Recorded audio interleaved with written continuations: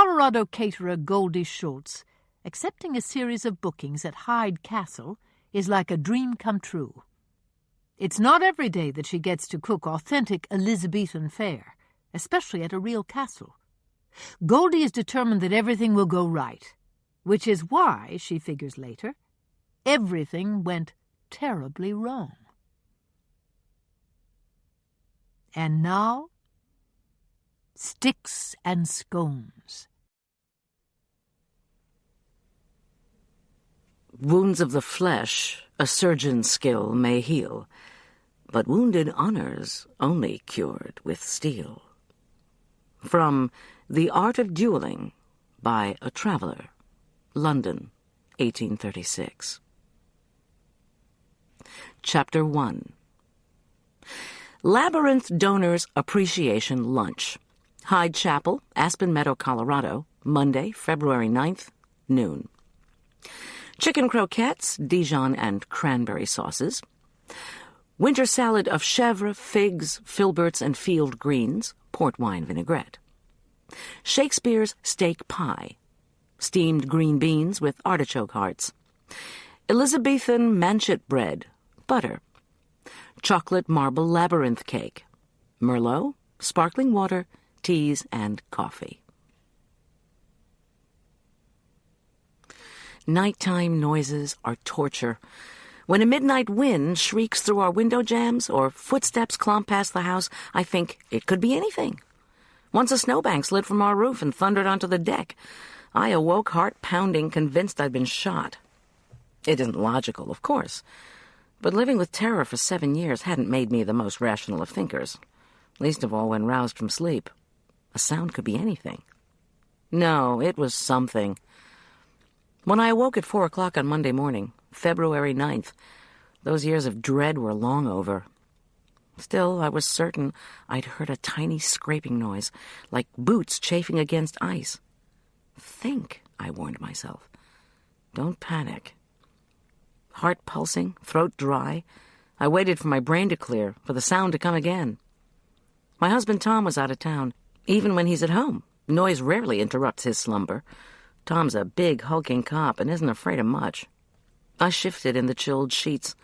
The temperature outside was close to 0. Frigid air poured through tiny leaks in our bedroom windows. The noise had come from outdoors, from below. Of that I was fairly certain. Now all was quiet. No sound emanated from Arch's room down the hall. 2 months from turning 15, my son slept so soundly even a howling blizzard wouldn't rouse him. On the first floor, our bloodhound, Jake, wasn't growling or pacing in his enclosed area next to the kitchen. These were good signs. Maybe I was imagining things. I'd gone to bed too late, after cooking all evening for today's catered event, and I was stressed out anyway. In December, our family life had been in an uproar. My in-home commercial kitchen had been shut down, and Tom and I had ended up involved in a homicide case at a nearby ski area. To make things worse, on New Year's Eve, right after the official reopening of my kitchen, I'd catered my first party in months. It had gone very badly. Wait. Another unmistakable scrape was followed by a tiny crack. It was like... what? Elk hoofs shattering ice? A pine bough creaking under its burden of snow? Like someone opening a suitcase across the street? Who unpacks bags at 4 a.m? Henry Kissinger said, even a paranoid has real enemies. With that in mind, I decided against getting out of bed and peering out a window. My eyes traveled to the bedside table, and I reached stealthily for the portable phone. In addition to being paranoid, I sometimes suspected I was an alarmist, or, as the 9th grade tough guys at Arch's school would say, a wimp. Now, I bargained with myself. One more sound, and I would speed dial the sheriff's department. I shivered, waited, and longed for the heavy terry cloth robe hanging in my closet. An early Valentine's present from Tom. Caterers need to rest after cooking, Miss G, he'd said. Wrap yourself in this when I'm gone, and pretend it's me. Of course, I would have much preferred Tom himself to the robe. For the past week, he'd been in New Jersey working a case. There, he reported, the weather was rainy. In Aspen Meadow, I'd told him in our evening calls, each day had brought more snow. Arch and I had made a morning ritual of shoveling our front walk, but daytime temperatures in the mid-30s had melted our man-made snowbanks, and the nightly freezes transformed the sidewalk into a sheet of ice. So if someone was on our sidewalk, he or she was on a very slippery slope. I propped myself up on my elbow, yanked up the bedspread, and listened intently. In the neon light cast by the street lamp outside, I could just make out my own reflection in our mirror. Blonde curly hair, dark eyes, 34-year-old face, just a tad round from an excess of chocolate. It was a face that had been happy for almost 2 years since I'd married Tom. But now Tom's absence was an ache. Back in my old life, my ex-husband had often stumbled in late. I'd become used to the drunken harangues, the flaunted infidelities, the midnight arguments. Sometimes I even thought his girlfriends used to follow him home to stake out our house. Of course, I absolutely believed in Tom's fidelity, even if he had been both secretive and preoccupied lately. Before he left, he'd even seemed low. I hadn't quite known how to help. Try as I might, I was still getting used to being a cop's wife. 5 minutes went by with no sound. My mind continued to meander. I wondered again about Tom. 6 a.m. on the East Coast. Was he up? Was he still planning on flying back this morning, as he'd promised us? Had he made any progress in his investigation? The case Tom was working on involved the hijacking, on a Furman County road, of a FedEx delivery truck. The driver had been killed. Only one of the suspected 3 hijackers had been arrested. His name was Ray Wolf, and he was now in the same cell block as my ex-husband, Dr. John Richard Corman. The jerk, as his other ex-wife and I called him, was currently serving a sentence for assault. During Arch's weekly visit, John Richard had boasted to his son of his acquaintance with Ray Wolf, the famous killer hijacker.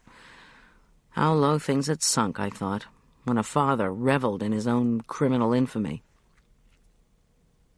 I shivered again and tried not to think of the threats my ex-husband had sent from jail. They'd been both implied and overt.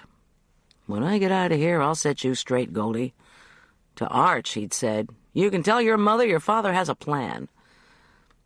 I guess I wasn't surprised that those tiny signs of remorse John Richard had shown at his trial had all been for the benefit of the judge. I jumped at the sound of a third, louder crack. Downstairs, Jake let out a tentative woof.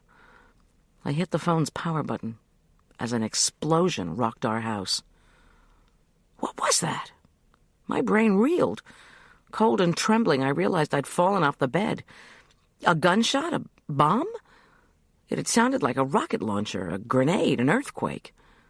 Downstairs, glass crashed to the floor. What the hell is going on? I clutched the phone, scuttled across the cold floor, and tried to call for Arch. Unfortunately, my voice no longer seemed to be working. Below, our security system shrieked. I cursed as I made a tripping dash down the unlit hall. The noise had been a gunshot. It had to have been. Someone had shot at our home. At least one downstairs window had been shattered. Of that I was certain. Where's the shooter now? Where is my son? "Arch!" I squawked in the dark hallway. Dwarfed by the alarm, my voice sounded tinny and far away. "Are you all right? Can you hear me?" The alarm's wail melded with Jake's baying. What good did a security system do anyway? Alarms are meant to protect you from intruders wanting your stuff, not from shooters wanting your life.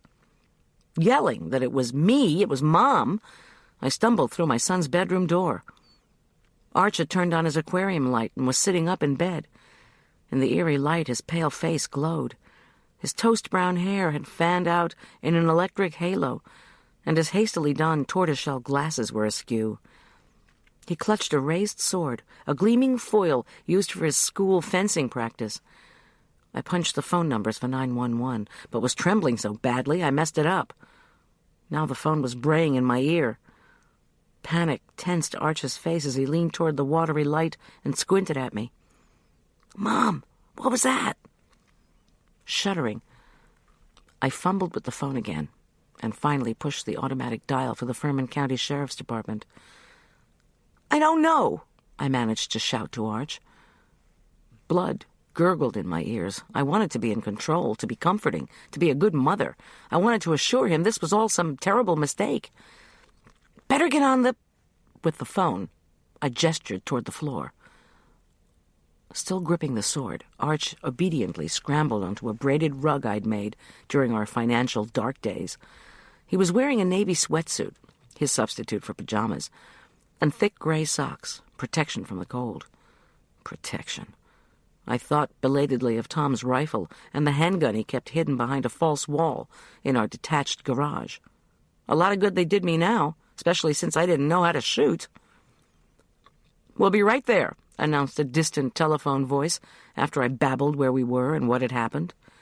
Jake's howl and the screaming security system made it almost impossible to make out the operator's clipped instructions.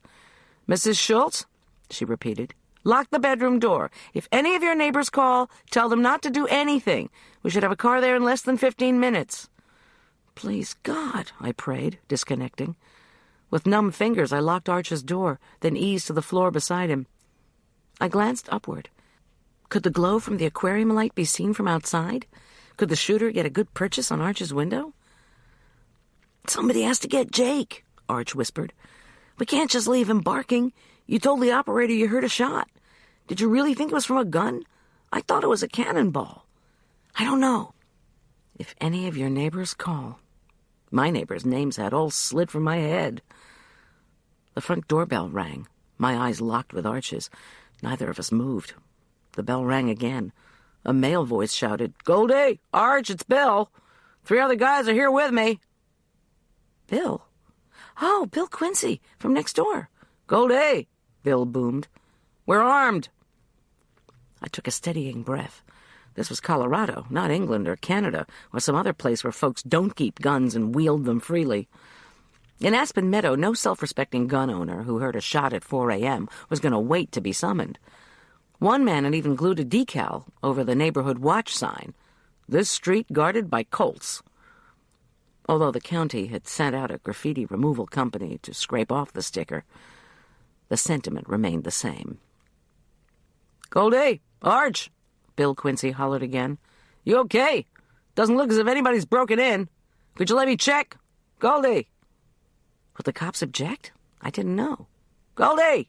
Bill bellowed. "Answer me or I'm breaking down the door." "All right," I called. I'm coming." I told Arch to stay put and tentatively made my way down the stairs. Freezing air swirled through the first floor.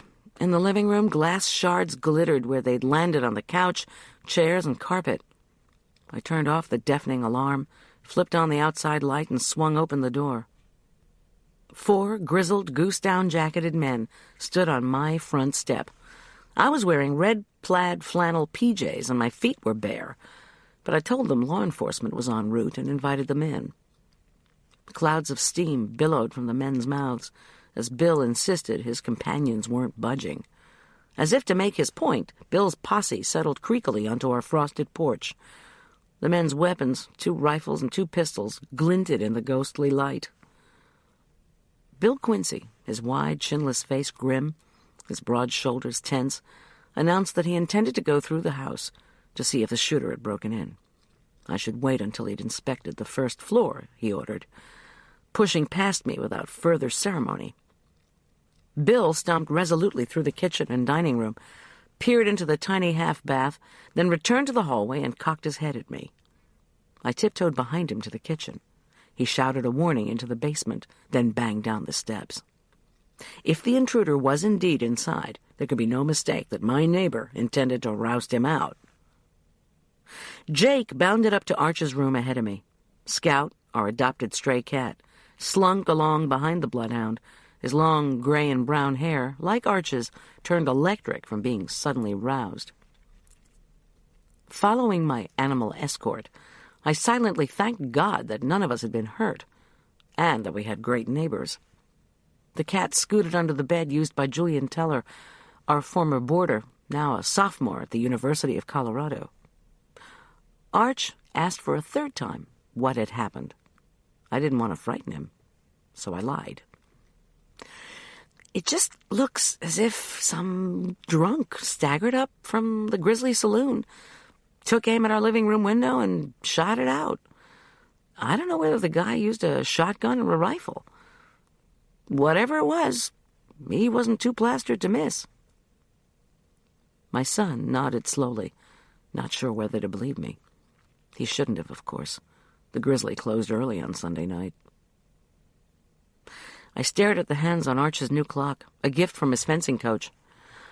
The clock was in the shape of a tiny knight holding a sword, from which a timepiece dangled.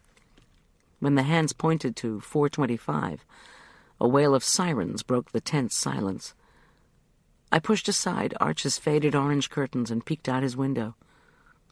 2 Sheriff's Department vehicles hurtled down our street and parked at the curb.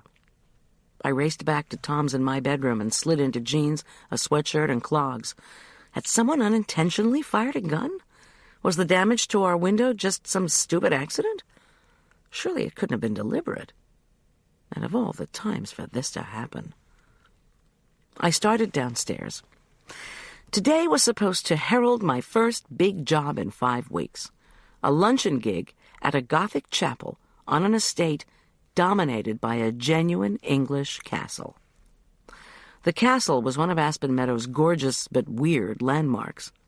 If things went well, the castle owner, who was hoping to open a conference center at the site, promised to be a huge client. I didn't want anything to mess up today's job.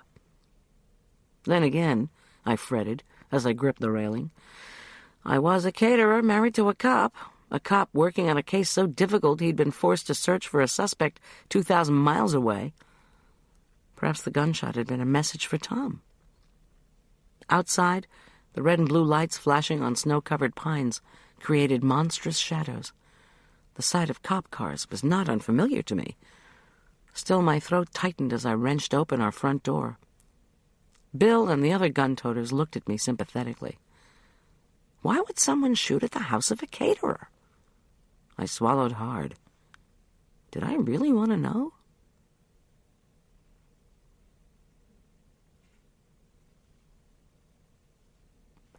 Chapter 2. 2 cops trod up the icy path to our door. The first was tall and decidedly corpulent. The second, short and slight, with a dark mustache set off by pale skin. "Mrs. Schultz?" asked the tall one. "I'm Deputy Wyatt. This is Deputy Vaughn." I nodded and shook their hands. I remembered both of them from the department Christmas party, which was actually held 3 days before New Year's, since Christmas and New Year's themselves are always high-crime days. While the impromptu posse, 3 neighbors plus Bill, looked on curiously, I thanked the cops for responding so quickly.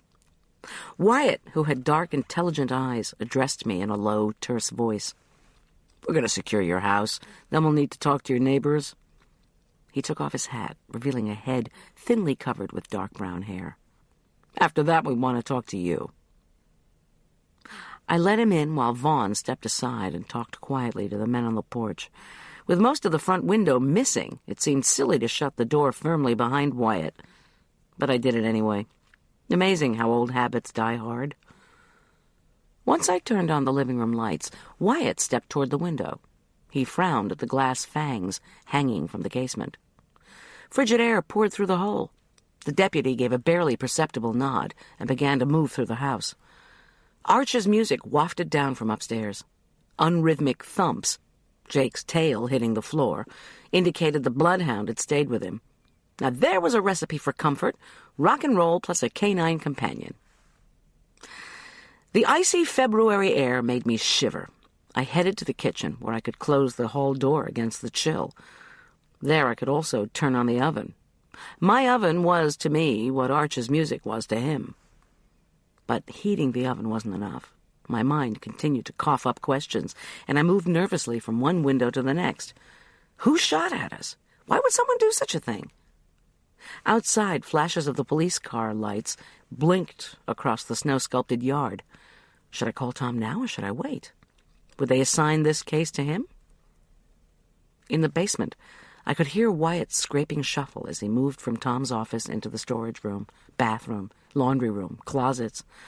The hole in the window meant I could just hear Vaughn's low murmur on the front porch, interspersed with responses from one or the other of the neighbors. How much longer would they leave me here? Could the shooter be inside? Impossible. But might he not still be somewhere outside? Unlikely, I reasoned. I hugged myself as cold air streamed under the door between the kitchen and the hall. How was I supposed to work in my kitchen today if it was so doggone cold? And anyway, a hot oven wasn't going to make me feel any better unless I actually put something into it. Something hot and flaky.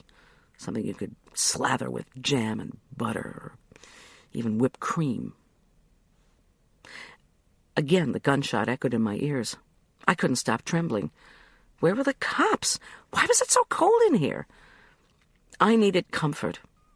I was going to make scones. I felt better immediately.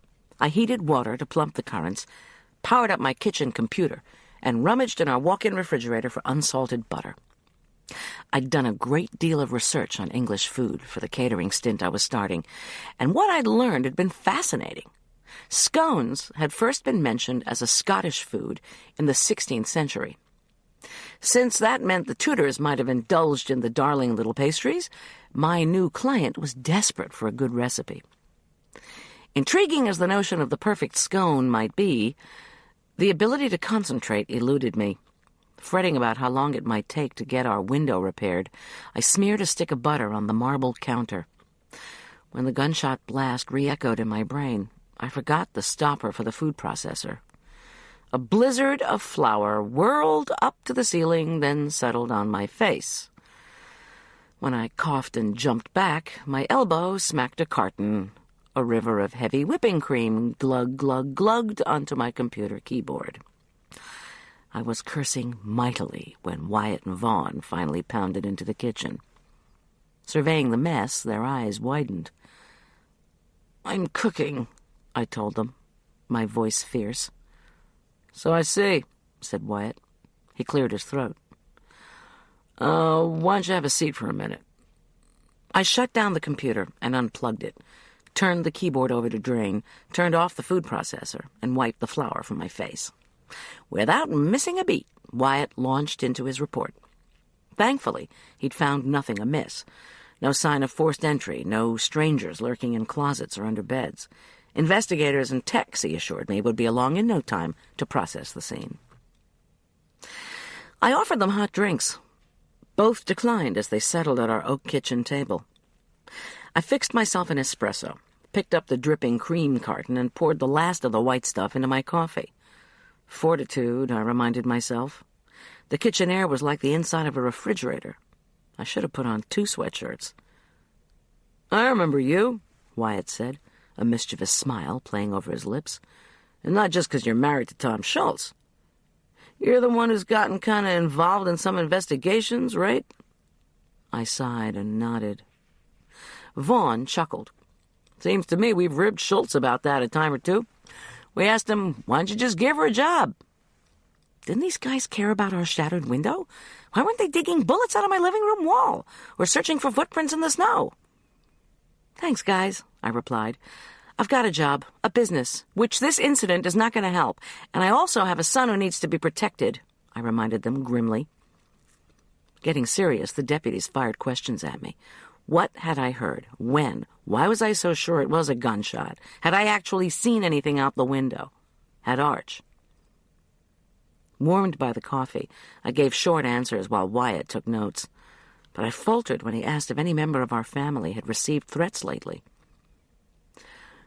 "There was something involving the department about a month ago," Wyatt prompted me, when I didn't immediately answer. "You're the caterer who turned in the Lauderdales. New Year's Eve? Child abuse, right?" "Yes," I replied. "I turned in Buddy's your buddy, the jag-in-the-bag Lauderdale." He shook his baby daughter until the poor child passed out. Wyatt looked up from his notebook and scowled. "You were doing a party there, isn't that what I heard?" he asked. "Big party, even though the guy's facing bankruptcy or something?" Or something. Buddy Lauderdale's rumored financial difficulties had been widely reported, along with his arrest. according to the whispers dutifully conveyed in the newspapers, the new expanded Lauderdale luxury imports, situated near the fancy new Furman East Shopping Center, was about to go belly up. Buddy Lauderdale, 50-ish, swarthy, and boasting a full head of newly plugged hair, had scoffed at the rumors. With his ultra-chic, 15 years his junior, second wife, Sharday, Buddy had thrown an extravagant New Year's party to show the world just how rich and confident he was. And I'd been booked to do the catering, thanks to the recommendation of Howie Lauderdale, a star sophomore on the Elk Park Prep fencing team. 16-year-old Howie, who'd befriended Arch, was the product of Buddy's first marriage. Naively, I'd thought the father would be as nice as the son. All had gone well on New Year's Eve, I recounted at the cop's prompting, until about 11:30, when Buddy and Howie had put on a fencing demonstration for their guests. Unfortunately, Patty Lauderdale, the cute-as-a-button 1-year-old daughter of Buddy and Sharday, had started to wail just as the demonstration began. Buddy had ordered me to take the baby away, which I had. In the kitchen, I'd rocked, cooed, and sung to the screaming Patty, all to no avail.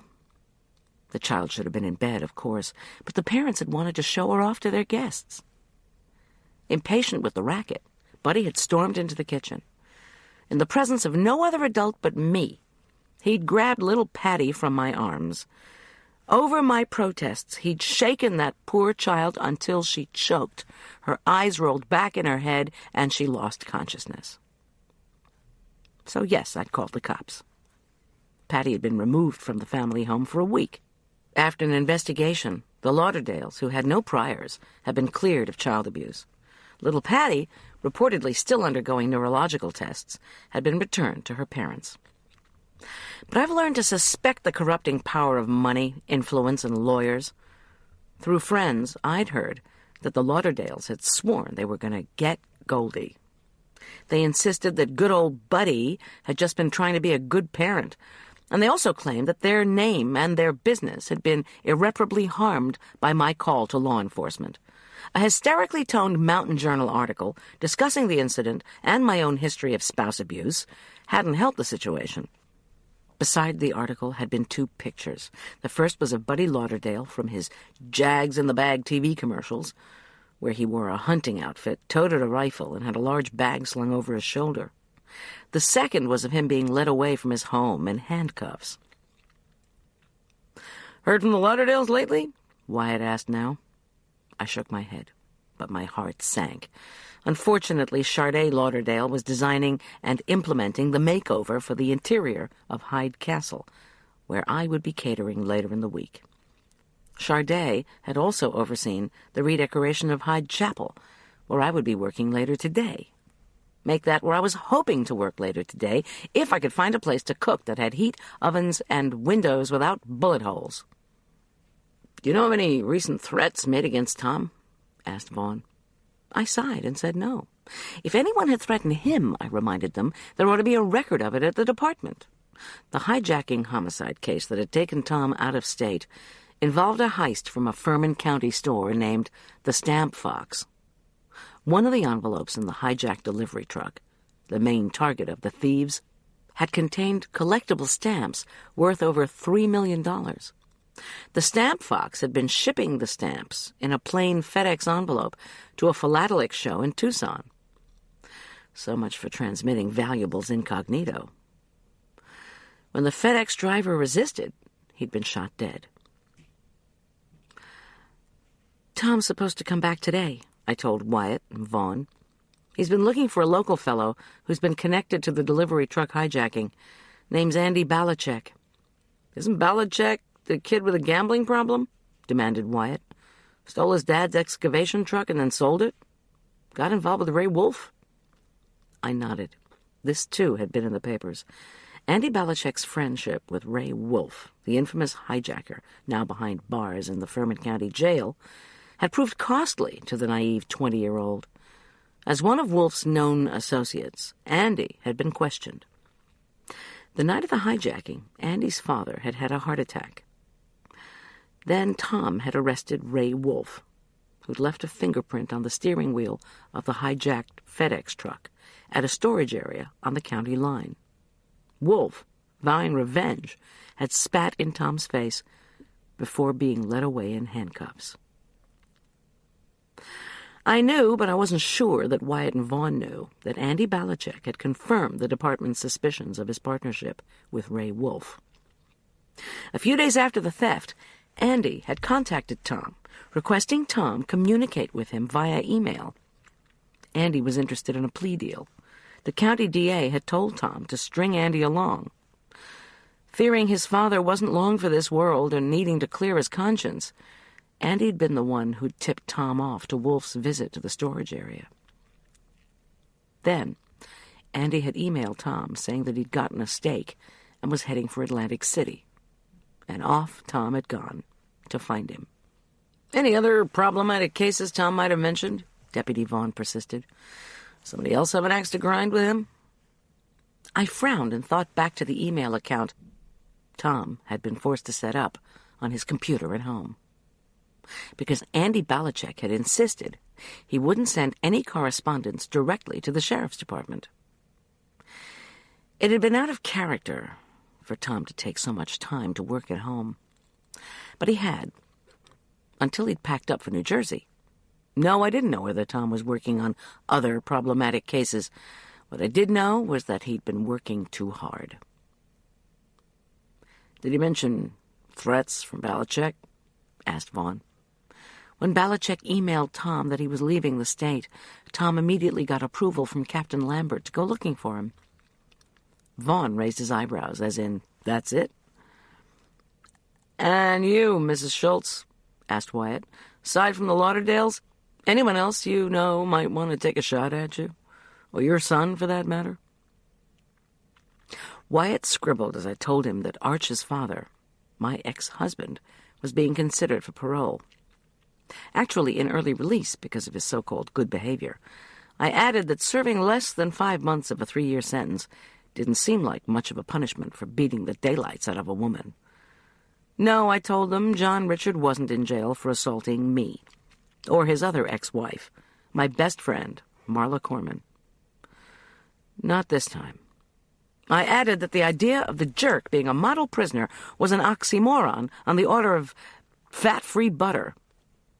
I told both deputies that John Richard could be out of jail any time, but I was supposed to receive a notice from the Department of Corrections before that happened. I fell silent. Wyatt and Vaughn studied me. The coffee was no longer hot. My teeth were chattering. Wyatt got up and called to the team who'd arrived and begun working in our living room. A policewoman brought in a quilt. I thanked her and wrapped myself up in the thick handmade comforter sewn by county volunteers for crime victims. "Any neighbors who might pose problems?" Wyatt's partner asked patiently. "Those guys outside look a tad trigger-happy." Was that a hint of a grin on Wyatt's face? I gushed that our neighbors were all terrific. The last time a neighbor had shot at anything, it had been a woodpecker. But he'd really hated that bird. His skirmishes with it were the stuff of neighborhood legend. And anyway, after he'd fired, the woodpecker had flown away, unscathed. "Are there any other folks," Vaughn pressed, "any other clients you might have had trouble with?" "Ordinarily," I replied, "my clients only get upset if I don't show up." My throat closed. What was I supposed to do about the lunch? The bullet-smashed window made it too cold to do the crucial last part of the necessary food prep here at home. Unless I could quickly find a repairman to put plywood over the window. I had to honor my luncheon commitment at Hyde Chapel. If I wasn't able to get the window fixed, could I do my cooking in the castle kitchen? Would the Hydes want me to arrive at the castle before sunup? Gooseflesh pimpled my arms, and I sighed. Wyatt closed his notebook. The phone rang. I bolted for it, hoping it was Tom. "Goldy, it's Boyd," said the gravelly voice of Sergeant Boyd, one of Tom's closest friends in the department. "Oh," I said, trying to hide my disappointment. "Did you hear about the—" "That's why I'm calling," he interrupted. Boyd had a no-nonsense attitude that was complemented by his barrel-shaped body and unfashionable crew cut, all of which I had come to cherish. Tom trusted his life to Boyd, as did I. "Listen," he said now, "I want you out of there." "I'm thinking about it," I protested. "I'm also thinking our window just needs some plywood." "Forget it. Your security system needs to be rewired, and the house may not be safe. I've already talked to Armstrong." Sergeant Armstrong, who worked with Boyd, was another friend, an ace investigator. "We want you to get out and stay out until Tom gets back. It is not safe there. You and Arch can hole up in my spare bedroom if you want. Armstrong's family's willing to have you, too." I thought of the minuscule kitchen in Boyd's bachelor apartment, and of the chaos Armstrong's 6 children wrought wherever they went. "Thanks. We'll get your window fixed, don't worry. And your security system, too. But we need to find out who did this to you." "Okay," I agreed reluctantly, knowing Tom would want me to do whatever Boyd recommended. "I'll make some arrangement." "Good. I'll talk to you later." I thanked him, hung up, and told the deputies what Boyd had said. Both seemed relieved. After all, the house would be too cold and too dangerous to stay in, at least for that day. So what other impromptu arrangement was I supposed to come up with? What friend can you call at 4:30 in the morning to ask for refuge and a large kitchen? During the current remodeling of her guest bedroom, my best friend, Marla Corman, who always claimed that the jerk had married her for her inherited fortune, which she'd refused to share with him during their brief marriage, had staked out a suite at Denver's Brown Palace Hotel. I knew Marla would have welcomed me, even at that ungodly morning hour. But the 65-minute trip back from downtown Denver to Aspen Meadow to cater at Hyde Chapel between ferrying Arch to and from school was simply not feasible. Plus, the Brown probably wouldn't look kindly on yours truly invading their restaurant kitchen. Reluctantly, I realized that whatever I decided, I would soon have to call the Hydes. Elliot and Suki, proprietors of Hyde Castle. The Elk Park Prep fencing coach, Michaela Korofsky, doubled as a caretaker at the castle. She had mentioned to Arch that the couple who owned the castle wouldn't mind if both of us stayed there while Tom was gone.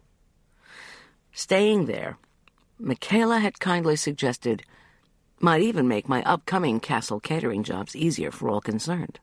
But it was far too early to call the Hydes, and I didn't know how impromptu Michaela Korofsky's invitation had been. Maybe the Hydes didn't want their caterer underfoot. Their caterer and her son, I reminded myself.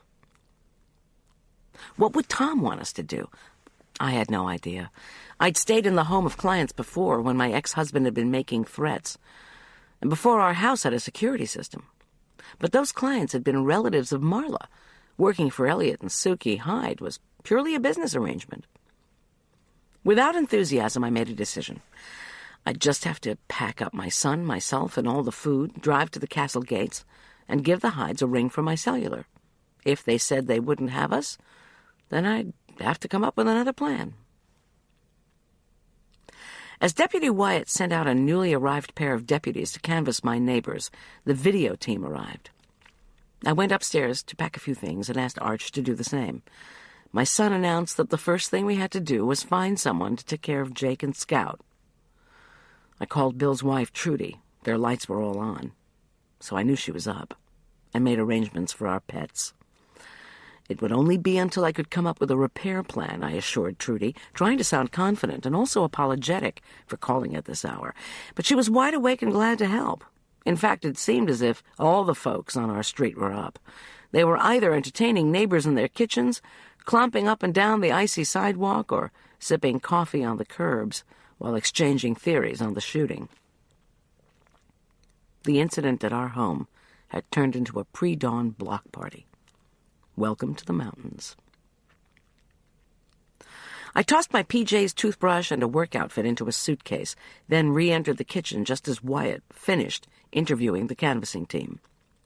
The deputy's face pinched in dismay when I asked if any of my neighbors had seen anything. One woman, the wife of one of the gun-toters, had reported hearing something moving on the ice-slickened street. After the gunshot, she glanced out her window and made out someone bundled into a bulky coat, hustling away from our house. Judging from the person's muscular build and swaggering stride, she thought the figure was that of a man. The person she'd glimpsed, she insisted, had had a rifle tucked expertly under his arm. "We'll keep working on it," Wyatt assured me in a kindly voice. "By the way, I called Captain Lambert. Since the department employs your husband and this may be connected to an official inquiry, we'll handle finding a janitorial service to clean up the glass and an electrician to redo your security system. The department will have the window replaced, too," he added. I thanked him and, trying to smile, asked if bulletproof glass was available. Wyatt's reply was humorless. "We're looking into that. And, Mrs. Schultz, we'll need to know where you're heading." "I'm going to show up a little early at a client's house. I have a booking today at Hyde Chapel by the estate," I replied. Wyatt copied the Hyde's number from my client directory. "If that doesn't work out, I'll give you a call." "The Hydes?" Wyatt asked suspiciously. "They live in that big castle up on the hill? Poltergeist Palace?" "I've heard it called that," I said, "but I don't truck in ghosts." He frowned. "The chapel you're working at is that one down by Cottonwood Creek where people used to have weddings? Looks like a little cathedral?" "The Hydes gave the chapel to St. Luke's," I told him. "But they're still involved in running the place. I'm just starting to work for them," I added, wondering at Wyatt's sudden interest. My paranoia engine must have been in overdrive, though, because Wyatt merely grunted. Just after 5:30, Jake was ensconced, but not happily, at Bill and Trudy Quincy's house. Trudy had promised to take in the mail, monitor the cleanup and window repairs, and care for Scout the cat, who'd refused to leave his post under Julian's bed. Arch and I tucked 2 suitcases into the back of the van Tom had bought me for Christmas. My chest felt like stone. I hated leaving our house. I filled a carton with my blender, mixer, favorite wooden spoons, and assorted culinary equipment. In our walk-in refrigerator, I'd already assembled the ingredients for the steak pies and chicken croquettes, plus their accompanying sauces. After transporting those boxes to my van, I packed up frozen containers of homemade chicken stock and frozen loaves of manchet bread, the sort eaten by Tudor royalty, Elliot Hyde had informed me, and fresh beans and field greens, along with almost ripe, dark damson plums. Last, I packed 2 fragrant, freshly stewed chickens. "A chicken in every pot," Herbert Hoover had promised, when speaking of the delights of the prosperous household. What would Hoover have said about being forced from one's home, clutching the cooked birds in a box? Chapter 3. My new van chugged the short distance to Main Street. There, darkened shop windows and ice-crusted pavement mirrored the gloomy glow from our town's rustic street lamps. Exhaust-blackened heaps of snow clogged the gutters. A rusty van and what looked like an old BMW were parked across from the bank. Both had a forlorn look about them. I prayed that no homeless people were sleeping in those vehicles on this frigid morning. Not only did our small mountain town have no motels, it also possessed no shelters. The occasional homeless person who attempted to brave the winter at 8,000 feet above sea level usually gave up and hitchhiked to California. My tires crunched up to the icy curb. On the north side of the street, the bank of Aspen Meadows' digital numerals blinked that it was 3 below zero at 38 minutes after 5. Beside me, Arch scrunched down on his jacket. Heat poured from the humming engine while I stared up at the sky and tried to plan what to do next. Furry, impenetrable clouds obscured the stars. The light of the rising sun wouldn't begin creeping over the mountains for nearly an hour. I tugged my hat down over my ears and struggled to work out the logistics of a pre-dawn appearance at Hyde Castle. I'd first visited the Hydes during a freezing mid-January fog. At the time, I'd been grateful for Suki Hyde's call. Ever since the unfortunate New Year's party at the Lauderdales, I'd been low.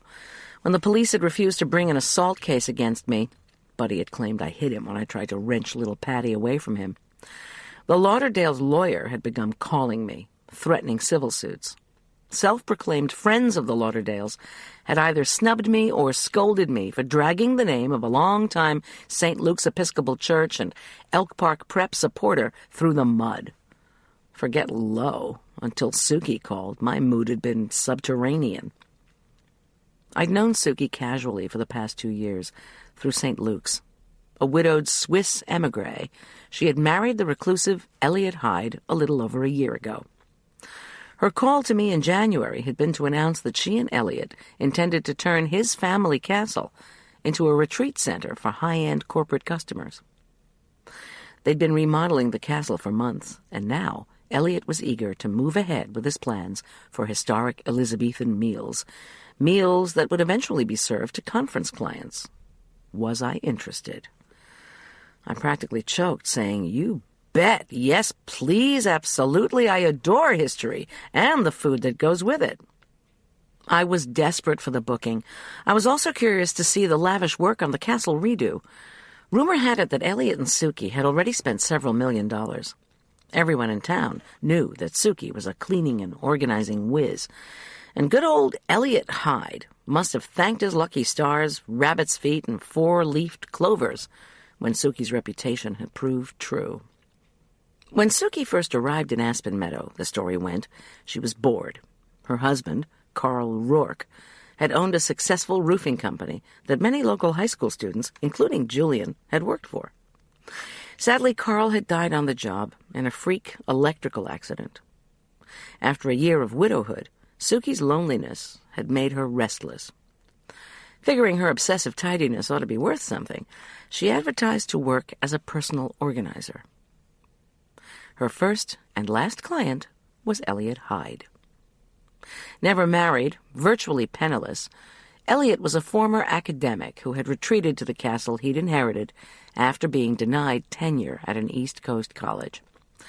The castle itself, built in Sussex, had been bought by Elliot's grandfather, Silver Baron Theodore Hyde, on a trip to England in the 1920s.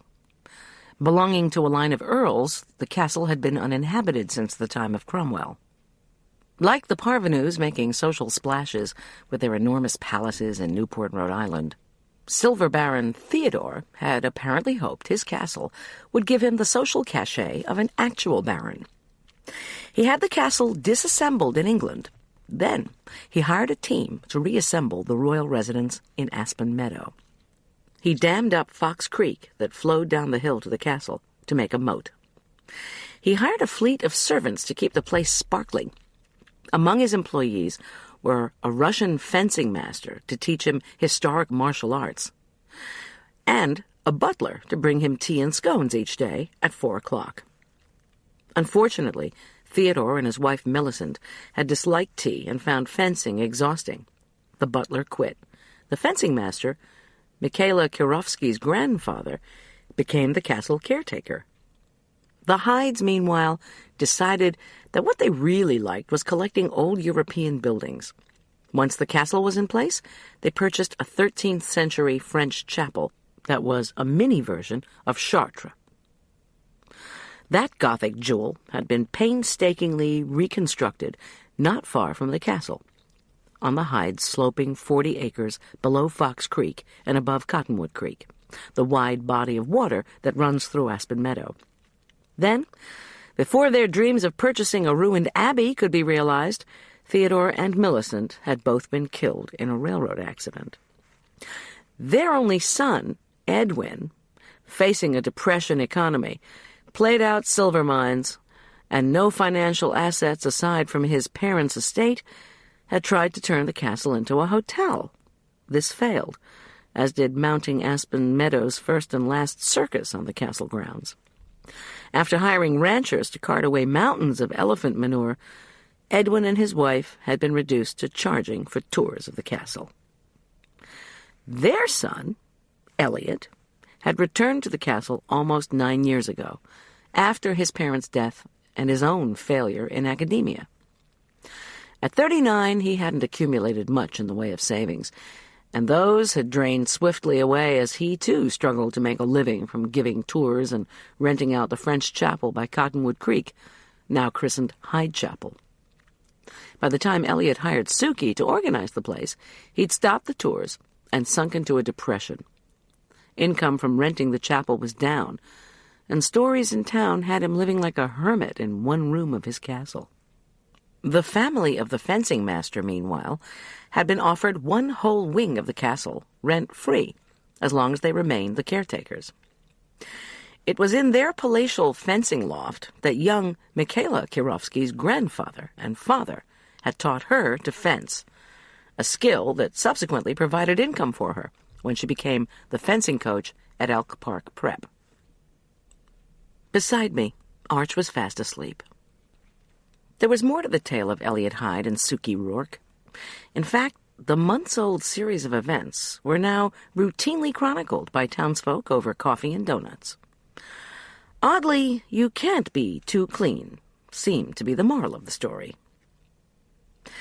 When then 47-year-old Elliot hired 35-year-old Sookie, she had crisply informed him that she would not work in the castle as long as the stench remained from the castle's medieval toilets. Unfortunately, these 33 so-called garderobes, actually ancient narrow bathrooms corbelled out over the castle walls, hadn't been cleaned before leaving England. Also central to the Sookie story was an acknowledgment of one of the flaws of medieval military architecture. Each garderobe had its own shaft into the moat. Those shafts had proved a convenient, if messy, mode of entry to attackers of Richard the Lionheart's Chateau Gaillard on the Seine. But Sookie hadn't cared about old tales of invaders. Back in medieval days, each castle garderobe shaft emptied into a cesspit, or the moat itself, both of which had been periodically cleaned out. But the medieval folks hadn't cleaned out the garderobe shafts. Ever. After all these years, they still stank. Yes, the story went, medieval courtiers had tossed down herbs, straw, and old letters to absorb some of the filth. But the latrine stench invariably sent foul smells throughout the castle. The British construction folks who'd taken the castle apart 80 years earlier to be shipped here to America had pulled down the shafts in sections, and the shafts had also been reassembled that way, much to Sookie's disgust. So, for Sookie's first order of organizing business, she'd had each and every garderobe and shaft disassembled to be cleaned and disinfected. And then, think of flushing things down the toilet, I'd said to Arch, when Sookie's subsequent discovery made national headlines.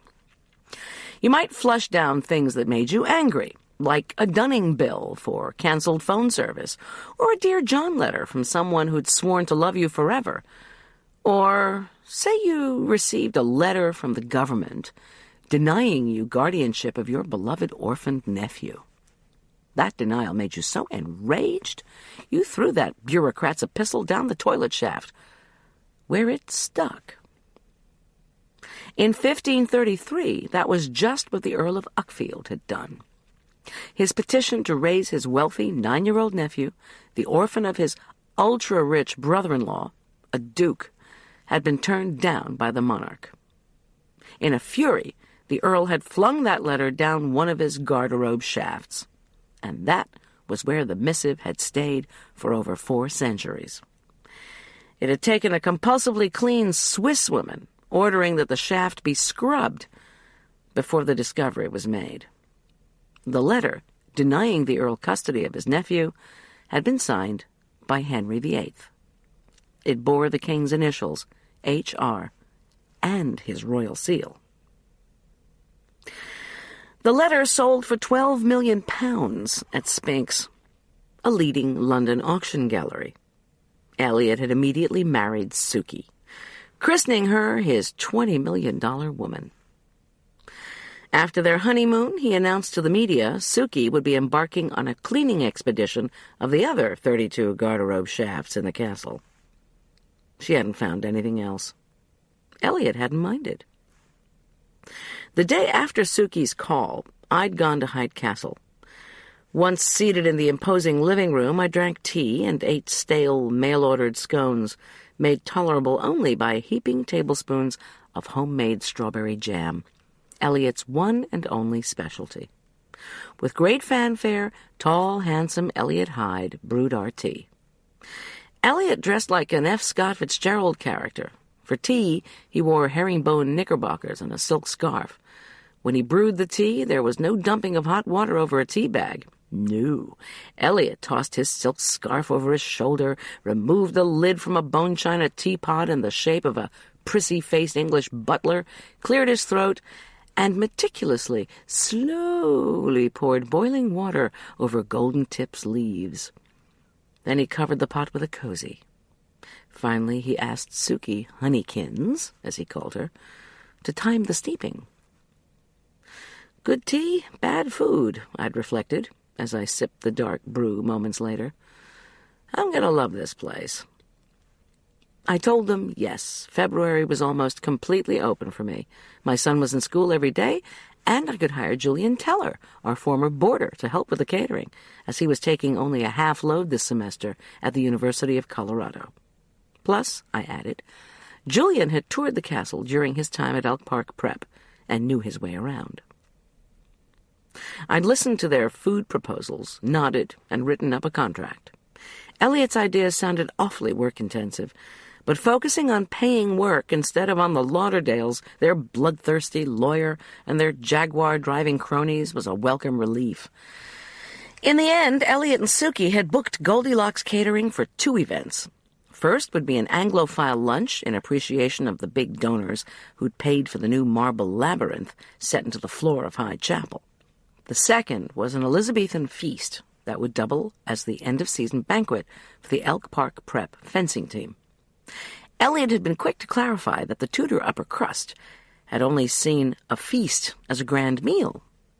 A banquet, on the other hand, had been an elaborate dessert course served later, often in a charming banquet house not unlike our modern gazebo. These days, the terms feast and banquet had become synonymous, alas. In any event, Michaela Karofsky wanted to hold her team's banquet at the castle. For the opportunity to test feast-giving in their great hall, Elliot and Suki were picking up half the tab.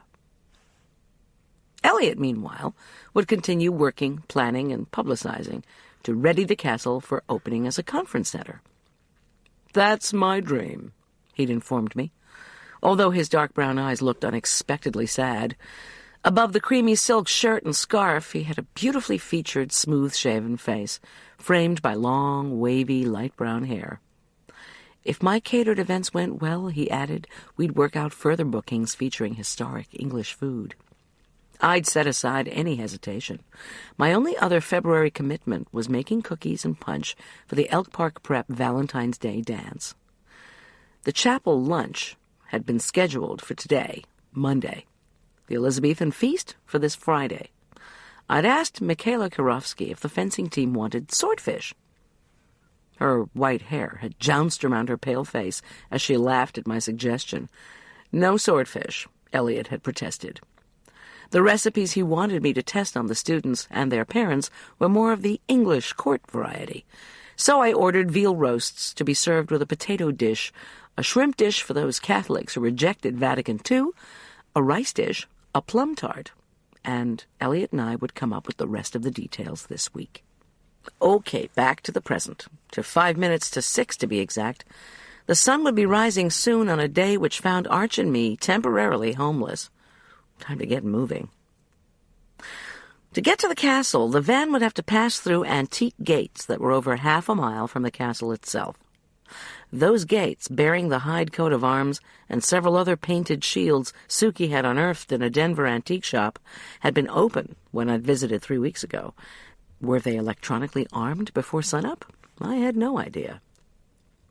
I stared again at the bank's digital clock. The van was becoming warm. If I waited too long, the cooked chicken would begin to spoil. After the first question of catering, how does the food look, there is always the second consideration. how does it hold up? Because you were never going to get to the third question, how does it taste, if it had all turned moldy green? With sudden decisiveness, I made a U-turn on Main Street and followed ice-carved Cottonwood Creek as it flowed eastward. Every now and then, spotlights from a cabin lit up the creek. On the patches of ice, fallen snow lay strewn like spills of popcorn. Steam rose from the trickle of the creek that hadn't frozen. Just beyond a Texaco station, I slowed. A lighted sign on the left side of the road indicated the entry to county-owned Cottonwood Park. This meant I was getting close to the castle. On my left, the heavily forested hills of the park rose steeply from the road. On the right, the creek was now invisible. I pressed the accelerator resolutely, and the van chugged forward. A moment later, headlights glared in my rearview mirror. I skidded onto the shoulder. We were just over half a mile from the castle. When someone shoots your window out, everything is suspect. Arch, who'd awakened, checked the side view. The vehicle passed us at a noisy clip and roared on eastward, down the canyon. "We're on our way to Hyde Castle," I said to Arch. His face within his jacket hood became wary. "Poltergeist Palace? That's where the people want you to fix the historic food?" "Exactly. Let's hope they're awake." I frowned. First the cop, now my son. Did everyone except me believe in ghosts? What exactly is it called Poltergeist Palace? "Geez, Mom, don't you know? The ghost of the Earl's nephew that the famous letter was about? After his uncle told him he couldn't stay with the uncle's family, the kid got sick. He died of pneumonia. Anyway, he's supposed to run around the palace at night carrying a sword." "Does he hang out in the kitchen?" "I don't know. Michaela's been telling us about the Great Hall, where the banquet will be on Friday night." Arch went on. "We're going to do a fencing demonstration before we eat." I powered up the cellular and pressed in the Hyde's number. Suki, sounding only slightly groggy, answered on the second ring. I tried to make our plight sound humorous. Not fooled, she asked in a hoarse, concerned voice where we were. "Heading east," I told her, "along the creek." She consulted with Elliot, then came back. When she was less than fully awake, her accent was more noticeable. "The gates are open," she announced. I should take care on the driveway, she cautioned, as it was long, winding, and not well lit. She gave me the security pad code for the castle gatehouse, the imposing, twin-towered entrance to the castle itself, and said please to come immediately. I was profusely thankful. As Arch and I passed through the quiet canyon, a light snow began to fall. To our right, Hyde Chapel appeared, its two spires silhouetted by a street lamp. The chapel had its own bridge across the creek, which looked romantically inviting in the darkness. Maybe that was where the Earl's ghostly nephew was now hanging out. A few moments later, I turned at the paved castle driveway and drove over another old bridge spanning Cottonwood Creek. More grim coats of arms had been wired to the high iron fence that circled the castle property. With my new concern for security, I'd have to ask the Hydes about how they kept undesirables out of their castle. Hearing the details of my shot-out window story, perhaps Elliot and Suki would reconsider their kind invitation. The driveway wound past spotlit boulders, tall, creaking lodgepole pines, stands of white-skinned aspens, thickets of chokecherry bushes, and blue spruces in perfect Christmas tree shapes. When the van suddenly thudded over a large rock, I reminded myself to drive more carefully, or risk becoming part of a not-so-scenic overlook. We followed the twisting drive upward until my headlights illuminated snow-crusted boulders marking the first parking area. At the edge of the lot, a one-lane wooden causeway beckoned. Beyond the bridge rose the castle itself. I gulped. My previous visit had taken place during the day. In the pre-dawn darkness, the stone fortress, built in medieval military style and rooted into a forested hillside, looked far less inviting. Spotlights carved out the facade's 4 crenellated towers, the high arched gatehouse, and the widely spaced narrow windows from which, centuries ago, archers had rained arrows down on their enemies. Snow spiraled onto the steaming moat. Above the water, creamy patches of fog drifted across the tower tops and into the trees. Arch said, "Suppose they'd let me have my birthday party here?" I grunted a negative as our tires thumped across the planks of the causeway. To keep the moat water from freezing, Suki had ordered the installation of aerating pumps. That way, fish and wildfowl would make it through the winter. I smiled. Wealthy folks were always telling me how much they cared about the environment. My cell phone bleated. Rather than risk driving off the causeway, I braked and put the van in parking gear. Arch peered down at the ducks huddled around one of the aerators. "Good God, Goldy, where the hell are you?" Marla Corman's voice sounded even more husky than usual. "I called your house and got some cop." "I'm at the Hyde's Castle, or just about there," I corrected. "It's a long story." Long or no, Marla would want to hear it. "A couple of hours ago, somebody shot out the picture window in our living room. There's glass everywhere, and the cops wanted us out." Marla, usually a late sleeper, was silent. No matter the time of day, though, once she started talking, my friend rarely stopped. Below us, the causeway swayed slightly. Steam from the moat clouded our windows. "Where's Tom?" she demanded, her voice urgent. "About to leave New Jersey. I'm going to try to reach him as soon as I get settled. We're here because Arch and I needed a place to park until we got sorted out." "I didn't want to bother you this early." She groaned. "We should be together." "So all of us could be in danger?" "Look, Marla," I said, "thanks. But you don't need to worry. Tom will be back late this morning. Everything's going to be fine. Listen." She lowered her voice to a murmur. "Is Arch with you?" Suddenly, I felt my son's eyes on me. "Of course." Marla said, "The parole board met Friday, Goldy. The jerk's out." Chapter 4. I stared at the twin clouds of mist coiling upward from the moat's aerators. It can't be true. "You there, Goldy?" "I was supposed to get a letter." "You're on the victim notification list?" She took a swig of something, probably orange juice. Marla never faces crises without food and drink. "I'm not on the list, but I told my lawyer to stay on top of John Richard's petition for early release. Your notification's probably in the mail." "A lot of good that does me now." Marla said, "If you can't come down here, I'll drive up to the castle after I get dressed. I can be there in 90 minutes. Wait at the gate for me." There was a whirring in my ears that didn't come from the cell phone. "No, Marla, please. Thanks, but don't come this early." I faltered. I thought again of the noise that had awakened me. I'd heard a footstep on ice, but had it been a familiar one? Crack, gunshot, splintering glass. "Marla, did you tell the cops at our house about him?"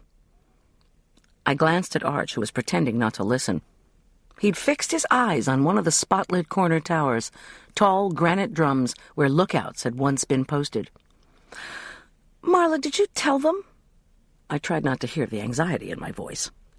"Of course not. I didn't know why the cops were there, and they sure weren't about to tell me. All they'd said was that you were alive, so I had to talk to you." "I better call them back," I said. Marla started to say something, but the line cracked and blurred. Doggone it! The Department of Corrections had notified us when John Richard had first petitioned for early release. I'd appeared before the parole board in January, giving all the reasons why an early release was a very bad idea. Dr. John Richard Corman should serve at least the minimum 8 months of his 2-year sentence for assault. The jerk believed he should serve no more than 4 months, and had cited his behavior as a model prisoner, which included using the Heimlich maneuver on another inmate who'd been choking on a hot dog. Just in case the board did give him early parole, I'd obtained a temporary restraining order to go into effect the moment his release took place. Then, if John Richard wanted to keep me in the dark about his plans, we could go before a judge and decide on parameters for visitations with Arch. But for the jerk to be presented with a temporary order to keep away from me, just as he was about to taste freedom, probably wouldn't sit very well. Had it sat so badly he'd felt it necessary to aim a gun at our house? "Goldy!" Marla's voice crackled, then vanished. I stared at the moat. Bizarrely striped ducks, offspring of discarded Easter ducklings breeding with the wild variety, huddled by the aerator. They looked as miserable as I felt. "Mom," Arch protested, "I'm cold." "Can you hear me?" Marla demanded so loudly that I winced. "Where exactly are you two?" "I told you we're sitting outside Hyde Castle. I have a job here today."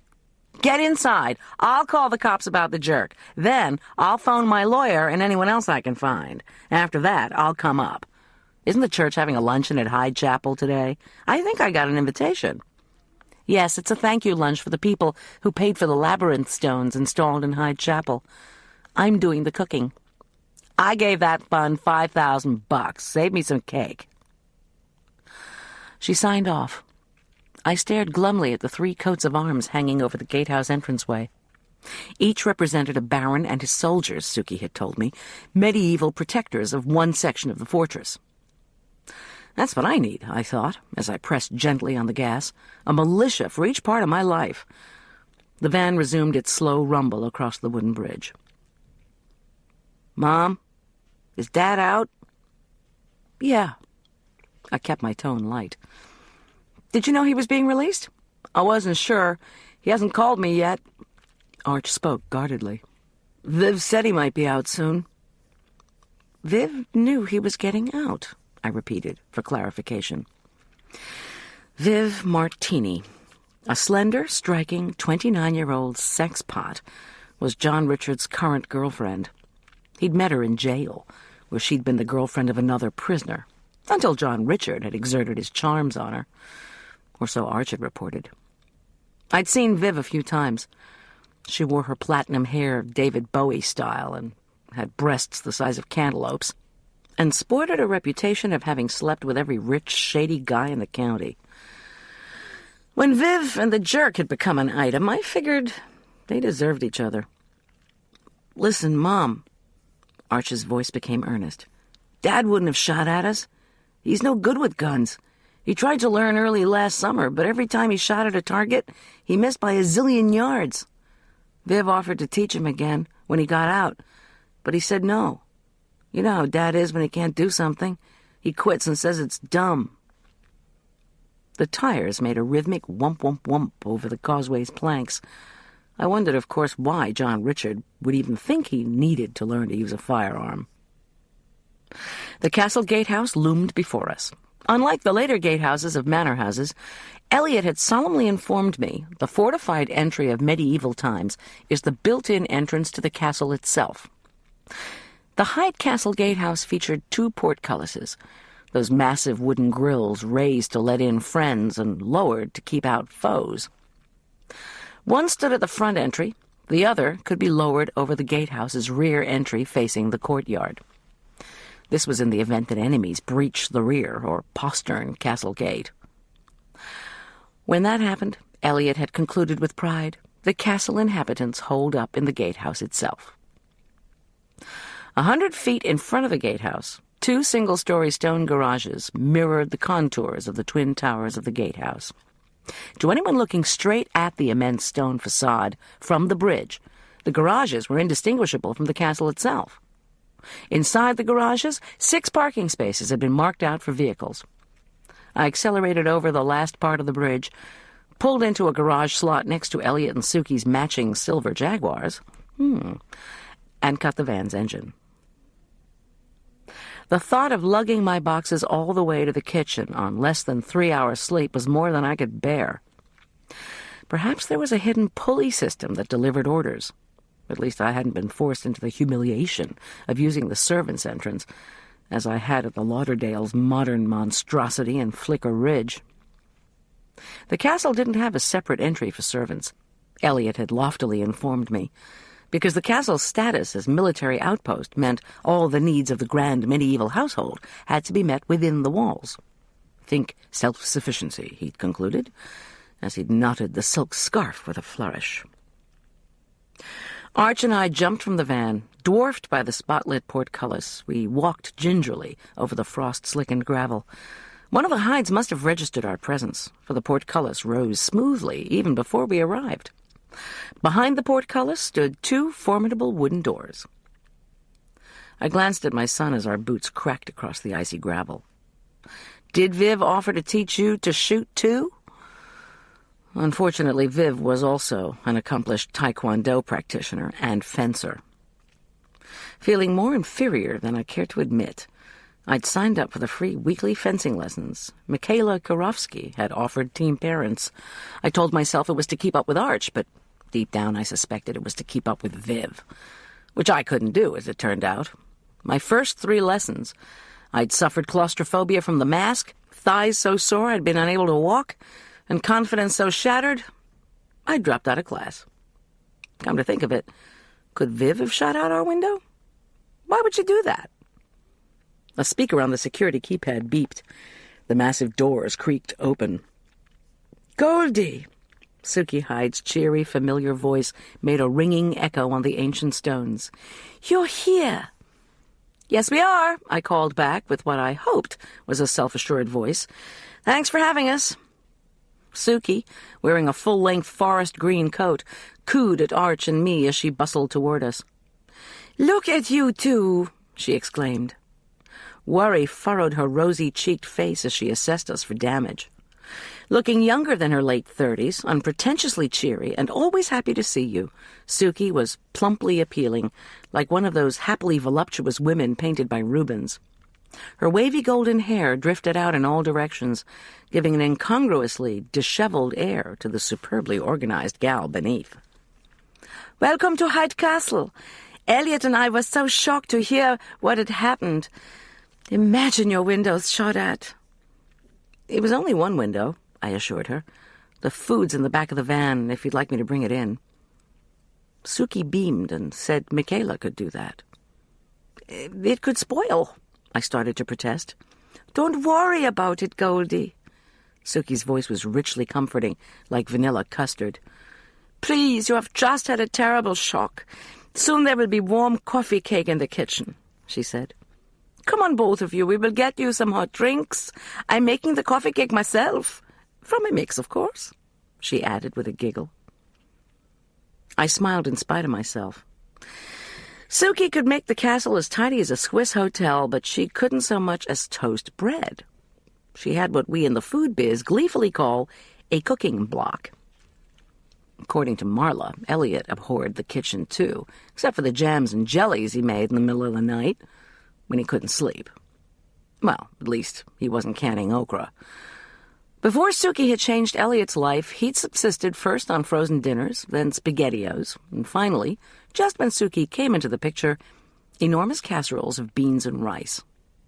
These cheap repasts were not, of course, suitable for the suddenly wealthy. Nevertheless, the Hydes soon wearied of eating out. On my first visit, I'd brought Suki and Elliot a dinner to tuck into their refrigerator and reheat. They'd found my culinary powers awesome, and their praise had warmed my heart. At the far side of the entryway, new plate-glass doors looked out onto the courtyard. Suki switched on spotlights and drenched the interior space in a blaze of glory. The previous summer, a landscaper had followed Elliot's directions for planting a Tudor garden. Elliot had used the strawberries and chokecherries for his jams, but it was all I could do to keep from laughing when Elliot had gone on to tell me they'd given the cabbages, cucumbers, radishes, parsnips, and even the freshly grown herbs to Aspen Meadow Christian Outreach, since neither he nor Suki knew what to do with their cornucopia of ripe goodies. In the spotlights, the geometric layout of ice-burnished twigs sparkled. To surround the courtyard, Theodore Hyde had replaced the crumbling interior walls with an Italianate arcade made of new Colorado granite. The lights illuminated dazzling silver rapiers set beneath the support for each arch. Above the arcade, more spotlights, their lenses tinted hues of orange and pink, bathed new stone walls and courtyard-facing windows with a welcoming glow. "Wow," Arch exclaimed. "They've done a lot since the 6th grade came here for a tour." He craned his neck to gaze up at the arched ceiling of the gatehouse. "Check it out, Mom. Those things haven't changed." He pointed upward. "Meurtrières, otherwise known as murder holes." "What?" Overhead, at the intersection of each arch, holes pierced the ceiling. "You see," my son went on, Even if the enemy could get across the moat and through whatever barbican or outer defense was set up, they'd still have to get through the gatehouse. He pointed back at the entry portcullis. So if the attackers rammed the portcullis to get into this space, the castle's warriors poured boiling oil down on the bad guys through those holes. He announced this with a 14-year-old's relish for violence. "Let's go," I said hastily, as Suki disappeared through another pair of glass doors. "I prefer to associate boiling oil with donuts and French fries. Thank you very much." Now, 20 steps ahead of us, Suki was either turning off another security system or rejiggering a thermostat. I shuddered to think of the electric bills generated by heating and lighting these vast spaces. I hated even more thinking how to tell Suki and Elliot that their security system might have to withstand a visit from the jerk. Arch tugged on my elbow. "How many times have you been here?" he demanded, his voice just above a murmur. "Did she talk to you about the Earl's nephew?" Ever wary of being dubbed a wimp, Arch was reluctant to use the word ghost.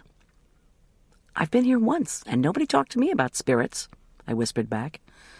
"At some point you can ask the Hydes about it. Just not today, okay?" He frowned, but joined me in following Suki as she bustled down a dazzling rose and gray marble hallway. The marble, too, was from Colorado, Suki had told me, and had been picked out by Charday Lauderdale as the basis for the interior color scheme. Flickering electrified candles atop gleaming brass wall sconces lit our way as we walked down a plush carpet runway patterned with gold medallions on a royal blue background. Arch stopped to touch one of the reproduction-leaded glass windows. Then he eyed a threadbare tapestry depicting a maiden patting her unicorn. "You think the Hydes will let Dad visit?" he asked. "I don't know. Probably you'll go to his place once we get things worked out." Arch was silent. I looked around. On our right, a 20th-century spiral staircase led up to a doorway into the gatehouse, put there, Elliot had told me, by his thoughtful grandfather. Old Theodore didn't want his caretakers traversing the cold stone entryway to get to their apartment once they finished nighttime kitchen duty. Personally, I'd have preferred an escalator. Ahead of us, Suki swept through more glass doors beneath another archway. The doors opened into the living room. But on my tea visit, living in this room had seemed unimaginable. The room looked more like the lobby of a grand hotel than a place where people would actually snuggle down for conversation or reading. The vast space featured a polished dark wood floor covered by oriental rugs in rich hues of scarlet, royal blue, and gold. Couches and wing-back chairs upholstered in floral and paisley chintz, the shades chosen to match the rugs, sat beside massive antique tables of mahogany and cherry. The effect was impressive. No matter what else you said about Charday Lauderdale, the woman knew what she was doing in the decorating department. Our boots made a shh noise as we shuffled over the sumptuous carpets. I touched the cellular in my pocket. The moment we were situated, I promised myself I'd call Tom's hotel. "You're a member of the fencing team, right, Arch?" Suki trilled over her shoulder. "When your teammates come to our banquet this week, you'll be able to show them around. We have an indoor pool now on the ground floor west of the postern gate, if you want to go for a swim." Arch mumbled, "Okay." He hated to swim. He said, "Miss Kurofsky's been telling us about her collection of royal memorabilia. I'd really like to see that." I exhaled. At least he hadn't requested an interview with the phantom of the young Duke apparent. "Then ask him, my dear," Suki replied graciously, as she paused by one of the glass doors. "And perhaps Michaela could take you to school today, after she unloads your mother's equipment." I felt a tad confused, as I hadn't realized that Michaela was regarded as a general servant, in addition to caretaker and local fencing coach. But it was too early in the day to delve into the particulars of the Hydes' household arrangements. While Suki held open the door, Arch turned to me and asked softly, "How will Dad even know I'm here?" "I'll call the county lawyer, all right?" I wasn't about to call John Richards' attorney, that pompous nerd responsible for mailing child support payments from John Richards' fat hoard of cash. The result of the sale of his OBGYN practice. Dealing with the jerk's attorney was like being forced to eat, well, that historic but unappetizing food, pottage. It was not something I chose to do. A hint of desperation threaded through Arch's voice. Look, Mom, I know you don't want to see Dad, but I promised him we could get together as soon as he got out. It's what he said he wanted more than anything. So could you please find him? Please? I told you I would, hon. Just not this sec, okay? Suki waited politely until my son and I had finished our whispered conference. In tense silence, we went through yet another set of glass doors, which Suki said they had installed as insulation against the cold. The need for insulation quickly became evident when we entered the tower. An Arctic blast made us pull our coats tightly around us. Unlike the hallway, the corner drum tower was not newly lined with marble. Frigid air poured through slits in the gray stone, more narrow openings used by archers. Suki pointed to a smaller, covered stone cylinder on the tower floor. This was the castle's original well arch. Do you know why they placed the well inside the castle instead of outside? I knew she was trying to be nice, to make Arch feel welcome. I wasn't sure it was working. Arch frowned as if deciding whether to indulge Suki with an answer. Actually, he said finally, his voice raised over another sudden cold wind, I do know about castle wells. People living in the castle had to have their water supply inside the fortress walls in the event of siege. They didn't want the enemy poisoning their drinking supply. Do you use it for the castle's water? Oh, no, Suki answered, apparently delighted with his interest. Elliot's grandfather had a new water system put in, and Elliot's father used insurance money to get the whole plumbing system upgraded after Fox Creek flooded in '82. She gestured for us to go through the door she'd opened to the next large space, the dining room. Here the walls had been painted a creamy yellow, which was the perfect complement for the lime, pink, and cream Persian rug, walnut dining room table and chairs, and large matching buffet and glass-fronted wine cabinet, one of the two places Elliot kept his jam supply. No doubt this furniture was also genuine antique, the kind Tom, but not I, could have dated and placed. And this is the buttery arch, Suki explained, or at least used to be. Bottles of ale were kept here.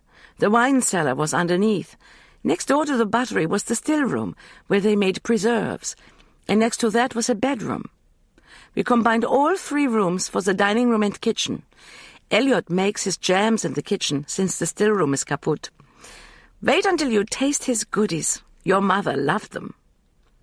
I did indeed, I murmured, as we entered the kitchen. I'd been in this grand cooking and serving space on my earlier visit. 4 electrified chandeliers provided the lighting. Glass-fronted maple cupboards with painted porcelain handles rose above a shiny backsplash of blue and white Delft tiles.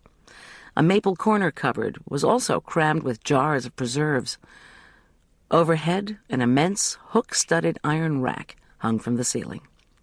From each hook dangled a darkened pot or roasting pan, some of them massive enough to roast a flock of geese. One wall boasted framed photos and reproduction signs from English taverns. Along the other wall, cozy embers glowed in one of the 2 stone hearths. In spite of the flickering electrified candles, shadows filled the kitchen's corners like smoke. Arch's insistent voice cracked next to my ear.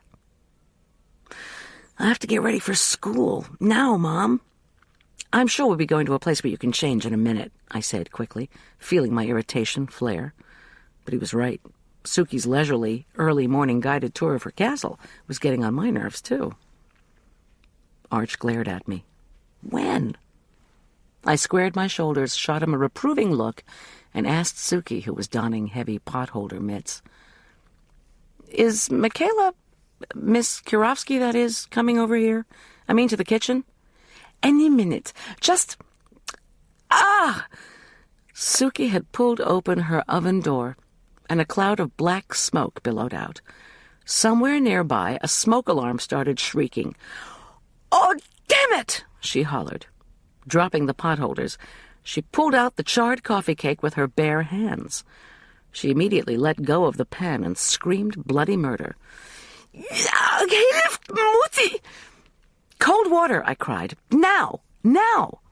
She didn't move. I tugged her to the sink, where I ran cold water over her hands while murmuring comforting words. Tears streamed down Suki's perfectly made-up cheeks. When I was sure she was going to stay put, I grabbed 2 folded kitchen towels and picked up the offending coffee cake pan from the floor. One of the first things I'd learned working in a professional kitchen was not to dump smoking food into the trash. I tossed the coffee cake under a second faucet, then dashed to the ovens and turned on every ventilation fan I could find. Within minutes, the smoke had abated, and the alarm had mercifully quieted. Suki stopped crying, inspected her fingers, and wrapped a wet towel around her left hand. Arch continued to give me his "I really need to talk to you" look. I didn't know what to say. "Excuse me, Suki, but may my son and I leave you, your burned hands, and your smoke-stinking kitchen so we can confer in your non-dairy buttery?" Arch tugged my sleeve.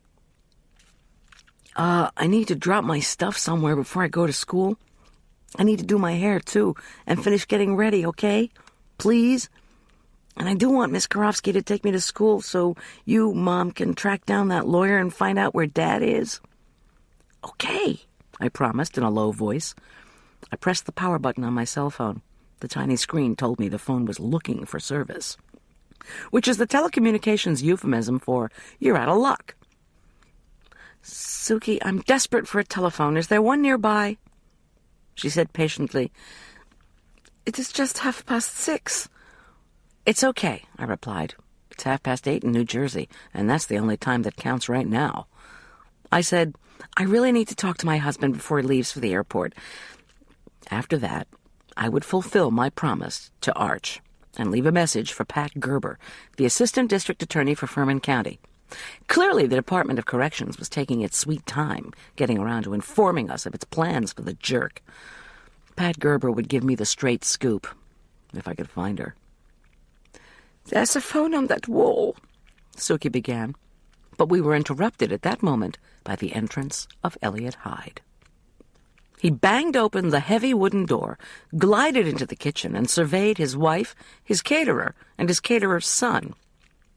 Then he sniffed the air suspiciously. The flickering chandelier turned errant strands of his hair to gold. This morning, Elliot's movie star features and sad brown eyes seemed even more striking than before. He wore the ubiquitous silk scarf above a long, flowing bathrobe of royal blue velvet. Tender as the nightgown. Arch stared at Elliot Hyde with his mouth open. "Cheerio!" Elliot called to us, as if we numbered in the hundreds instead of just 3. "Welcome to our castle." "Mom," Arch was tugging on my sleeve again. "When can we—" "Honey," I pleaded, "stop! You're driving me nuts!" Ignoring this, Elliot Hyde sniffed the air again and looked around. "Aw, honeykins, did you burn another one?" To my dismay, before Suki could reply, my son turned and bolted from the kitchen. After a stunned second, I scooted after him, paddling hard through an ocean of guilt. Elliot called plaintively after us, "What did I say?"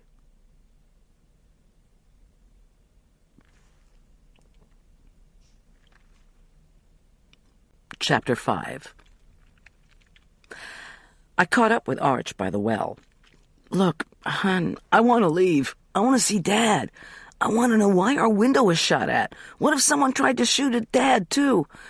Maybe that's why he hasn't gotten in touch with me. Did you ever think of that, Mom? Maybe somebody's trying to get us all." Most of the time, Arch kept his feelings well in control. Now he was worried about his father, worried about the house, worried about me. Added up, this was too big a burden for a teenager. "Arch, please," I told him. "The cops are working on the bullet through the window. Once, when I was little, somebody threw a snowball packed with gravel through our picture window. Who ever heard of such a thing happening in a nice neighborhood of a small New Jersey town? The kid who threw it said it was a prank. So that's what I think. Whoever shot out our window was either drunk or playing a joke. Trust me, your father can take care of himself. Please, let's go back. He mumbled, "If that's true, then it's a stupid joke," but grudgingly returned to the kitchen. Suki had her hands in a bowl of ice water. Elliot had moved to the counter to make tea, and Arch squinted at the back of the royal blue robe, which we now could see was embroidered with the words, "His Highness." His water-heating mission complete, Elliot flowed back to the island and cocked an aristocratic eyebrow at Arch and me. The robe swirled around his ankles.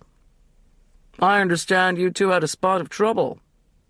"We did," I replied. I did not want to discuss the window anymore. "Thank you so much for taking us in.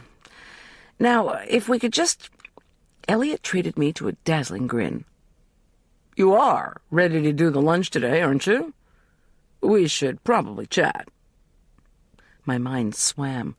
The lunch would start in 5 hours. I was earlier than I'd be for a wedding reception, which required much more labor-intensive preparation.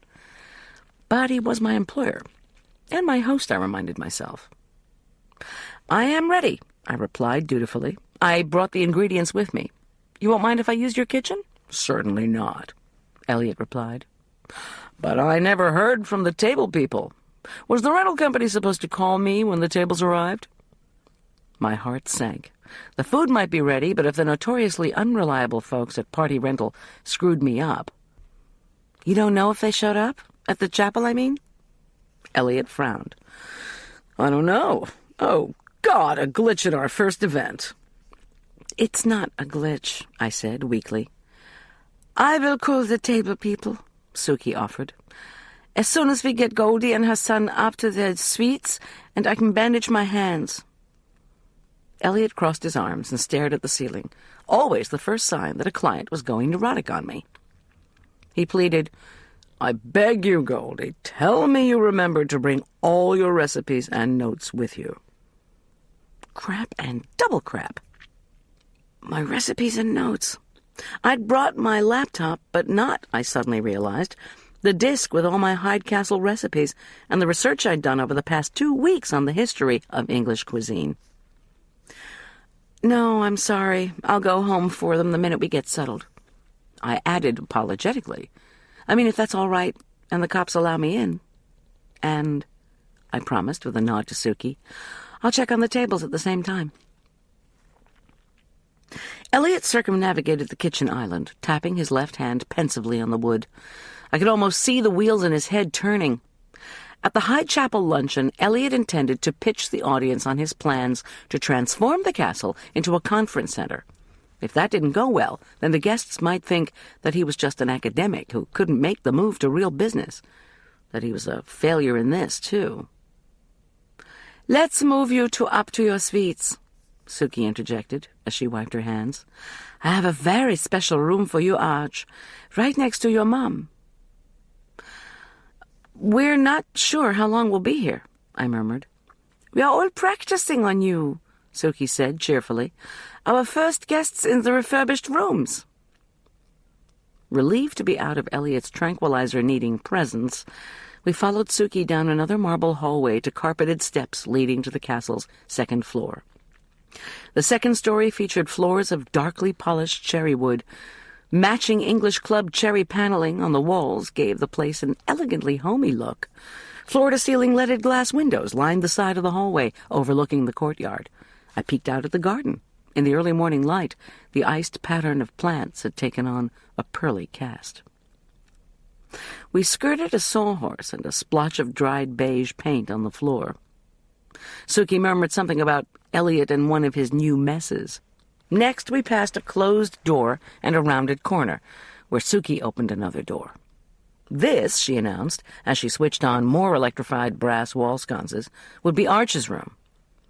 Awed, Arch walked into the palatial space, where a black-and-gray Aubusson rug set the decor for a mahogany 4-poster bed and silver-tasseled spread, black wing-back chairs, a long gray couch, and an ornately carved desk beside a fireplace. Pen and ink drawings of ships hung on walls that looked as if they'd been papered with silver silk. A subdued set of black and gray nautical-themed fabrics had been used for the floor-to-ceiling draperies. Suki led me through a set of wooden doors in the corner of the room, through another corner drum tower and another set of doors, then into the bedroom whose door we'd passed earlier. This place, equally spacious, was an homage to lime and coral. "This will be your suite," she announced with a smile. The lofty space reminded me of those magazine photos featuring Europe's most elegant hotels. The walls were covered with glowing pale green silk. A pink-tinted marble fireplace graced the wall facing the massive four-poster bed.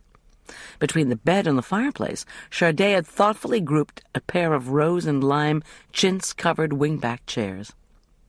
Against a wall with new windows looking out on the moat stood a long cherry-wood desk. "Gorgeous, Suki, really," I gushed, overwhelmed. "You haven't seen your bathroom," she exclaimed, eyes gleaming. I demurred, recalling Elliot's anxiety over the day's event. I needed to get organized, and I really wanted to call Tom. "I'll check the bathroom out later if that's okay." Suki motioned me back to Arch's room through the same pair of wooden doors set at a diagonal in the southeast corner of the room. We again moved into the drum tower, which I had now figured out was at the southeast corner of the castle. As in the well tower, the air was icy, although here glass had been put up on the inside of each of the two small windows that flanked a fireplace built into the far wall. Suki led me to an opening in the tower wall, then pointed straight along a narrow, short passageway that ended abruptly in a wall with a seat. Wait, there had been one of these in the well tower. Arch had backed up beside it after his mini-meltdown. "This is the garderobe where we found the letter," Suki declared with a triumphant grin. She threw a rusty bolt on top of the toilet, lifted the lid, and pointed downward. I swallowed a sigh. Our hostess was determined to give me the tour, no matter what. I peered down the hole, way down, and listened until I heard the slap of moat water against the shaft. I smiled, even though I was desperate to call Tom. "After 6 centuries," Suki said, "even after the shaft was broken into pieces to be moved from England, even after they reassembled the shaft here, the place stank." "I don't understand why they didn't clean up the shaft before they sent it over," I commented. I realized the little hallway smelled powerfully of disinfectant. "They weren't Swiss," she replied matter-of-factly. In his assigned room, Arch was running the bathroom fan full blast, a sure sign he was finishing his elaborate hairdressing routine, a regimen that started with mousse and ended with hairspray that acted like plaster of Paris. When he reappeared with his hair cemented into spikes, he was wearing khaki pants, a plaid shirt, and his white Elk Park Prep fencing team jacket. "Those shafts aren't dangerous?" I murmured to Suki as we made our way back to the kitchen. She shook her head. "We're having them all covered with plexiglass before we open the conference center. The bottom of each shaft has a grill to keep out rodents and such. The only dangerous place in the castle is the moat pump room. But don't worry, it's all locked up." I nodded as we came into the kitchen, where 3 of my boxes had appeared. Elliot was putting out a dish of crackers and a jar, the dark contents of which looked like homemade jelly. "I'm not eating that," Arch whispered to me. "Wow," I exclaimed over his announcement. "Mr. Hyde, is this another one of your famous preserves, like the strawberry jam we had with the scones?" "This is choke cherry jelly," he said shyly, with a regal wave. "I also make fig preserves, blueberry jam, mint jelly, lemon curd." At that moment, Mikhaila Kirovsky clomped into the kitchen, toting the last of my boxes.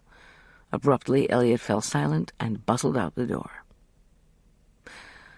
Once again, feeling responsible for someone else's rudeness, I thanked Mikhaila profusely for her help. She waggled her head and told me not to mention it. I looked closely at her.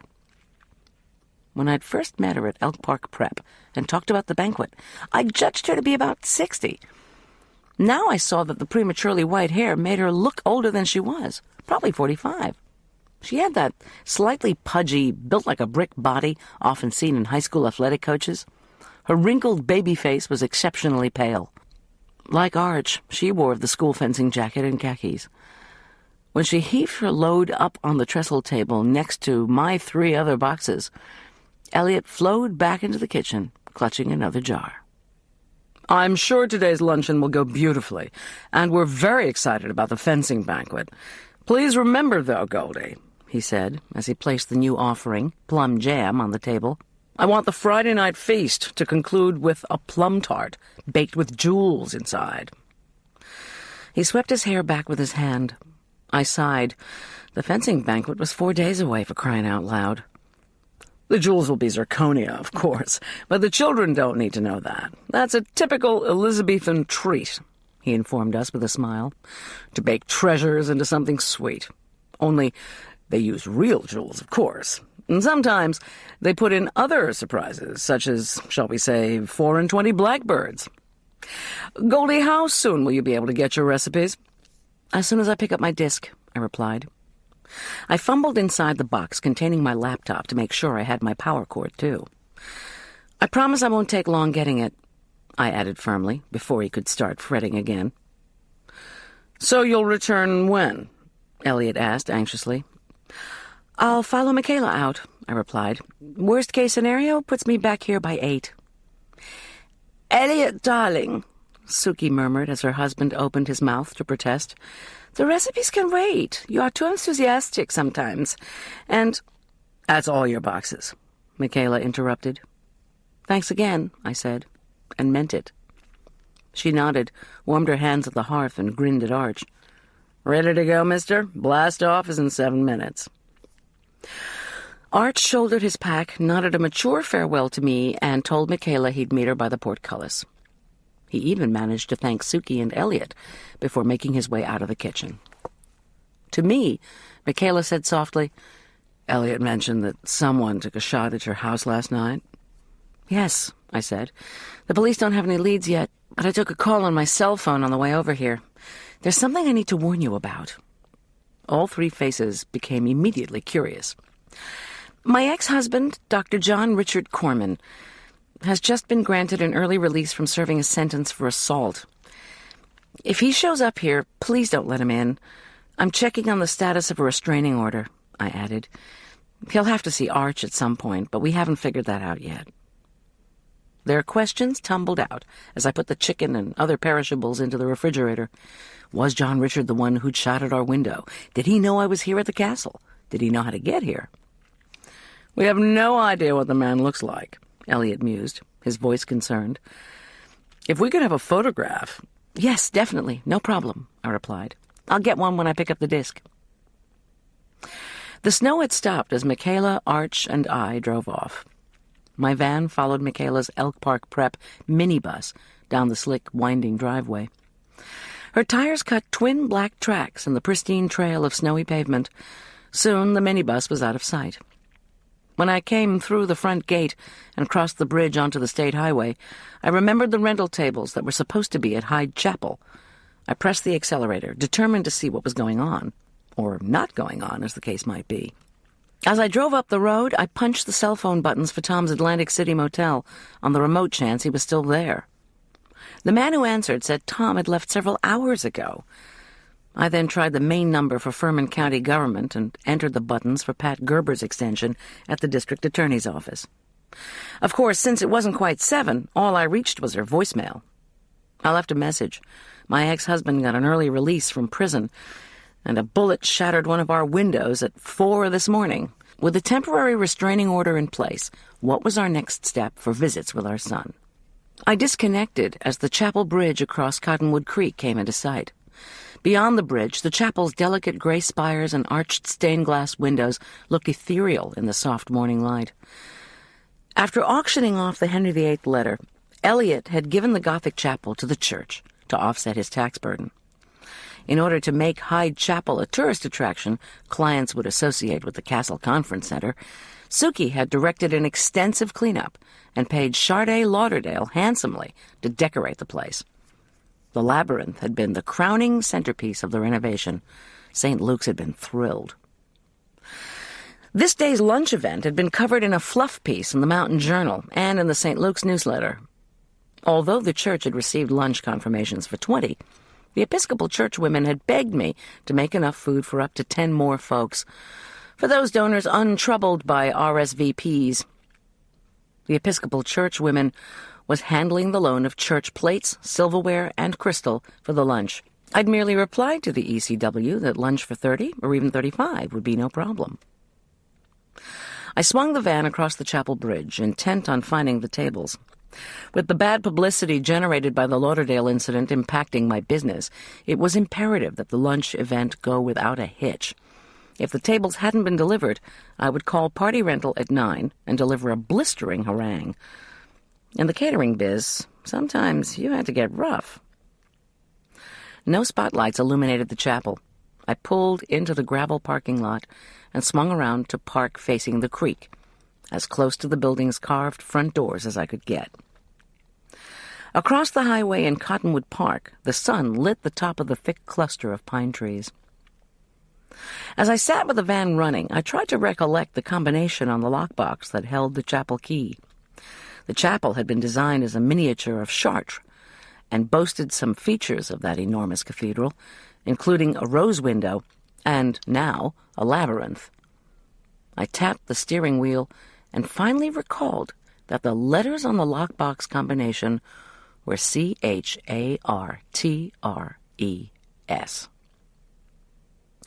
There was a Gothic-lettered sign to my right at the top of the creek bank. "Set your brake," it warned. "Management cannot pull your car out of the creek." I smiled at the vision of Elliot and Suki towing a vehicle out of the water. I pulled up on the brake, then leaned forward in my seat to check how far I was from the creek. 15 feet below, the narrow chute of black, gurgling water raced between the icy banks. I squeezed my eyes shut, heart pounding. I hadn't just seen what I'd just seen. Or had I? Surely it had been an illusion, my sleep-deprived mind playing tricks with ice, water, stone, sunlight. You think you see something flesh-colored, something bobbing eerily in the water, and it turns out to be a rock. I took a deep breath, jumped out of the van, and walked carefully to the edge of the creek bank. No, it wasn't quartz, granite, or even mountain marble. In the creek was a blackened hand, a hand attached to an arm, clothed in plaid flannel. A blackened hand? I stared into the water below. The rigid body of a young man lay half in the creek, as if he'd been tossed there. I looked away, chilled. "He needs help," my brain screamed. "Help him! Get him out of that water!" I took a few tentative steps down the steep, boulder-strewn creek bank. Then I slid on a patch of ice. Help him! Get him out! But how could I get to him? I regained my balance and stared at the water. There were rocks in the creek itself, and a sheet of ice that might or might not hold my weight. Even if I got down there, was I strong enough to pull him out? Now, 10 feet from the water, I caught sight of the young man's scalp. What I had thought was thick hair was a dark splotch of blood. I blinked and tried to make out his facial features. Hold on. His photo had appeared at least a dozen times in the Mountain Journal. I'd heard his voice once, on the phone. But he wasn't supposed to be here. He was supposed to be hiding in New Jersey, where Tom was looking for him to question him about the FedEx hijacking. Not in Colorado. Not lying in Cottonwood Creek. Yet there was no doubt that Andy Balichek wasn't gambling at a casino table. Andy Balichek was dead.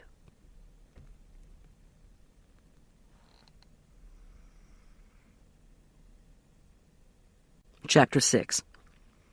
It was hard to look at Andy Balichek. He was so young. Had been. Where was my phone? Wait, it was still plugged into the van outlet. Heedless of the ice, I scrambled back to my vehicle and flung myself inside. With numb fingers, I punched in the numbers for the Furman County Sheriff's Department. My second call to them this morning, I thought morosely, as I glanced back at the creek and tried to find my voice. When the operator answered, I gave her the details of what I was looking at. A young man in lumberjack shirt and jeans, with no hat covering his frozen, blood-slickened hair. His skin was pale in some places, blue-black in others. It was Andy Balachek, I told her. At least I was pretty sure. The cell phone's call waiting beeped. I told the operator that I'd had an emergency situation myself that morning, and I had to take this other call. She snarled at me that I was not to hang up, and that I should quickly dump the other call while she waited. That's the thing about emergency operators. You're anxious to get off the phone and deal with your emergency, right? But the operators want you to keep talking and not do a thing. They get especially testy if what you're dealing with is not a natural gas emergency or a car wreck, but a crime. Goldy. Tom, where are you? I have so much... On Interstate 70, just past Golden. Took an early flight out. I called the house. Oh, Tom, I wailed. He listened in silence as I told him about the gunshot that had shattered our window, about John Richard's early release, about us having to take refuge at the castle. I told him my current location by Hyde Chapel, and about the young man in the icy water. A young man who was never going to move again. Oh, Tom, it's Andy Balachek. Miss G, where are you exactly? His voice was calm. In the chapel parking lot? Facing the creek and the highway, across from Cottonwood Park. You know the chapel bridge? Andy's body's about 50 feet downstream from that. I'm above him, in a parking space, 40 feet or so from the chapel doors. Before he could confirm that he understood what I was saying, the call waiting bleeped again. I'd completely forgotten about the emergency operator. Get yourself out of there, Miss G, Tom ordered me. Now, drive back to town this minute. I can't. Static invaded the cell phone, and I stared at it. For some reason, I suddenly remembered Arch's Montessori teacher telling us parents that I won't means I can't, and I can't means I won't. So why was I telling Tom that I couldn't leave? Did it really mean that I wouldn't leave? I glanced down at poor Andy Balachek and shuddered. If I left him, somebody might see his body and be compelled to stop and gawk, or maybe mess up the crime scene. They might even steal his body. Not only that, I reasoned blindly, but this could be related to whoever shot at our window. Tom had arrested Ray Wolfe. Andy Balachek knew Ray Wolfe. Tom was working on the case.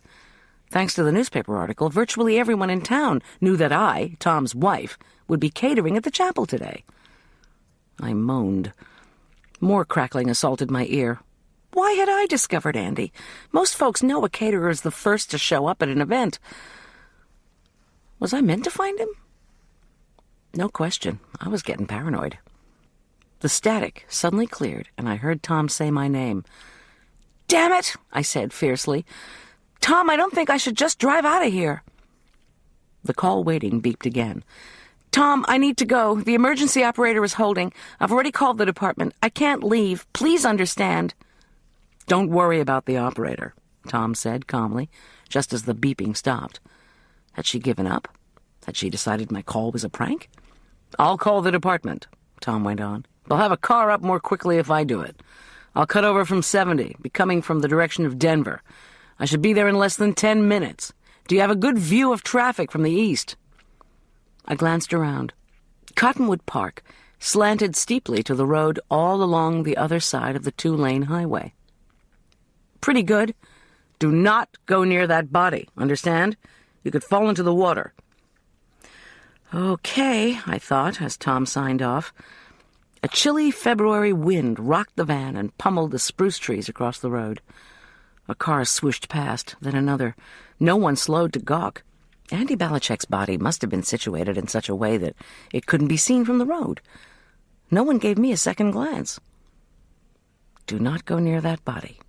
What was Tom so worried about, besides my tumbling into the creek? The killer still being around? If you dumped a dead guy, you wouldn't wait to see who discovered him, would you? I tried to warm up by snuggling closer to the dashboard heater. According to my watch, it was 7:15. Overhead, the charcoal sky was lightening to a velvety blue. Not far away, an engine growled. Less than a minute later, as promised, Tom's big Chrysler roared into view. It turned left to cross the creek, then roared into the lot and pulled up 15 feet to the right of my van. Puzzled, I unbuckled and jumped from the van, then trotted toward him.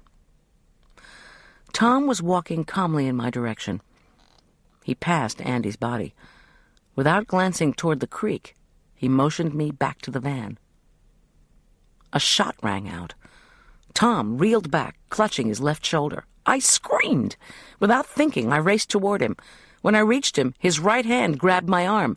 Another shot fired and pinged off Tom's car. Then another shot hit one of my van doors. "Move!" he hollered. Panting with pain, he wrenched me toward the boulders lining the far side of the parking lot. "Get behind those rocks and stay down. See if we can... Running hard, my heart thudding. I thought he said, "See if we can dig a hole." Dig a hole? I stumbled. Tom's hand wrenched me upright. I couldn't catch my breath. Those shots hadn't been like the explosion that rocked our house. They'd been higher-pitched, not as loud, more like a firecracker. I let go of Tom's hand and leaped above the crevice between two boulders. Then I slid down. Tom pushed himself next to me. Blood from his shoulder stained the rocks. I gasped. How badly was he hurt? Where was the shooter? Why was this happening? "Stay down," Tom ordered me. His sleeve was wet with blood. "Oh, God," I prayed. "Help him! Help us!" I couldn't tear my eyes from Tom's wound. Sometimes I think I learned too much in Med Wives 101. The subclavian vein. If that major artery had been hit, Tom could bleed to death in minutes. Please, God, not Tom. With his good hand, Tom pulled the radio off his belt. "Officer needs assistance. Shots fired." He bit the words, his face contorted with pain. How could I compress the wound? "Think," I ordered myself, desperately, as a voice answered Tom's call. "Unit calling?" "X-ray 6, Tom replied. "Location is south side of Cottonwood Creek, by Hyde Chapel, on Highway 203. Tom's involuntary groan sent my heart racing. If there were no broken bones, if the bullet hadn't nicked a lung, then perhaps I could compress it and stop some of the dangerous blood loss. "I'm behind boulders by Chapel parking lot," he went on. "I'm now 50 yards from Cottonwood Creek, next to Highway 203. Don't know mile marker." There was static on the other end of the radio, but I prayed the operator was telling him that units were responding. What have I done? Why didn't I get out of there when Tom told me to? Where had the shots come from? Was there someone on the other side of the road? Up in the trees of Cottonwood Park? "Believe assailant has a rifle, possibly AR-15. My shoulder's hit." "Can you give location of assailant?" The operator's voice crackled. "Believe he is on north side of road, possibly 50 yards up in the trees, judging from the sound of shots." "Can we land a helicopter there, X-ray 6? "Don't know." The radio fell from Tom's hands. It was slick with blood. I picked it up and pushed what I hoped was the correct button. "This is Tom's wife, Goldy Schultz," I yelled into the radio. "Send paramedics with your team." Tom had slumped forward. Static spewed from the radio. I placed it on the ground and leaned in close to my husband. "Tom," his eyelids fluttered. "I'm going to compress this wound," I told him. "You have to tell me if it feels like you've got a broken bone. You also have to tell me if pressure makes it harder to breathe. Do you understand?" His face paled as he nodded. I couldn't imagine his pain. If the collarbone was broken, any weight I put on the wound would cause him agony. I steeled myself. He was losing an awful lot of blood. With shaking fingers, I pushed on the area where blood spurted through his once white shirt. Tom moaned, but didn't tell me to stop. His eyes sought mine.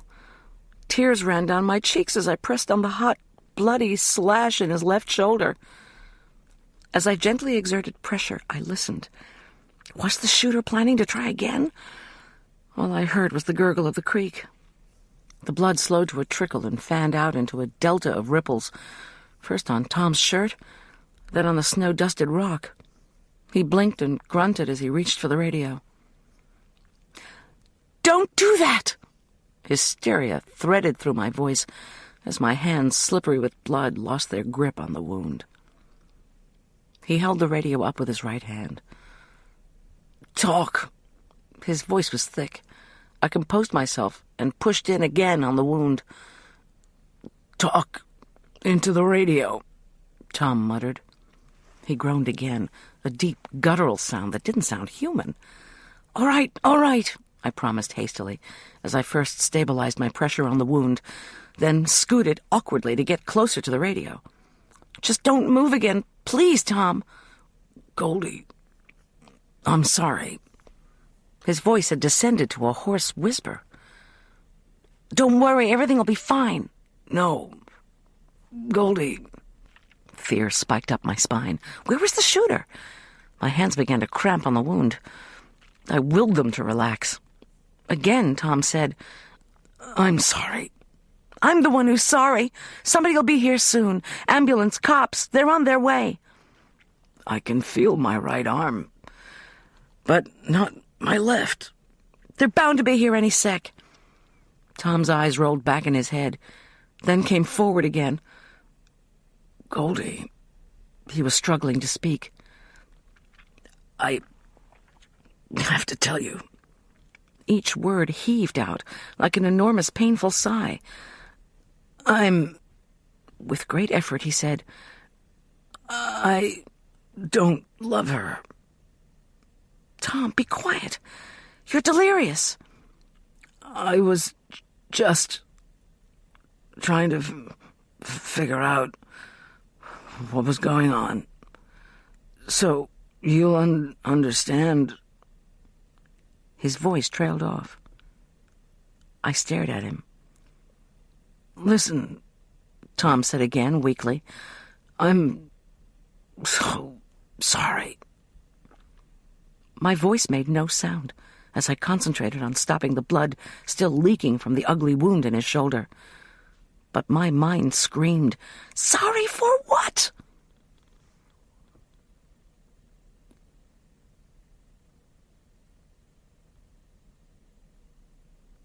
Chapter 7. How long had it been since Tom had been shot? Seconds? Hours? No, not hours. Minutes. Fractions of minutes. Tom floated in and out of consciousness, his face drained of color, his body slumped against the boulder. He looked like a dying bear. There was no further sound from the radio. I pressed against Tom's wound and begged for him to live. Then something changed. At first I wasn't sure if the piercing noise was sirens or ringing in my ears. And perhaps the distant whop, whop, whop was the drumbeat of my heart, not the helicopter I desperately wanted it to be. "Please," I prayed again. Then men shouted. The sirens screamed closer. Not far away, a helicopter landed with a blast of air that hurt my ears and made my eyes water. The helo engine cut off, and more men yelled. Overhead, I thought I could hear another copter. "Here!" I yelled, without moving from Tom's side. "We're over here!" After what seemed like a century, a policeman in full SWAT gear leaped through the rock barrier, 10 yards from us. He was big, muscular, and limber, with dark skin and dark hair. Crouching expertly, he spoke into a radio as he scrambled across the distance to us. A second later, he was crawling around Tom and me. He told me not to move my hands as he bent in to get a look at the wound. He felt for Tom's pulse, murmured into his own radio, then turned his full attention back to Tom. Schultz, can you hear me?" The SWAT guy's radio crackled. "Schultz," he cried again, "are you in there?" "Of course," Tom said unexpectedly, and I almost laughed with relief. The SWAT cop nodded to me. "Are you hurt?" he asked. I shook my head. "Can you talk?" I nodded. "Good. How many shots?" 3. My voice sounded weird. "One went into his shoulder, another hit his car. The last one struck one of my van doors." "Could you tell where the shots came from?" From across 203, it seemed. At the time, I thought someone was up on the hill in Cottonwood Park in the trees. How far up the hill? The cop demanded. I didn't know. Maybe 100 feet, maybe 50. Tom's eyes had closed again, and I leaned in close to him, murmuring his name. The SWAT guy talked into his radio, then tried again to communicate with Tom until his radio crackled back. The cops must not have found the shooter, because the officer jumped up, waved over the boulder, and hollered for the medics. Moments later, 2 medics, both young men with shaved scalps, clambered over the boulders. They instructed me to ease off the compression and move out of the way. I obeyed. One assessed Tom's wound, while the other checked his vital signs. The second medic told the SWAT guy to get the police copter out of the meadow. They were bringing in Flight for Life. This meant the medics were skipping the ambulance. Again, I wished I didn't know so much. They were skipping the ambulance because of the severity of Tom's wound. Time had become critical, and an ambulance would take too long. I felt dizzy and keeled backward. My body was shutting down, drained of its initial surge of adrenaline. One medic ordered me to lie on the ground. He told the SWAT officer to check me for shock. Without realizing how I got there, I was suddenly lying on an uneven sheet of ice, a rock stuck into my left shoulder blade. My whole body turned very cold, very fast. I have to call the Hydes, I thought, as the blue sky whirled over my head. There'll be no luncheon today. The SWAT deputy was talking to me, telling me to keep my eyes open, to keep looking at him. He asked if my collar was tight. I didn't care about my damn collar. I couldn't see Tom. The deputy informed me that the situation on the other side of the rocks had stabilized. The shooter had fled. Captain Lambert of the Furman County Sheriff's Department had radioed to say I could follow the medical helo down to the hospital if I wanted to, if I was well enough. I said I was fine. I tried to sit up, but my head swam and I sank back helpless and frustrated. I wanted to be with my husband, my voice croaked. And could someone please call the Hydes, Elliot and Suki, who owned the castle on the hill above the chapel, and tell them what was happening? The SWAT man nodded and told me the police chopper was leaving now, so Flight for Life could land. When the medical helo left, the police chopper would come back to take me to the hospital. Did I understand? I nodded. Captain Lambert would meet me in Denver. A trauma team at the hospital was already getting prepared for Tom. A trauma team? I was having trouble breathing. The SWAT deputy hadn't mentioned the body in the creek. When officer needs assistance, shots fired comes in. I knew everything else gets dropped. My mind repeated the words. A trauma team, getting ready. For Tom. I couldn't hear the SWAT guy anymore. I registered the deafening racket and harsh wind of one helo taking off and another landing. A uniformed man and woman, both flight nurses, I realized, threaded through the boulder wall. They stabilized Tom's head, tersely asked the SWAT deputy for a report, then bandaged Tom up and belted him into a stretcher.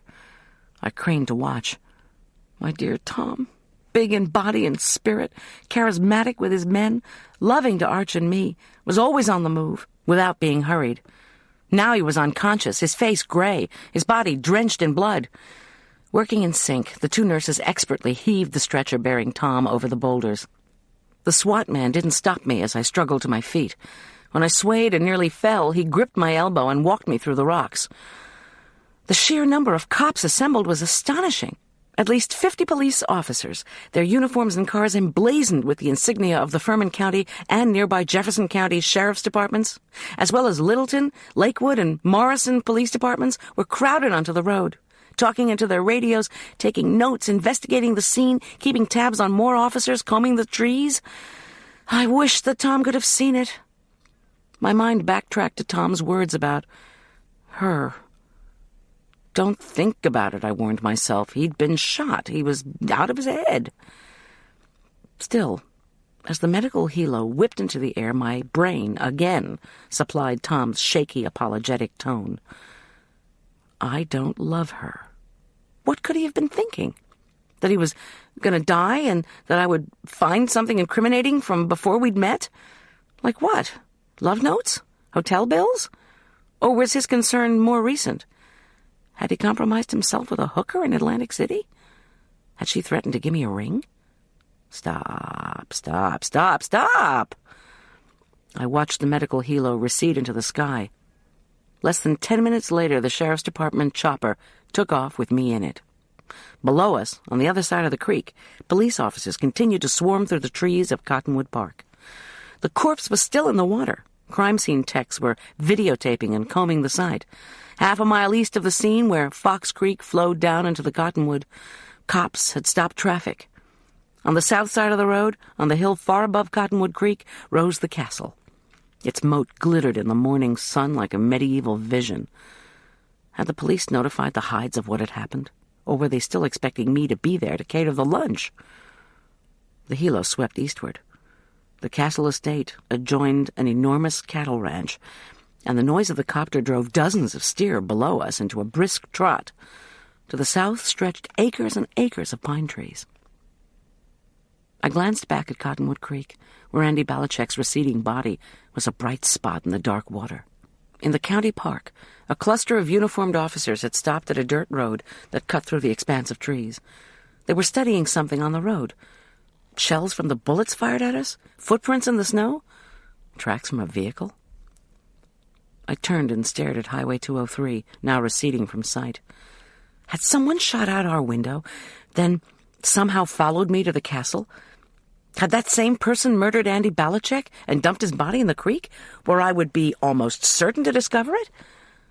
Had that person then waited across the road to try to shoot me? Or had Tom been his target all along? I turned back, determined to focus on Tom.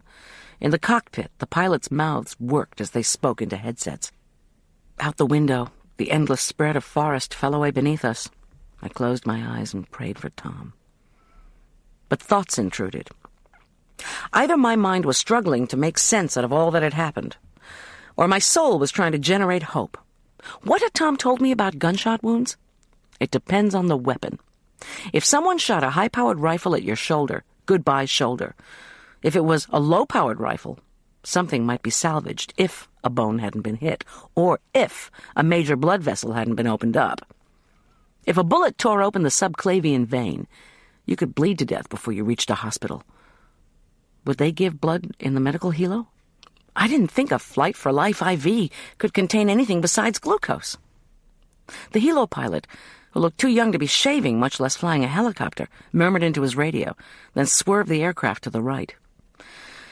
Unless I was extremely disoriented, we were heading south by southeast. This wasn't the direction to the base for Flight for Life, St. Anthony's Hospital in Denver. "What's going on?" I yelled over the whir of the helicopter blades.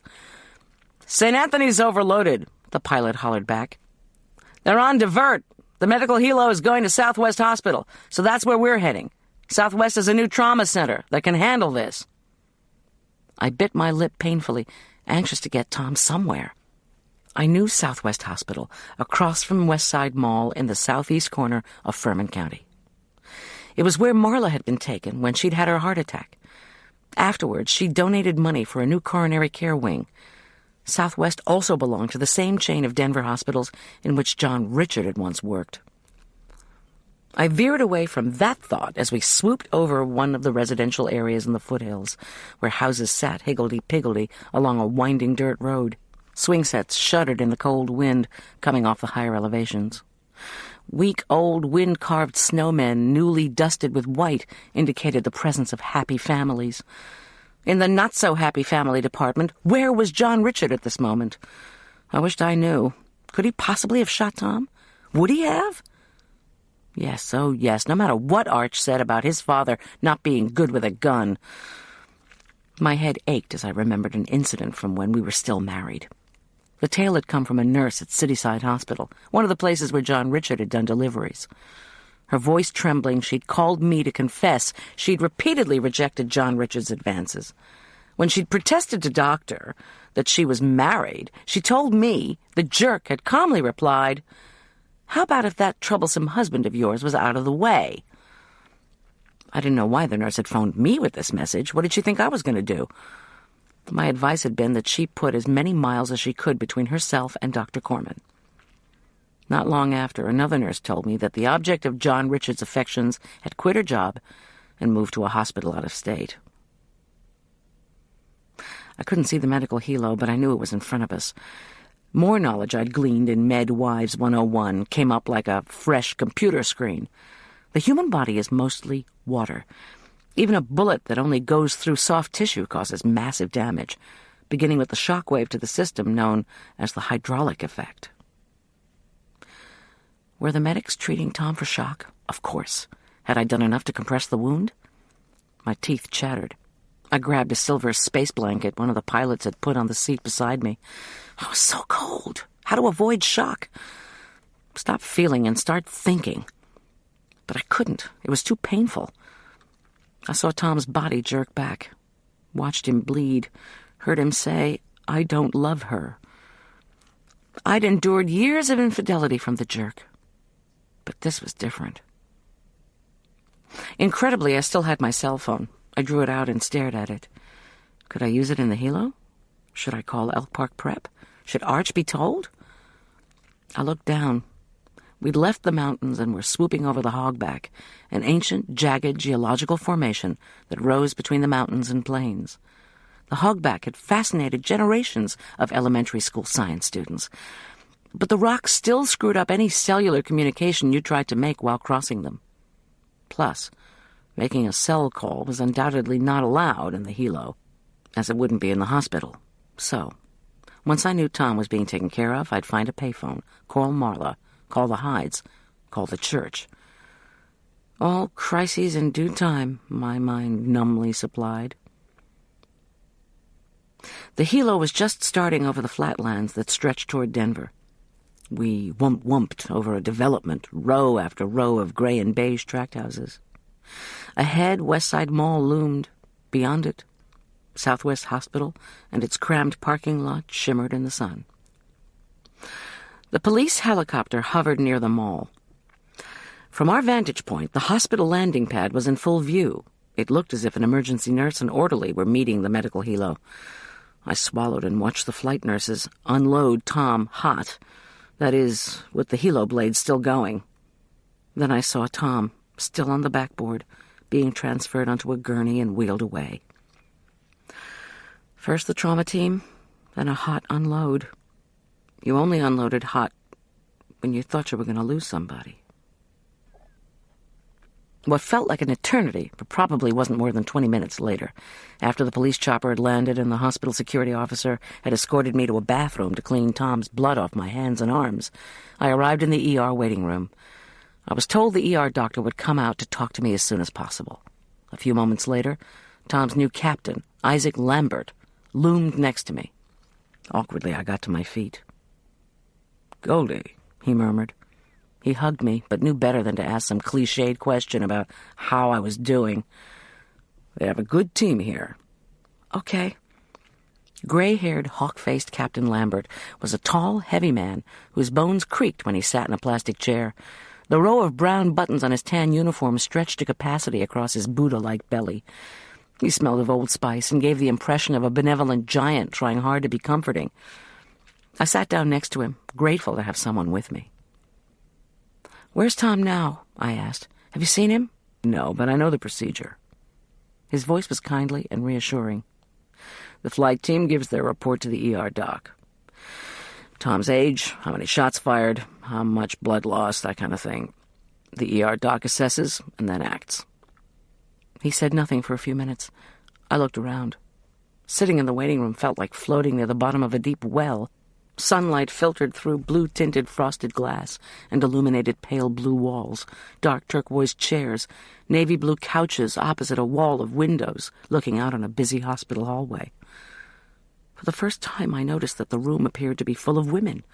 Women staring, women sobbing quietly, women listening with frozen faces to jammy-clad doctors giving them the news.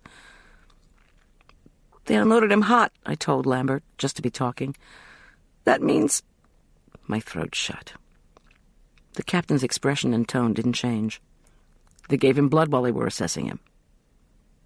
I could just imagine the ER team swarming around my husband, putting in IVs that contained blood and glucose, taking blood pressure and pulse, hooking up the heart monitor, checking for respiration and mentation. That is, assessing how cogent the patient is. How cogently was Tom thinking when he told me he didn't love her? "They do x-rays. the captain continued in that maddeningly soothing voice. "Once they know what they're dealing with and have their surgical team together, they'll put him right in." The doctor appeared, a short, slender man with gray hair, pale eyes, and a greenish tint to his skin that might have been the effect of the neon lights. He introduced himself as Dr. Larry Saslow and asked if I was Mrs. Schultz. "Your husband's wound," the doctor began, "was not as bad as it could have been. The bullet missed bone, but nicked a major blood vessel, the subclavian. Heard of it?" When I nodded mutely, he went on. "A vascular surgeon's working on him now. He should be out of surgery in a couple of hours."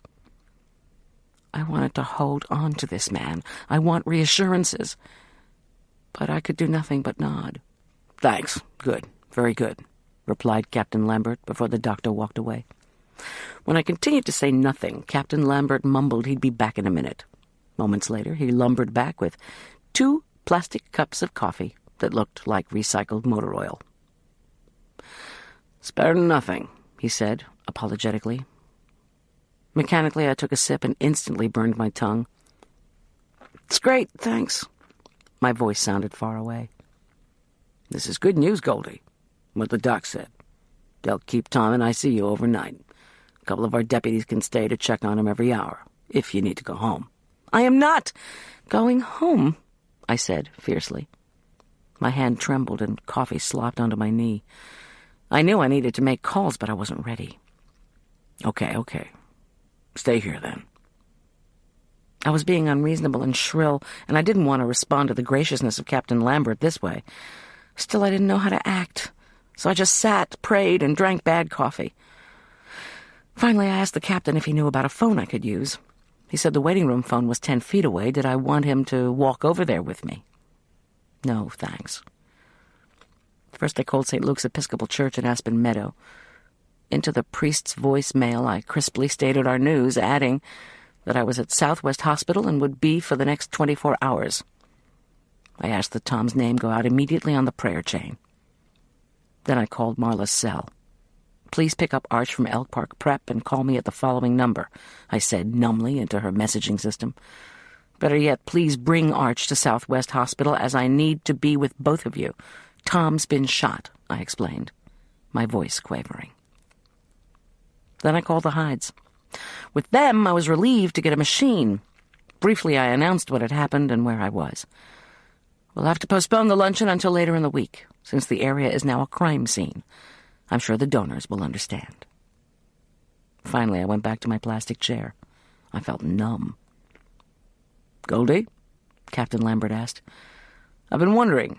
I'm just curious, of course. You'll be talking to a detective later, but what happened?" And so I told my tale. How the window at our house had been shot out. How Sergeant Boyd had politely ordered my son and me to get out until Tom returned. We'd schlepped to Hyde Castle, just above Cottonwood Creek, and Hyde Chapel, where I was supposed to cater a luncheon today. And then I'd found Andy Balichek's body in the creek, and Tom had been shot. And there's something else you should know. I told them about my ex-husband's early release from prison. "We're trying to find Corman now," the captain replied. "We think he's at his old country club home in Aspen Meadow. At least that's where he told his parole officer he was headed." "Wait," I interrupted him. My attention veered to the far side of the waiting room. At the window that looked out on the hall, a woman's face, porcelain skin, fine features, ink-black hair appeared, then vanished. Goosebumps chilled my skin. What was Sharday Lauderdale doing at Southwest Hospital? Chapter 8. I jumped up, raced to the waiting room door, and checked the hall. It was a noisy place. The intercom blared litanies of names and messages. Orderlies rattled past, pushing patient-loaded gurneys. Families, nurses, and doctors chattered and strode fast and slow along the squeaky linoleum. And there was Sharday Lauderdale, walking quickly away. Her black hair was swept up in a French twist, held with a gleaming barrette. Her red and black suit hugged her athletic figure as her high heels clickety-clicked into the distance. Maybe she was here to have her little daughter Patty examined again, to determine if there were any long-term effects from the shaking Buddy had given her. Sade turned and glanced at me, then trotted around the corner. I rubbed my dry, cracked hands together. Curse of the caterer. Too many washings, too little lotion. I stared at the hallway, as if daring Sade Lauderdale to reappear. Had Tom ever mentioned someone trying to intimidate him? Was someone trying to intimidate me? Could the Lauderdales, in their thirst for revenge, be behind all that was happening? I walked back inside the waiting room. Captain Lambert, I need to tell you about some people named Lauderdale. My mouth filled with bile even as I said their name. Briefly, I told Lambert of the New Year's Eve party and its aftermath. I read the article, Captain Lambert mused. Read the report, too. We're following up on the Lauderdales, and on your ex-husband, and on the hijackers Tom's investigating. At this point, the suspects in the shooting of Tom are the same ones we're considering for shooting at your house. First thing, we have to look at Balachek. What exactly was going on with Andy Balachek? I asked. Tom only told me a few details. The captain pursed his lips. Tom didn't tell you we used to call Ray Wolf the stinky beef boy? My mind swam. He never mentioned bad-smelling meat. I would have remembered that. A while back, Wolf stole a truckload of what he thought was prime-grade steaks. Turned out it was beef rectums. Lambert chuckled. The rectums were unsaleable to restaurants, naturally. So he abandoned the truck. Smelled up 6 city blocks before Denver PD figured out what it was. Witnesses gave a physical description of Wolf, whom law enforcement already knew about. So then Wolf got a couple of partners, one of whom was Andy Balachek? Lambert cocked an eyebrow. You're not going to go chasing after him, are you? My reputation for poking around in unsolved crimes again reared its busybody head. I reddened. Of course not. Lambert's look was skeptical. No doubt the captain knew all about my sleuthing. All right, Lambert continued after a moment. A $3 million stamp heist. The Stamp Fox is an unusual place. It's high class and very specialized. This country doesn't have many fancy stamp stores, not the way they do in London or Zurich. George Renard, the owner, tried to get publicity for his store by getting articles in the local papers about Tucson's big philatelic show. Renard wanted the world to know the value of the stamps he'd be exhibiting, and wouldn't his boutique be a cool place to shop? Lambert rubbed his large forehead, sighing over the store owner's stupidity. Problem was, the article also said Renard was flying to Tucson and shipping the collection. So your smart thief will watch the store. How many days to the stamp show? What courier does the store use? How often does the courier come? That's how he figures out that when a FedEx truck shows up 3 days before the show opens, he can hit it and cash in. How many valuable stamps were taken? 3 of them were from Mauritius. Each of those was valued at £500,000, which is about $800,000 per stamp at today's exchange rates. Know anything about old stamps from Mauritius? Do you even know where Mauritius is? I had to look it up. My laugh sounded hollow somehow. Every amateur stamp collector quickly learns the location of small countries that produce important stamps. Mauritius is an island country off the coast of Africa, east of Madagascar. Their old stamps are extremely rare, I said. First issue was in, 1850 or thereabouts? Has a picture of Queen Victoria? Very good. 1847. Lambert sounded impressed. I thought for a minute. But aren't those stamps going to be hard to fence? Maybe in this country, where using pawn shops would be stupid. But if you've got contacts in the Far East, according to Renard, you can fence anything. Before you know it, the stolen stamps, now with huge price tags, show up in European shows. Watch it, though, Goldy. We haven't published any pictures of the stolen stamps, or even a list of the inventory. Got it? That's a key to our investigation. No one must know. Right, okay. Thanks for telling me. The keys to a case were secret and closely guarded by the authorities. Without willing it, I mentally placed the stamp box in Furman East Shopping Center. The luxury strip mall was a mile from Lauderdale Luxury Imports. It was also, as I recalled, not far from the Huntsman, the euphemistically named gun shop for which the jerk's new girlfriend, Viv Martini, worked as a sales rep. The Huntsman was a freestanding store, since mall developers didn't favor firearm retailers. I felt dazed. Where does Shooting Tom come in? He shook his head. We figured the thieves haven't fenced the stamps yet, but we also believe Belichick was getting antsy. The FedEx driver was killed in the robbery, and Belichick could face murder or complicity charges. Plus, he had stolen his father's truck last year, sold it for gambling money he lost, and then never paid him back. Now his dad's in coronary care. And he wanted his share of the robbery money so he could make things right with his dad before he died. At least that's what he told Tom.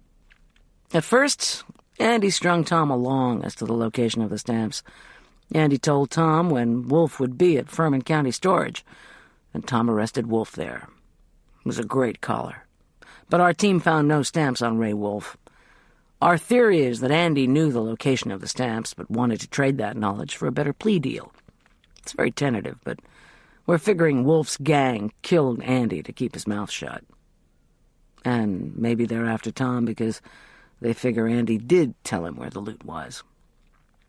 He gave me an apologetic look. It's all really speculative, he repeated. And the other people in the gang? We just have Wolf and Belichick as suspects at this point. But witnesses to the hijacking are very clear about seeing 3 people. Belichick refused to tell Tom the name of the other hijacker, or if there were more people involved. That kid was scared. I nodded numbly. I was thankful the captain had shared his theory with me. He had also given me more information than cops usually give civilians. But he knew Tom talked to me about his cases. He also knew that I'd proved helpful, if a tad meddlesome, in the past. I didn't feel particularly helpful now, though. All I could think of was Tom slumping against a boulder as his blood ran down the granite. I asked, the other hijacker, could it be a woman? Cops have a way of hearing questions. The captain's tone became guarded. We don't know the exact number of people involved in the heist, or their gender. Why? I shrugged. Why? I don't love her. Had she pointed a loaded gun at our window in the wee hours, then shot Tom this morning as he walked toward me? Was she, like the jerk, the jealous type? Is there any way my husband would have become emotionally involved with a member of a theft ring? Lambert shrugged, as if he'd made a decision. Until recently, Ray Wolf had a girlfriend. Possibly she hooked up with Andy Belichick, too. The captain added carefully, but I would have thought you'd know about her. Tom ever mentioned Viv Martini? I choked. Viv Martini? She's involved with these crooks? Why hadn't Tom told me this? Viv is my ex-husband's girlfriend. Yeah, so we heard. The woman gets around. Our most recent information was that Martini was involved with Ray Wolf. Last month we thought we spotted her at a Denver hotel, either alone or with Andy Belichick. Then we heard she was interested in John Richard Corman. She gets around? That seemed an understatement. To my way of thinking, the Furman County Jail sounded positively incestuous. I remembered Arch's words. Dad stole the girlfriend of one of the convicts. The guy was pretty pissed off and yelled at Dad that he'd get back at him. But Dad and Viv are doing okay. Viv told me she's happier with someone finishing a prison stint than with someone who's just getting started on one. She likes it that Dad has money. He told her he was buying her something nice, a Mercedes, or maybe a trip to Rio. I felt as if I were inside the washing machine with all the jerk's dirty laundry, past and future. Let's see. The jerk stole the hijacker's girlfriend. This past Friday, the Department of Corrections released the jerk. Very early today, Monday morning, someone blasted out our front window. 2 hours ago, Tom, who arrested the hijacker, was shot right next to where the corpse of the hijacker's murdered young partner, the man Tom had been seeking in Atlantic City, had been dumped. Even a paranoid has real enemies. The captain's pager beeped. I gotta go make this call from my car. Lambert informed me, and left. I used the waiting room desk phone to call Marla again.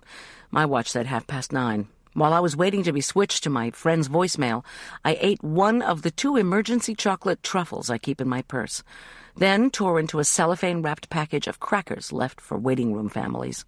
Feeling slightly better, I told Marla's messaging that Tom was now in with a vascular surgeon. "Please call the hospital's main number and see if they'll page me," I added.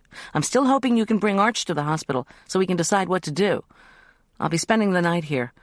Oh, and I'm desperate for some clean clothes. If you can scrounge anything up..." "Thanks, friend." Captain Lambert trundled back into the waiting room. "Okay," he began without a preamble. "Our guys on the hill just called in a preliminary report. What they think are the shooter's footprints start by a picnic table in Cottonwood Park, then go down to a spot across from the creek, then back up to the table. At the point across the creek, a tech found a spent shell. There are some tire tracks by the picnic table, so someone was watching from above.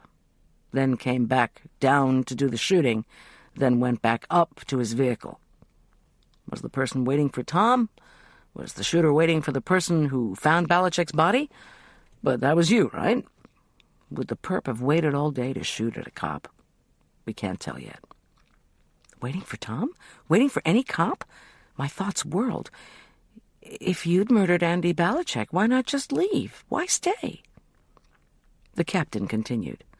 "The investigative team has begun detection around the body. Rigor's already set in, so he's been dead for a while, which makes even less sense. How long had the perp been waiting up in the pines? Hours? Oh, and by the way, all this is for your ears only, Goldy," he warned. "Yeah," I said. "Okay." As if I was going to ask some stranger how to make sense out of all this.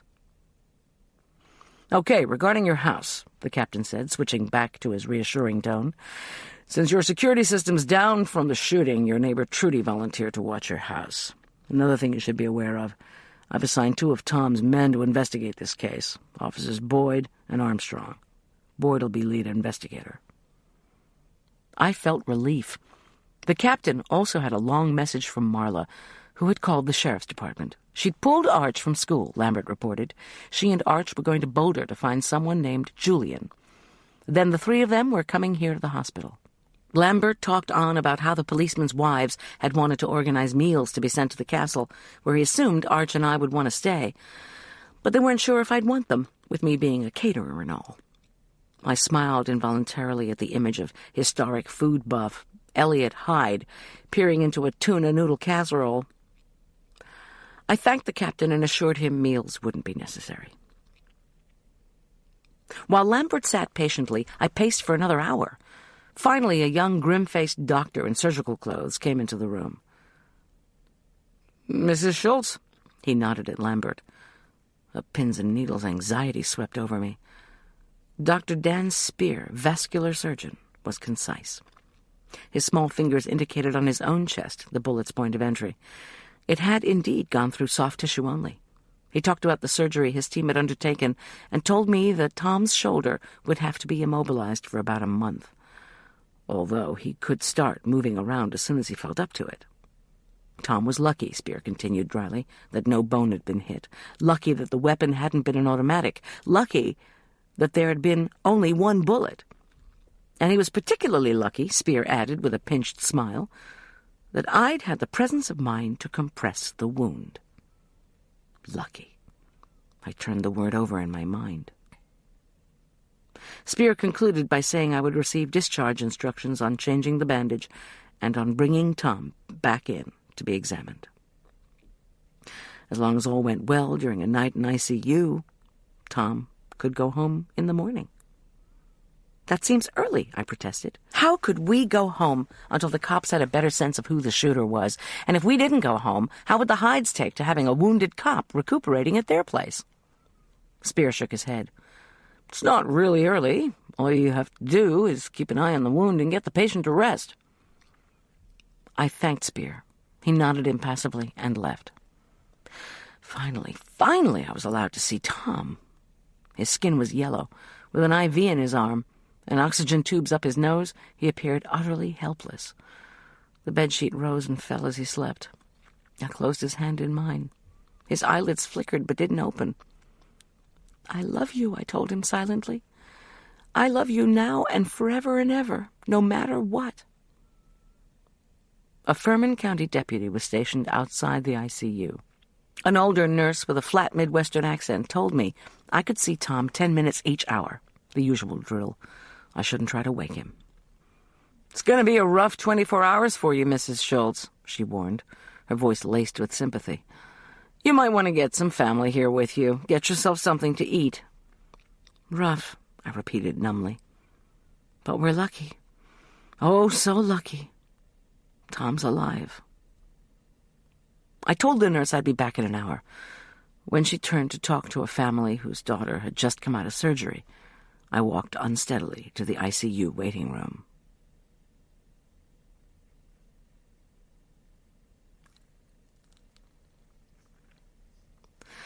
Chapter 9.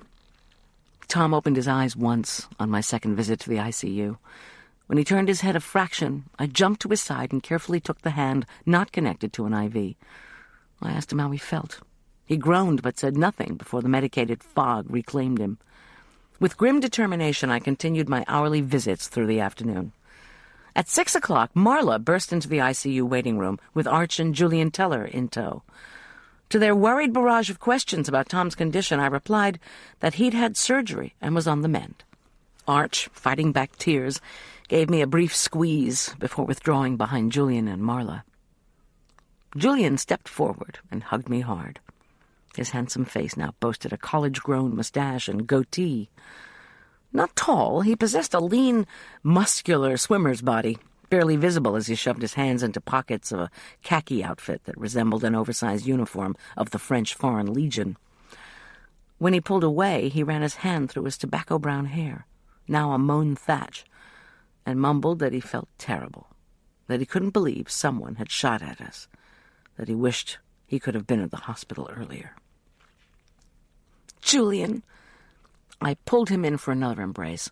For almost 3 years, Julian Teller had been a much-loved member of our extended family. Not only was he dedicated to becoming a vegetarian chef, he was a great kid to boot, so I wasn't going to listen to him apologize about anything. "You say you're sorry again, we'll have steak tartare for breakfast." Julian's mouth twisted into a shy smile. "I left a message for my professors." His body tensed with energy as he tried to make his shrug appear offhand. "Told him I was taking a few days off for a family emergency. I mean, I was already set to help you with that banquet Friday night. I can stay a few weeks if you need it. And if the people of the castle wouldn't mind having me," he added, his eyes pleading. I started to say that we need not leave school indefinitely, but stopped when I glimpsed Arch's worried face. It would be good for him to have Julian around for a while. Julian was an excellent student and would manage. Whether the Hydes would welcome yet another live-in guest was another matter. "Let me check with the castle owners," I murmured. Marla, her face set in forced jollity, bustled forward on one of her February is for Valentine's Day outfits, a long-sleeved scarlet knit dress patterned with white hearts the size of fried eggs. Her voice was matter-of-fact. "We're all taking a few days or weeks off, or whatever Tom needs. Who do these criminals think they are, anyway?" The dish-sized hearts trembled as Marla handed me a shopping bag and leaned forward for her hug. "Sweatsuit from the Brown Palace gift shop. I'm so sorry this is happening," she whispered in my ear. "If I had a husband I loved the way you love Tom, I'd be hysterical. You don't think Il Jerko did this, do you?" "Not sure," I murmured. Then, in a louder voice, thanked her for the clothes and for bringing the boys. I turned my attention back to Arch. His static-filled brown hair, thick glasses, and pinched expression gave him the look of a young professor whose experiments had all failed. He waited until the others had hugged and spoken to me before giving me another hug. "Mom," he kept his voice low, "did they try to shoot you, too?" "No," I said lightly, trying to be matter-of-fact. Arch still suffered from the occasional nightmare, and I needed to reassure him. I'm sorry if I lost my cool this morning. It's okay. It wasn't a bad apology, as apologies went. Obviously, he was afraid to ask about Tom yet. I answered the rest of their questions by giving the barest details of what had happened. Tom was almost certainly coming back to the castle next morning, I said. The Hydes would just have to understand. After all, where else could we go? We took turns seeing Tom, with his slack, jaundiced face, IV streaming under the bandage on his arm, and his heavy snoring. He looked and sounded terrible. At 8:45, the priest from St. Luke's showed up. He saw Tom alone, and then the 5 of us prayed together briefly in the waiting room. At 9:30, a yawning Marla announced that the boys should come back with her to the Brown Palace. Arch protested that he couldn't, that all his bags, clothes, and stuff were at Hyde Castle. And by the time they drove to Aspen Meadow, picked up his paraphernalia, and schlepped back to Denver, it would be morning, and he'd have to leave for school. Julian jumped in to say he had a sleeping bag in his Range Rover and could drive Arch back to the castle. And he added, he could find the castle at night with no problem. He was willing to sleep on a couch or even on the floor of Arch's room if the Hydes would allow it. Then he could take Arch to and from school and help with the historical cooking. "I'll stay for as long as you want," he concluded in a tone that brooked no argument. "Thanks for the offer," I told him, "but it's up to the Hydes." Marla left to call Elliot and Suki about Julian's request to be housed at the castle. When she returned, she said she'd talked to Elliot, who couldn't have been nicer. "Yes," he gushed, Marla said, imitating Elliot's sonorous voice. "Bring the injured policeman, bring the college student. We'll have a grand household here, just as they did in medieval times." "He was slightly freaked out that you'd found the body of Andy Balichek," she added. "Apparently, Andy used to come to the castle quite a bit when he was little, because his father, Peter, the excavator, do you know him? Rebuilt the Hydes Dam after Fox Creek flooded. Elliot didn't know poor little Andy might be involved in illegal activity, so he's spooked." "Great," I muttered. "Okay," Marla went on. "Elliot also asked if you would be able to cater the Labyrinth donor lunch in 3 days, on Thursday. The police should be finished with the crime scene by then, he figures. Oh, and the St. Luke's staff is going to call all the donors to notify them of the change." She raised her eyebrows at me. "Elliot was also worried that doing both the lunch and the fencing banquet on Friday might be too much for you." She grinned mischievously. "I knew you didn't have any catering events until Saturday night's Valentine's Day dance, so I told him Thursday would be fine. Hope that's okay. I also offered Julian services both days. The king of the castle," Marla had said with a toss of her head, "was able to retire in peace." "Wearing his nightcap, no doubt." "Are you kidding? Wearing a crown." She frowned. "So you're all right with that catering schedule?" "Absolutely, thanks. Tom needs to rest. Julian and I can do big-time cooking. It'll be good for us." "Really?" added Julian. "Come on, guys," Arch pleaded wearily. "I've got a ton of English homework, and I've got to use the binoculars to see what phase Venus is in. The teachers don't excuse missed assignments unless you yourself were in the hospital. Maybe not even then," he added glumly. Poor Arch. We made sketchy plans. Elk Park Prep had a late start the next day, so if the hospital released Tom early enough, we might return to the castle before Arch and Julian left for school. After Tom was settled in our castle suite, I'd finally go home for the disc that had my recipes and notes on historic English food, plus information on how castles were run and background on labyrinths, all areas Elliot had asked me to research. I'd also find a photograph of the jerk, I added silently, for the benefit of castle security. Then Julian and I would plunge into finishing the planning and doing the cooking for the luncheon and dinner. Before the 3 of them left, we gave each other one last reassuring hug. When they'd gone, however, I felt a flood of loneliness, as if the events of the day were just now catching up with me. I changed into the gift shop sweatsuit, but dozing on the waiting room couch didn't seem to be in the cards. The bright overhead lights, intercom announcements, and shuffling and buzzing of folks in the hall, not to mention my own awareness of each upcoming 10-minute visit, all conspired against it. Sade Lauderdale, I found out from a nurse who was an old friend, had indeed been in with baby Patty for a visit to the neurologist. To my relief, Sade did not appear again. Finally, near dawn, slumber overwhelmed me. Bad dreams brought visions of Andy's body in the creek, the crack of a gunshot, Tom falling toward me, his arms outstretched. The expression on his face. I unintentionally shouted myself awake, only to look up into the eyes of Captain Lambert. He'd brought me a still-hot 4-shot latte, bless him, made just the way Tom had once told him I liked it. Chilled and stiff from my restless night, sore throat, eyes gummed from crying, I gratefully sipped the rich drink. The captain waved my thanks away and pointed to a brown paper bag. I brought her department sweatsuit, Tom's size, and we had your van towed up to the castle. Workman's comp is paying for everything, including an ambulance to take Tom back to the castle, with you, unless you want to go someplace else. We've had lots of offers from his friends. Tom has lots of friends, he reminded me gently. Thanks, but all my cooking equipment is at the castle, and I'm doing 2 events for the Hydes this week. If Tom's up to it, I'd love to get him out of here ASAP. Lambert obligingly pulled strings. I received my instructions about caring for him once he was released. Tom was discharged 10 minutes later. That's the great thing about cops. Even doctors are afraid of them, almost as much as they are of lawyers. An orderly piloted Tom to the discharge doors and then into the waiting ambulance. Captain Lambert strode along next to the wheelchair and told me Boyd and Armstrong would be up to the castle that afternoon to talk to me. Once Tom was strapped into the back of the ambulance and the wheelchair was folded and stored beside him, I climbed in. A moment later, we were bumping out of the parking lot.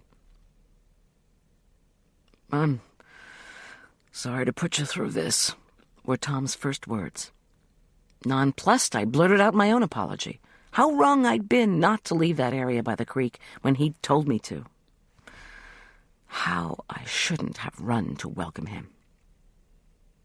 He shook his head. "I should have waited till backup arrived." His voice was hoarse, his breathing labored. "Then you never would have jumped out." "No, blame." When he stopped talking, I knew better than to reply. "Andy," he added fiercely. I squeezed Tom's hand. "Don't think about him. In fact, Tom, don't talk at all." "I want to get on with this." He spoke slowly, insistently. "I need to get back to—" "Tom, please, you've got to heal." "Working heals me." "Tom, where was I?" He squinted at the beige ceiling of the ambulance interior. "Oh, yeah. Andy just makes me so damn mad. Made me mad. Now he's got himself dead." I didn't care about Andy Belichick. I cared only about Tom. Clearly he wasn't going to follow doctor's orders and stay quiet. He didn't want that. He wanted to talk about the corpse in the creek. "Okay," I said. "Belichick's death was unavoidable. Why?" "That kid was the king of communication. Loved email. Sent me a letter with no return address, telling me to set up thus and such new email address. Operated only out of my home. So I did. With the DA's blessing. Belichick said he'd tell me who killed the truck driver, if I could get him off." Tom's eyes closed. I clasped his hand in mine. The ambulance began the winding westward ascent up Highway 203. When we'd left the hospital, shimmering white clouds had been hovering over the forests blanketing the foothills. Peering through the ambulance's windshield, I could see that the cloud cover had now turned the color of ash. A freezing fog misted the pine tops. More snow was on the way. "Andy wouldn't tell me who his other partners were," Tom announced abruptly, startling me. "I mean, besides Ray Wolf. Andy wouldn't divulge information about the stamps. The home address linked with his email was his father's, who'd kicked him out when Andy stole his excavation truck. And we thought Andy was in Atlantic City when he called last Friday." I nodded. Andy, frantic, had called our house from a cell phone in Central City, Colorado, where gambling was legal. He was calling from a bathroom because he'd stolen somebody's cell phone and wanted to talk to Tom. I'd said Tom was in Atlantic City, looking for him. Andy had bitterly replied that he guessed he'd have to go to New Jersey to see Tom, because his partner threw his computer into the lake. Then he hung up. With no leads materializing in New Jersey, Tom had decided to come home. And now he was determined to talk about the case. I sighed. "Did you ever figure out who the partner was?" I asked. "Are there more than 3 people in the gang?" I paused. "Ray Wolf is in prison. Whoever the third person is, he or she, or whoever, couldn't have known Andy was talking to you over the internet, or Andy would have been killed right then. I mean, if we're talking about the same person who did kill him in the end." "I'm willing to bet," Tom said with great effort, "that the other partner is the third hijacker witnesses saw. Maybe there are more people in the gang, but you usually don't use the word partner, unless you've got a couple of them." "So somebody got wind of Andy's emails?" Tom grimaced. "Oh, no." Talking had exhausted him. He closed his eyes as the ambulance passed the sign indicating that Aspen Meadow was only 10 miles away. I was glad he was finally asleep. Every time he opened his mouth, I was afraid he was going to confess to some terrible sin that I couldn't bear to hear. Andy wouldn't divulge the information about the stamps. I felt a pang of envy. Would I ever get to see those Victorian wonders? Like every other 11-year-old on my block, I'd been a voracious stamp collector. My mother had gotten tired of all the philatelic packets pouring in on approval, which meant Stamp Club sent stamps every month, and I had to send them back by a certain date or pay. Unfortunately, I never had the heart to return the beauties, and I'd ended up babysitting around the clock to fund my hobby. When my grades fell and I slept through a baby's sobbing, my mother canceled all my Stamp Club subscriptions. Heartless. And that, unfortunately, had rung the death knell for my stamp collecting hobby.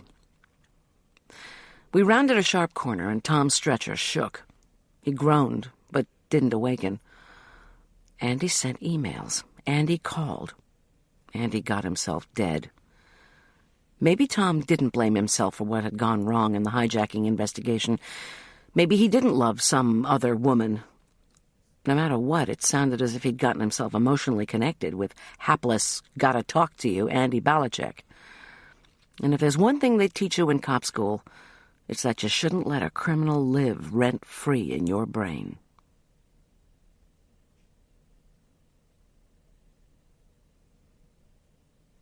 Chapter 10. The ambulance made a slow, wide turn onto the castle drive, then moved through the open gates. I checked my watch. 8:10. We thumped over the causeway across the moat and stopped in front of the gatehouse, where the medics swung open the back doors. With a glance at Tom, I scrambled out. Michaela Karofsky, her white cloud of hair and pale face the picture of concern, stood by the portcullis. She disarmed the castle security system and helped the medics set up a portable ramp for all the stairs inside the castle. After much grunting, heaving, and clicking of ramp parts, Michaela and one of the medics managed to get Tom inside the castle. An eternity later, they pushed Tom's wheelchair toward our assigned suite. Following them, I felt lightheaded with fatigue and hunger. I was thankful we hadn't run into the hides. Still, goosebumps raced down my skin. Why did I feel we were being watched? I glanced round for closed-circuit cameras, but saw nothing except stones, windows, and fading tapestries. Once I thought I caught movement out of the corner of my eye, but whatever it was disappeared before I actually saw anything. Just the day before, though, I'd decided I'd imagined a noise only seconds before our picture window was blown to fragments. I hadn't believed I'd seen something in the creek, and it had turned out to be poor Andy Belichick. So, if I was persuaded I'd seen something out of the corner of my eye, then perhaps I had. I stopped and looked all around again. Nothing. Maybe I was just tired. Michaela told me that Elliot and Suki were out having breakfast, even though Julian had offered to make them his vegetarian eggs Benedict. She brightened and added that Julian was making breakfast anyway and had promised to go grocery shopping after he left Arch off at Elk Bark Prep. "I'll tell you," Michaela said with a wide grin as I finished straightening the covers over Tom. "I love having that kid around. He works. You stay here much longer. I'm going to get lazy. I smiled. Yes, Julian was a blessing. But hale and hearty Michaela drifting into laziness was impossible to imagine. After Michaela and the medic left, Tom murmured, "I feel helpless." "You're not helpless. You just need rest," I replied. My hands traced circles on the green and pink coverlet. I prayed that Tom wouldn't start up again on the subject of Andy Belichick. "I've been here before, you know," he said mildly. "The Castle." "Investigating a case?" I asked, surprised. "Not exactly," he chuckled. "Checking to see if the owner was a loony bird." He raised his jaunty, sand-colored eyebrows at me. "What do you mean?" I demanded. "It's a long story. I'll tell you later." He tried to shift his weight. "You stayed in a client's home once before," Tom reminded me. "Didn't turn out too well, as I recall." "That was a family thing," I replied. Arch's and my brief stay with Marla's sister had indeed not turned out well. "This is business." My protest was silenced by twin thudding knocks at the door, Arch and Julian. They tumbled into the room, clustered around Tom, and demanded to know how he was feeling. "Need chocolate?" asked Julian. "I was thinking of making cookies or cake after I get back from the grocery store. Plus, I just put a frittata and some rolls into the oven. They'll be done in about 10 minutes. "Maybe later." Tom's smile was thin. My heart squeezed in sympathy. "Arch," he tilted his head at my son. "I need to laugh. I need to hear some jokes. It'll make me feel better." "I just had to write a poem for my Shakespeare in His Times class," Arch piped up, straightening his glasses. "I could read that to you if you want." "I do," Tom said, with a small grin. Arch pulled a sheet of paper out of his backpack. He warned, "It's, you know, AABBCCDD like that." He poised himself at the foot of the carved four-poster bed. He cleared his throat twice, then read, "Two enemies met in a foreign field. Each pointed his spear, each clasped his bright shield. I watched from afar to see the pair fight. Chivalry would bind them. Each was a knight. Their horses raced forward. A cold wind blew. One knight was gored. The spear went right through. Bloodied he fell. The terrain was rocky. Wow, I thought. This is worse than hockey." It was nice to have a laugh. It was great to be together. After a moment, Tom said he needed rest. Julian and Arch raced off for the kitchen while I sat at Tom's side. By the time Julian poked his head back into the suite to invite me down for rolls, frittata, fresh fruit, Cheshire cheese, and tea, Tom was asleep. The Elizabethans hadn't eaten frittata, I was pretty sure, nor, I'd been surprised to learn in my research, had they drunk tea. But having substituted packaged crackers for regular meals for the past 20 hours, I was ravenous. The heck with food history. Besides, I couldn't remember what the Elizabethans had for breakfast. That's what I was going back to our house for, right? To get the disc with all my research? I promised Julian I'd be right down. When I entered the enormous kitchen moments later, Julian, Arch, and Michaela were already sitting at the oak trestle table. A cozy fire crackled in one of the kitchen hearths. Soon I was slathering one of Julian's hot rolls with soft butter and homemade plum jam that Michaela had retrieved from Elliot's backup stash in the dining room. Heaven. The creamy, custard-like texture of the frittata provided a tangy complement to the sharp cheese. Relishing the delicious breakfast, I recalled that, indeed, Queen Elizabeth herself had indulged in enormous breakfasts before she went hunting. I told Arch, Michaela, and Julian as much as I could remember of one menu. Cold sausages and powdered neat's tongue. Arch asked what a neat was, and I replied that neat was an archaic term for cow or ox. Michaela grinned and served us steaming cups of strong English breakfast tea. I asked Arch how the fencing was going. "Pretty well," he answered cautiously, wary of appearing boastful in front of his coach. "He's done brilliantly," Michaela declared as she split her third roll and piled the center with cheese slices. "I'm going to have him be part of our demonstration Friday night." Arch blushed. Julian slyly added, "That's not because your former girlfriend is on the team. Maybe Letty—" "Stop," warned Arch. His face had turned scarlet. I decided to say nothing. Arch had kept me in the dark about his post-Christmas breakup with Letty, also 14. When he'd told me after the fact, he said that he wasn't going to tell me the reasons, because then I would try to argue with them. "Okay," I'd said. Now I wondered idly if the breakup had been so bad that Letty might have shot at our window. I took another sip of tea and told myself not to be ridiculous. "Couple of messages for you," said Michaela as she gathered up the dishes. "One, your tables were delivered yesterday morning to the chapel, or rather, they weren't delivered. The police turned the delivery guys away. Elliot asked them to come back early on Thursday." I sighed. If I hadn't had so much on my plate, I'd have called Party Rental and told them what was going on. "Thanks." "No problem. The police have given me the go-ahead to set up the chapel tomorrow. I'll be unpacking our space heaters, opening our own serving tables and folding chairs, and setting up our screen for Elliot's slides." She paused. "Elliot wants to review the menu with you this afternoon, if you're up to it." I nodded. "No problem. And the second message?" "Two detectives want you to call them." She handed me a note with the names of Boyd and Armstrong, as well as their office and cell phone numbers. Then she loaded the rest of the dishes into the wood-paneled dishwasher, one of the kitchen's numerous disguised amenities. I thanked Michaela again for helping. She looked at the floor and said it was the least she could do after what we'd been through. After the boys had been assured that Tom and I would be fine, just fine, they gathered up Arch's gear and Julian's grocery list — he insisted he was making dinner tonight for everybody — and hustled down to Julian's Rover. From one of the narrow windows in the well tower, I watched them roar away. Back in our room, Tom was still sleeping. I knew I had to go back to our house. I needed to check on the animals, too, and so I used the phone, a portable device placed in our magisterial bathroom, which I hadn't seen when we'd first arrived, to call Trudy. She reported that Jake the Bloodhound and Scout the Cat were in good shape. She'd collected today's mail and would continue to do so until we were home again.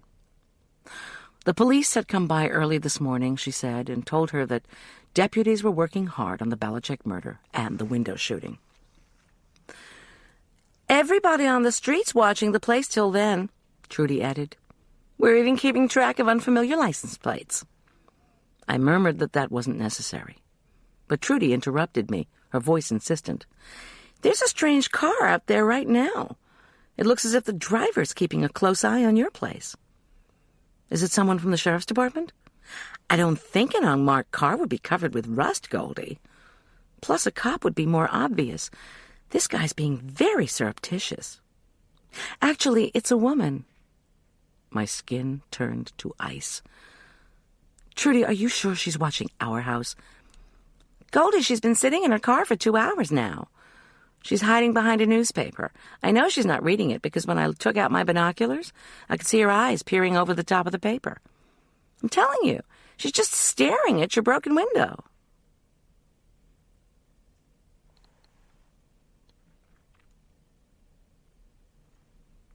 Chapter 11. "Did you call the sheriff's department?" I asked, cursing the choke in my voice. "Not yet. The woman hasn't actually done anything.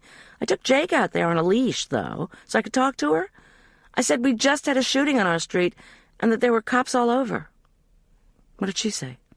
"She asked if anyone had been hurt. I said no, and very obviously looked inside her car for a weapon. She didn't have one, or at least not one that I could see. She said she was waiting for someone. When I asked who, she just drove away. Then a while ago she came back." It was as if I'd been punched in the solar plexus. Could it be Viv? If the jerk's new girlfriend was haunting our street, I would sick Jake on her myself.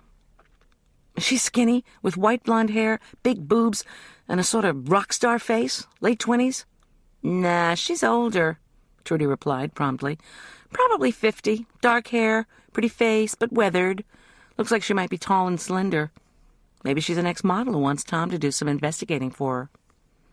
Anyway, she doesn't look like one of John Richards' bimbos, if that's what you're worried about." I thanked Trudy and told her I'd be home soon. Then I replaced the receiver, filled a glass of water for Tom, and went back into our room. Holding the glass, I stared out the leaded glass windows lining the wall of the suite. A snow flurry sent swirls of thick flakes into the moat. She didn't look like one of John Richard's bimbos. "I'm awake," Tom said from the bed. Was that a suspicious note in his voice, or was I being paranoid again? "Miss G, want to tell me what's going on?" "I need to get my computer disk with the research for this week's food prep," I replied lightly. I didn't mention the woman lurking on our street. Why worry Tom when he was immobilized? On the other hand, I was not going back to our place without giving the cops, that is, the cops who could do something, advance warning. I needed to call Sergeants Boyd and Armstrong. I went on. "I also have to get a picture of the jerk so that the Hydes can know not to let him in. And I have to check out that woman," I added silently. Not to mention that my curiosity was demanding a trip down to the creek. If the sheriff's department was no longer processing the crime scene, I wanted to have a look at the place myself. "I don't think it's a good idea for you to go home alone," Tom replied. "And did you talk to ADA Gerber about visitations for Arch?" So he was worried about John Richard Corman, too. Good old Tom. "Not yet. On my way over, I'll call Boyd and Armstrong on the cellular. Not to worry. I'll be fine at the house. Plus Trudy will be right next door. How are you doing?" "I'm bored. I want to get up and call my office. I want to get cracking on this case." I kissed his cheek, which smelled of rubbing alcohol. "I shouldn't be gone more than an hour," I promised, as I handed him the water glass and a long straw. "Unless by some miracle the window repair guy shows up. Then I'll stay and supervise." "I'll be fine," Tom assured me, stubbornly placing the glass on the end table. "Just find me a portable phone, would you?" I brought him the phone from the bathroom, then left. As I drove down the castle driveway, I put in a cell call to Sergeant Boyd's voicemail. I was headed to our house, I reported, since I had to pick up a few things and hoped to meet him there. Oh, and a neighbor had reported a strange woman hanging out in a car across the street. Could the sheriff's department check it out? The snow flurry ended. In its wake, winds in the upper atmosphere had left feathery traces of cirrus clouds. I crossed Cottonwood Creek and waited for the traffic to clear. Below, the narrow stream, furrowing through ice banks, winked in the winter sunlight. As I passed the bridge that led to the chapel, 2 uniformed sheriff's deputies stood outside the yellow crime scene ribbons, conferring with Elliot and Suki. Next to the Hydes' matching silver Jaguars was another, newer Jag. To my horror, I recognized the car and its driver. Leaning against her sleek black vehicle, her arms crossed, was Charday Lauderdale. She lifted her eyes and glanced at the road as I drove by.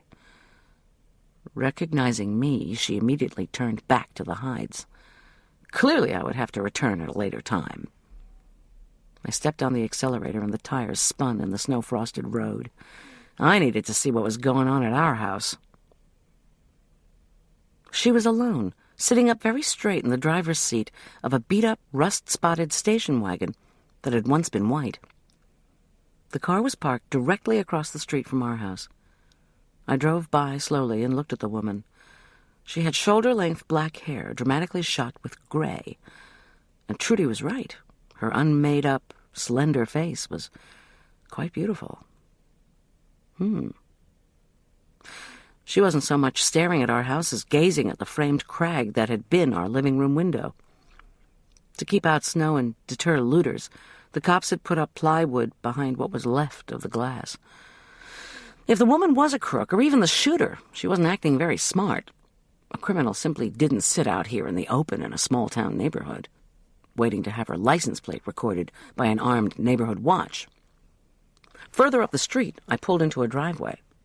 I was about to reverse when I heard an engine revving, then groaning like a sports car being downshifted. I felt a familiar unease. Glancing in the rearview mirror, I saw a shiny gold Mercedes descending our street.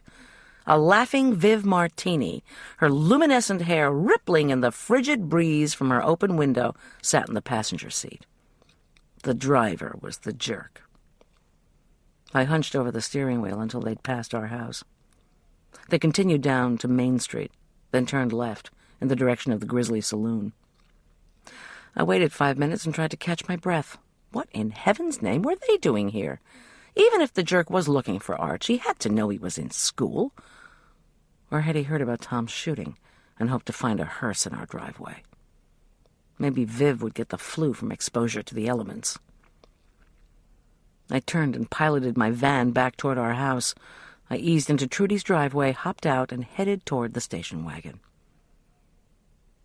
The woman in the wagon looked about 55. She was even more lovely than I'd first thought, with high cheekbones, wide-set eyes, a full sensuous mouth, and delicate chin. Now she tore her gaze from our front door to give me a perplexed glance. She didn't look like a crook. She looked like Jackie Kennedy. She certainly didn't seem like someone who knew her way around a gun. My legs wobbled the last few steps to the car, but I was not going to be scared off my own street. "I'm Goldie Schultz," I announced, with a courage I was far from feeling. "Are you from the window repair shop?" The woman's mouth fell slightly open, and the gorgeous face darkened. I peered boldly into the station wagon. She wore a green sweatshirt with jeans and no discernible jewelry. A newspaper and thermos were perched on the tattered seats. No tools, no plate glass, no weapon, no camera either. A trademark of the tourists who flood our rustic mountain town in the summer. And of course this was winter. So what was she doing here? "I'm just waiting," the woman replied, as if she'd read my mind. Her voice sounded as rusty as the exterior of the wagon, and she spoke in a half-whisper, as if English were her second language. Shouting my name, Trudy launched out her front door with our howling bloodhound in tow. Red-haired and pear-shaped, Trudy has the kind of complexion that turns crimson when she's upset. The mystery woman turned the key in her ignition as Jake, bellowing mightily, tugged Trudy in our direction. Before I could think of another thing to say, such as, "Do you need directions to Main Street?" the station wagon had roared off. "What was that about?" Trudy demanded. "What'd she say?" "Nothing." I took Jake's leash from her and ordered him to be quiet. He ignored me. "A piece about that Belichick boy's body in the creek was on TV this morning. All the Denver channels. Did you see it?" When I shook my head, Trudy continued.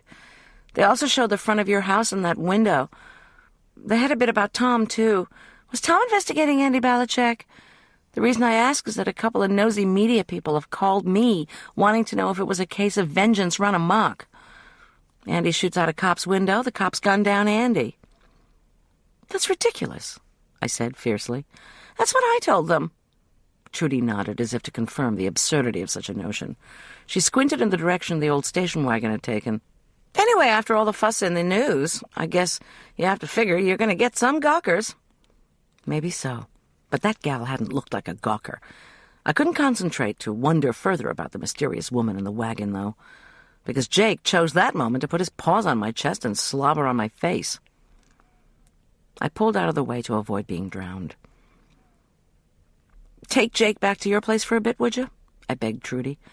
"I need something from the house, and I don't want him stepping on glass and cutting his paws." Jake howled mournfully as he was led away.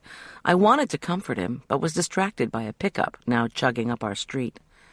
Large rectangles wrapped in brown paper sat propped in the truck's rear. Were the rectangles large enough to be picture window panes? Or would that be too good to be true? The grizzled man from the truck introduced himself as Morris Hart from Furman County Glass. Morris was amazingly bow-legged, with a voice like sand and a wide, deeply wrinkled face. I thought I smelled booze on him, but couldn't be sure. He asked if I was Goldie Schultz, and could I give him the okay to get started. The job should take an hour or two, he added optimistically. Despite the slight stench of whiskey, it could be on his clothes, I thought, hopefully. I replied that he should begin as soon as possible, that I could stay until he was done if he wanted. Then I zipped up to the door and let myself in. The front room was dark because of the plywood. I turned on a light. The sudden sparkle of glass shards gave the place a desolate, abandoned air. In the kitchen, I retrieved my recipes and research disk. Outside, Morris Hart's ladder creaked open. I touched the blinking button on the message machine. Maybe Boyd had called to say he was on his way. Once our window and security system were fixed, would he think it was safe for us to move back in? Or would he want us to wait until the department figured out who had fired the gun at our house? The first message on my tape dropped my spirits back to the nether zone. "Goldy Schultz," Sharday Lauderdale began, her Marilyn Monroe voice high and breathless. "How dare you tell the police that we shot at your house? After all you've put my husband and me through, don't you think it's time for you to stop your hate campaign against us? You discuss our conflict with anyone, and you can just add a little defamation suit from us to your list of woes. And by the way, we understand you'll be doing some cooking for a group of donors to which we belong. This makes us very unhappy. We are demanding that the hosts find someone else to do that job immediately." What was Sharday reading from? A text supplied by her lawyer? Or her child-abusing husband? Hard to believe that the former Miss Teen Lubbock could be so articulately bitchy. When I called the cops after her husband had shaken their tiny daughter to unconsciousness, all she managed to screech was, "Who the hell do you think you are?" On our tape, Sharday went on stiffly, "If you persist in trying to harm us, we will retaliate, and not just in court," she concluded breathily, in what sounded like an afterthought. How about I save this message, I thought, to play for the cops. Ever hear that making a threat of bodily harm is a crime, babe? I put in another call to Boyd and was again connected to his voicemail. It was 9:30, I said, and I could wait for him at our house, meet with Armstrong and him in town, or see them later at the castle, his choice. The window repairman was here, I added, and I was grateful to the department for getting the repairs started so soon. Any chance the cleaning team could come in this week? Hanging up, I suddenly felt that I had to get back to the castle. Tom might be in pain, but something was holding me back. And it wasn't just the window repair, which Trudy could supervise if necessary. That kid was the king of communication, loved email, Tom had said. Andy Belichick had ended up dead in Cottonwood Creek, and somebody had taken a shot at Tom. I don't love her. Don't love whom? My eyes traveled to the kitchen's south wall. After dinner most nights during January, Tom had dutifully walked through that door to the basement. In the cellar, he had his own computer to type up reports, write notes on cases, send emails. How much investigating of the Andy Belichick case would Tom be able to do from the castle? Probably not much. Unless, of course, I helped him by downloading his files. This is not because I'm nosy, I thought, as I headed down the basement steps. I mean, Tom was the one who kept saying he needed to work, that he wanted to get back to the case, right? And there might be files on his computer that he would need. Maybe he even kept an email address book with Andy Belichick's screen names. This was all the data he would need, data I could bring him, to be helpful. Tom's computer sat on a massive, scuffed department discard desk that was piled neatly with files and papers. Morris Hart, the window guy, banged and clattered above as I booted Tom's computer. While the machine hummed, I scanned Tom's desk for other files he might need, or perhaps that I might want to have a look at. What am I doing? Before this trickle of self-doubt could become a deluge, I stared at the demand for a password, then blithely typed in chocolate, the password Tom and I had laughed at when former clients had used it for their security gate. To my astonishment, the hard drive opened instantly. I slipped in my food research disk and began to copy Tom's files. I wouldn't look at them, not without his permission. Not yet, anyway, I added to myself. I did, however, read the titles of the sub-files: Belichick e-correspondence, criminalistics course, current cases, history. "Mrs. Schultz!" Morris Hart cried from above. Startled, I composed myself and called that I was in the basement and would be up in a few minutes. But Hart schlepped across the kitchen floor, following my voice, then traipsed down the basement stairs. I clicked madly to finish my copying. When he was 2 steps from the basement floor, I made my face impatient to hide my guilt. "I'm just going to be a minute or 2 longer. Sorry to bother you, but I have a high-powered vacuum to get up those glass shards. It has a tendency to blow fuses in older houses. I just wanted to warn you." Okay, I said, resigned. "Just go ahead and start it." I worried briefly about our walk-in refrigerator, but with its surge protector and backup power source, I should be okay. He grunted and tramped back up. "Copy, copy, copy," the computer repeated as my disk filled up. "I won't read this material," I kept telling myself. "I'm just being helpful here." I couldn't help it. I glanced back at the names of Tom's files. What did the file named History cover? Tom really wouldn't mind if I took a quick peek, surely. I clicked on the file, which contained sub-files with dates. SB January 1 and SB January 3. Follow-up January 4. Then CONV.W State Department January 5. The State Department? U.S. or Colorado? And who was SB? I opened the file from the 1st of January, when I'd been dealing with the aftermath of the Lauderdale's party. The file contained an email with the following text. "Do you remember me? You said you'd love me forever. Your SB." My throat was suddenly dry. I shouldn't be doing this, I thought. Curiosity can kill a cat, or a marriage. Still, I had to know. Without reading more, I copied all the rest of the emails onto the disk. My mission complete, my heart aching, I quit the program, ejected the disk, and slipped it into my jeans pocket. I was shutting down the computer when there was an explosion behind me. Or was it on me? A cold, dark pain filled my head. I realized that someone had hit me, was hitting me again and again and again. My skull bones reverberated in agony. My sight clouded, then went black. I screamed for help and tried to cover my head, turn around, anything. I couldn't catch my breath. I'd been listening to the roar of the vac upstairs, reading Tom's personal correspondence. My attacker hit me again, and my chin slammed into Tom's desk. My knees crumbled, and I was sliding, helplessly, whimpering, trying to cover my head, my body afire with pain. This isn't fair. Was I saying it or thinking it? Damn, my inner voice supplied. My knees, and then my body, banged onto the basement's cold floor. John Richard had never said he'd love me always. But Tom had, the day of our wedding. "I'll love you forever, Miss G. Forever and ever." As unconsciousness claimed me, I remembered Tom's handsome face that happy day, and the sound of his warm promise. "I'll love you forever."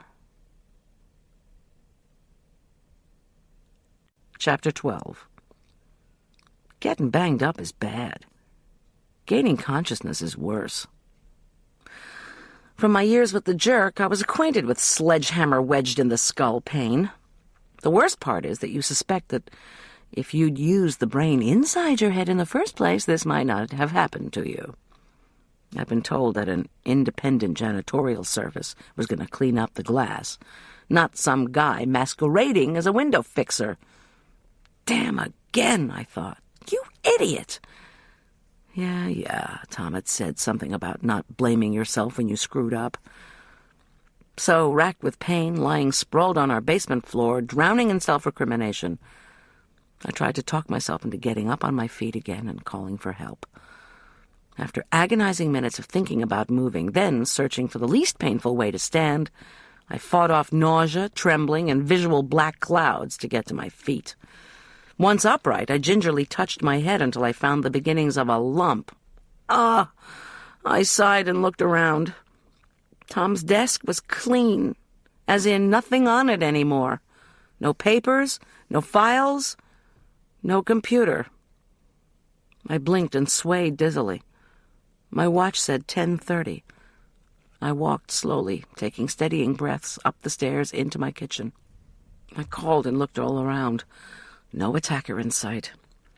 Did we have any painkillers in the house? My brain offered no answer. In fact, my thinking was extremely fuzzy, even as to the location of the cognac I used to make Cherry's Jubilee. Everything in the kitchen seemed turned around, or different.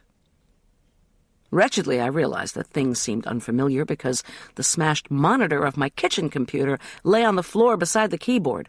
The kitchen computer itself was also missing. I started to cry. Then I yelled and cursed.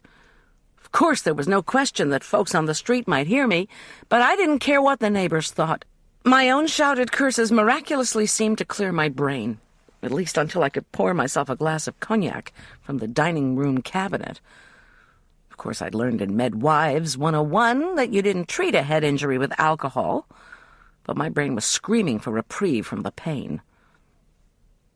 I'd just taken a first naughty swallow, and the front doorbell bonged, making my head spin. Great, I thought. Things couldn't get much worse. I peered through the peephole at the smiling faces of Sergeants Boyd and Armstrong. Not exactly in the nick of time, were they? Somebody broke in, I announced bluntly, as Boyd, his barrel-shaped body somewhat rounder than the last time I'd seen him, came through the door. Here, just now? Asked Boyd, eyeing me, my trembling hand, and my glass of brandy. When I replied in the affirmative, Armstrong, whose towering frame and fierce face contraindicated what I knew to be his gentle demeanor, said, "You look as if you're in pain." Since I'd seen him last, he'd lost a few more of the sparse brown hairs he'd combed so diligently over his bald spot. I said, "I am. Got knocked over the head. But come on out to the dining room. I know the two of you won't have a glass of booze while you're on duty. Before lunch, no less. But I'm treating a nasty bump." Boyd and Armstrong told me to wait. In the front hallway, they insisted on separately assessing my noggin, which involved painful pressing on my head, then unblinking assessment of my eyes. Both decreed I should see a doctor that day.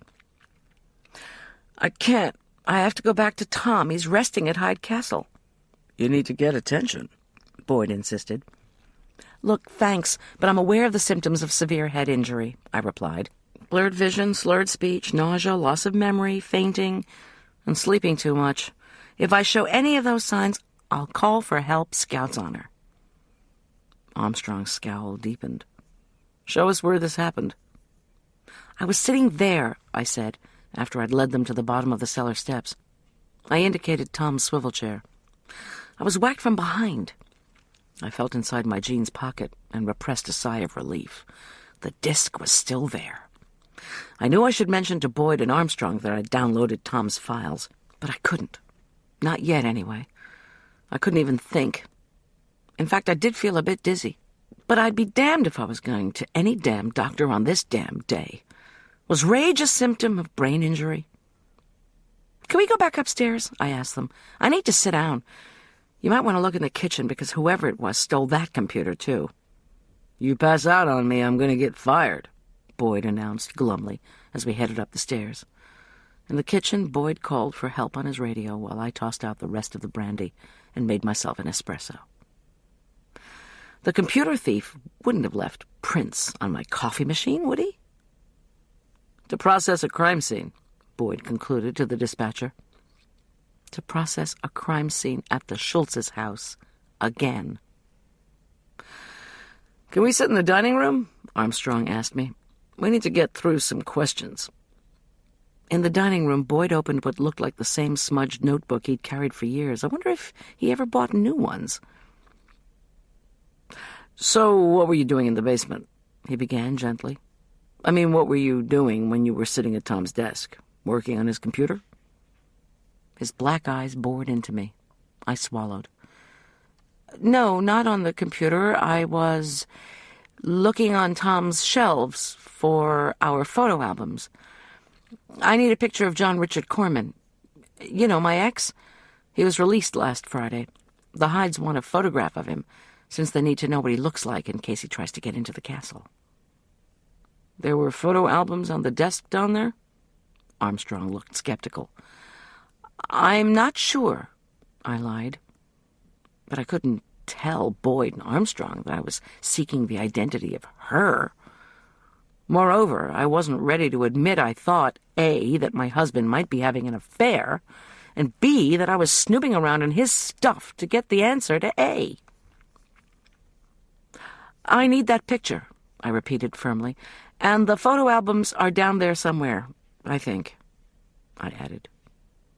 I was trying to sound confused in the aftermath of the attack. I knew full well that our albums were in an upstairs closet. If they're in the basement, we can't get them now. We'll taint the crime scene, Armstrong murmured. Do you have any ideas who might have hit you? I told him about the bow-legged man who'd showed up claiming he was sent to fix the window. I also told him about the woman in the car. Trudy would be eager to talk about the mysterious beauty in the station wagon, I said. And she had her license plate number, too. Armstrong checked to see if either the glass truck or the car was still outside. Neither was. Could you please tell me about Andy Balachek? I asked when he returned. Boyd sighed. They finished the autopsy last night. Did it extra fast because Tom was shot at the scene. But Goldy, he added hastily, we need to run through what happened with the window shooting first, who you think might have done it and why. It may be connected to this attack on you. Then we'll talk about Balachek. And so, for the third time, I told my story. I played Chardet's message for them. They asked for the tape, and I gave it to them. There's something else, I added. I saw Chardet Lauderdale at the hospital while I was waiting to see how Tom was. Boyd stopped scribbling and looked up, frowning. What was she doing? Nothing. Standing at the waiting room window. Boyd and Armstrong exchanged a look. Then Boyd took a deep breath. Mrs. Lauderdale has already complained to Captain Lambert about being questioned over your window shooting. She gave him an earful, especially since she and her husband keep getting calls about the child abuse case. I guess the newspaper article didn't help. I shuddered when I thought back to the sensationalist Mountain Journal headline, Caterer in hot water over attempt to save child. I said, I'm supposed to see the Lauderdales Thursday at a lunch I'm catering. Chardet'll probably behave herself there, and if she shows up here or at the castle, I'll call you right away. All right, said Boyd, nodding. Now we need to know about what happened yesterday morning after you left here, up to the point where Tom was shot. I recited the events of the previous morning.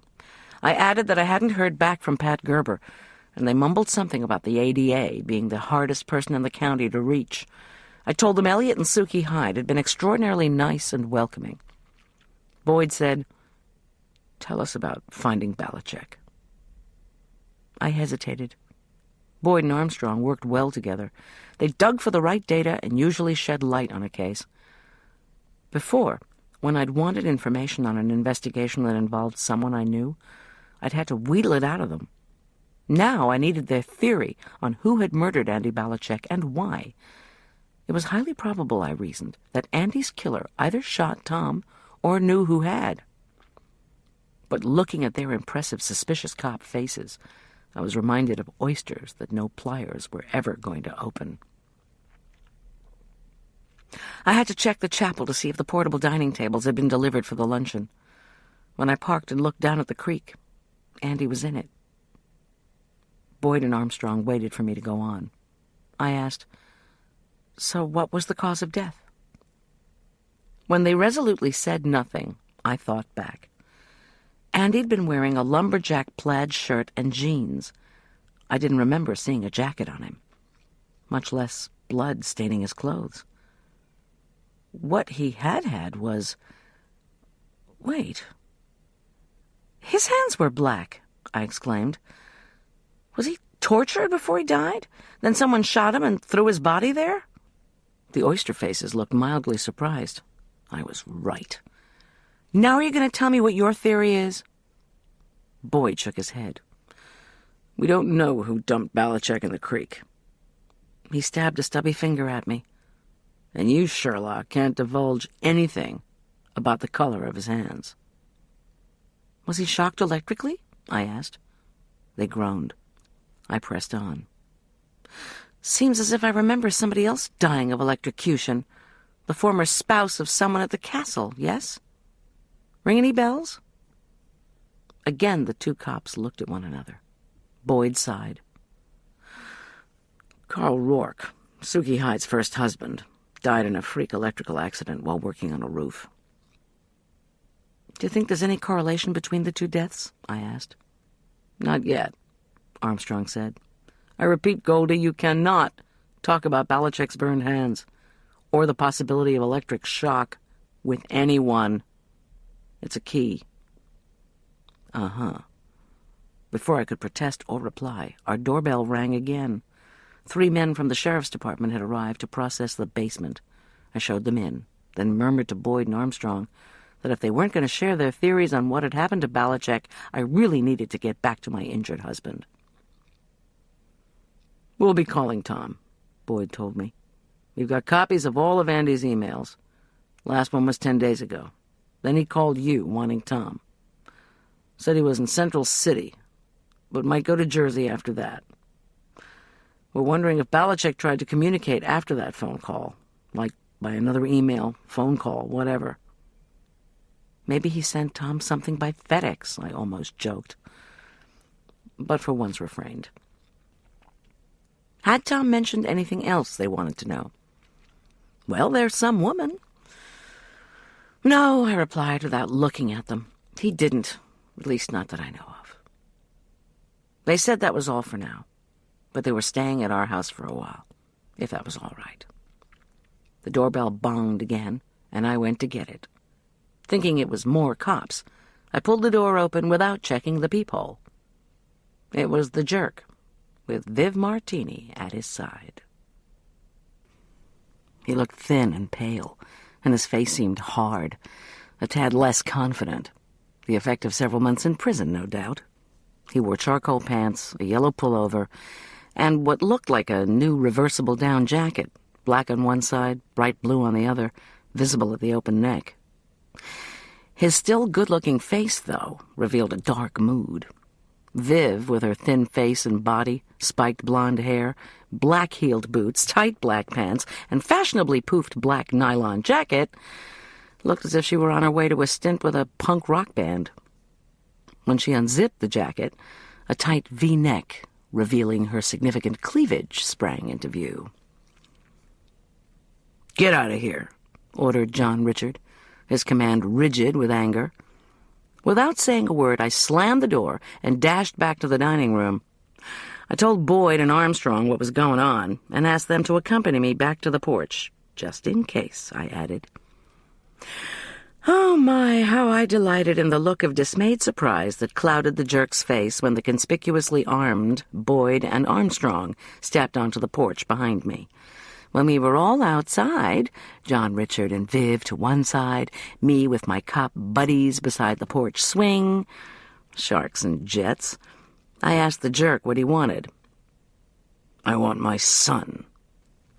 His voice was thick with the attempt to be simultaneously mean and conciliatory. "How dare you slap a restraining order on me? It's a good thing it's temporary, because I am going to stomp you so bad in 2 weeks you're going to wish you'd moved to Florida. I already got the story on what happened to you here, by the way. You're in violation of a restraining order, and you're out on probation, Buster," said Boyd. "So watch your mouth. And if you move even an inch closer to your ex-wife, I'm going to arrest you." "I wasn't talking to you," the jerk retorted. Viv sidled closer to John Richard, slipped her hands around his waist, then slid her fingers inside his belt. John Richard stiffened and actually blushed. "Move back, ma'am," Boyd ordered. This Viv did, but with a reluctant pout. John Richard gulped. His time in jail must have made him awfully horny. Apparently, he found just the right gal to meet his needs. Boyd walked up to John Richard. He folded his arms, lifted his chin, and waited. John Richard took a step backward, right into Viv's toes, and she squawked. I wondered if she was having the tiniest flicker of doubt about her new boyfriend's power. After a moment's hesitation, she took another precarious step back from John Richard. I felt well, triumphant. "I'll make arrangements for you to see Arch," I told John Richard. "Call your lawyer." John Richard's voice was cold. His eyes stayed on Boyd. "We want to see him today.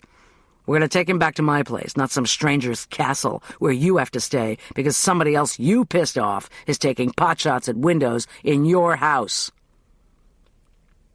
I looked at Viv, who widened her black-lined eyes at me.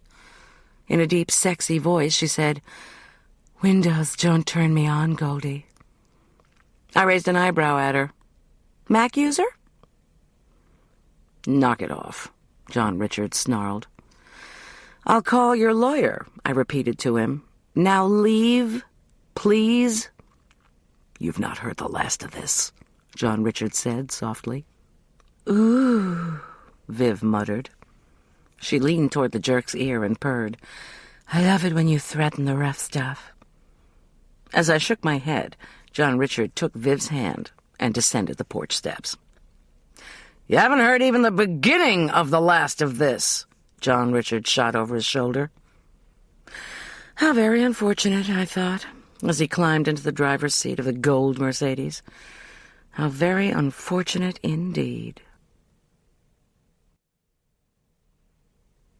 Chapter 13. Head pounding, body aching, I trod upstairs, tossed a slew of outfits and odds and ends for Tom, Arch, and me into a large suitcase, and retrieved the canvas sack Tom had filled with our photo albums. There were bound to be several photos of the jerk in one of the old books, enough for the Hydes and Michaela to get a good image of the guy who needed to be kept out of the castle.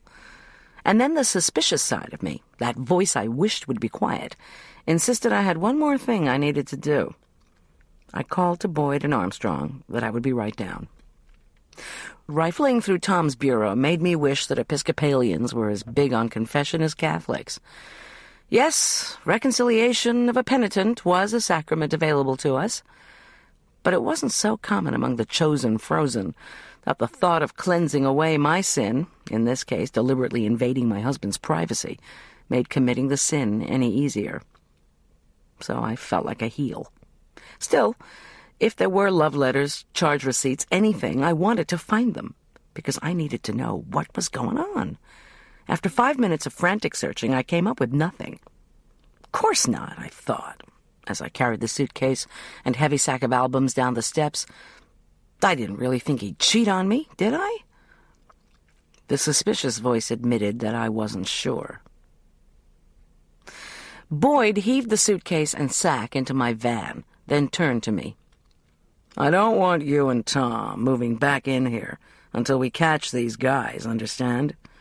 We're putting a 24-hour guard on the house starting now." I sighed, but nodded. Boyd told me to call any time if I needed help. I promised I would. I thanked him for helping with Dr. Corman and for pulling together a team to watch our place. He nodded impassively. When he walked back to the house, I saw Trudy and Jake watching him from her window. Jake's morose face about broke my heart. I sat in my van and tried to think. My head throbbed. I couldn't face another historic food discussion with Elliot Hyde just then. John Richard knew Arch was in school. His appearance at our house must have been meant to intimidate me. For a moment I savored the memory of that astonished look on his face when confronted with 2 armed cops. But what about the mystery woman who'd been sitting in the rusty station wagon? Did she know we were staying at the castle? Had she followed me there after shooting out the window? Was she the one who shot Tom? Was she the one Tom didn't love? I glanced around at the sack of photo albums on the floor. That suspicious voice again wormed its way into my brain. Maybe this was where he'd stashed his credit card receipts for flowers, motel visits, jewelry. On the other hand, perhaps being whacked on the head and sustaining a visit from a violent narcissist unleashed more industrial-strength paranoia in the cerebral cortex. I dug reluctantly into the bag of albums. As it turned out, Tom had purchased another photo album since our wedding. He hadn't mounted anything in it, but he'd tidily rubber-banded the photos from the last year and stuck them inside. Guilt juiced through my veins when I saw Tom's pictures of me barbecuing for our little family's first picnic, of Julian standing by the fountain at the University of Colorado Student Union. I scooped up the photos and slapped them back inside the new album. Then, unable to help myself, I finished my nefarious snooping task, shaking each of our old albums to see if any incriminating papers fell out. An old envelope dropped to the van floor. I bent and retrieved it. Inside was a snapshot of John Richard in his white doctor coat. His blonde hair was tousled, his hands in his pockets. He was smiling with all the charm that had hypnotized so many women, me included. I didn't remember saving the picture, but perhaps I had, and just didn't recall. Or maybe Arch, ever the idealist when it came to his father, had tucked it away. I slipped the picture back into the envelope and dropped it into my purse. Finally, I reached Tom's own ancient album. When I shook it, newspaper articles and stray photos cascaded onto my lap. "Army veteran graduates first," screamed a proud headline of the Furman County Sheriff's Department newsletter, detailing Tom's triumphant graduation at the top of his class from Police Academy. "Top Cop Honored" was another one, for the time Tom had received an award for finding a group of paintings stolen from a Denver art dealer and stashed in an Aspen Meadow garage. Then there was a much older photograph. Tom in his Cub Scout uniform, curly, sandy brown hair, chubby cheeks, crooked smile. It was too much. I cracked open the yellowed pages of the old album and admired each photo of my dear Tom. The road changed from dirt to pavement, and I ascended through an upscale subdivision filled with gray and beige mansionettes, sporting tile roofs and landscaped lawns that looked desolate under their dustings of snow. I hooked the van right onto a dirt road that quickly deteriorated to a rutted trail. The van had a compass display, which indicated I was heading east, paralleling Cottonwood Creek. I tried to picture what I'd seen from the police chopper, then decided I was heading toward the right spot. Finally, I entered Cottonwood Park, a county-maintained facility where folks could hike, picnic, even camp overnight. I turned right onto another dirt road that looked as if it snaked down to the creek. I bumped past empty, snow-crusted picnic tables, forlorn-looking freestanding grills, and carved wooden signs indicating trailheads. At length, I came to a stand of pines cordoned off with bright yellow police ribbons. I parked behind a pair of Sheriff's Department vehicles and made my way down one edge of the yellow tape, where two uniformed officers yelled that I should stop. I identified myself and asked to come in to talk. They considered this for a minute, then signaled me to enter. I scooted under the plastic ribbon. My boots slipped on the thick carpeting of snow-slicked pine needles. The two cops asked for ID, which I showed them. "I want to see where the guy was standing when my husband was shot. Please," I said politely.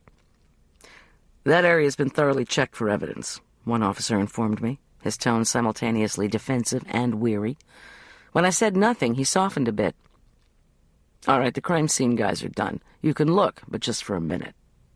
He told me to follow him. We made our way through the snow and rocks to a picnic table about 15 feet from a promontory overlooking the creek. It seemed an odd place for a table, since the ground fell away steeply to the narrow state highway. If you or your kids tumbled down the rocks and onto the pavement, could you sue the county park system? "We figure the shooter was about here," my guide told me as we stepped gingerly to the edge of the promontory, "hidden from the road by the rocks so no one would notice him." The view revealed only the top of one of Hyde Castle's towers. Below the castle's driveway and dense evergreens, the trickle through Cottonwood Creek was alternately black and still, or white with suds, in sharp contrast to the steep creek banks covered with ice and rocks. Hyde Chapel's lofty spires and dark stone made it look as if it had been transported from an Arthurian legend board game. In the parking lot where Tom and I had been moving toward each other when he was shot, a police car and the crime lab van were the only vehicles. I could see the line of boulders where we'd sought cover. Andy Balichek's body, of course, was gone. The chapel, the bridge, the parking lot, Andy's corpse. I stared down and tried to make sense of what I was looking at. Maybe the shooter was aiming for whatever cop found the body. But If a law enforcement person discovered Andy, wouldn't the shooter be putting himself in the line of fire? Then again, Tom was a cop, and he'd been helpless against a concealed sharpshooter. Maybe someone wasn't just looking for whoever found Andy. Perhaps he was aiming specifically for Tom. Or maybe he'd been aiming for me and hadn't obtained a good enough angle the first time I'd hopped out of the van to look at the creek. Or possibly there was some other motive that I didn't know. Maybe someone had followed Tom wanting to shoot him. Maybe someone had followed me and shot Tom instead. The answer to why remained elusive. Discouraged, head throbbing, thoughts roiling, I drove back to the castle. It was almost 1 o'clock.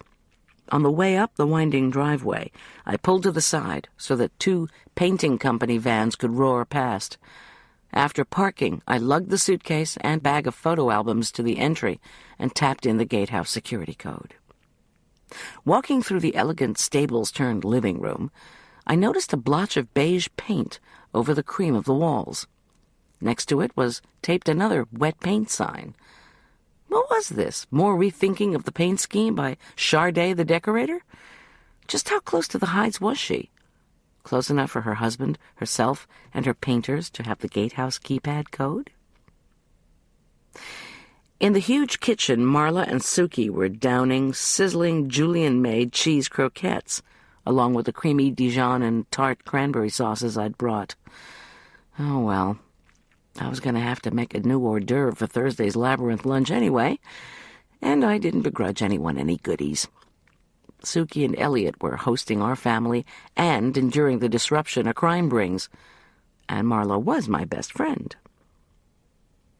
Elliot was off somewhere, Suki informed me, studying Elizabethan games the kids could play Friday night. He does not think bear baiting would be enjoyed by the parents, she added, with a soft giggle as she ran her hand through her flyaway blonde hair. He does want to talk to you, she added, as she ladled more ruby-hued cranberry sauce onto a croquette. I want to apologize again for all the confusion yesterday, I told her. We're very thankful you've taken us in. She waved this away. You must not worry. This is a good way for us to test having people stay here. It is practice for our future conferences. I felt a sudden chill and looked around the kitchen. One of the old windows had come loose and swung open. As I hastened across to close it, I asked if anyone had checked on Tom recently. Julian had been up to our room just 10 minutes before. He's asleep, Goldy, he said, without sounding reassuring. Julian's face was drawn. He seemed preoccupied, despite the coos of admiration from Marla and Suki over his lovely lunch. Worried about Tom? Arch? Me? Marla studied my face as I walked back to the table. You look awful, Goldy. Almost as bad as Julian. Are you okay? Where have you been? What took so long? I gestured to the suitcase and bag of albums and mumbled that I'd been getting them from the house. I handed the photo of John Richard to Suki. Here's the guy we need to bar from entry. I don't want to keep him from Arch, but he's very volatile and an ex-con to boot. So when he does see Arch, it's going to have to be in a place with a lot of people. I omitted the part about the attack from the computer thief because I didn't want to upset Suki. But Suki's blue eyes were full of worry as she handed me back the photo. You did miss a call, Goldy, from the assistant district attorney. Her name is Pat Gerber.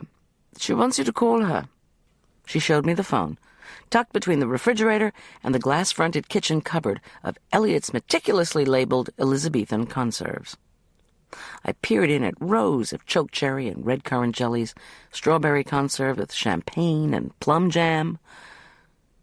This is just half of his insomniac production from this summer, she said airily. I was beginning to think we should not have destroyed the still room. As I dialed the district attorney's office, I wondered how toasted brioche would taste with the plum jam, or whether I could make a good Cumberland sauce with the currant jelly. I was put on hold and amused myself with the image of a latter-day Jay Gatsby fretting over a bubbling vat of conserve. When I was finally connected with Pat, she said that since I hadn't specified parental visitation for John Richard in the restraining order, he was squawking to anyone who would listen. If I could work it out with the lawyers, the best thing to do, since everything had become so acrimonious, Pat added, would be to take Arch to a neutral site for the handoff. I suggested an Aspen Meadow counseling center that included such a service. Good idea, Pat agreed. I told her I'd call my lawyer about letting John Richard have Arch overnight. Sounds workable, she said. I should be prepared for a battle royal in 2 weeks, she went on, when the temporary order expired and we had to go before a judge and argue about permanent visitation orders. John Richard's got a prison record, which should make some difference, but it may not, since he's got money and position in the community. And, by the way, if he does make any threats against you, write them down, Pat advised sternly. If you can, have witnesses. What do you know, I thought. That's already happened. After we hung up, I scribbled down what had transpired at our house, put in a call to my lawyer, and outlined the overnight suggestion. He said he'd deal with the jerk's lawyer, who had already left 3 messages for him. Unless I heard to the contrary, I should drop Arch off at the counseling center today after fencing practice, around 5:15, with his overnight bag. Then I should pick up my son after school tomorrow. My heart sank as I hung up. Was this what I was looking forward to? A constant shuffling of poor Arch to and from his ex-con father? Julian slid me a plate arranged with 2 hot croquettes and 2 small bowls of dipping sauces. The croquettes were crisp and crunchy on the outside, tasty with a homemade roux binder and hot melted cheese on the inside. I made noises and dunked the second one into both the spicy Dijon mustard and tart cranberry sauces. I declined more, saying I had to go check on Tom. I wanted to see Tom. That was true. It was so much better than brooding about the jerk. But in reality, I mused guiltily as I trod up the carpeted stairs to our suite, I wanted to boot up my laptop, assuming Tom was still asleep, and read all the contents of that disk with its revealing electronic mail. But he wasn't asleep. He was talking on the portable telephone, which he carefully put on his end table when I entered the suite. I wondered with whom he'd been talking, wondered if I had the guts to confront him about his communication with Sarah Beth O'Malley. Had his state of blood loss, pain, and shock meant he'd forgotten what he'd said to me by the creek? Was I going to live the rest of my married life like this? "Sheriff's Department," he said, matter-of-factly, gesturing at the phone. Then he eyed me suspiciously. "What happened to you? You're so late." "Oh, I got knocked out. Boyd'll tell you all about it. Somebody stole our computers. How you feeling?" "What? Who knocked you out? Where?" "Miss G, I want you to tell me about it." I was at the house. I told him about being hit, the theft, the threatening visit of John Richard and Viv, and my trip to the shooter's perch. "So we won't be home any time soon." I omitted any mention of the mysterious appearance of Sarah Beth O'Malley, because I just couldn't face talking about that. Yet. Tom stared at me in stunned disbelief. "You put your life in danger for some pictures and a disc on food? Why didn't you just get a police shot of Corman and go to the library for cookbooks?" "Because I typed up very specific stuff for Elliot Hyde." "This is all my fault," Tom said angrily. He shifted in the bed, obviously in pain, obviously peevish. "Damn this case." "Forget the case and just get better."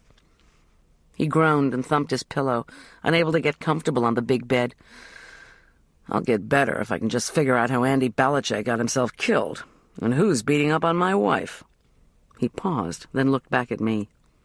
"The whole thing's strange." "I saw Andy's blackened hands. Tom, was he electrocuted?" "If I tell you, will you promise me not to go back into our house?" When I nodded, Tom said, "He was, but he didn't die of the shock. That's what's so weird. You get a huge electric shock, you figure you can't go far, right?" "Did Andy go anywhere?" Tom's eyes were grim. "It looks as if he was electrocuted, then shot. Then the killer put him in the creek, and either hightailed it out of there, or sat and waited for me to show up."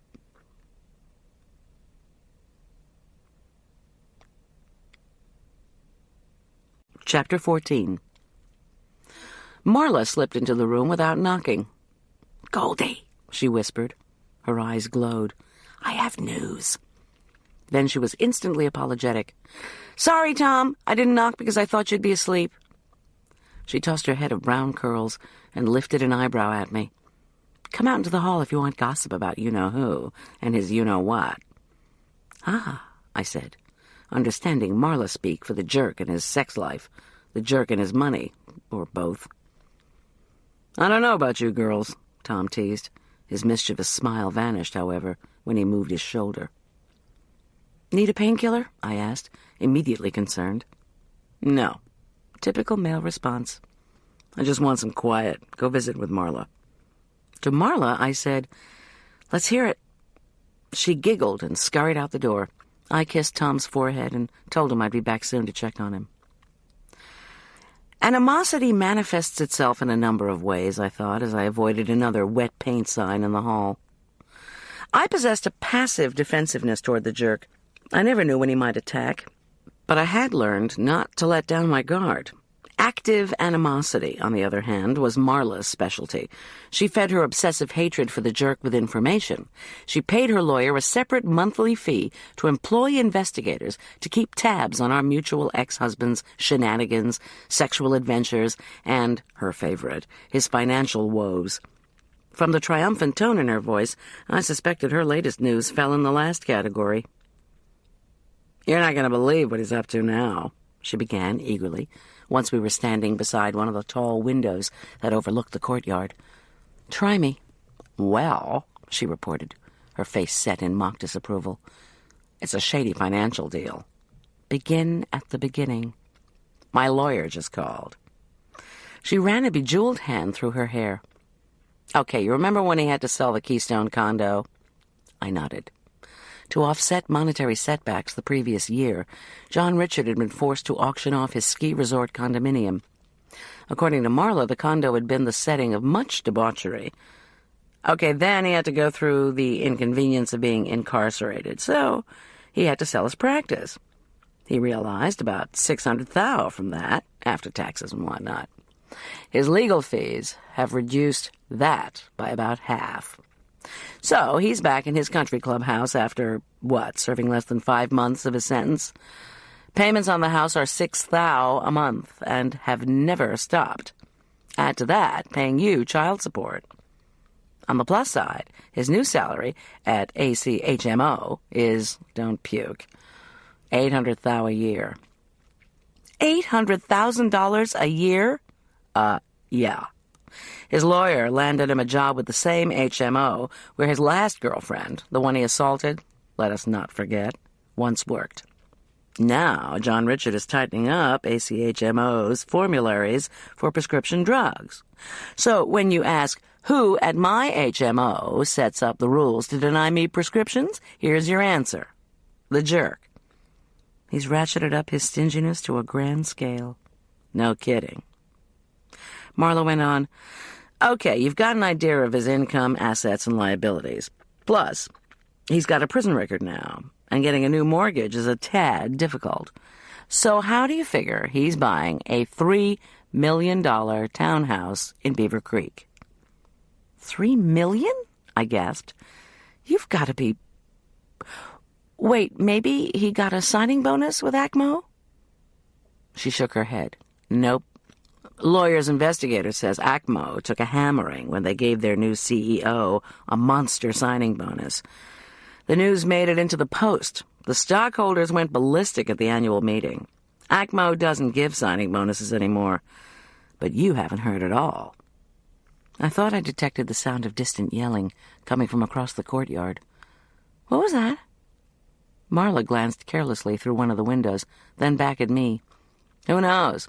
Now listen, the down payment on this place in Beaver Creek was $300,000. My sources have their ways with the mortgage company and report that he got a loan for $150,000, equity from his place in the country club. His partner in the sale put up the other $150,000. Down payment done. Payments are interest only for the first 6 months. Then a big balloon payment. And guess whose names are on the deed? I can't. John Richard Corman and his new sidekick, Viv Martini. But he never goes for joint ownership. It was one of my problems when we were doing the divorce settlement. She waggled a finger at me. Don't you think I know that? The source is inside the mortgage company. Oh, don't give me that look. Anyone can be bought. Anyway, my investigator says John Richard was making noises that he would be making the interest payments for 6 months. Viv has a modest income from gun sales. But when it came to that $500,000 balloon payment, Viv was the one asking about when the $500,000 would be due. Exactly. And if the mortgage company would take a check from John Richard's account. My theory is that the balloon payment is her responsibility. Otherwise, he wouldn't do the deal, don't you think? I'm also thinking they're planning on selling the place for a huge profit after they make the balloon payment. And they both go away happy.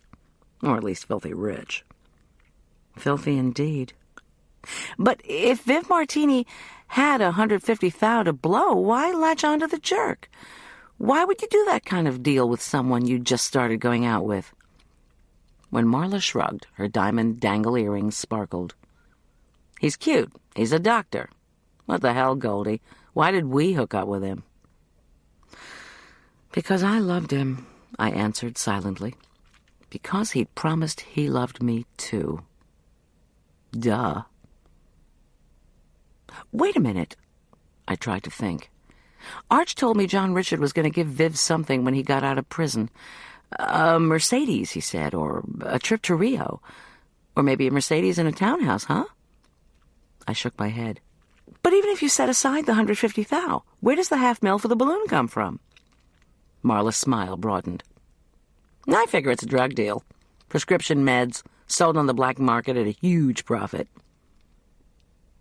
While Marla chattered about how she was going to have this or that friend of hers in Beaver Creek keep a lookout on everything John Richard and Viv did up there, I resolved to talk to Sergeant Boyd on the subject of Viv Martini. Boyd would be willing to tell me what the department knew, wouldn't he? Well, he might if I threatened to follow Viv until I found out what she was doing. That wouldn't only be time-consuming, it would be dangerous. On the other hand, I didn't reckon it would be as perilous as going into a financial partnership with a jerk. Viv was either one tough babe, or she was dangerously smitten with Dr. John Richard Corman. Marla said, as you know, those leather duds Viv wears, well, there's only one leather specialty shop in Beaver Creek, and the owner is a good friend of mine. I nodded, paying little attention.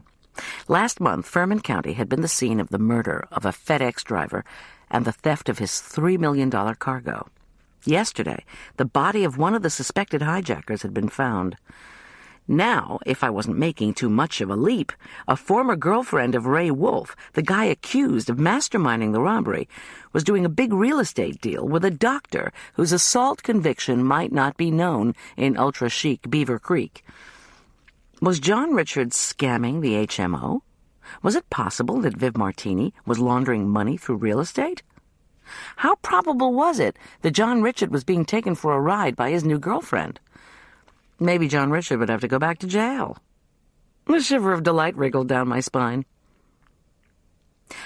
What do you suppose is the attraction between those two? Marla demanded, then answered her own question by launching into a monologue on the subjects of sex and money. I thought of something else. If Viv was not doing a drug or other underhanded deal with the jerk, did he know how she was getting her money? He had to trust that she'd come up with the cash. Then again, maybe all she had to do was wrap herself around his torso and ask for the rough stuff. Listen, Marla went on breathlessly. I found out something else about John Richard that might interest you. It has to do with your current employer. I gave her a skeptical look. According to Christine Busby, Suki's great pal on the Labyrinth Committee, Suki's a cancer survivor. So lots of people are, Marla. She opened her eyes wide. Cervical cancer, detected by John Richard, who did Suki's hysterectomy.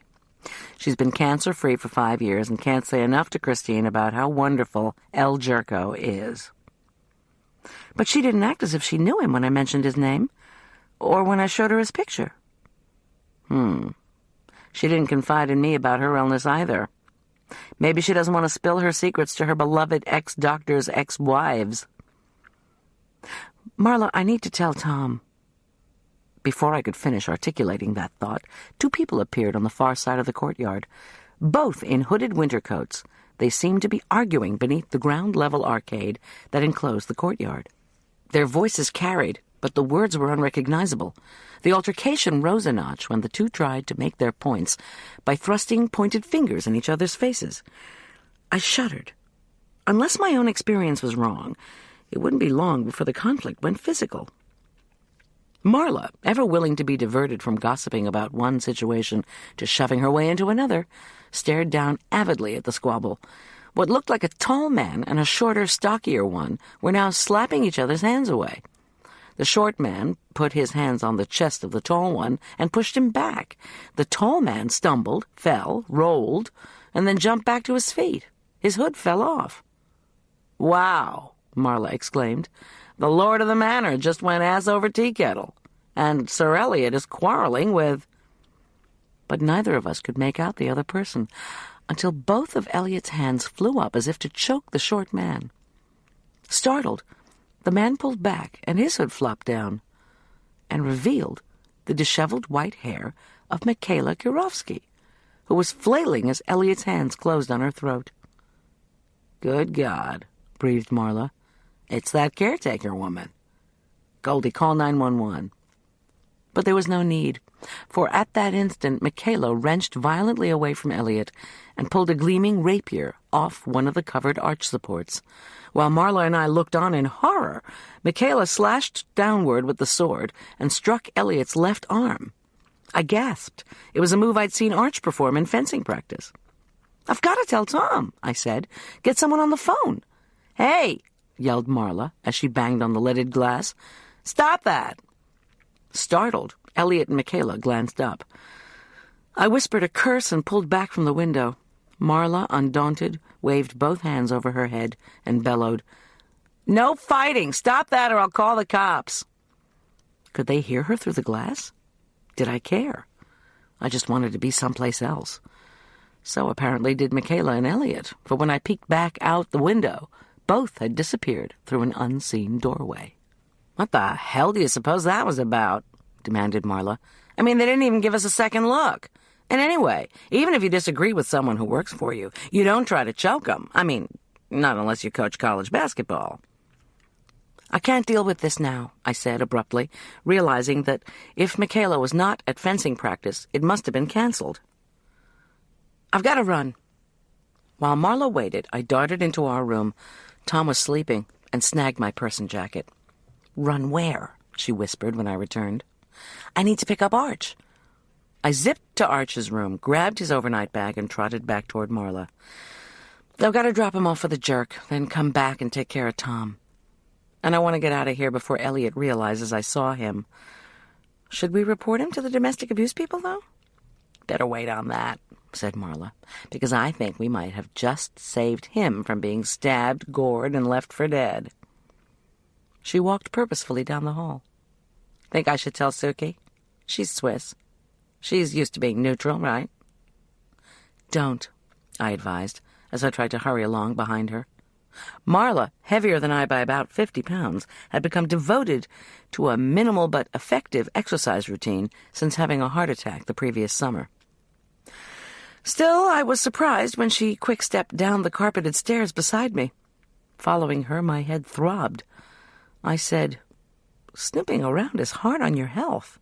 "Uh-huh," she replied. "I noticed what it's doing for yours." We pulled up in front of the kitchen door.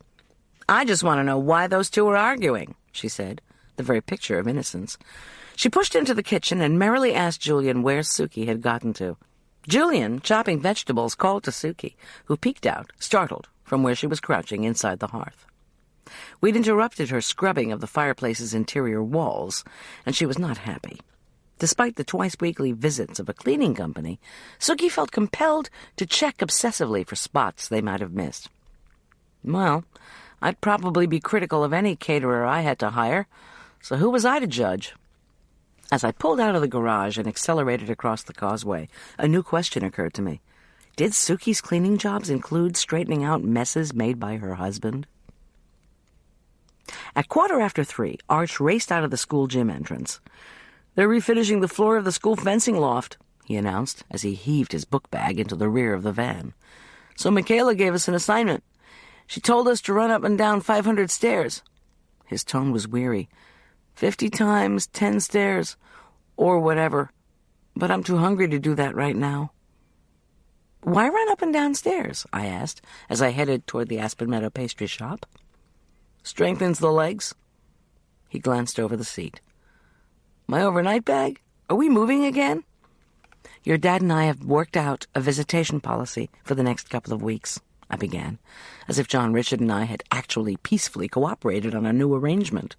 I explained to Arch that I'd be leaving him at the counseling center by the library. His bag held clean clothes and toiletries, and his dad would take him to school the next day. I pulled into a parking space on Main Street. After practice, I concluded I would pick him up. Without responding, Arch jumped out of the van and shot into the pastry shop.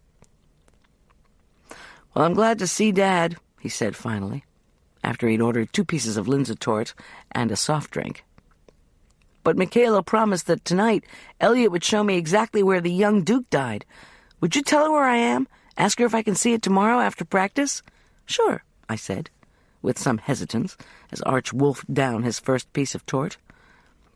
I guess medieval history could be pretty cool if you focused on death and ghosts. Still, I wasn't certain I wanted Elliot and Michaela showing Arch anything. Honey, I don't want you poking around where someone died. Any chance I could go with you?" He sighed and put down his second piece of torte. "First you want me to get along with these people, then you tell me you need to chaperone me around the place. Which is it?" "The castle is very big, and parts of it are closed off. I'm not entirely sure the whole place is safe, that's all." The memory of Elliot lunging for Michaela's throat made my stomach knot. "Also, I don't want you going anywhere with Michaela and Elliot without me along." "Okay, Mom," he said, as he tossed his paper plate and cup. "Just forget that I was trying to get along with the Hydes. I'll tell them I can't do anything or go anywhere without my mommy there to take care of me." Why was mothering so hard? I exhaled, unable to think of a reply. Arch said he was going to find some steps to start running up and down. I sat in the van with the motor running and tried to think. Arch was due to turn 15 in April, a fact he reminded me of whenever he accused me of babying him. But that was 2 months away. What I needed to concentrate on was where I should move our family next, before Elliot and Michaela killed one another, and while figuring out what John Richard and Viv Martini were up to, not to mention who'd shot Tom. But immediate answers eluded me. When Arch returned, gasping, he said, "I think I'm going to puke." On that happy note, we drove to the counseling center in silence. When we pulled into the library parking lot and got out of the van, I glanced around. One could never be sure that the jerk would actually show up at any particular prearranged time, I thought, as I chewed the inside of my cheek. "Here you are," announced a throaty female voice behind me. I whirled, and the hair on the back of my neck stood on end. It was Viv Martini herself, dressed in skin-hugging, chocolate-brown leather pants and jacket. Once again, her jacket was zipped down to reveal cleavage. Would it be too prudish for me to put my hand over Arch's eyes? "Hi, Viv," Arch said matter-of-factly. "Want me to put my stuff in the car?" "Your dad's not here yet," Viv began. "Arch," I interrupted her, "would you run into the library and see if the new Jacques Pepin has come in for me? I requested it a month ago."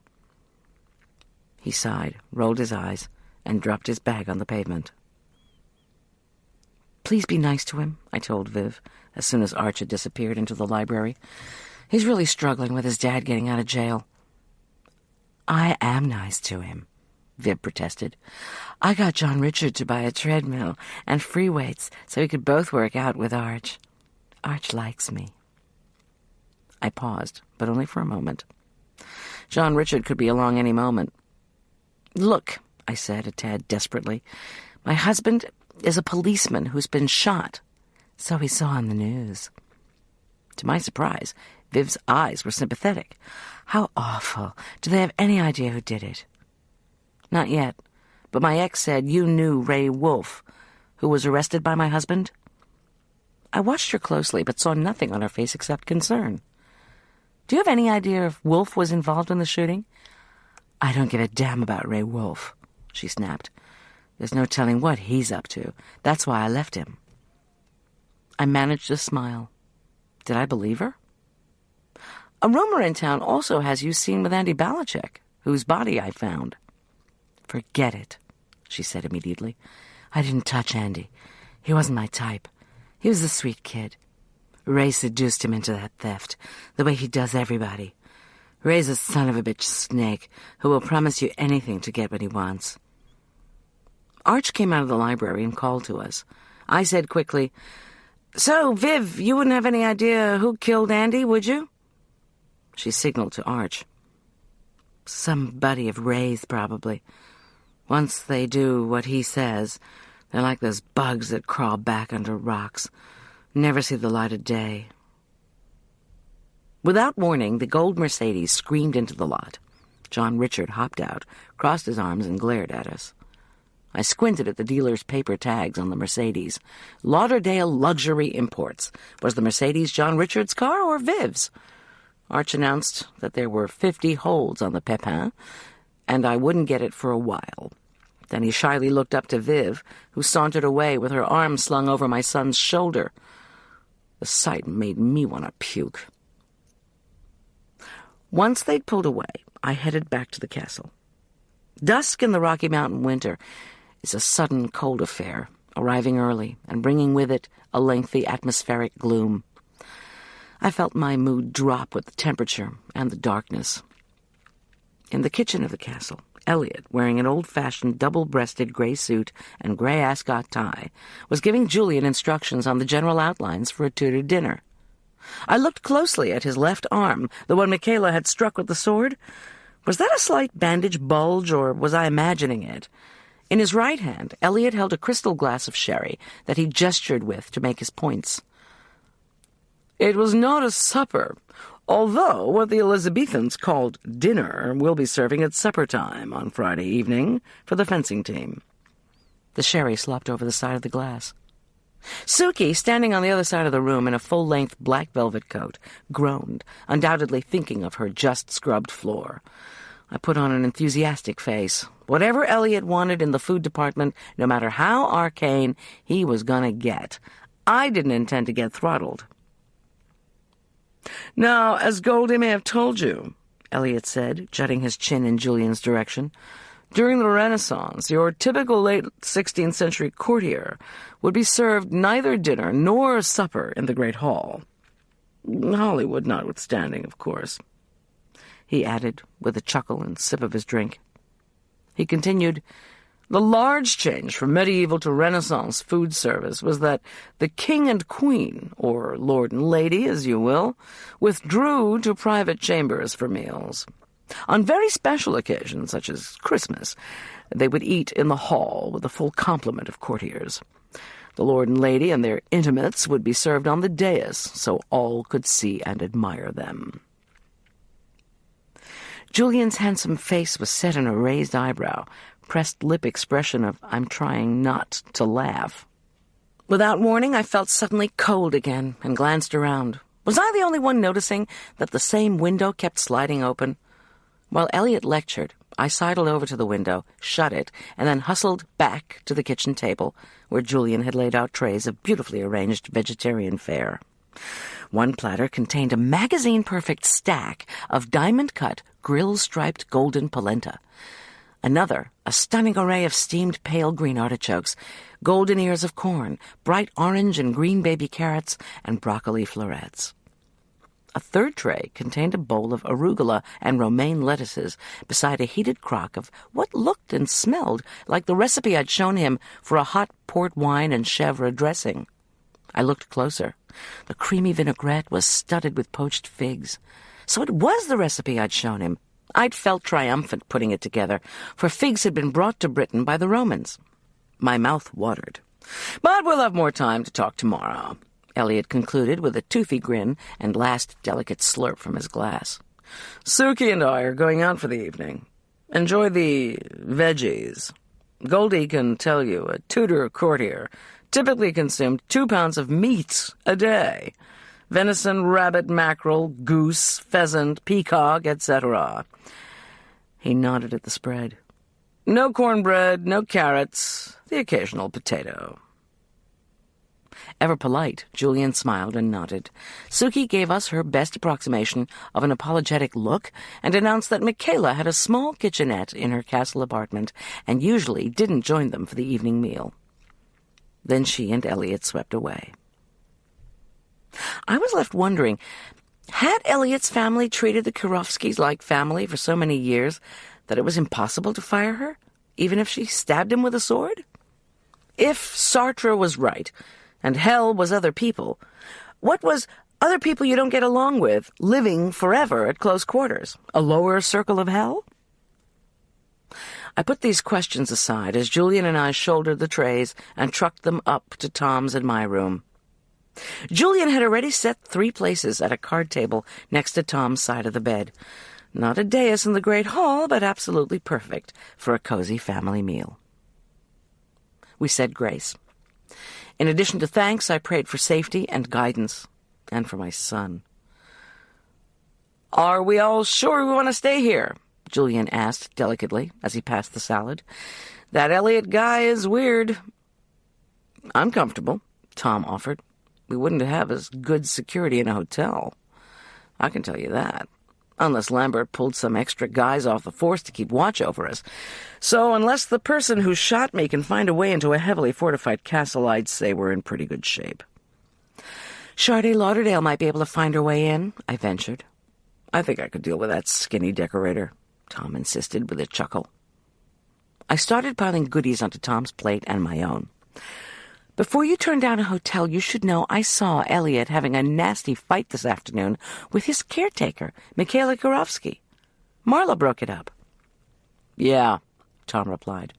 "Marla called while you were running Arch around. She said none of her sources know if Elliot and Michaela fight all the time, or if what you saw this afternoon was a one-time thing." Tom laughed and shook his head. "I'd say Elliot Hyde is more than weird, maybe even certifiable. When we're done eating, I'll tell you all about his pranks."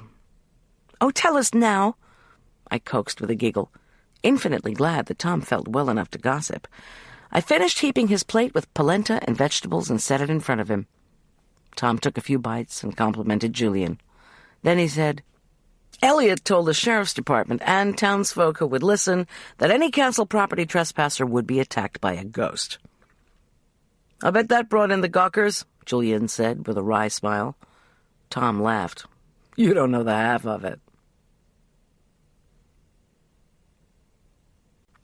Chapter 15. I knew better than to interrupt Tom when he began a tale of law enforcement. I took a first luscious bite of Julian's beautifully prepared salad. The warm, bittersweet dressing had melted the creamy chunks of chèvre and made a silky coating for the sweet, moist figs and bitter greens.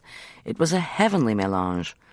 Was this really my recipe, or had Julian transformed it into something otherworldly? Maybe what made it delicious was someone else fixing it. I felt myself relax, and I was thankful that my husband was alive, that Julian was with us once again, that Arch and I had survived our first encounter with the jerk as ex-con. As I munched the sumptuous grilled polenta, I ordered myself to set aside worries about Tom's wound, the other woman he claimed not to love, and Andy Balichek's corpse in Cottonwood Creek. Elliot had moved back from the East Coast and lived in this castle for almost 5 years, Tom continued, when he realized his tours were a flop and his inheritance was going to drain away soon. So, about 4 years ago, he took out a loan against the equity in the castle itself and used it to refurbish the chapel by the creek. Vandals had broken some windows and spray-painted the walls and floor. Elliot spent 50 thou on folding wooden chairs, heaters, an antique organ, a handmade gold cross, spotlights, repairs to the stained glass windows, and installation of electricity. The first wedding went off well. Unfortunately, Elliot hadn't thought of security, and vandals broke in after the celebration and stole the gold cross. "Wow," said Julian, as he piled jewel-colored baby vegetables on our plates. "How much bad luck would that bring?" Tom nodded. Elliot's next strategy, in addition to installing a lockbox, was to arrange an interview with the Mountain Journal. He claimed the dead Duke, the rich young nephew from Tudor times, still haunted the place and roamed the grounds.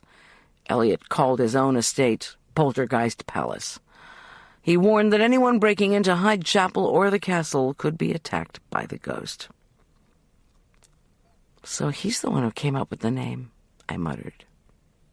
A second couple tying the knot in Hyde Chapel didn't even finish their ceremony. The bride was spooked to begin with, because the groom had lost his first wife in a car accident. Before they got to "I do," a screaming started up in the chapel. Or near the chapel, the witnesses couldn't agree. Nobody could find the screamer, so the bride got hysterical and started hollering herself, claiming it was the ghost of her husband's first wife. "How come none of this was publicized at St. Luke's when Elliot gave them Hyde Chapel?" I asked, fascinated. "Because Episcopalians have the Holy Ghost," Julian interjected. "That's the Holy Spirit to you," I shot back. Tom grinned. "You guys want me to finish the story?" When we both nodded, he went on. The bride in the second ceremony refused to go on with the service. The groom demanded his money back. Elliot said no. The groom gave Elliot a fist to the jaw and knocked him out. One of the guests called us. By the time we got there, the guests had all dispersed, and the bride and groom had skedaddled to a justice of the peace. Somebody had given Elliot Hyde smelling salts. We found him in the chapel storage area, where he was rewinding a tape of screaming sounds, probably broadcast through speakers in the chapel. He said he'd set up the tape to go off if the chapel was broken into, but somehow the recorder had gotten tripped by the wedding party. We told him to get rid of the tape, or next time we'd arrest him for creating a public nuisance. "Poor Elliot," I said. Julian rolled his muscled swimmer's shoulders as he polished off his plate of veggies. "The way I heard it when I was at Elk Park Prep, someone actually did die there, a child, and not 4 centuries ago either." "What?" Tom and I demanded. Julian shrugged. "The story at school was that a couple came up here to have an illegitimate baby, and it was a stillbirth. They threw the baby's corpse down the well. As I said, this isn't an ancient ghost rumor either. It was something in the last 10 years. "No one reported it to the sheriff's department," Tom replied, "or I'd have heard about it."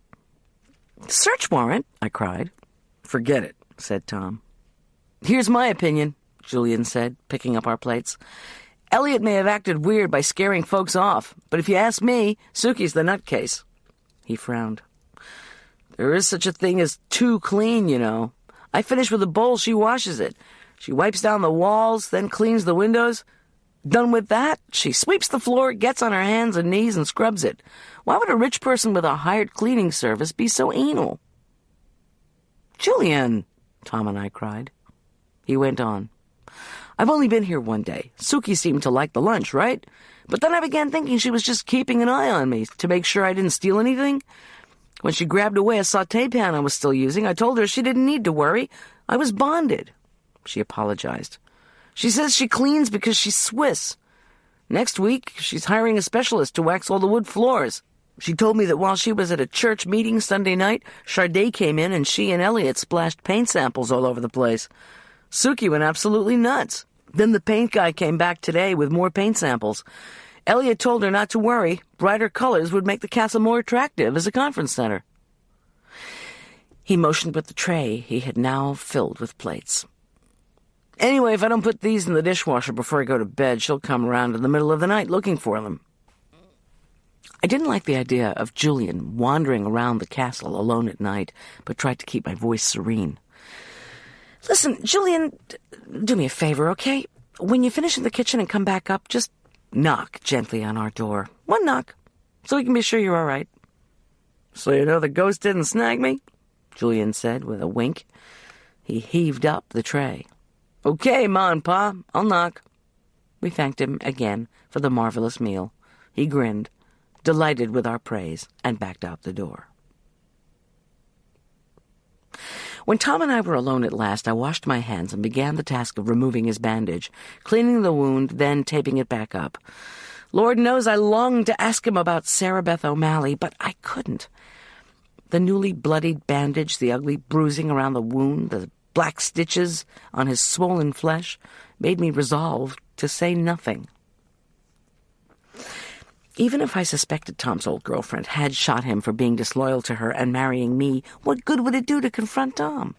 I gently laid new gauze in place. What I really wanted to know, I decided, was if he still cared about her, and if he'd acted on that by whatever. "Stop!" I ordered myself as I gently pressed down the last bit of tape. The jerk had betrayed me for years when I'd stuck my head in the proverbial sandbox so much I might as well have been living at the beach. By the end of our marriage, I'd turned into a suspicious harpy who thought everything John Richard told me was a lie. If I got back into mistrustful thinking, I was going to make myself miserable. Something wrong, Goldy? Tom gave me the full benefit of those all-knowing green eyes. I'm worried about you. Don't, I'll be fine. He paused. Is Arch on your mind? Yes, that's it. My voice cracked. The kid'll be all right. Corman won't try anything while he's on parole. Why don't you come to bed? And so I did. I wanted to ask Tom if he still loved me, but I couldn't. It had been a long day, a very long day. Still, once I was between the crisp cotton sheets and down comforter that were worthy of the most luxurious hotel, sleep eluded me. I switched from fretting about Tom to wondering if I could safely boot my laptop and read his emails to worrying about Arch. Where was my son at that moment? Did he miss me? I turned over and sighed. Goldy, what is it? I'm just thinking about when Arch was a newborn. I'd lie in bed and fret about whether he was breathing, even though he was just down the hall. I found that if I lay very still and listened, I could hear him. It was like your eyes adjusting to the dark. My ears took in all the sounds of the night, and finally made out his tiny infant breath, in and out. It was comforting. Does that sound nuts? He's breathing now, Miss G, in his bed at Corman's house. He's all right. If he wasn't, we'd have heard about it. At that moment, a muffled knock on the door indicated Julian was retiring to his room. A few moments later, Tom snored softly beside me. My eyes remained wide open, my body tense. Finally, I eased from beneath the comforter. Despite the heat pouring from the baseboards, the air in the big room was chilly. I sat down on the velvety wool rug. Tom wasn't in a deep enough sleep for me to start tapping away on a keyboard. Besides, if I read the emails tonight, I'd feel too guilty to sleep, especially if he caught me. I hugged myself against the cold and thought about Arch. Yes, he was with John Richard, and no, I couldn't phone at midnight to check that he'd brushed his teeth and been tucked in. Question, how do you tuck in an almost 15-year-old anyway? Answer, you don't. And what if Viv decided to tell Arch a bedtime story about automatic weapons? Don't think about it. Very quietly, I slipped into my heavy coat, boots, and mittens. There was something I could do, a ritual that had always helped with worry about Arch's safety when he was spending the night at a friend's or camping with the Cub Scouts in the wildlife preserve. I'd face in the direction of my son's location and send him good vibes.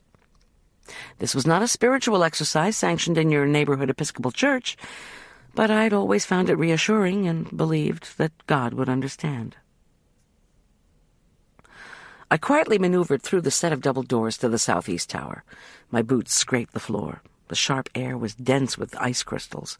The dim light illuminating the tower cast long shadows on the dark stone. John Richard's house lay southwest of the castle, in the Aspen Meadow Country Club area. I shivered, oriented myself, then stood by the window that faced southwest. I closed my eyes. Then I brought up the vision of Arch, sleeping. I willed myself to be very still. After a few moments, I could have sworn I heard breathing. It wasn't my own breath, but the rapid, shallow inhale-exhale of a child. Fear rippled through my veins. I opened my eyes and glanced around quickly. Nothing. When I tipped forward to check out the window, there was only the barely lit black water of the moat below, and across the moat, a small neon light by the castle dumpster. Ghosts didn't usually breathe, did they? Being dead and all? I'm losing it, I decided, as I tiptoed back to our room, shed my outerwear, and slipped into bed. I need sleep. But I lay awake for a long time, thinking about what to do next. Dawn brought frigid air and charcoal clouds hemmed with a bright blue sliver of sky. To my chagrin, my neck had stiffened from my nasty encounter with the computer thief. What sleep I'd managed to get had brought some clarity, however. Boyd and Armstrong had promised to touch base today. I would call them first with some questions of my own. And I had to talk with Elliot about the new arrangements for the next day's labyrinth lunch. With Tom still asleep, I rolled quietly out of bed, emptied my mind, and began a slow yoga routine. Breathe, stretch, breathe, hold. Before long, I felt better. As I started to get dressed, I remembered the disc and Sarah Beth O'Malley. I frowned, remembering Tom's story. Talk about a ghost. Tom's snoring was deep and sonorous. With my laptop tucked under my arm, I tiptoed into the bathroom. I didn't give myself time to think, much less feel guilty. I plugged in the computer and booted it up, covered the toilet seat with warm towels, and sat down to break into my husband's email. There were 7 messages, 3 from the Gambler, as Andy apparently called himself, 3 from SB, and 1 from the State Department. I had already opened the first of SB's messages. Do you remember me? You said you'd love me forever. Now I went straight to the second. I need to prove myself to you? I smiled. Good old Tom. Figure out if she is who she says she is. I'm putting myself in danger just writing to you. Nobody knows I'm here. Remember our secret engagement ring? We didn't want people to criticize us for being too young to know what we were doing. So you picked out a tiny ruby, my birthstone, set in platinum. In answer to your other question, I've been in a little village. After my so-called death, I went from being a nurse to being a doctor. SB. At least she wasn't calling herself your SB anymore. I battled guilt as I opened the third and final communication from her, dated 3 weeks ago. Tom, I saw your wife and son today. I read in the paper that she's a caterer. I don't want to upset your life. I would just like to see you. Why am I here, you asked? An anonymous donor is giving us medical supplies. I'm picking them up.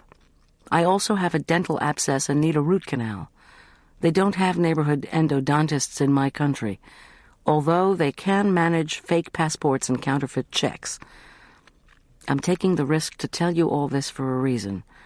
I have an appointment at High Country Dental on February 13th at 9 a.m. I'd like to see you before my appointment, if possible. SB. Wait a minute. My country?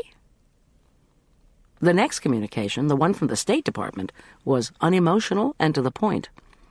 Officer Schultz, as you were notified by the DOD in 1975, Major Sarah Beth O'Malley, RN, was listed as missing, presumed dead. Her Mobile Army Surgical Hospital unit was destroyed during an attack 3 months before American forces withdrew from Saigon. Her body was not recovered, and the DOD has not had reason to change its assessment. From time to time, we get unsubstantiated reports of war-era Americans still living in Vietnam. Neither we nor the Defense Department has any way of investigating these claims. We urge all persons who have eyewitness reports of missing veterans to fill out a Form 626-3A available online at the above address. This happy epistle was signed by a minor dignitary of the department. So, Sarah Beth O'Malley had somehow survived the war unbeknownst to Washington bureaucrats. She'd also become a doctor for a village whose plumbing facilities undoubtedly wouldn't appeal to Suki.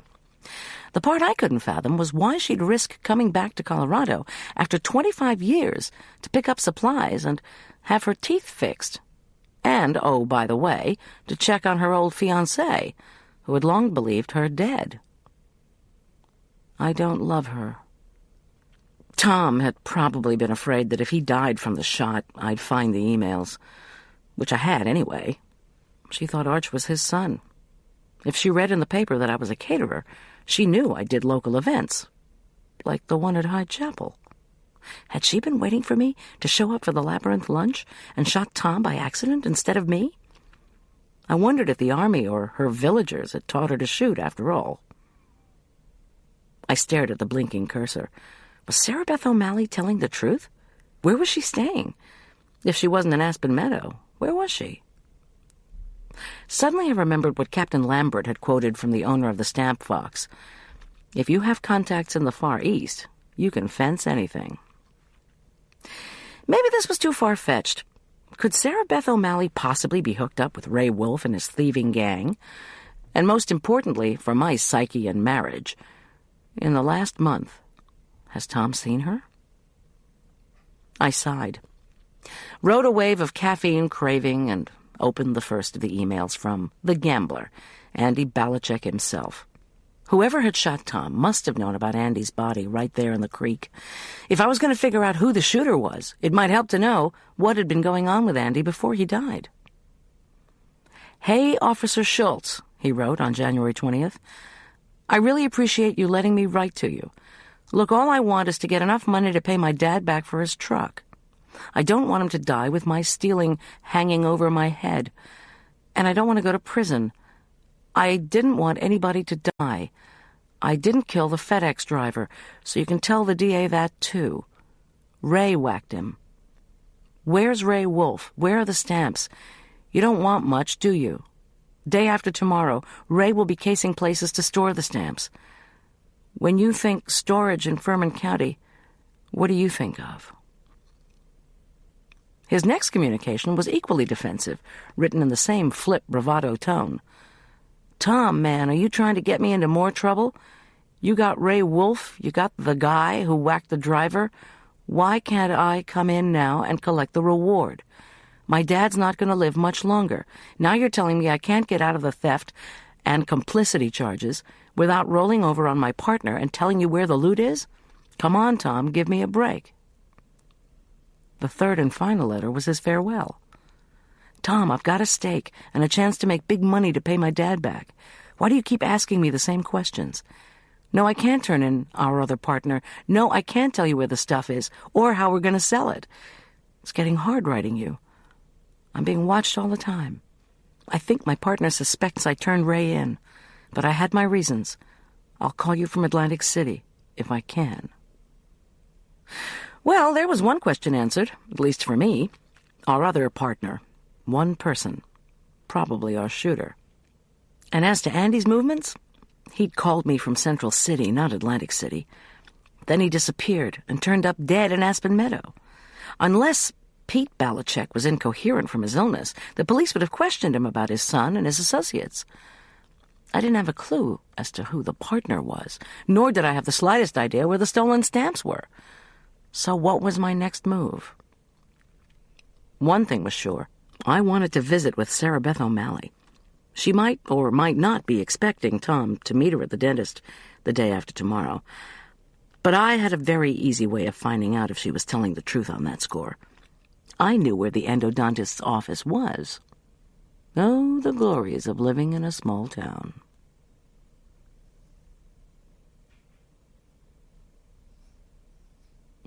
Chapter 16. While my disc coughed up recipes and menus for Tudor feasts, my mind traveled back to the fight between Michaela and Elliot. The figures on the screen swam. At a St. John's Day feast 5 years before the death of Henry VIII, the offerings included venison pies. Was I overreacting, or had that courtyard conflict struck a bit too close for comfort? If Elliot was physically explosive with his female staff, did I even want to consider a long-term job for him? I frowned and tried to think. My screen dimmed. I wanted to report their skirmish to the cops, but Tom had told me to stay out of it. And that's what I'd do. For now. I tapped a button. The screen brightened. In addition to consuming venison pies, the folks at Hampton Court had enjoyed a St. John's Day first course of beef in vinegar sauce, carp baked with wine and prunes, bread, butter, and eggs. For the second course, the courtiers had dug into boiled mutton, swan, peacocks, roast boar with pudding, wafers, and marzipan. Ah, yes, the high-protein, high-fat, high-sugar diet. No wonder their teeth had fallen out. I browsed forward to 1588, when an Elizabethan feast had included joints of venison roasted in rye, sides of beef, boar's heads, bacon, calf's feet, game pies with cinnamon, peacock, herons, blackbirds, larks, salmon, eels, turbot, whitings, sprats, oysters, sweetmeats, syrups, jellies, candied roses and violets, grapes, oranges, almonds, hazelnuts, cakes, and syrup-soaked confections. Well, Elliot and I had already agreed that calf's feet and spicy elk pie wouldn't go over big with the youthful fencing team. Not to mention that any plan to serve herons and larks would ensure wrathful demonstrations from every environmental group in Aspen Meadow. So, we'd come up with compromises. Sides of beef had metamorphosed into veal roasts, already ordered from my supplier. Current seafood prices precluded offering oysters, salmon, or turbot, and I'd told Elliot the kids wouldn't touch eels. I'd been delighted to tell him, though, that a recipe from Roman Britain had included prawns. There was the Roman Empire, and then there was the British Empire, which had included India. So we had decided on a shrimp curry. That had left only dessert. In the end, we'd agreed the fencers would enjoy a real Elizabethan plum tart. And then Elliot had decided on tucking in the zirconia. Sarah Beth might not be the only client for the dentist. All this had left one uncharted territory. Side dishes. Americans wouldn't eat a meal composed only of meat and sugar. I clicked on a file marked potatoes, corn, and tomatoes, all exotic European imports in Elizabeth's time. Sir Walter Raleigh, according to one source, had brought back potatoes from Virginia and raised them on his estate in Ireland. Elliot had told me to be creative, so I would test drive a potato concoction that night. If everyone liked it, I would serve it to the fencers and their families. I closed down the computer, dressed, and knocked softly on Julian's door. After squinting at the carved wood, I extracted a note wedged between the frame and the brass doorknob. "Am doing 50 laps of crawl in the indoor pool. Meet you in the kitchen at 8. My shoulders hurt just thinking about 50 laps of anything. It was 7:45. I snagged an extra cardigan in case someone had left the kitchen window open again, quietly closed our door, and reminded myself to act grateful toward our hosts.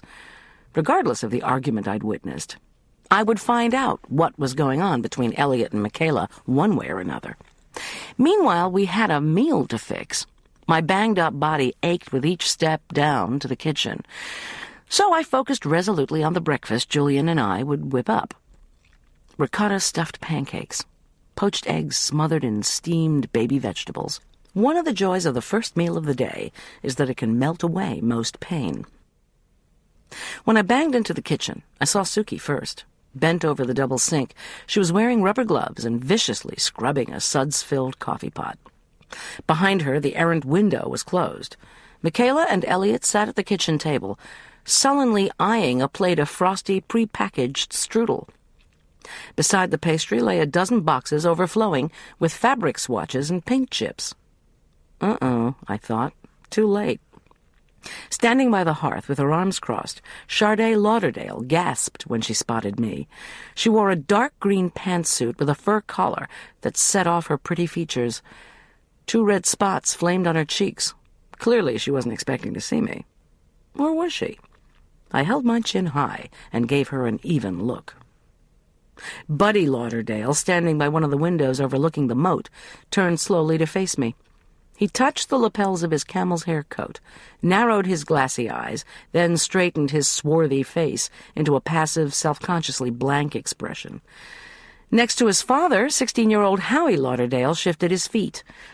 Howie wore de-rigueur, shabby-chic khaki shirt and pants, along with his fencing jacket. He was short for his age, with a chubby, angelic face, dark curly hair, and a smile I had always found endearing, especially when he encouraged Arch with his fencing. How such a great kid could have been produced by Buddy Lauderdale was beyond me.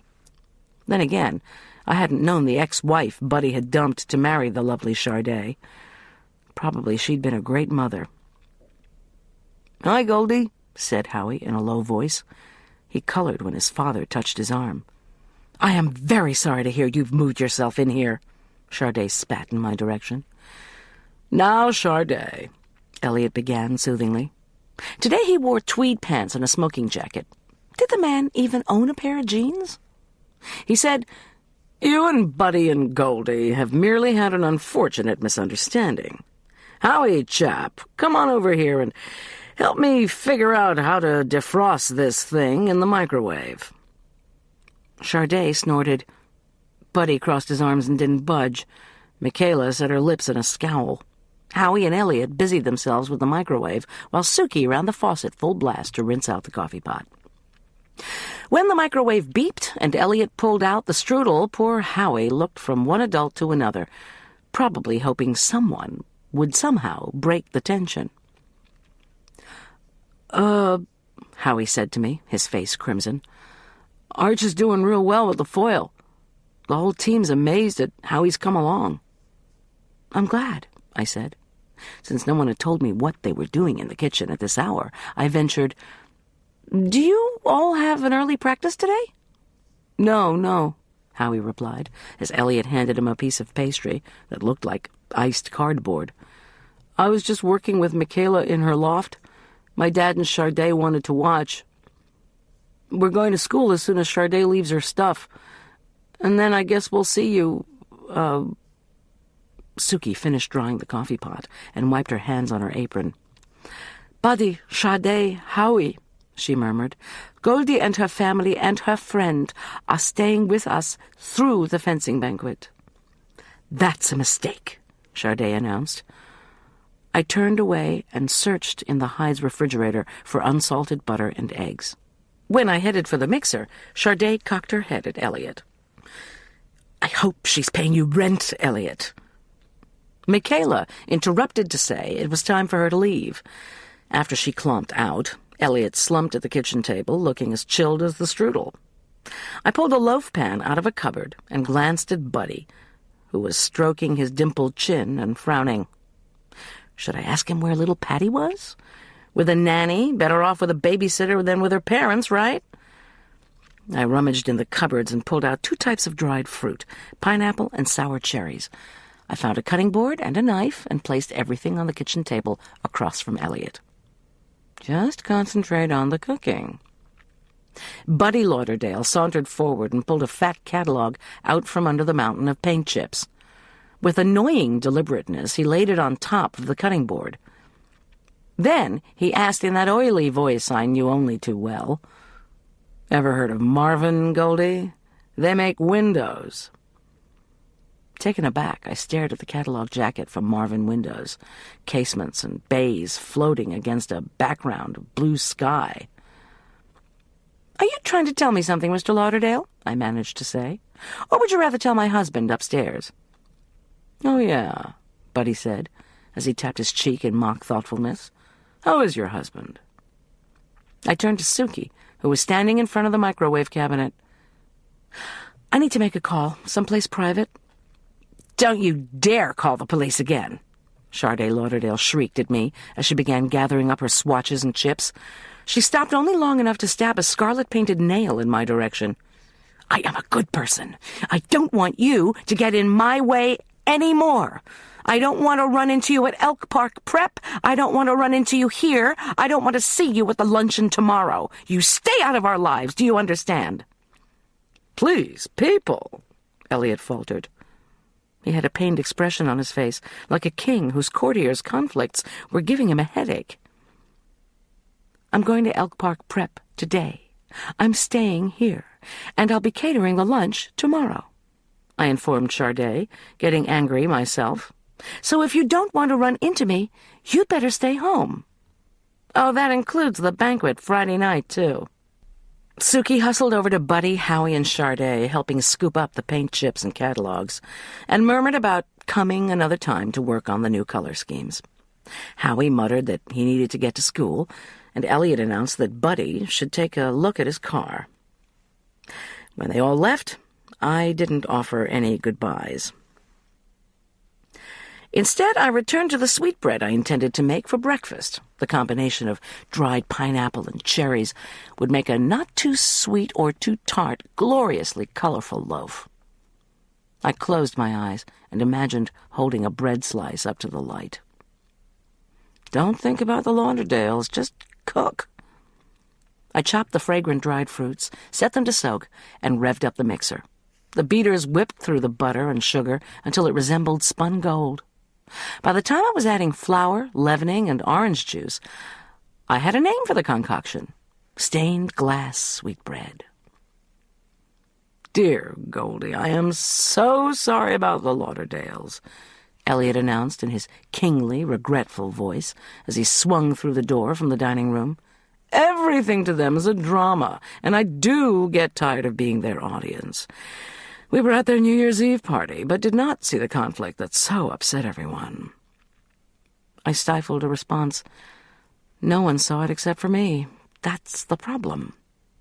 Meanwhile, Elliot turned his attention to the mixer bowl. "Let's chat about something more pleasant. Historic menus." I nodded an assent, finished scooping the thick batter into the prepared pan, and decided to let it rise a while to lighten the texture. "May I use the phone first?" I asked him. "I need to make a couple of important calls. I'd like to do it where I won't be interrupted." He wrinkled his brow, a sure sign of mental wheels whizzing. "Is my caterer spreading more bad publicity for my castle?" Yes, of course," he said with effort. "My office is more private." I set the timer, glanced at my watch, grabbed my extra sweater, and followed him out. We ran into Julian in the hallway. His brown hair was wet from his post-swim shower, and he looked dapper in black chef pants and a white shirt.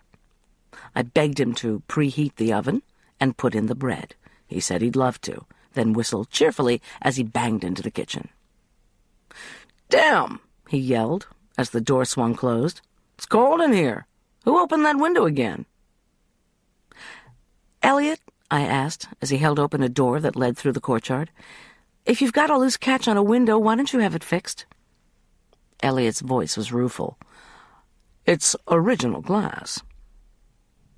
Outside, a bitter wind smacked our faces. I pulled on my sweater and reflected that if I'd made millions selling some old letter, I'd get a new kitchen window no matter what anyone told me about preservation. I gasped at the cold and caught the word shortcut as a cloud of steam issued from Elliot's mouth. I struggled to match his long strides as we trotted along an ice-edged brick pathway through the Tudor garden. Overhead, a red-tailed hawk teetered on the wind. Below, the snow-dusted, dun-colored plant stalks rattled and swayed. "Even with all the money we made from the sale of our famous letter," Elliot called back to me, as if reading my mind, "we didn't have sufficient funds to redo the entire castle. You see the north half of the East Range?" I hugged myself, turned, and looked back obediently. "We did the first floor where the dining room and kitchen are. Above that, it's all closed off." He pointed to the window that Marla had banged on when she'd yelled at him. "That's the south side of the East Range," Elliot continued. My eyes swept over the rapiers on the arch supports. "There, where you're staying in the guest suites, we redid the upper story. On the South Range," he pointed to his right, to the wall with the postern gate, "we did restore both stories." Okay, my mind screamed. I don't need background on the refurbishing effort when I'm freezing to death. "The great hall on the east side of the South Range is on the second floor," Elliot blithely persisted, "while 4 conference rooms are below it. On the west side of the postern gate, His hand arched to the right. "There are the swimming pool and locker rooms on the lower level, the conference rooms above. My study is in the West Range." He gestured farther to the right, directly across the courtyard from the kitchen, where we've only redone half of the lower story. Further down the hall from my study is Suki's and my room. "And Michaela?" I couldn't help asking. "Where's she live?" He gave me a sharp look, then pointed back to the gatehouse. "She occupies the western section of the North Range, including the gatehouse. According to my grandfather's will, Vladimir Kirovsky's descendants may stay there as long as their family remain the castle caretakers. Suki and I intend to hire a whole staff of caretakers, of course, as soon as the conversion to the conference center is complete." He exhaled without saying where all those worker bees were slated to reside. "And you've already seen our lovely living room, decorated by Charday, who does have talent, even if she's a tad rough around the edges." Not merely rough around the edges, my mind supplied, but sharp and dangerous. We entered the arcade on the west side of the courtyard. Elliot tapped numbers on a security keypad beside a massive wooden door. "Of course," he added, "Charday does disrupt us sometimes, coming in unannounced to try new paints and toss swatches all over the place. I bumped into her one night when I was coming over to work on my jams. I didn't even realize Suki had given her the security code. But Suki said Charday insisted that it would make the decorating effort easier for everyone." "Doggone it," I thought, as I moved through the wooden doorway into a hallway lit by new windows on the arcade side. The last thing I could tolerate in the middle of the night was crashing into Charday Lauderdale. Elliot touched a switch, and electrified torches on the far wall illuminated tapestries of battle scenes. "Mr. Hyde," I began, as I hugged myself to warm up, "we're very thankful you could have us here, but if Charday and Buddy Lauderdale can't be kept out of the castle, then my husband and I need to take Arch and Julian somewhere else. The Lauderdales and I are in conflict, as you know, from that New Year's party. They might have shot at our house. They might even be the ones who shot Tom." Elliot's brown eyes shone with indulgence. "They would never do such things. In any case, dear Goldy, you, your husband, your child, your dear young friend, you're all perfectly safe. Each suite has a security pad outside the room. Did Suki not show you? You determine your own code. Once you set it inside your room, no one can come through the door. The instructions are in your night tables." He waved at a tapestry of a unicorn. "When Charday figures out the colors for the last paint jobs, we'll change the gatehouse codes, and she won't be back." I asked hesitantly, "How much do you really know about the Lauderdales?" "We've been friends, well, since all the hoopla about the letter, and I bought our first Jaguar. I'll tell you what I know. The Lauderdales are so concerned about looking rich, they're lavishing money they don't have on charity. For example, we're happy Buddy helped pay for the refurbishment of the labyrinth. But when I tried to convince him to have a salesman recognition dinner here, he said entertaining his employees was not something he really did.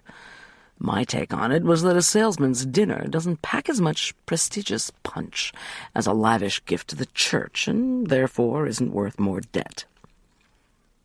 Do you know, I saw him shake his baby until she passed out? That he was arrested?" "Of course," Elliot replied, with more regal regret.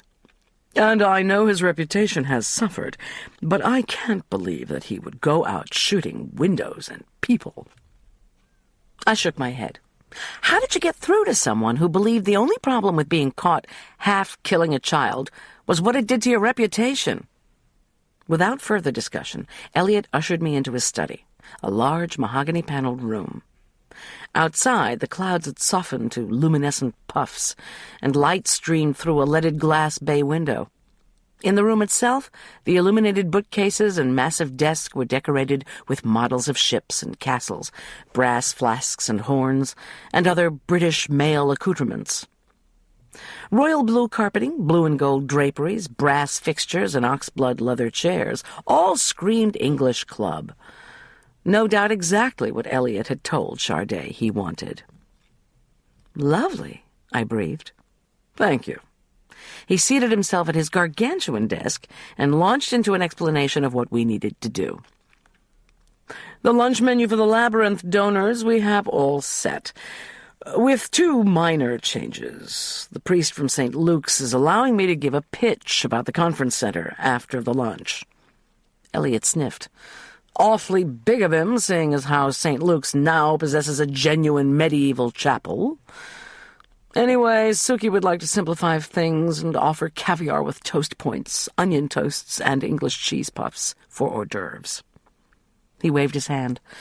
"We already have these from mail order, but we still need a first course, which should be Englishy." "Englishy," I nodded. "Do you have a recipe on your disk for an Elizabethan-style soup?" he asked, worried. "A soup not running and not standing, as they say." "I do," I said, thankful I had picked up the disk, even if I'd gotten banged up in the process. "How about a hot cream of chicken soup made with rosemary and thyme, both herbs mentioned by Shakespeare?" "Wonderful," Elliot replied with a sigh. "Now, for Friday's plum tart." He opened a drawer, drew out a small brass box, then dumped the sparkling contents onto a leather-edged blue blotter. "Zirconia," he said proudly, "to be tucked into the plums." I nodded, not having a clue how I would conceal the stones so that guests wouldn't accidentally ingest them. "Okie doke." "Now," Elliot continued as he fingered a miniature brass cannon, "for the banquet. We can't just have food. The fencing team must have entertainment and games. You don't suppose the boys and girls would be interested in English country dances, do you?" No. It's too bad we don't have a small troupe of players to act for us."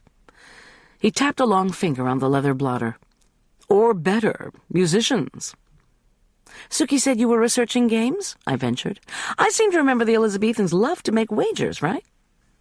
He looked as if I'd said excrement. "Wagers? Ah, yes, I suppose I do know they were gamblers, but I can't allow the castle to be the scene of—" "I'm not talking about Las Vegas. You should steer clear of financial wagers because the parents won't be happy if the kids beg for dough. But how about some small ball games in addition to the fencing demonstration?" "Brilliant!" he exclaimed, slapping the desk. "Penny prick, shuttlecock. We'll use half of the Great Hall for the games. Can you give the food some game-playing names?" "We can have the veal roast with—" I frowned. Then inspiration struck. "Penny prick potato casserole, raisin rice with shuttlecock shrimp curry. I don't know if you can give molded strawberry salads, steamed broccoli or chutney, and curry side dishes tutor names. But after the meal, we'll play games and have the plum tart." "Perfect," he cried. "I am so delighted I employed you." He beamed. I beamed. The sun beamed in on us. Then he announced he had to go figure out how to arrange the Great Hall. He managed another regal wave, this time in the direction of the telephone, and told me to feel free to make my calls. "Mi palacio es su palacio," he announced grandly, then departed. The Ferman County Sheriff's Department was first on my list. Once through, I pressed the numbers for Sergeant Boyd's extension. "Listen," I said, after he'd asked about Tom, and I'd assured him Tom was on the mend. "You know those intelligence files you keep on people?" "For crying out loud, Goldy. You know I can't give you a file." "I just want to know what you've got in one. Viv Martini." "Your ex's new girlfriend? How do you think that's going to look? Somebody hears I'm giving you that information." "Sergeant Boyd, Captain Lambert already told me she slept with Ray Wolf and possibly Andy Balichek. But now she's doing a complicated real estate deal with John Richard Corman. To be specific, she plunked down $150,000 to go in on a condo sale with him in Beaver Creek. He never agrees to joint ownership, so something's going on." "Where'd she get $150,000? Boyd's voice was distant. He was riffling papers. "You tell me." "We watched her bank account after those stamps were stolen. Nothing happened." "Well," I said, "did you all check any stores besides pawn shops after the stamp heist?" "I don't know. Our guys are supposed to, but sometimes they don't have time to get to specialty places." He sighed. "Okay, here's the file. You breathe a word of this, I'm fired. Viv's been hooked up with Wolf since she got out of high school. But let's see, it says here, a snitch in Golden put Viv Martini back. Okay, 7 years ago, she was shacked up with your good buddy there at the castle, Elliot Hyde." "What?" I glanced around the room. Any listening devices? Where had Elliot gone? "That's what it says." I gulped. So Andy Balachek and Tom were shot right near Elliot's property, and Viv Martini, who'd been involved with Andy, possibly, and definitely Andy's accomplice, Ray, who was arrested by Tom, this same Viv has an old relationship with Elliot Hyde? Did you guys question Elliot after Tom was shot? "Of course we did. He claims not to have seen Viv in years." I shook my head, puzzled. What possible attraction could there have been between Elliot Hyde and Viv Martini? "For crying out loud, Goldy. She's good-looking. He's not bad. He wanted a cute girlfriend, and she figured he was loaded. Our snitch says she wanted him to start an illegal casino there. This was just when gambling was legalized, but only for Central City and Blackhawk. The snitch says Viv wanted to accommodate the hometown gamblers at the castle. They could use all those halls and rooms to hide people in case of a cop raid." Remembering how Elliot had blanched at my mention of wagers, I still felt skeptical. Was this casino castle her idea, or Ray Wolf's? Who knows? All I know is Elliot nixed it. Said it would make him look bad if he was caught, and he couldn't afford that. Boyd paused, and I thought of Elliot's sensitivity regarding reputation. Boyd asked, "How'd you find out about the condo?" "I have my snitches too, Sergeant." When he sighed again, I asked, "What about those specialty stores, then? Any stamps show up there?" "Why, you got something I need to know?" When I said I didn't, he went on, "The insurer for the Stamp Fox is hiring a private investigator and has promised to share anything he gets. We're concentrating on the investigations into the deaths of the driver and Balachek." "You must have investigated Viv Martini." "Of course. She was sleeping with your ex-husband all night Sunday night, and they weren't getting much sleep, according to your ex. Please don't interrogate either one of them." "Whatever you say," I replied, then pretended to ponder a bit. "Listen," I said, trying to sound thoughtful. "Do Buddy and Sade Lauderdale have alibis for the time Tom was shot? A little while ago, they were both here at Hyde Castle, giving me a hard time." "What kind of hard time?" I told him about the incident in the Hyde's kitchen, to which Boyd replied, "Their alibi is each other. Oh, and we checked on Suki Hyde's first husband. One of his guys was on the roof with him when he stepped on a stray wire from a bathroom fan. Nobody seemed to think it was suspicious." He paused. "But here's something related to the stamp heist. Our friend Buddy Lauderdale was in the Stamp Fox a month before the theft, asking about values. He said he wanted to invest in stamps, but never did. When I made a humming noise, Boyd warned me to be careful, that Buddy Lauderdale was reputedly one of the best shots in the country. I promised him I would be, and signed off. One thing was certain. There was no way I was waiting for some faraway insurance company to get around to hiring an investigator. Elliot's lowest desk drawer yielded a Yellow Pages, and under Stamps Collectors, I found 4 shops in the Denver area. I blithely let my fingers do the walking while presenting myself as Francesca Chastain, collector of any stamp with a picture of royalty. Price, I said, was no object. Even over the phone you could hear those store owners' hearts speed up. The first 3 general dealers in stamps and coins said they hadn't seen a cover with Queen Victoria on it anywhere but at a stamp show. But the fourth philatelic dealer, an estate auction agent named Troy McIntyre, operating out of his home in Golden, gave me an evasive reply. "What exactly are you looking for?" McIntyre demanded. "I collect anything with kings or queens on the stamps. What I'm especially looking for is covers with Queen Victoria on them." "I might be able to help you," McIntyre said, with a forced reluctance that sounded cagey. "If price really is no object, and the price is paid in cash." I eagerly made an appointment for that afternoon, then leafed through the phone book for Southwest Hospital. I talked to 3 nurses before I located the flight nurse who had helped Tom. Her name was Norma Randall. She was on duty on the 3rd floor, and said she could talk for 5 minutes.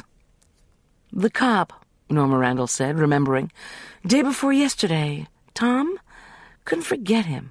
Or you either. He's doing okay?" "Yes," I replied. "Thanks to you all. You seem to be more experienced than most flight nurses." Once he passed 30, I'd observed, being experienced was the euphemism for being older. She laughed. "I've been doing it a long time. Too long, I think, sometimes." She paused. "Weren't you married to Dr. John Richard Corman?" When I replied that I was, she went on, "I worked with him one time, after we brought in an Aspen Meadow woman with a retained placenta." I made a non-committal noise. "Don't worry, he did a fine job," she said, reading my mind. "What can I do for you now?" "I don't want to keep you, Norma, but I'm trying to locate a cousin who's a flight nurse. Where did you do your nursing training?" "Nebraska." "Well," I said boldly, "do you know anyone at the hospital who would have gone to the Front Range School of Nursing in the late 60s? I'm particularly interested in women who would have had flight nurse training." She said she didn't know anyone off the top of her head, but her relief had just come in, and she could ask a few people if I wanted. I thanked her and said I didn't mind being put on hold. "I found one of the older ER techs," she informed me triumphantly on her return. "He told me there was a flight nurse named Connie Oliver who graduated from Front Range at about the time you're talking about.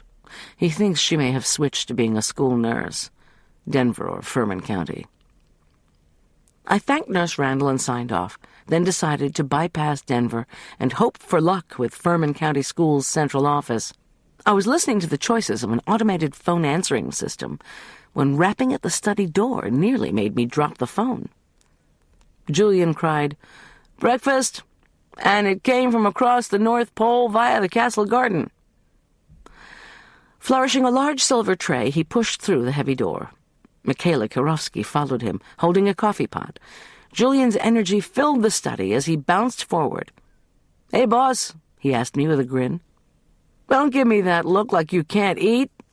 When I hastily hung up, he cried, "Hey, what'd you swallow, a canary?"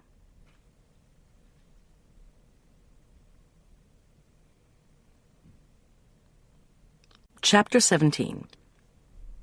"You're gonna love this," Julian announced as he set the tray, laden with golden-glazed miniature bunt cakes, on Elliot's desk. It was actually 2 trays, one on top of the other. "Got multiple orders for room service?" I asked mildly. "When in doubt, bunt?" "I'm putting half of this on the other tray for Tom. He's still asleep, I just checked. Michaela's helping because she forgot some equipment and had to come back to the castle." In addition to the cakes sparkling with orange zest and sugar, there were 2 plastic-wrapped crystal bowls. Julian pulled off the plastic and revealed snowy yogurt, artfully topped with slices of kiwi, strawberry, banana, apple, and plum. "Oh," he said, "I'm saving that sweetbread you made for later, since it was too hot to cut. I made these orange cakes last night while the dinner was cooking." He glanced around the study and wrinkled his nose. "Man, what decade is it?" "Any decade you want for a price," Michaela supplied with a wicked smile. "Do I detect animosity toward the decorator?" I asked mildly. Michaela snorted. "Charday keeps asking when she gets to do my place. I keep telling Elliot, never." When she didn't elaborate, I said, "Thanks for bringing the goodies over, guys. I thought if I didn't have caffeine soon, I was going to pass out."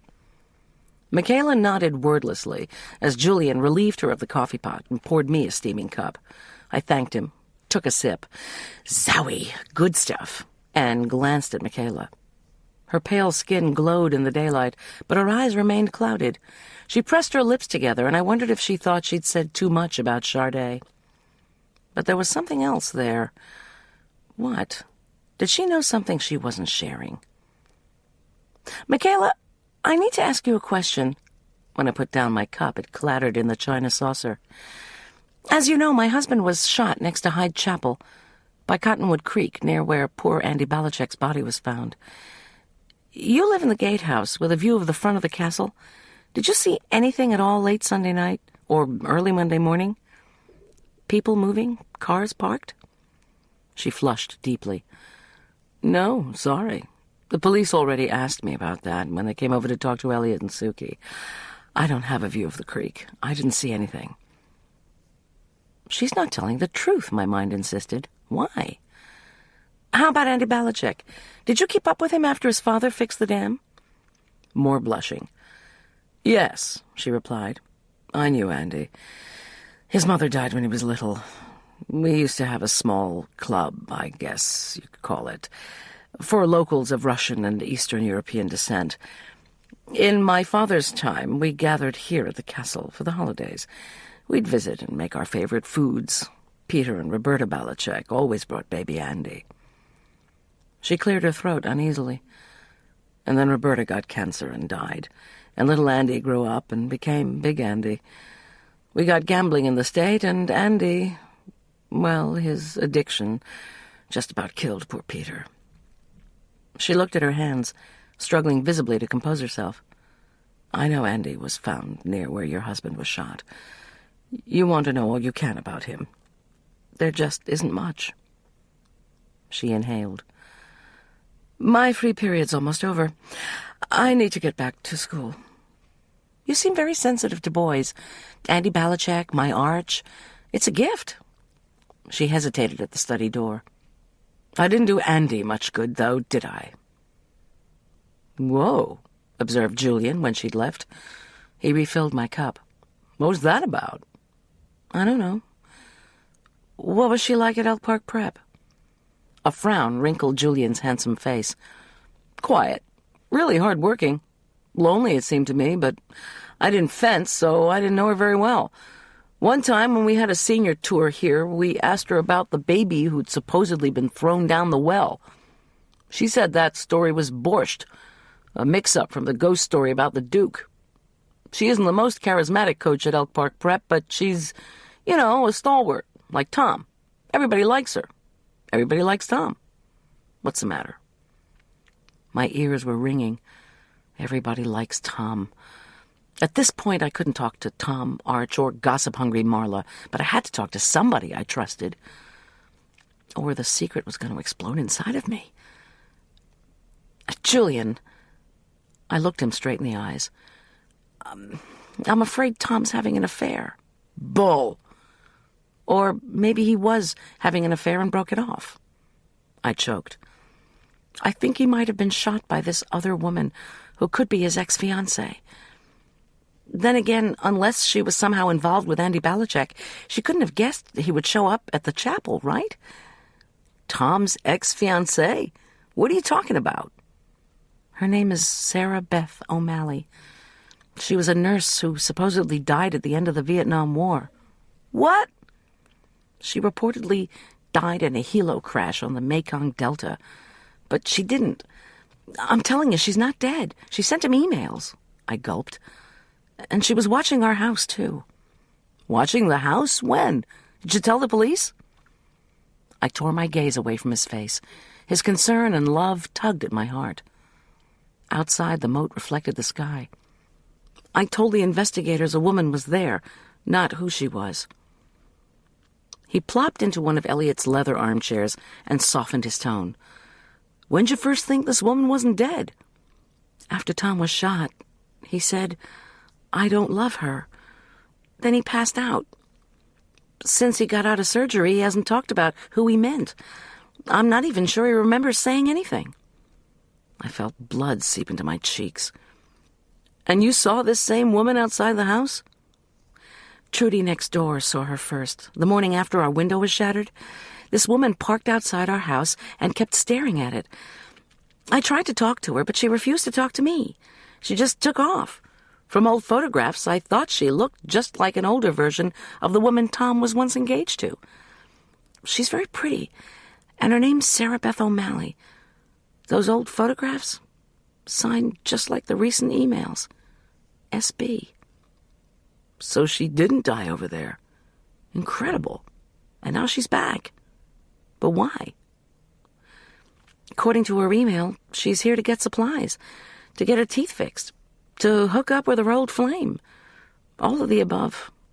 Or none. Besides emails from her, there was one from the State Department. Tom had written them to see if there'd been any old or new reports on Sarah Beth O'Malley surviving the attack that supposedly killed her. The State said no. Julian was pensive. Goldy, do you want me to ask Tom about it? No! My hands clenched. I just don't know what to do. Julian stood, picked up the top tray, then moved a silver place setting and the coffee pot to the bottom tray. Using tongs, he transferred one of the miniature bundt cakes to a small plate, then set out a placemat and silverware on the desk. He hefted up the tray and studied me a moment. Boss, you've got a sleep debt the size of a jumbo mortgage. You need to rest, have something to eat. Wait until you can think again. There's too much going on to keep it all straight. Why don't you just concentrate on Tom, Arch, and our catering jobs this week? We'll get Tom better, then we'll ask him. When I said nothing, he headed for the door. Look, he said over his shoulder, how about I tell Tom about one of my old high school girlfriends who showed up at CU? We broke up and she got cancer, supposedly. Then it turns out she got better and decided to go to college where she looked me up. He balanced the tray and opened the door. See what he says.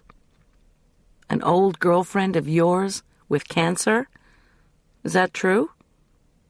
He flashed a smile back at me. I wouldn't tell you, Miss Nosy, if it was. Thanks, Julian. Don't mention it. I swigged the rich coffee, spooned up the yogurt, downed half of the succulent cake, licked my fingers, and redialed the Furman County School's central office. After maneuvering through the options network, I was finally connected to an administrator in charge of student medical care. I'm from Aspen Meadow, and I'm looking for a school nurse named Connie Oliver, I began pleasantly. I need to check on an outbreak of strep. When I was put on hold, I scanned Elliot's elegant office. To the right of the glowing bay window, Charday had placed an Oriental-style silk screen. On the other, I noticed, was a molding framed opening. With sudden recognition, I realized it was one of those wall indentations that indicated a garderobe. Sheesh! Those medieval folks must have had to go to the bathroom a lot. What strep outbreak? I was rudely asked. I'd almost forgotten I was on the phone. It was reported in January at our middle school, I shot back. I knew about the strep outbreak from the Mountain Journal. After several more long minutes of holding, the administrator returned. We can't search the medical files over the phone. That's all right. If I could just speak to Nurse Oliver, we could clear up the question of my son's medication. She treated him. Without the files, Miss Oliver cannot be expected. Don't worry. I'll take the responsibility, I replied, trying to sound chipper. I just want to chat for a sec, if she's available. Do you know which schools she'll be visiting today? A sigh. Miss Oliver will be overseeing vision tests at Fox Meadows Elementary from 10:30 to noon, the woman informed me tartly.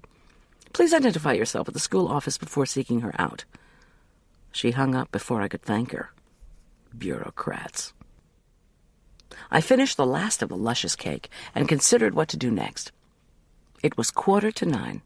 I needed to work out the prep for the next day's lunch and then check on Tom.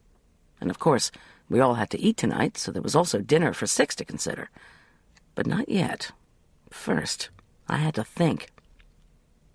The drawers to Elliot's desk were not locked. With only a slight pang of guilt, if he didn't want folks going through his drawers, he'd lock them, right? I rummaged for a clean sheet of paper. One drawer yielded pamphlets from conference centers across the country.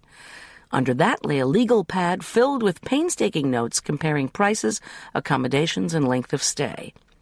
Apparently, Elliot had no truck with computers, which could have produced such a spreadsheet in seconds. There was no blank paper. The next drawer held worn, slightly dusty pamphlets, Medieval Castles and Their Secrets, Have Your Wedding at Hyde Chapel, and A Brief Tour of Hyde Castle. There were also several copies of the audio tape Elliot had been urging me to listen to, The History of the Labyrinth. I slipped one of the audio tapes in my sweater pocket, then rifled through the pamphlets. There were between 6 and 10 banded copies of each one, so I helped myself to one of each. The better to know the place where I was doing my job, I rationalized, then stuck them in my pocket, too. Finally, I went back to the first drawer and ripped a clean sheet of paper from the back of the legal pad. Chronology, I wrote at the top of the page. 1. January 1st. The Lauderdales, in financial trouble, have New Year's party. Buddy shakes baby. I call cops. The Lauderdales swear revenge. 2. January 15th. Valuable stamps, easily fenced in the Far East, are stolen from FedEx truck. The driver is killed. Witnesses say there were 3 robbers. Peter Balachek has a heart attack. 3. January 20th. Frightened, worried that his father will die, Andy Balachek identifies himself to Tom as one of the truck hijacking gang. Andy tries to make a plea deal, tells Tom where Ray Wolf will be. 4. January 22nd. Tom arrests Ray Wolf on Andy's tip. In another email, Andy refuses to give location of valuable stamps. 5. January 24th. Andy sends a third email to Tom saying he has a stake and is going to Atlantic City to gamble. Tom takes off for New Jersey. 6. February 6th. Andy calls me from Central City, desperate to talk to Tom. John Richard Corman gets out of jail early. He immediately hooks up with his new girlfriend, Ray Wolf's old lover, who is also Elliot Hyde's old lover, Viv Martini. He's told Arch he's going to buy an expensive present for Viv. 7. February 9th. Our window is shot out. 8. February 9th. I find Andy's dead body in the creek near Hyde Chapel, where I'm supposed to cater later in the day. Andy had an electric shock, then was shot and killed. Tom is shot. 9. February 10th. Our computers are stolen. I discover that Tom's long-lost fiancée, Sarah Beth O'Malley, has reappeared after many years of death. Supposedly, she's living under an assumed identity in Vietnam and works as a village doctor. The jerk is driving a new gold Mercedes from Lauderdale Imports. He and Viv Martini have entered into an unusual real estate venture. 10. February 11th. Michaela Kirovsky says she knew Andy Balachek when he visited the castle, but acts as if she's covering something up. How were these people, Andy, Viv, John Richard, Elliot, Suki, Charday, and Buddy, Sarah Beth, and Michaela, linked? Or were they? Had Tom been the target of the shooter, or had I? And what event would disrupt our lives next? I did not know. I did know one thing. Contrary to Michaela's assertion, Andy was the key. Andy who stole, Andy who gambled, Andy who talked. Andy who ended up dead in Cottonwood Creek. And I wasn't going to learn any more about him sitting in Elliot Hyde's fit for a prime minister's office. I tucked the packet of zirconia into my pocket with the pamphlets and tape, then scooped up the tray. I maneuvered my load into the hall and decided that before checking on Tom, I would see if Michaela was still in the castle. If I could convince her that whoever had shot Tom had to be connected to Andy's death, maybe she'd come up with some information about the dead young man. To my left, double-glass doors opened onto the hallway that led to the North Range and the gatehouse, where Michaela resided. I hesitated when I read a hand-lettered sign spanning the glass doors. Under construction, no admittance. I listened for the bang and clatter of construction workers, but heard nothing. Was this northern side of the West Range where Charday was doing intensive new decorating work, I wondered? Did she insist on being left alone? did I care? I wondered what kind of construction could be taking place.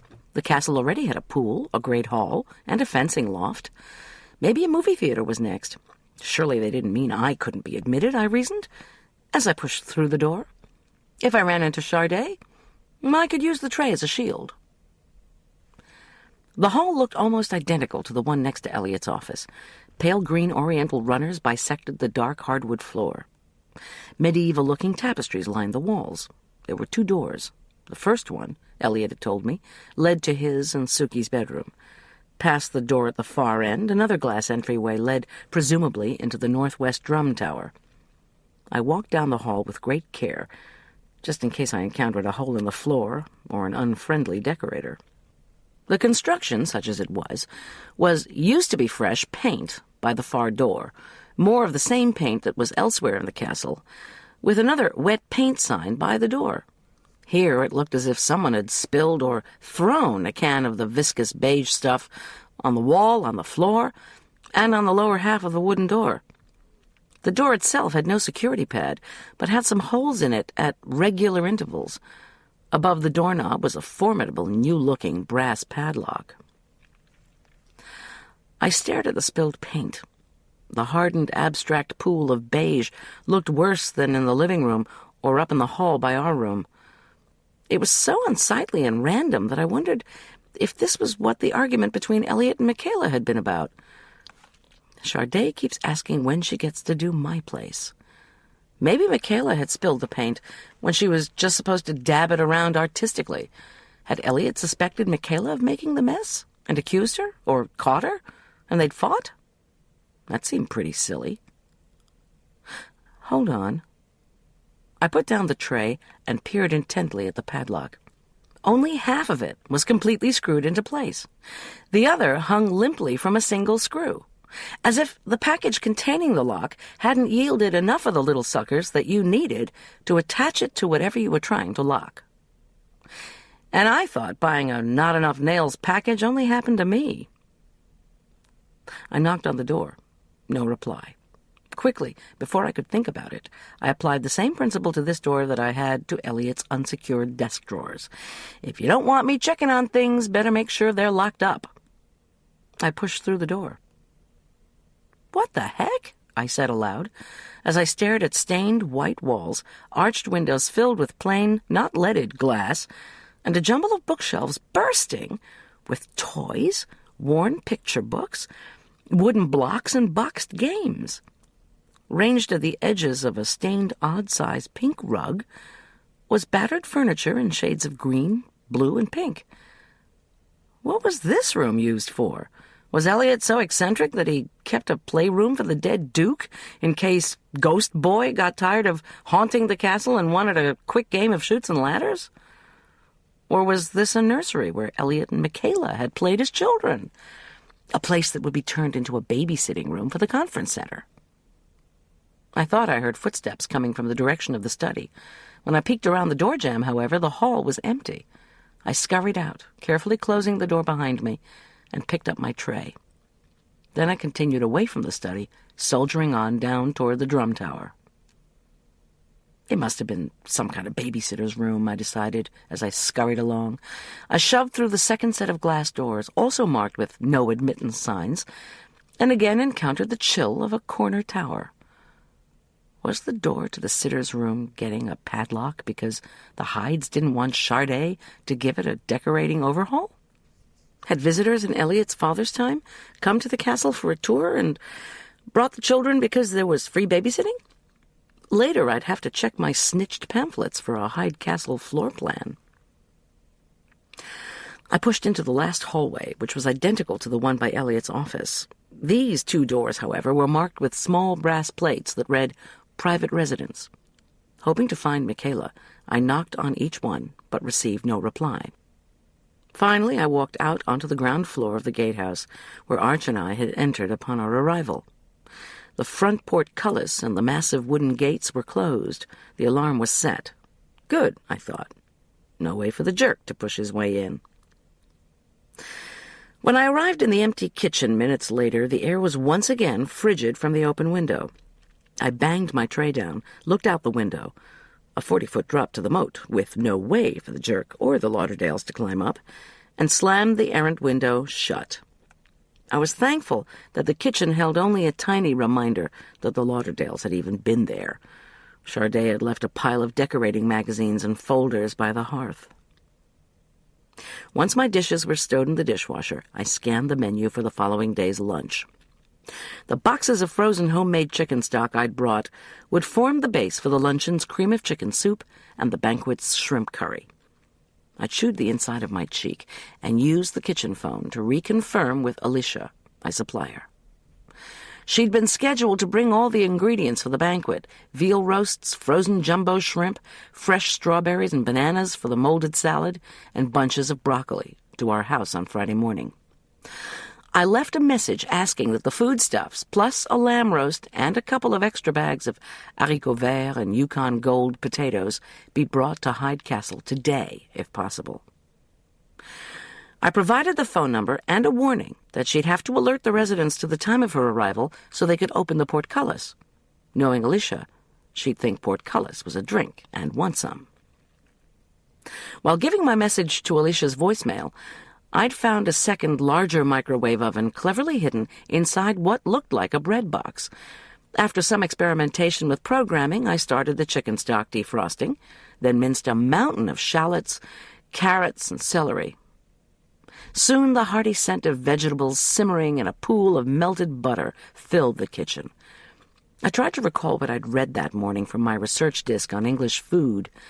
After some thought, I sketched out a simple plan for the evening meal: lamb roast with pan gravy and mint jelly, baked potatoes, steamed haricots verts, a large tossed salad with grated fresh Parmesan cheese, and homemade bread. I'd brought the potatoes, beans, bread, and greens from home. If Alicia couldn't make it today, Julian could go out and pick up the lamb roast. For dessert, it would probably be good to make a dish with some historic significance, but the Elizabethans had favored marzipan, and I wasn't up to doing marzipan anything. My eyes fell on the stained glass sweetbread I'd made earlier that morning, but decided it would be better for tea. I chewed the inside of my cheek some more. The Hyde's freezer yielded a gallon of premium ice cream, Swiss chocolate. No surprise. With ice cream, I'd learned long ago, it's better to serve at least 2 different kinds of cookies. One should be crunchy and redolent of a spice, such as ginger, or a flavoring like vanilla or almond. The other should be soft and rich, smeared with a creamy icing if possible.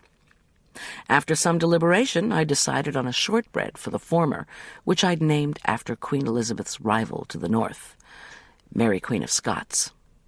The other, a chocolate cookie whose dark, fudgy essence and brownie-like texture I could already savor, I would call 911 cookies for chocolate emergencies. I was in an extended one right now. I beat confectioner's sugar into butter, added a hint of vanilla, and mixed in 2 kinds of flour, sifted with a tad of leavening. I patted the shortbread dough into round cake pans, scored each into wedges, and fluted the rims. Once I'd started the buttery shortbreads on their slow bake to divine flakiness, I melted dark, bittersweet chocolate with butter and sifted dry ingredients for the 911s. Like the sweetbread, these too would benefit from a brief mellowing, only in the refrigerator. Once I'd mixed the dough, I covered the bowl with plastic wrap, set it to chill, and slipped up to see Tom. "He said he wants to rest," Julian whispered to me as he precariously balanced the tray while closing the door. "I changed the bandage after he ate. He only had a few bites, but we did have a good visit. He didn't say anything about getting any on the side." "Julian!" I scolded. "I need to set our security system," I said, feeling guilty that I hadn't come up earlier. "I did that, too. I found the directions in the bedside drawer of the room Arch and I are in." Gripping Tom's tray, he looked all around before whispering, "Both of them are set to Arch's birthday." "Thanks, Julian." Arch had been born on April the 15th, a happy respite from thoughts of the Internal Revenue Service. At least that was the way I'd always viewed it. Joy and taxes. Julian showed me the red light on our armed door and the green-lit keypad beside it. "One more thing," Julian warned as we started back down the hall. "Tom wants to start cooking again." "You're kidding." "Nope. He has an idea for a hearty breakfast dish." "Good Lord." "Well, at least that means his mind's getting hungry, even if his body hasn't caught up. He says he's going to start tomorrow. He wants to get on with his life." I rolled my eyes. "Did you tell him your girlfriend's story?" "Nah, didn't seem right. Trying to get the truth out of a cop who's confined to bed because he's been shot." After a few moments, we banged back into the kitchen, where miraculously the window had stayed closed. I showed Julian the beginnings of the soup and the shortbreads, and told him about the now thickened fudgy chocolate cookie dough. When I pulled out the shortbreads, Julian dug into Suki's perfectly organized kitchen equipment drawer, extracted an ice cream scoop, and offered to make the chocolate cookies. I thanked him and mentioned I should be going. "Taste the chocolate cookies," I added, "to see if they need icing. We'll be serving everybody chocolate ice cream, too. Oh, and if Alicia doesn't show, do you think you could pick up a lamb roast?" I recited the evening meal menu. He said that would be no problem. I told him all the places I'd be that day if he got a hankering for cell phone communication. "I'll keep an eye on Tom, too," he offered, "and take him snacks to jumpstart his energy supply." "You're great," I said, and meant it. My eyes fell back to the pile of folders and magazines Charday had left on the kitchen hearth. I picked them up. On the bottom was Charday's portfolio, a slick, 2-page folder with photographs of some of her decorating assignments. On the back of the folder was a photo, a family portrait of Buddy, Charday, their teenage son, Howie, and their baby girl, Patty. As an afterthought, I snagged one of the framed newspaper photos from the kitchen wall. This one featured a picture of Elliot and Suki caught in an enthusiastic kiss, with a caption about the auction of Henry's letter being complete. Figuring they could come in handy, I tucked the portfolio and picture into my oversized canvas tote bag. I could show the pictures to the stamp agent in Golden, which in turn might lead me closer to finding out who had shot Tom. Impulsively, I climbed up to Arch's room and grabbed his high-powered binoculars. Constellations at night, bad guys during the day. Not a stellar combination.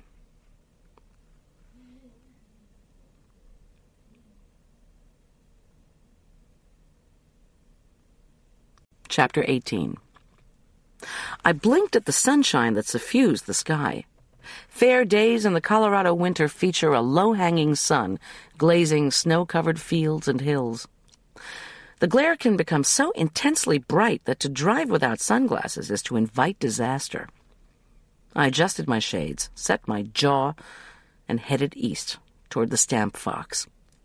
Tom had repeatedly told me that the most profitable time to catch a crook was the first 48 hours after the commission of a crime. I had just passed that landmark 48th hour with 0 results. I lowered the driver's side visor against the dazzle and accelerated down the mountain. I slowed when I spotted Lauderdale's luxury imports on the north side of the highway. Not too many businesses are situated at the base of the foothills above Denver, as the sloping sites provide monumental construction challenges. But Buddy Lauderdale had found a plateau for his sprawling enterprise, and acres of Jaguars, Mercedes, BMWs, and Audis glittered enticingly in the sun. I exited the highway, wended along a northbound frontage road, then parked across from the showroom and a lot crammed with late-model Jaguars. Jumping out, I focused the binocs on the eastward view from the offices that flanked the showroom. Not surprisingly, the Furman East Shopping Center sprang instantly into view. Designed like a rustic Mexican town with dark pink stucco and orange-brown roof tiles, the cluster of shops boasted a fake bell tower sandwiched between an upscale women's clothing store and a glass-fronted independent bookstore. The Stamp Fox was a bit harder to spot, but eventually I nailed it, flanked by an Italian ice cream store and a florist. Out front stood a FedEx box, so you could see everything from here if you knew what to look for. I jumped back in the van and hightailed it to the mall. The Stamp Fox was a tiny, gold-wallpapered shop that resembled a 50s-era jewelry store. Electrified candles from an oversized fixture reflected in the brass-lined glass cases. Inside each case, handwritten envelopes with gloriously colored stamps, covers with frankings to the connoisseurs, begged to be studied. Maybe stamp collecting was like riding a bike. You never forgot how. I sighed and wondered what had happened to my painstakingly collected box of glassine-enveloped stamps. I'd left it behind at home when I'd gone off to boarding school. Probably been eaten by mice in the attic. The shop owner was out. According to his overweight, pale assistant, whose name tag informed me he was Steve Byron, philatelist. This Byron, whose only romantic inclination had to do with postal history, had a round face to match his round body. He was about 22 and had neatly waved short brown hair and small, colorless eyes behind glasses as thick as bottle bottoms. The Michelin Man as stamp guy. Byron finished locking a glass case, parted his thick lips in a hopeful smile, and waddled toward me. "Collector?" he asked cheerfully. "Looking for something in particular? We've got a brand-new estate sale just in. You're the first. Top-flight stuff." I blurted out, "I'm Francesca Chastain, and I'm a thematic collector," before I had a chance to think. I was careful not to touch my purse, as I'd heard that showed a subconscious desire not to spend money. Instead, I put a voracious gleam in my eye and tried to think of a non-existent theme for my obsolete hobby. "I'm the first to see a new set of covers?" I asked greedily. "Do you take Visa?" Steve Byron gurgled with happiness. "Oh, yes, your collecting theme is—" I gulped. I was looking for news of the Mauritius Queen Victoria stamp theft, and some indication that Sarah Beth O'Malley had come back from Vietnam with an agenda that included more than fixing her teeth. Still, I didn't want to appear to be the snoop I actually was. I swallowed and tried to think how to mask my intentions while weaseling information out of Byron. "A picture of any place or person beginning with the letter V." To Byron's look of puzzlement, I waved a hand in the air, a la Eliot. Vatican City, Venezuela, Venice, frankings with pictures of Queen Victoria." Steve Byron's fleshy mouth fell open. "And don't ask me if I have a penny black, I don't. I'll buy one from you, though." Almost as an afterthought, I added, "Stamps from Vietnam." "I didn't catch your name," stammered Byron. "Francesca Chastain. Do you have any pieces to show me?" He licked his lips. "We don't have anything with Victoria. We did, but they're gone." He hesitated. "I do have a couple of covers showing Venice, from a time when there was an international effort to save the city from sinking. And I've got one from Vietnam. I'll show them to you." The first case he led me to displayed a cover from Tunisia depicting a mosaic from Venice's St. Mark's Cathedral. I pretended to show interest. The second cover, though, stunned me. The label indicated that it was from 1973. It depicted a stylized lion, symbol of St. Mark, and, by extension, Venice. The printed words on the stamp were in French. "Pour Venise, UNESCO." This cover was not from France, however, much less Italy. It was from Cambodia, or, as stated below the lion, République Khmer. "Where'd you get this one?" I demanded, too sharply. He was taken aback. "From the same collector who sold us the one from Vietnam. An American serviceman was stationed over there in the 70s and collected stamps. He came home, became an alcoholic, and was in pretty bad shape when he stumbled into our showroom last fall. He sold his collection to help pay his deductible for 30 days of treatment at a facility." Byron moved to another case. "The Vietnam stamp he sold us is here. It's from 72, from what was then still called South Vietnam. Shows reconstruction after the Tet Offensive. Would you like to see either one of them?" "Could I talk to the veteran who sold you these covers?" It was a long shot, but maybe he knew something about a local woman who'd turned up dead, if indeed the veteran's story was true. Byron shook his head. "He died He got out of treatment, got plastered, and drove his car the wrong way on I-70. A tractor-trailer obliterated him. What was his name? Trier. Marcus Trier. His family went to our church, but they moved to Florida. Why do you ask? Did you know Marcus? Just wondering if we have a mutual friend.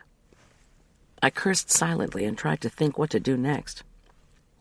I was still set to visit the stamp agent in Golden to check out the long possibility that the stolen Queen Victoria stamps had been fenced there. For that expedition, though, I needed something in particular. Do you have a current catalog of your items for sale with prices and pictures? Not quite current, but I'll get you what we have. Byron trundled off. After a moment, he returned with a pamphlet-sized catalog. Only some of our inventory is pictured. The reproductions are in color, though. He flipped through the pages. Prices are from 3 months ago. Only a few would have changed. Oops, here's some of the Victoria stuff. He picked up a black marker. I'll just cross it out since we don't have it anymore. No! I shouted. Startled, the poor boy almost dropped his pen. I want prices for everything. To his look of surprise, I gushed apologetically. I'm really a passionate collector. Guess so. He handed me the catalog, unhappy not to be making a sale.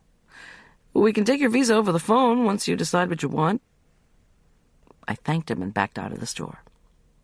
I had 90 minutes before I was due at the auction agents in Golden, and in that interval I had to pick up a few things, find Fox Meadows Elementary, and try to get some information out of Connie Oliver. Worse yet, my stomach was growling on a day that held no lunch break. The last emergency truffle in my tote bag was not going to do the trick. On the other hand, just 10 steps away was that Italian ice cream store. 10 minutes later, I was clutching a bag with newly bought school paste, scissors, and blank paper, and diving into a sugar cone with a triple scoop of dark chocolate gelato. Fox Meadows Elementary, the gelato scooper had informed me, was a mere 15 minutes away. The creamy chocolate melted in my mouth as I balanced the cone in my left hand and piloted the van with my right. No easy task. I finally came to the turnoff of a new winding road that led to the elementary school. I crammed the rest of the cone into my mouth, ecstasy, and hopped out of the van. Connie Oliver had just finished testing the vision of the 4th graders. At least, that was what she said when I introduced myself as Francesca Chastain, my nom de jour. Nurse Oliver was of medium height, with makeup covering remnants of freckles and a plain face. I judged her to be about 50. She greeted me and then self-consciously touched her stiff, frosted-to-cover-the-gray hair. I said I was doing a newspaper piece on how Vietnam had affected graduating classes from high schools, colleges, and nursing schools.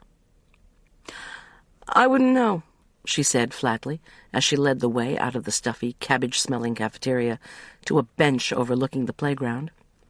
The air was cold, but our seat in the sun was warm enough. The children, happy to be out of their classrooms, shrieked and chased each other through the swings. Connie Oliver put on her sunglasses and fixed her eyes on the playground. We've never had a reunion, she said finally. It would be too sad. Our class was small, 15 in all. Right after graduation, 2 died on a helicopter mission into the foothills. Freak snowstorm kind of thing. Later that year, another died in a car crash, and 1 more died in Vietnam. The rest of us didn't want to get together. It would have been too sad. Who died in Vietnam? Aren't you going to take notes? If I need to remember something. Connie shrugged. She kept her mouth closed for a long time, and I feared she'd change her mind about talking to me. Finally, she said, her name was Sarah Beth O'Malley. She was with a MASH unit in the valley. It was right before the end of the war. Her unit was overrun, and she died. I said, I'm sorry. Connie looked at me, then returned her gaze to the playground. I knew I hadn't sounded sincere, so I waited a few moments before continuing. Did you all get together for The funeral service when they shipped Miss O'Malley's body back? To commemorate her belonging to your class? Connie Oliver tugged her coat tightly around her and shook her head. The Army wasn't able to retrieve her body. We didn't have a memorial service. I sympathetically and again waited. Is there anyone who would know whether there was a ceremony for Sarah Beth O'Malley? Family in the area, something like that? Somebody who might be hiding her now, I added mentally. Nah, Sarah Beth didn't have a lot of family. Her parents were fairly old when she studied to become a nurse, so they must have passed away by now. Connie Oliver wrinkled her forehead, remembering something. She was engaged, though. The guy was younger. I think he might still have been in high school when she finished nursing school. I held my breath. She squinted at me. His name was Tom Schwartz or Shoemaker or something like that. He adored her. Much later, I heard through the Fox Meadows DARE officer that Sarah Beth's fiancé had become a cop. I guess you could see if you could find him through the sheriff's department. Okay, thanks.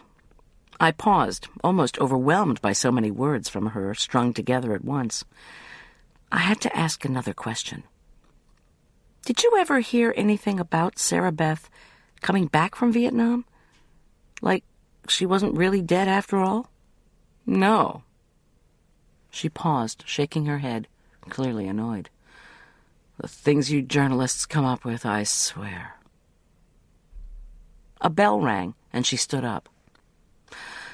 I have to go in. You want to know more about Sarah Beth, you need to go talk to Tom Schlosser or whoever he was.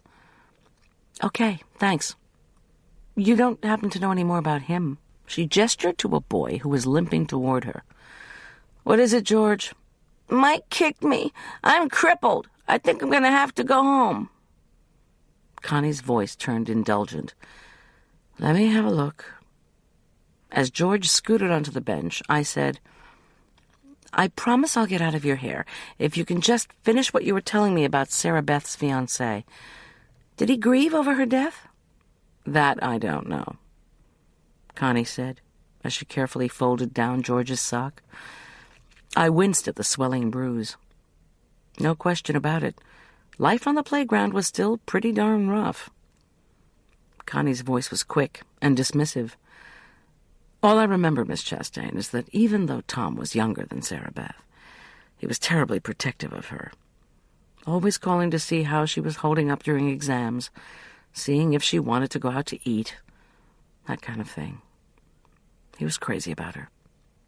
Some girls have all the luck. Thanks again, I repeated, forlornly, before sneaking George my last emergency truffle. He gave me a wide smile. I winked at him and left. On my way to Golden, I called the castle. To my astonishment, Tom answered. Hello, husband, I said, hoping he wouldn't hear the tremor in my voice. I'm just phoning to check in. How you feeling? Great, for a one-armed guy. Where the heck are you? Doing errands. It was sort of the truth. I'll be home in no time. Julian keeps stuffing everyone around here with food. Nobody's going to be hungry until midnight. Incorrect, Julian yelled from the background. Okay, Tom said, laughing. Alicia hasn't arrived yet, but the Hydes talked to Julian about tonight's dinner. They have a leg of lamb and won't let him go get one. It's thawing now. They're excited you all are fixing dinner, and want to have it in the Great Hall. I told him that would be no problem, signed off, and parked on the steeply sloping street that boasted the residence of Troy McIntyre, auction agent. It was a mixed area of run-down houses, I noticed as I cut and pasted from the Stamp Fox catalog. Some older dwellings were made of stone, while others were cheaply faced with vinyl siding or false brick. My assembling mission complete, I walked up to a one-story brick house with peeling white trim. I'm Francesca Chastain, I told the short, stooped, sandy-haired man who opened the door. I judged him to be in his mid-60s. We have an appointment? Yeah, McIntyre, he snapped, brusquely, as he offered a gnarled hand and closed the door behind him. What exactly are you looking for? So, we were going to stand on his porch to conduct business? Okay. I remembered Lambert's words that the types of stamps stolen had never been reported in the newspaper. I handed McIntyre the cut-and-pasted page I'd made from the Stamp Fox catalog. On it, I'd slapped 5 pictures of the most valuable Queen Victoria stamps. Troy McIntyre held the sheet up to his face and perused it, then quirked a thin eyebrow. Okay, yeah, I have one of these. A crooked finger pointed to a picture on my sheet. A man was going through his great-grandmother's stuff and found it. There might be more, but he has to go through a ton of stuff. You want to buy it? How much? He squinted at me, roomy, bloodshot eyes and a pale face. It's in mint condition. $225,000. Actually, I said tartly, I'm an investigator working with the police. Go away. He dropped the sheet and turned toward his door. I'm going to need to see that stamp, I said, my voice firm. The heck you say? Please turn around and look at me. He slowly turned back and shot me a baleful look. You're not coming in without a warrant. Let's see some ID. It's in the car. You ain't no investigator. I sighed. You're right. I'm a collector. Part of my collection was stolen when I gave a party. It's driving me nuts. You ain't the first to have stamps stolen. I know. I've already been over to that place at the mall. McIntyre snorted contemptuously. That guy's a piker. Could you please help me? Could you just tell me who sold you those stamps? It was just some guy. I don't remember his name. He quickly whirled, pulled on the knob, and slid through his door. Please wait. I planted my elbow on the door. McIntyre groaned, with my legs braced and my right elbow forcing his door open. I used my right hand to grasp my wallet and free my left hand to rummage around for my wad of photographs. I thrust the packet across the threshold. Recognize any of these people? He looked down at the first one. The cuddle of saccharine-smiling Charday and Buddy and family. These are the people who were at your party? Have you seen either one of them? Nope. He shuffled past snapshots of Suki and Elliot and one of Arch in his fencing gear, being corrected by Michaela on his lunge. Then he stopped dead. What is it? I demanded. Nothing. He tried to hand me back the photos, but they fell on the ground. Avoiding my eyes, he swiftly wrenched the door away and slammed it shut. Can't you tell me anything? I pleaded. Did you recognize anybody? Scram! Thanks for nothing. I snarled, suddenly deeply exhausted, frustrated, and extremely angry. I dropped to my knees and started to scoop up the fallen photos. Charday and Buddy, Suki and Elliot, Michaela and Arch. I gasped, and my blood ran to ice. The final photo was the one I'd shown Suki and Elliot. The jerk in his scrubs. Hey! Was your mystery seller a slender, good-looking guy? I hollered at the closed door. Blonde hair, drives a gold Mercedes, real pale, like he'd just gotten out of prison. Inside, all was silence.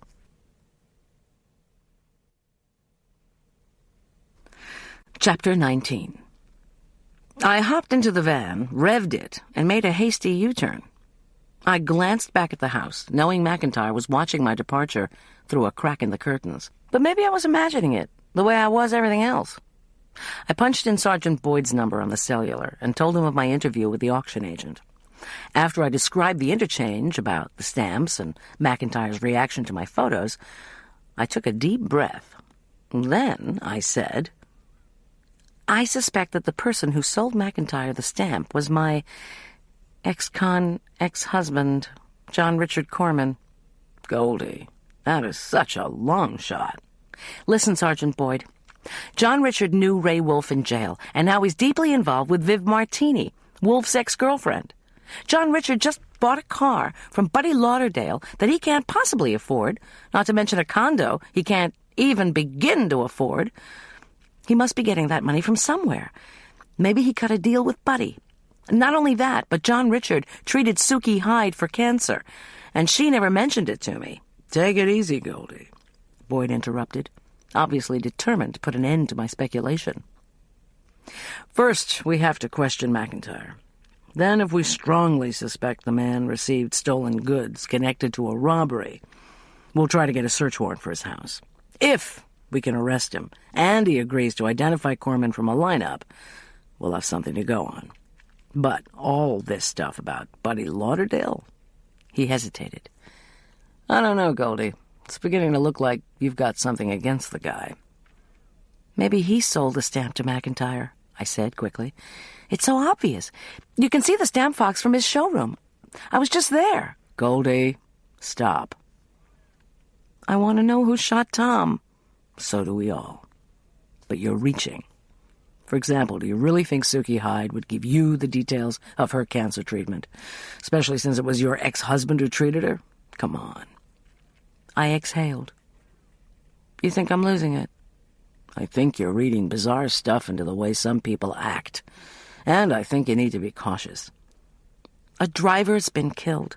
A robber's been killed and dumped in a creek. My husband's been shot. Our house has been vandalized and burgled, and you're saying my problem is I can't deal with some people and I need to be cautious? Just trying to help out, Boyd replied. We think we might have a line on your computers, by the way. An older guy matching the description you gave offered to sell a couple that sounded like yours to an undercover cop this morning. Where? In a bar. Morris Hart brought our computers to a bar and tried to sell them there? And one of your guys just happened to be tying one on first thing in the morning? Hey, our undercover guys go to bars when they open. It's their job. Where do you think crooks go in the morning? To the office? Can you visit McIntyre soon, please? Okay, I was wheedling, but I really needed his help. He agreed and signed off. It was 3 o'clock. Either Julian or I needed to pick up Arch from fencing practice at 5. At the castle, I had a lot of cooking to do and labyrinth research to review. I shook my head and pressed the accelerator. Approaching the hogback, a sudden cold wind rolled out of the foothills and rocked the van. Was I deluded, or did I truly believe that Buddy, or Charday, or Viv, all of whom either did have or might have the security codes for the castle, or Elliot, or Suki, or even Michaela, who also had access to everything and seemed awfully angry about something, was guilty of grand-scale theft? Could any one of them commit murder?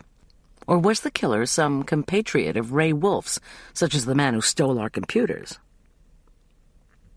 Fast-moving dark clouds raced from north to south as I headed west, up into the canyon that led to Aspen Meadow. It was true that Andy had been found in the creek, not far from the place where Tom was later shot, and both spots were within spitting distance of the fence surrounding the Hyde Castle estate. Somebody was up to something, but whether it was John Richard, Viv Martini, Charday Lauderdale, or her smarmy, sharp-shooting husband, Buddy Lauderdale, I didn't know. What worried me more was having Arch, Tom, and Julian in such close proximity to the Hydes and their friends. Yes, we could arm our doors at night, but what about during the day? If someone brandished a gun like the one that killed Andy Belichick, a butcher knife wasn't going to be much defense. Boyd's warning had been, you need to be cautious. I even imagined what he would say to me if I presented him with my worry about susceptibility.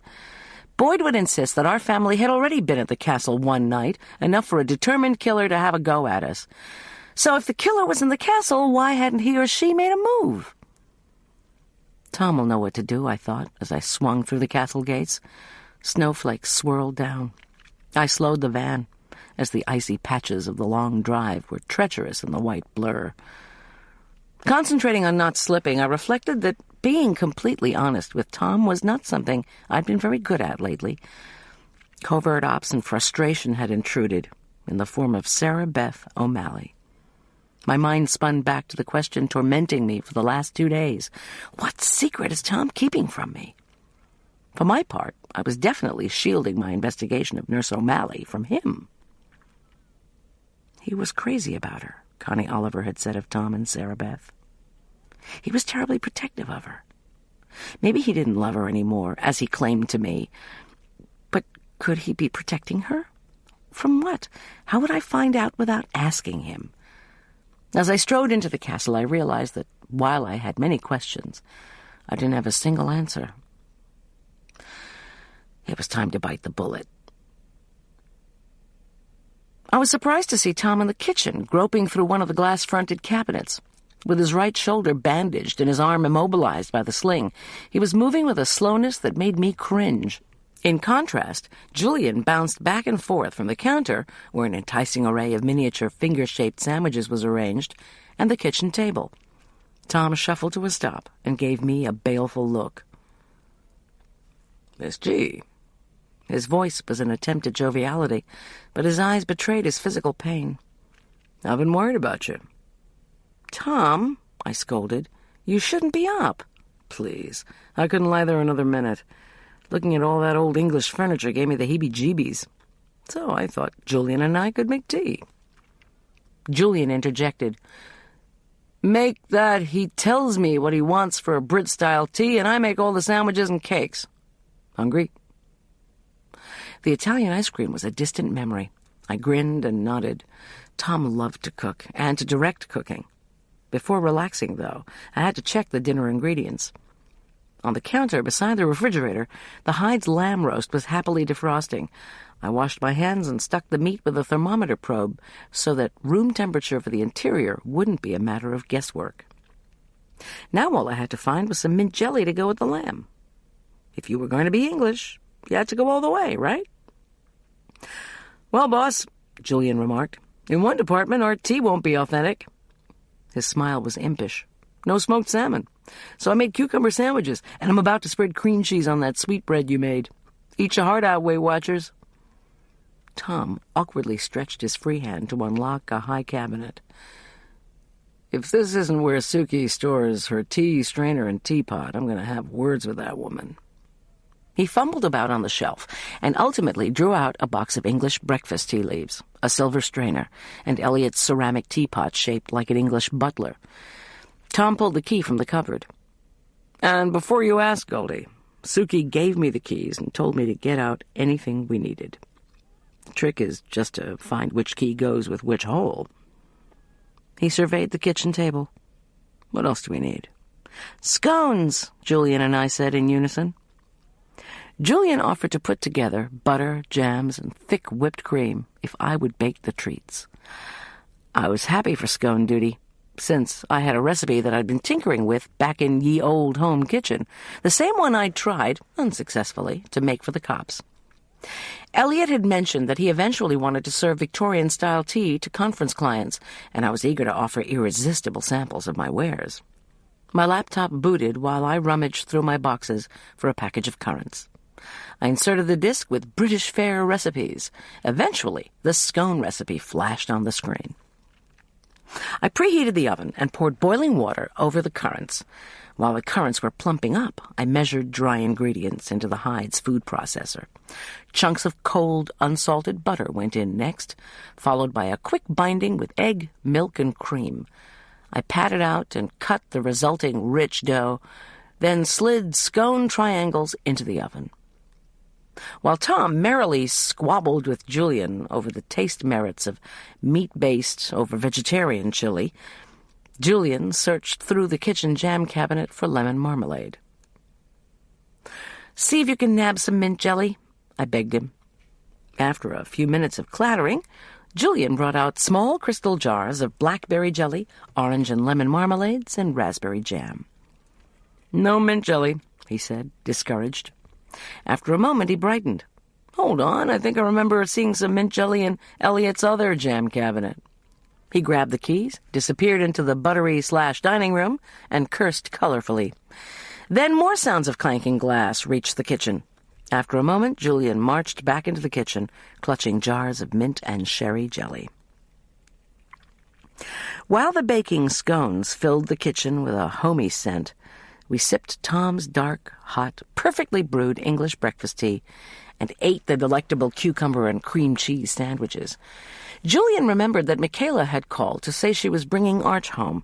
When I expressed guilt that we weren't including our hosts, Julian said the Hydes would be out until the evening meal. Elliot, Julian went on, had signed up to attend a late afternoon seminar on running a home-based business. Suki, vowing that she was the only Hyde who had any business running anything, had insisted on accompanying him. Julian had packed them a snack of gourmet vegetarian wraps. They'd said they'd be back at 7 for dinner in the Great Hall, where Elliot had already set up the Elizabethan games he wanted us to try. Great, I thought. Cook, eat, and play a rousing game or two of indoor badminton or horseshoes. Shuttlecock and penny prick. Why did Elizabethan games sound like naughty sex? Would the Elk Park parents call after Friday's banquet and complain? I put these worries out of my head when the steaming scones emerged from the oven. We cooed and chattered and spread layers of whipped cream and jams on each split half. Yum, my brain cried when I bit into flaky, moist layers slathered with cream and melting sherry jelly. I noticed Tom was still not eating much. Nevertheless, his spirit seemed to have perked up in the presence of family and food.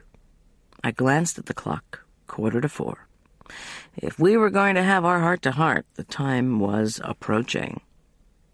"Goldy," asked Julian, "I've got to tell you your supplier finally arrived. She brought another lamb roast, plus all the extra foodstuffs for tomorrow and Friday. When we finish here, do you want me to keep working on the labyrinth lunch? I finished the soup. Elliot said before he left that he wanted us to check that the tables would arrive early tomorrow morning." "Let's wait on that," I replied. "And thanks for helping, Alicia. And for getting started here. I want to work on tonight's dinner, but not quite yet. Even though the bedroom would have been a better setting for my tete-a-tete with Tom, the time was ripe. I gave Julian a meaningful glance. "Okay," Julian exclaimed. "I guess I'll go set the 6 of us up in the Great Hall." In a wink, he was gone. "Tom," I plunged in, "we need to talk. Something's been bothering me," I faltered. He furrowed his brow, but his face was blank. "Go on." "Right after you were shot, you said something strange to me. You said, 'I don't love her.'" His shoulders slumped, and he looked away. Oh, God, so it's true. I didn't imagine it. Didn't imagine what? That Sarah Beth O'Malley is alive? Tom's eyes, when he turned back to me, were the lucid green of sunlit seawater. "Goldy, I love you. I'm married to you.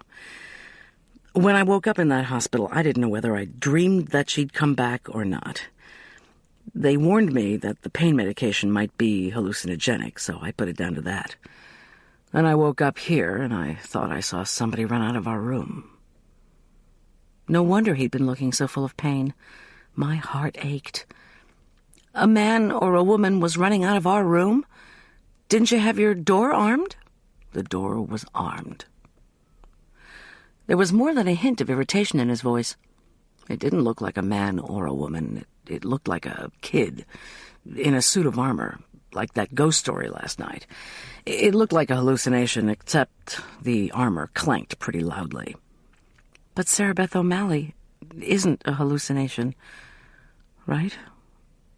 He shook his head. "No.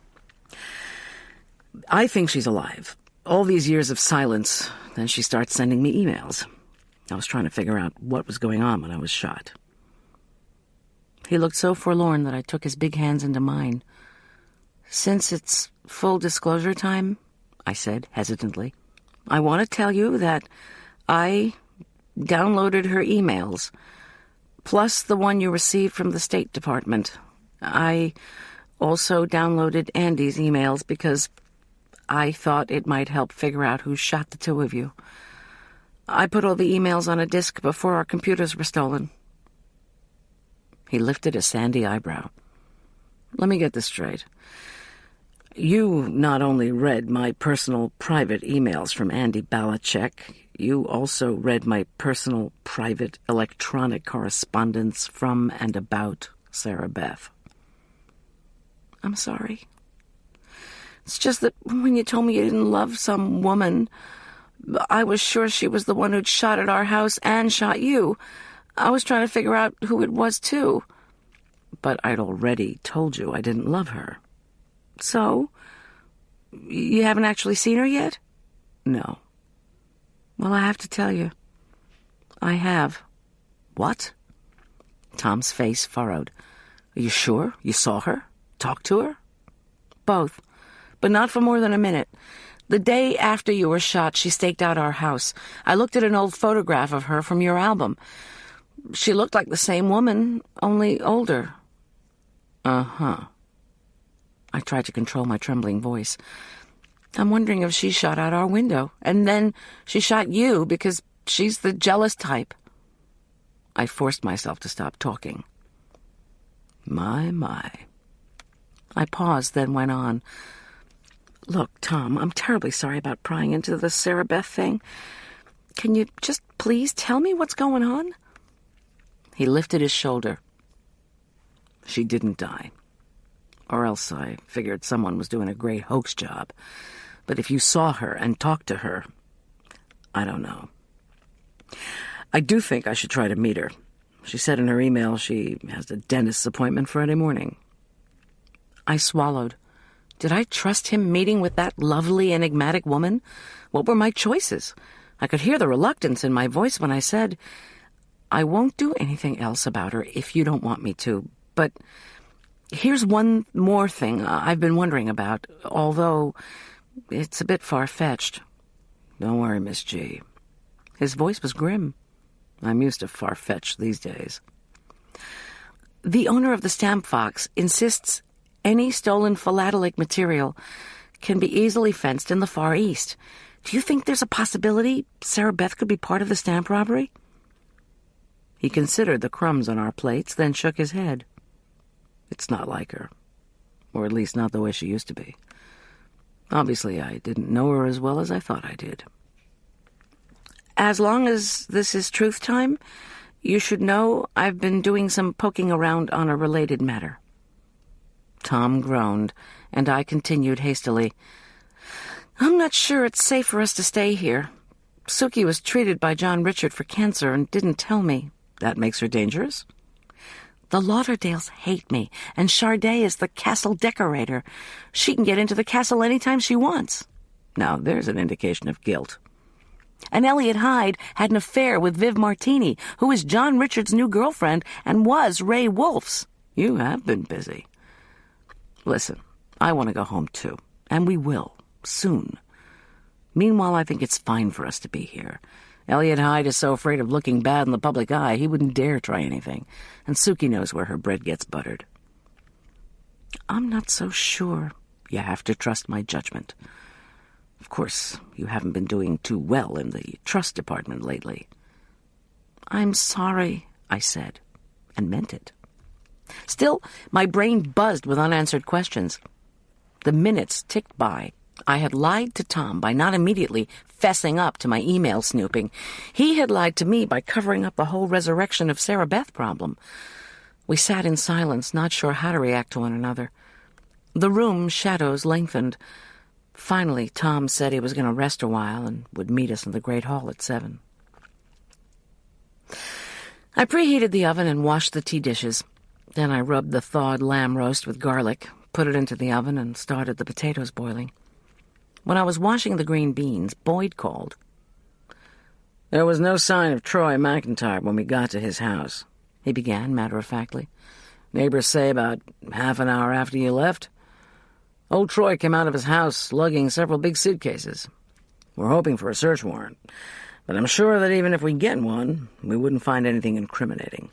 As for your ex-husband, he's not at home. I should know more about your computers tonight. Thanks for trying, I told him, then turned to my culinary duties. After the exchange with Tom, my mood had dropped. With no good news from Boyd, it plunged to a new low. To distract myself from the worries that seemed to beset us on every side, I decided to make the plum tarts for Friday's banquet dessert. The thought of laboriously wrapping the zirconia stones in foil with no accompaniment besides my own thoughts — the Hydes either didn't have a stereo or I just couldn't find it — was abhorrent. In one of our hastily packed boxes, I remembered seeing Arch's Walkman. So I poked around until I found it. I inserted the labyrinth background tape from Elliot's desk, washed my hands, and assembled the ingredients for the tart crusts. Elliot had wanted me to bone up on labyrinths so that I could field questions during the next day's lunch. What he didn't realize was that except for the dieters, no one ever asks the caterer much. The dieters have two questions. What's in this, and is it low fat? They can be tiresome clients. The labyrinth was a very ancient form, the tape began. It differed from a maze, a laid-out puzzle where you had choices as to which way to go. A labyrinth led only one way, but unless you paid attention to every twist and turn, you wouldn't make it to the center. The oldest surviving labyrinth formed a stepping-stone path laid into the floor of the nave of Chartres Cathedral. The distance to its center from the front door was used as a mystical measurement and mirrored the distance from the door to the center of the rose window. At the center you will find God, the tape informed me. Pilgrims now walked the labyrinth only once a year, but in medieval times it might have been walked often. These days, chairs covered the Chartres labyrinth. As I sliced the dark plums into juicy slices, the tape voice launched into a discussion of labyrinth symbolism, which, in fact, was similar to that of the maze. Theseus had wound into the maze of the Minotaur, slain him in its center, then found his way back out to safety with the help of thread, thoughtfully provided by Ariadne. Christians walking to the center of the labyrinth could only get lost if they weren't paying attention. By treading the path of the labyrinth, Christians took a spiritual journey to the death of Christ and his temporary descent to hell. By symbolically descending and then ascending again, a pilgrim retraced the messianic journey, found God, and hopefully figured out all his or her life problems along the way. The idea of a walking meditation was appealing, but I wondered what happened if you got stuck in the center. Who helped you out of a temporary descent to hell if you failed to find God? The tape, as it whirred to its close, provided no answer. I put the Walkman away and proceeded to wrap the zirconia in bits of foil and place them on top of the plum slices. I wanted them to be in full view because, unlike Elliot, I thought tucking stone-hard trinkets into food was a very bad idea. The Elizabethans had eaten far too much sugar and crunched on far too many baubles, and all before the advent of false teeth. I mixed a rich, creamy custard and sloshed it over the plum slices. As I was slipping the tarts into the oven, Arch blasted into the kitchen. He was wearing his fencing outfit and looking very dashing. "Dad's wasn't very much fun," he blurted out. "His lawyer sold some of his furniture and he needs to buy more. He had to go to Vail today for his new job." "No," I wanted to say. He went to check on his $3 million townhouse. "He's coming Friday night to the banquet with Viv." "Not if I can help it, he isn't."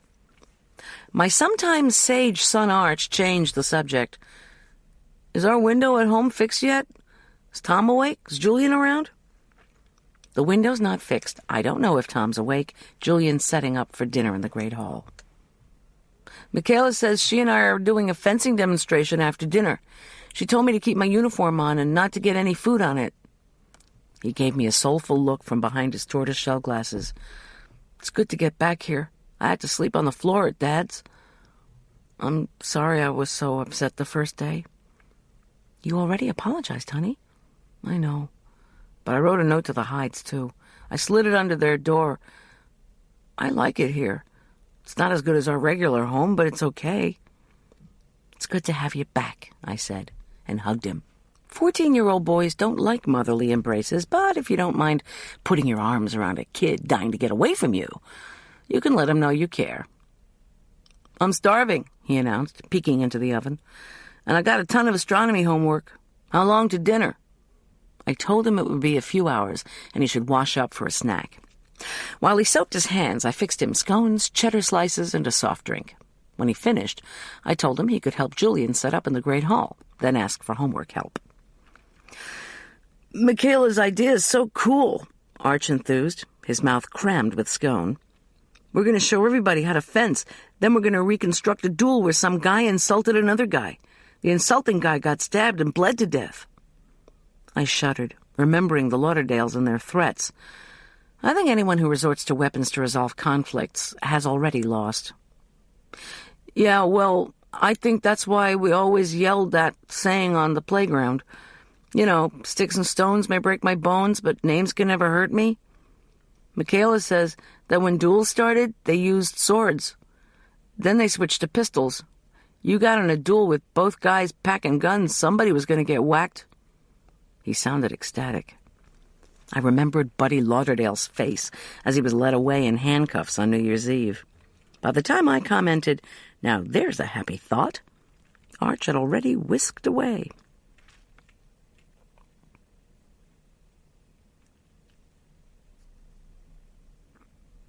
Chapter 20. At 6:15, Arch returned to the kitchen to pick up the hot water baths for the Chafers. He reported that he'd done all of his schoolwork except for astronomy. For that, he had to wait until the stars rose. Might be up late, he added, with mock ruefulness, but I let it go. Julian, meanwhile, fretted that the night's menu had no gourmet vegetarian dishes, so he scurried about to prepare two of his bistro specialties, a colorful lentil tomato scallion salad and a bowl of baby spinach leaves tossed with a balsamic vinaigrette and topped with slices of goat cheese and tiny dollops of a red onion marmalade he grabbed from the dining room jam cabinet. I might want to get this recipe from Elliot, I commented, when I tasted the spicy relish. Julian nodded. Arch, careful to protect his white fencing outfit, put together a heaping basket of warm rolls and butter. As we were loading the lamb roast and fixings onto trays, Elliot appeared. He was wearing a double-breasted black suit that gave him a vaguely military air, probably a captain of the castle look he was going after. With great ceremony, he announced that the seminar had been a success.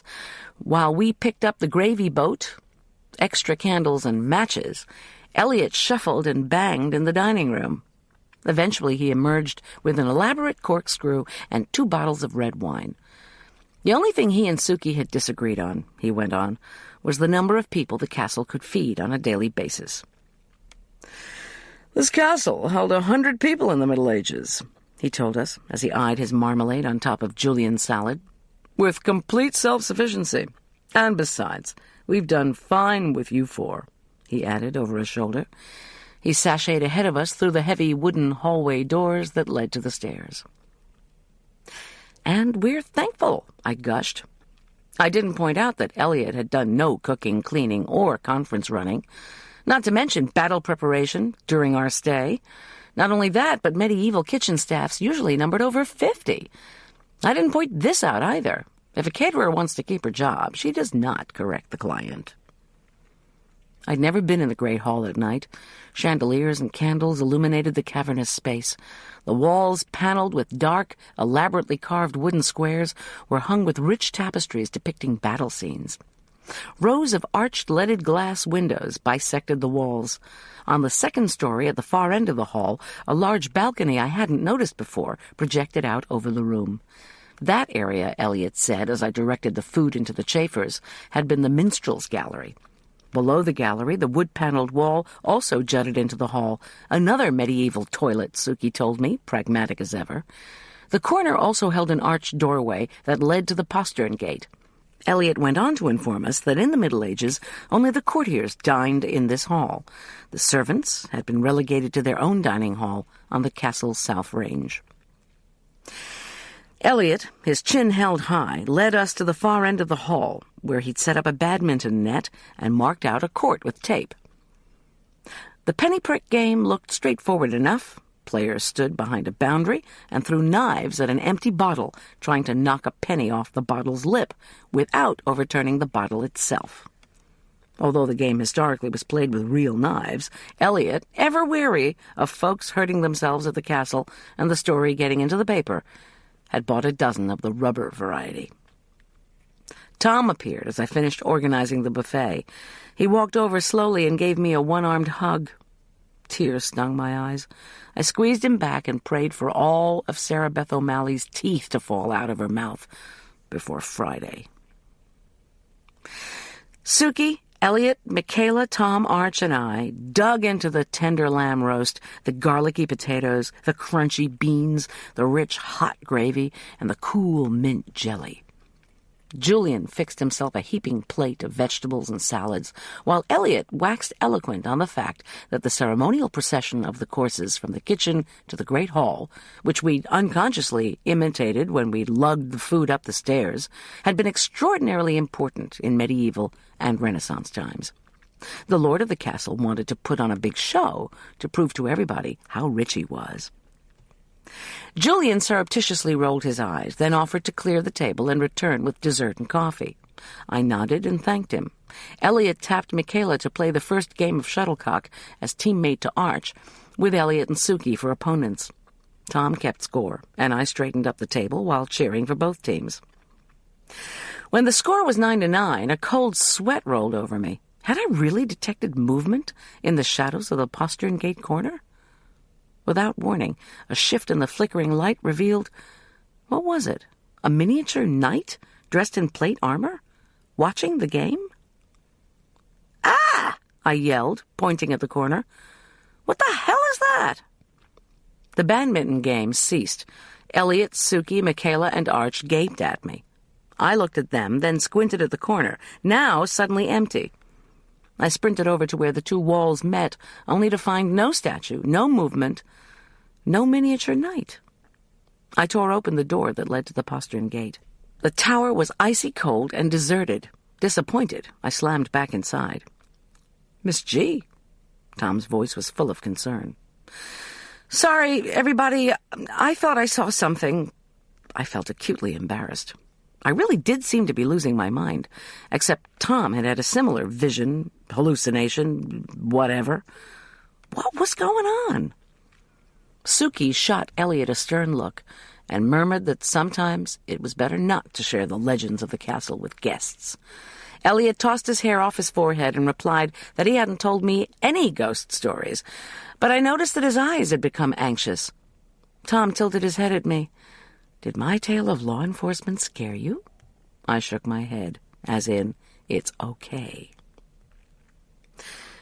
"Let's do the fencing demonstration," Michaela interjected, and I was thankful for the change in subject. The last thing a caterer wants to make is a gaffe, especially when the guests then proceed to discuss it for the rest of the evening.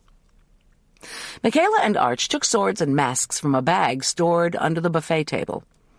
While Arch rolled out a mat, I kept an eye on the dark corner. So, I noticed, did Suki.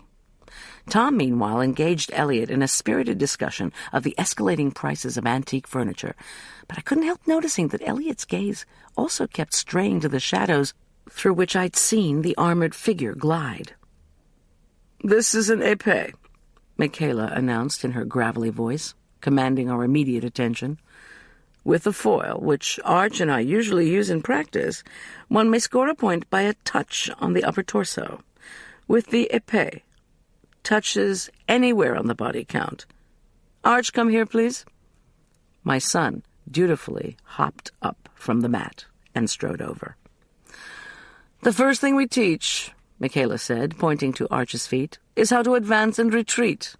Okay, Arch." My son obliged by stepping deftly forward and back. Michaela continued, "The front arm and hand holding the weapon are parallel to the ground." At this she handed Arch an épée, which he brandished in showman-like fashion. Tom grinned. "The back arm," Michaela went on, "is crooked up at the elbow, hand facing the sky for balance until someone attacks and lunges. Go ahead." Arch lunged. As he straightened his back leg and arm, he thrust the sword forward. It gleamed dangerously in the light from the chandelier. My son, the swashbuckler. Michaela picked up a weapon. "The final skill we teach newcomers is parry, riposte. Your opponent attacks. You slap his sword aside, then counterattack." She lowered the mask over her face. "En garde, Arch." Michaela and Arch touched their swords to their masks in formal greeting. And then they went at it, back and forth across the mat, moving with remarkable swiftness and an impressive snapping of swords. Clink, clink, swoosh, clink. I found myself growing more nervous with every flourish. I didn't know if Michaela was letting Arch win or making a good show. Arch scored a hit. Both took off their masks, bowed deeply to each other, and then to us. We all clapped enthusiastically. All of us, that is, except Elliot, who appeared increasingly anxious. As if on cue, Julian entered with a tray. He had shortbread cookies, ice cream, and frosting-slathered chocolate emergency cookies, plus an insulated coffee pot and cream and sugar containers. "And now," Michaela said, "we will—" Somewhat rudely, I thought, Elliot interrupted her with, "Great! Come on, everybody! Time for our sweets!" Tom and Suki attempted half-hearted applause for the fencers. Downcast, clutching his weapon, Arch raised his eyes to me for a cue. I gave a tiny shrug. Michaela murmured to him that the demo was over, and would he please roll up the mat. With exclamations of pleasure, Elliot and Suki received demi-tasse cups of coffee and crystal bowls of ice cream with cookies perched on the scoops. Ignoring Michaela and Arch, Elliot resumed his somewhat shrill monologue on the exorbitant prices of antiques. Julian, his intuition alerting him that something had run amok, appeared at my side. "What's going on?" he murmured. "I thought I saw a ghost, and now Elliot's acting a little uptight," I said under my breath. "Oh, is that all?" "Julian, I saw something. So did Tom when he woke up today. So either there is a ghost here, my husband and I are both having hallucinations, or a kid or midget or something is romping through the castle wearing knight's armor." "If it's a girl in her late teens, tell her I'm available." "Julian!" "Early 20s would be okay." He scanned the great hall. Elliot and Suki called their thanks to us and waved goodnight. Standing not far from us, Arch looked crestfallen. "Geez, Goldy, Arch looks like a friend just died," Julian commented, concerned. He was enjoying being the center of attention for once. "Mom!" Arch appeared by my elbow, and I yelped. It was his silent, disappearing, reappearing act, learned in his 11th and 12th years, otherwise known as his magic trick phase. I didn't like it any more now than I had then. "Michaela wants you and Tom and me to come over and see the fencing loft," my son said eagerly. "And Julian, too, if he'd like to. We can finish our demonstration over there if everybody still wants—" "Oh, no, thanks," Tom said. His face was haggard, and I knew the evening had worn him out more than he was willing to admit. "I'm going to turn in if that's all right." "Mom?" asked Arch, his face pleading. "I have to do the dishes," I said with a pang. "Sorry." "Forget the dishes," Julian told me firmly. "Go watch the demonstration. And hey, I'm getting good at cleaning up. Makes me feel helpful." Arch's expectant look, Julian's offer, Michaela's generosity, and, of course, my admonition to Arch not to go anywhere in the castle alone made me say yes. I'd love to watch the demonstration, but not for long, I told Arch hastily. I still had prep to do on the labyrinth lunch, and he had astronomy homework. Not to mention, I added silently, if there was going to be a ghost knight flitting around the castle, I wanted to be at my son's side when the spectre made his next appearance. Toting armloads of fencing equipment, we wended our way through the cold, dimly lit postern gate tower, then down a drab hall to a set of steps leading to the first floor. "How come part of the inhabited section of the castle is downstairs?" I asked Michaela. "And part is up?" "In Elliot's grandfather's time," she replied, 2 of the castle's original 4 stories were what their family and our family lived in and used.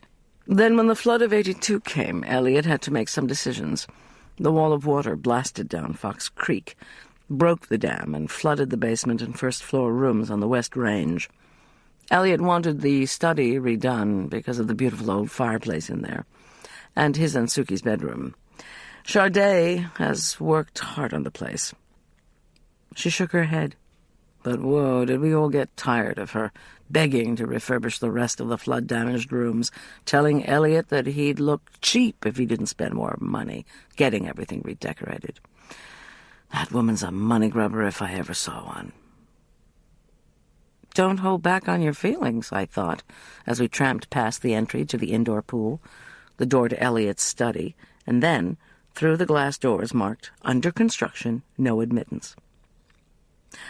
The wet paint sign was gone. The splattered paint, however, was still all over the place, and the new padlock was securely fastened.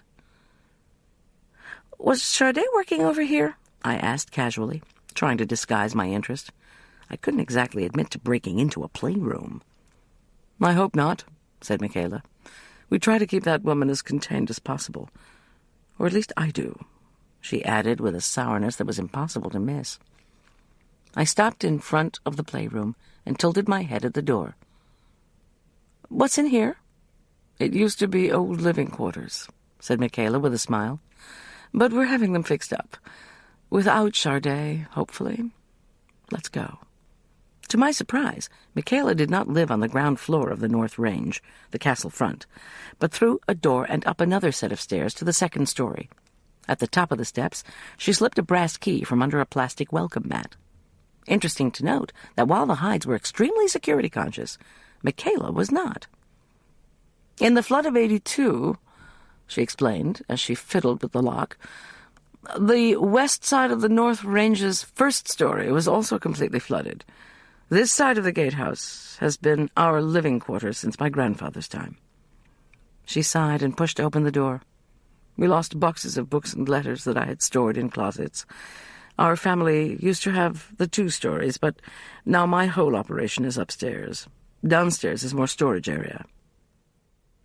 Inside her door, Michaela flipped on lights that illuminated a golden oak floor, a narrow white-painted room lined with racks of swords, and a higgledy-piggledy arrangement of mats and open folding chairs. At first I thought we were in a gym of some kind, but I realized belatedly that this was the Kirovsky fencing loft, where Elliot's father and grandfather had learned the royal sport from Michaela's forebears. "This is so cool," said Arch, entranced. "This is where I've been coaching Howie Lauderdale and a few other juniors and seniors before their state meet. Elk Park Prep doesn't want us in the gym late at night or early in the morning, so we sometimes have to meet here. When you're a member of the varsity, Arch, this is where I'll coach you too." "Great," said my son, trying in vain to suppress a smile. "When you're a member of the varsity." To my son, those were magical words. "Come into the rest of the apartment," Michaela told us. "It's set up like railroad cars, one room after the other. Loft, living room, kitchenette. The loft takes up so much space that we didn't have much left for family quarters upstairs. But it's enough for me. Come on, I want you to see my collection." The living room, a spare, austere arrangement of old, not antique furniture, consisted of a couch and 1 chair. A threadbare green rug lay on the floor. There was no coffee table, only 2 mismatched end tables. But brightly colored crocheted afghans and an assortment of garage sale pillows gave the room a comfortable feel. The walls immediately captured my attention. I slid beside the fraying couch and stared at row after row of cheaply framed photos, hundreds of them, all cut from magazines. Every one seemed to be of armor, castles, and the crowned heads of Europe. A magazine copy of a portrait of Queen Elizabeth I, her red hair swept up above her wide white ruff, was hung next to a photograph of a youthful Prince Charles. There were dozens of photographs of stodgy-looking Queen Victoria, sometimes alone, sometimes with Prince Albert. Nicholas and Alexandra had a row all to themselves. This wasn't really a collection. It was more like the room of a passionate royal watcher. "What started all this?" I asked. "Family tradition," Michaela answered. "We were living in a castle, so when I was a kid I wondered about the people who lived in castles." "Did you ever take all this over to Furman County Elementary?" Arch demanded. "I mean, for show and tell, when you were little?" Michaela laughed and shook her head. "I was homeschooled before it was fashionable, Arch. Then went to community college as a commuter student. But the kings and queens have always remained my friends, and the collection has grown over the years. I have a passion for any royal portrait." Oh, God, I thought. On stamps, too? No, I decided in the same moment. No way. Michaela had no connection to Ray Wolfe and Andy Balichek, except that she'd known Andy when he was little. She loved him and truly deplored his descent into the gambling lifestyle. Plus, a woman who'd never ventured farther than the nearby community college and had always and only known caretaking at the castle wouldn't take a flyer on a risky hijacking venture, would she? "Got any more?" Arch asked eagerly. A wall devoted to French royalty, Michaela announced, was actually the bottom of her Murphy bed. When she folded it down, there wasn't much room in the place, she added, so she'd spare us the sight. Each night, she announced with a hint of naughtiness, it helped her to know she was sleeping on Louis XIV. "Okay, enough of my nutty hobby. I make great hot chocolate," she said to Arch. "Or tea, or instant coffee, or even instant hot spiced cider, if you're interested," she told me. I said that hot spiced cider sounded terrific and followed her into the tiny kitchenette. The cramped space had a stone floor, a small set of cupboards, and a narrow counter crowded with a hot plate, an ancient electric vat coffee pot, the same kind I used for catered events, and a cookie jar in the shape of the Kremlin. Inside the jar were Russian tea cakes. Michaela pulled the vat lever for hot water that made Arch's cocoa and my cider, along with some tea for herself. I burned my tongue sipping the steaming cider, but it cleared my head. Soon we were seated in the royal photo's living room, munching rich, buttery tea cakes while savoring our hot drinks. That's the thing about a big dinner. You eat it, and then half an hour later you're wishing for a snack. I tried not to notice the grandmotherly eyes of Queen Victoria, or how that plump countenance seemed to watch my every bite. Arch and Michaela chatted happily. She really was wonderful with kids. Why, though, given her apparent animosity for Elliot and this crummy apartment, would she stay in the castle? Did Elk Park Prep pay their coaches so badly that she couldn't afford a place of her own? Or did she stay because of the gorgeous fencing loft? "How about that dueling demonstration?" I suggested. Arch and Michaela grinned, set aside their plates, and stood. While Arch donned his mask, Michaela explained, "In 1547, 2 French noblemen fought the first private duel of honor. François de Vivonne, seigneur de la Châtaigneraie, insulted Guy Chabot, Baron de Jarnac, by publicly accusing de Jarnac of having sex with his own mother-in-law. De Jarnac immediately challenged Châtaigneraie to a duel, which was viewed by the French King Henry II and hundreds of courtiers." She stopped to put on her mask. "En garde, Arch." Again the two of them went back and forth, grunting, thrusting, parrying, and offering aggressive ripostes. They seemed entirely focused on their match. When Arch scored a hit just below Michaela's shoulder, she laughed out loud and asked him to stop for a moment. Removing her mask, she told me, "De Jarnac and Châtaigneraie did not solve their conflict so easily. Slowly now, Arch. Lunge, and I will parry and riposte. Then stop." My son lunged. Michaela's parry deftly flicked Arch's sword aside. Then she did a slow-motion riposte onto Arch's calf. He froze, as instructed. "De Jarnac," Michaela said, "instead of going for the heart, cut the major artery in Châtaignerei's leg. Then de Jarnac slashed his opponent's other leg and demanded that Châtaigneraie withdraw his insult. Châtaigneraie refused and bled to death in front of the king.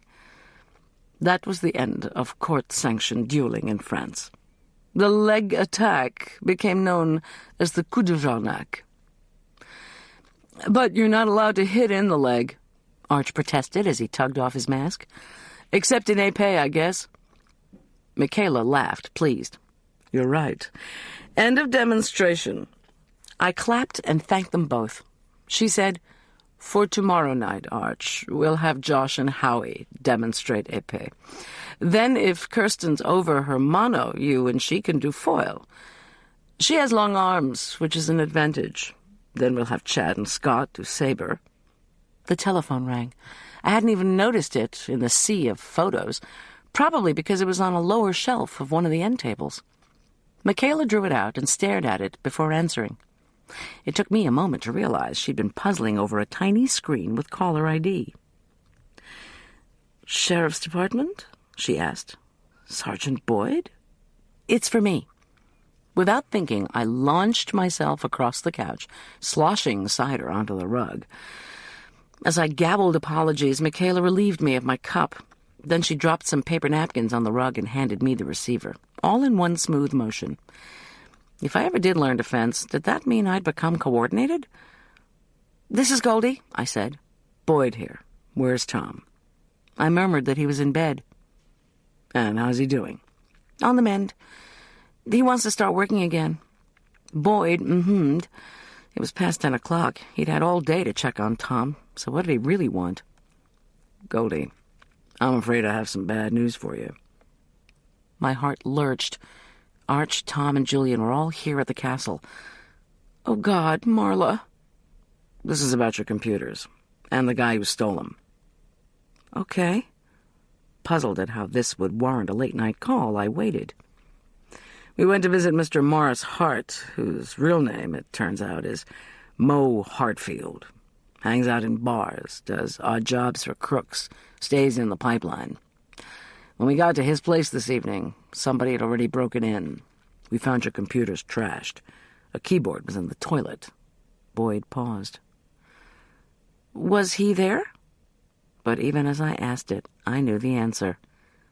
"Yeah," Boyd said tersely. "Shot dead."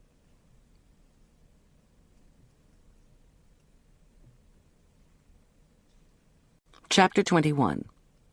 No. The window guy killed? With our trashed computers all around? "Do you have any idea who—" "Nope, nothing yet. We found him in his bathtub. I just wanted you to know, especially with what's been going on. Tell Tom about it, okay? The ballistic guys should be back to us ASAP, since this case includes the shooting of a cop, and Tom needs to be careful. Yeah, he shouldn't go out without one of us along. Whoever's doing this is killing mad about something. Have Tom give me a ring tomorrow, would you? If he's up to it." "Sure. Thanks," I murmured numbly, and signed off. Somebody was so angry they'd kill a small-time thief? Angry about what? That Andy Belichick had sent emails that landed Ray Wolf in jail? That I'd turned in a wealthy couple for child abuse? That Tom had married someone else? "Bad news?" asked Michaela softly. "No," I paused. Never divulge anything about a case, Tom had warned me on many occasions. "Thanks for asking, though, and it was very nice of you to have us over. Come on, Arch, time to rock." He groaned, but scrambled to his feet and thanked Michaela. We walked across the second floor of the gatehouse itself, looked down at the empty entryway through the meurtrières, then descended the darkly paneled spiral staircase into the living room. When we entered the hush of the living room, it was bathed in shadows. Arch said, "I need to check on Orion and those other constellations. Do you have my high-powered binoculars? They're not in with my stuff." I promised to get them from our room. We entered the frigid drum tower, past the well and the garderobe, then moved into the silent hall by the dining room and kitchen. The castle was a spooky place at night. Although I'd planned to do some nighttime cooking for the next day's luncheon, there was no way that was going to happen. As we passed the kitchen, icy shivers ran down my neck. I was glad Arch had his foil with him. Finally, upstairs, I disarmed our door, tiptoed into our room, retrieved the binoculars, and tiptoed back out. In the hallway, Arch whispered a request for assistance. This was the first time in 3 weeks that he'd asked for my help with the astronomy. Then again, I wouldn't want to be up later than everyone else in the castle, working alone. It would be like reading The Exorcist on an overnight campout. Not something you wanted to do. I followed Arch into the room he was sharing with Julian. Arch shuffled around for his notebook. Inside his sleeping bag on Arch's couch, Julian's form rose and fell. I felt a pang of guilt that our dear family friend had done all the dishes again. Bless Julian Teller's wonderful heart. From the tall window, Arch and I could make out Orion, complete with belt and sword, the Little Dipper, Cassiopeia, the lovely W that had been my favorite constellation since I was little, and even the Big Dipper just above the horizon. Once Arch had noted the Big Dipper pointing to the North Star, he was done. "Thanks, Mom." He closed his notebook. "You can leave now." I didn't mind being summarily dismissed, as that was the way of almost 15-year-olds. I thanked Arch again for the fencing demonstration, made him promise to arm his door, then did the same in our room. I set the tiny alarm for 5 a.m. and snuggled in next to Tom. Finally, I said a prayer for Mo Hartfield, even if he had hit me over the head. As often happens on the day of a catered event, I awoke seconds before the buzzer went off. Outside, the sky was dark as tar. I turned on a small lamp on the far side of the room, moved through my yoga routine, showered, dressed, and congratulated myself on getting up early. I had over 2 hours before Arch had to be off for school, more than enough to get a good start on the labyrinth luncheon. For some reason, I seemed to be making no noise. The castle, I reflected, had two moods. Either it creaked and moaned, and you saw and heard things that weren't there, or your every sound and movement was absorbed by the palatial trappings and walls.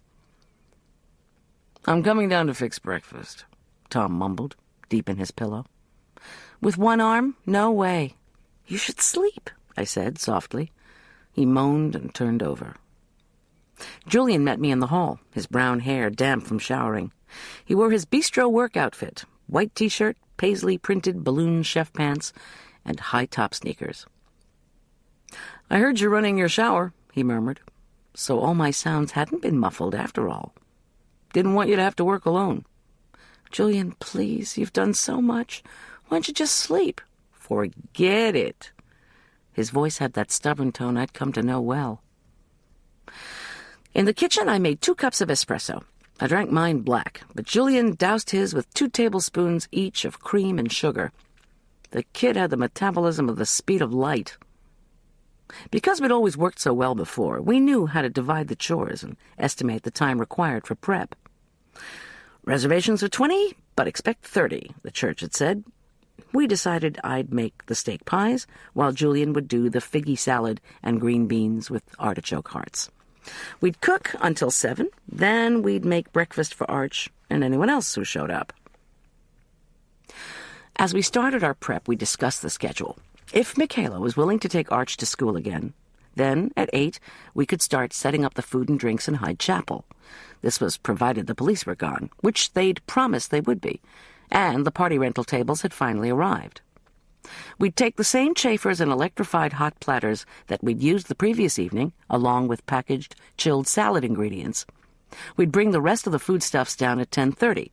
At 11, we'd start serving the guests champagne, cheese puffs, onion toasts, and caviar.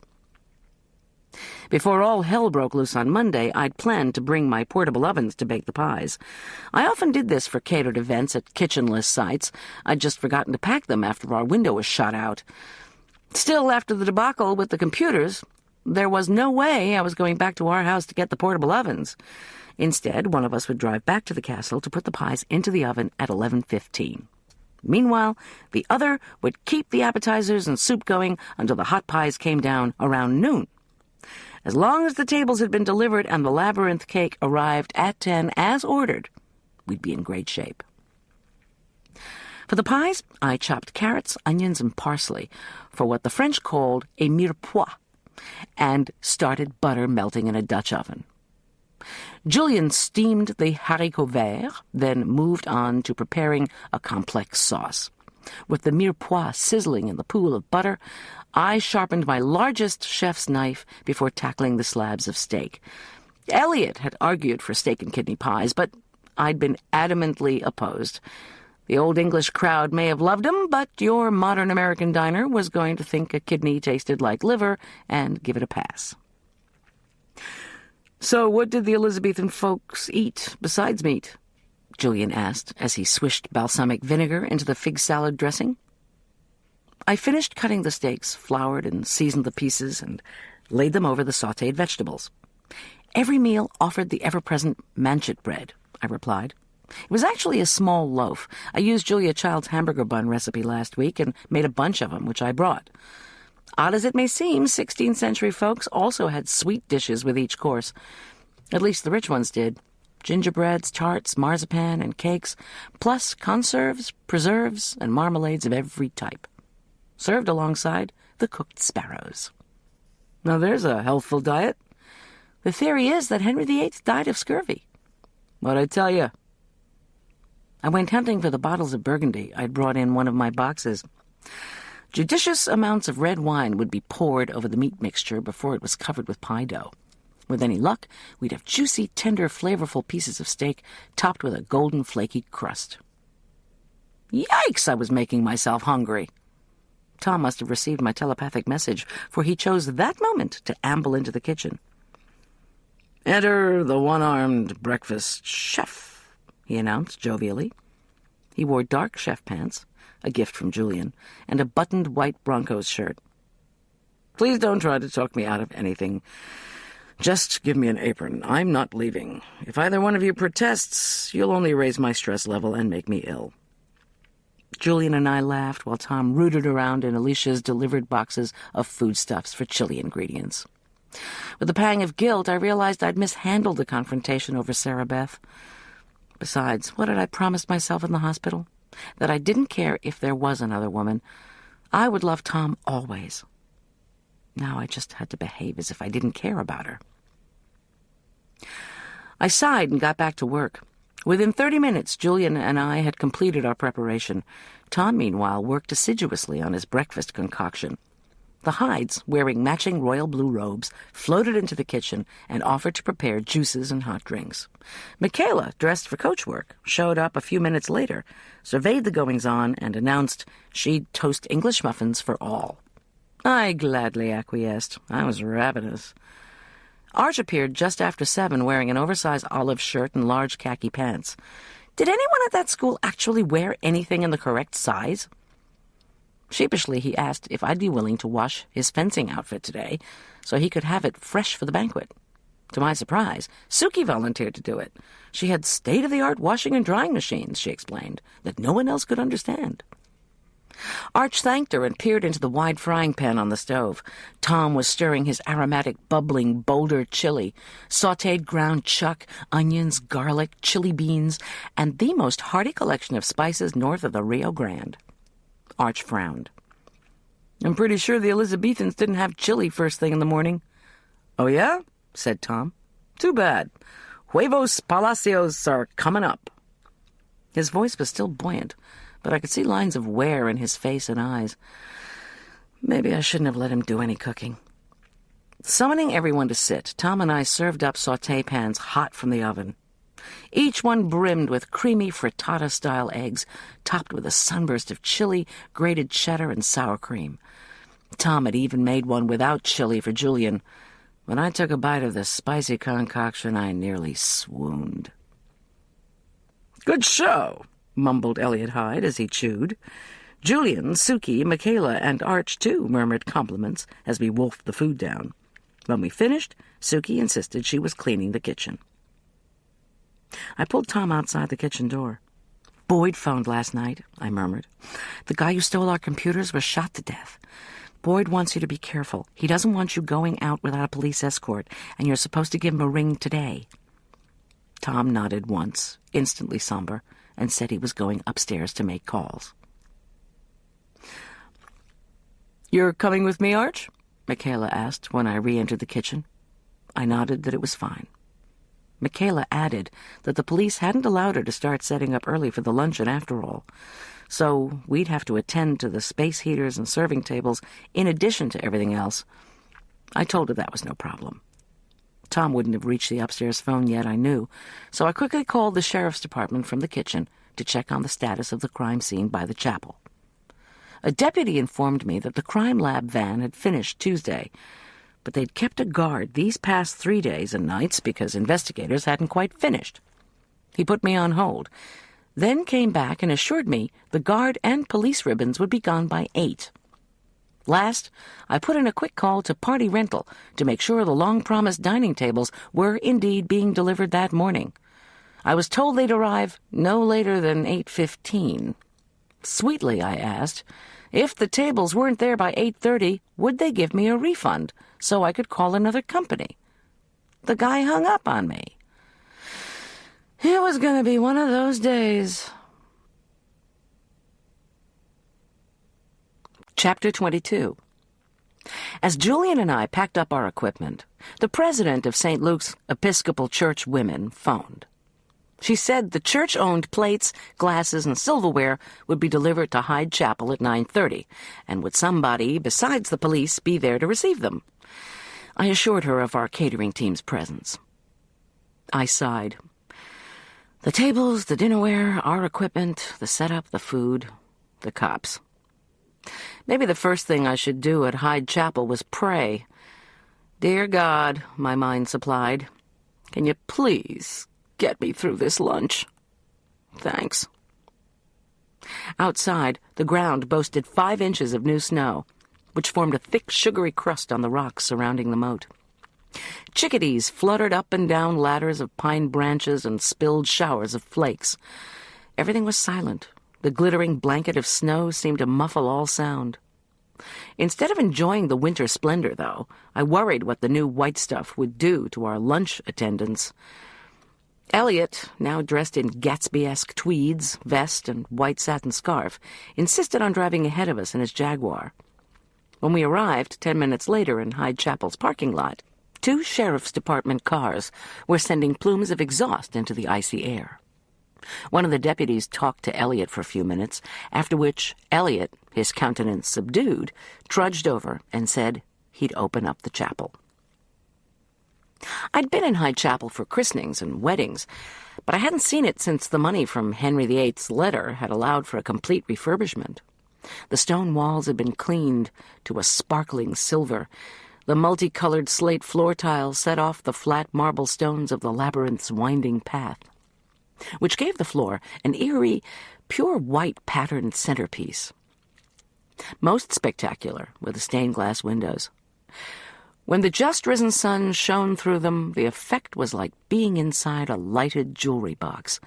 The ambience was serene, until honking erupted from the parking lot. "Hey, boss," asked Julian as he stuck his head outside the carved wooden doors. "Tables are here," he called. "Where do you want 'em?" "I'll show them, thanks."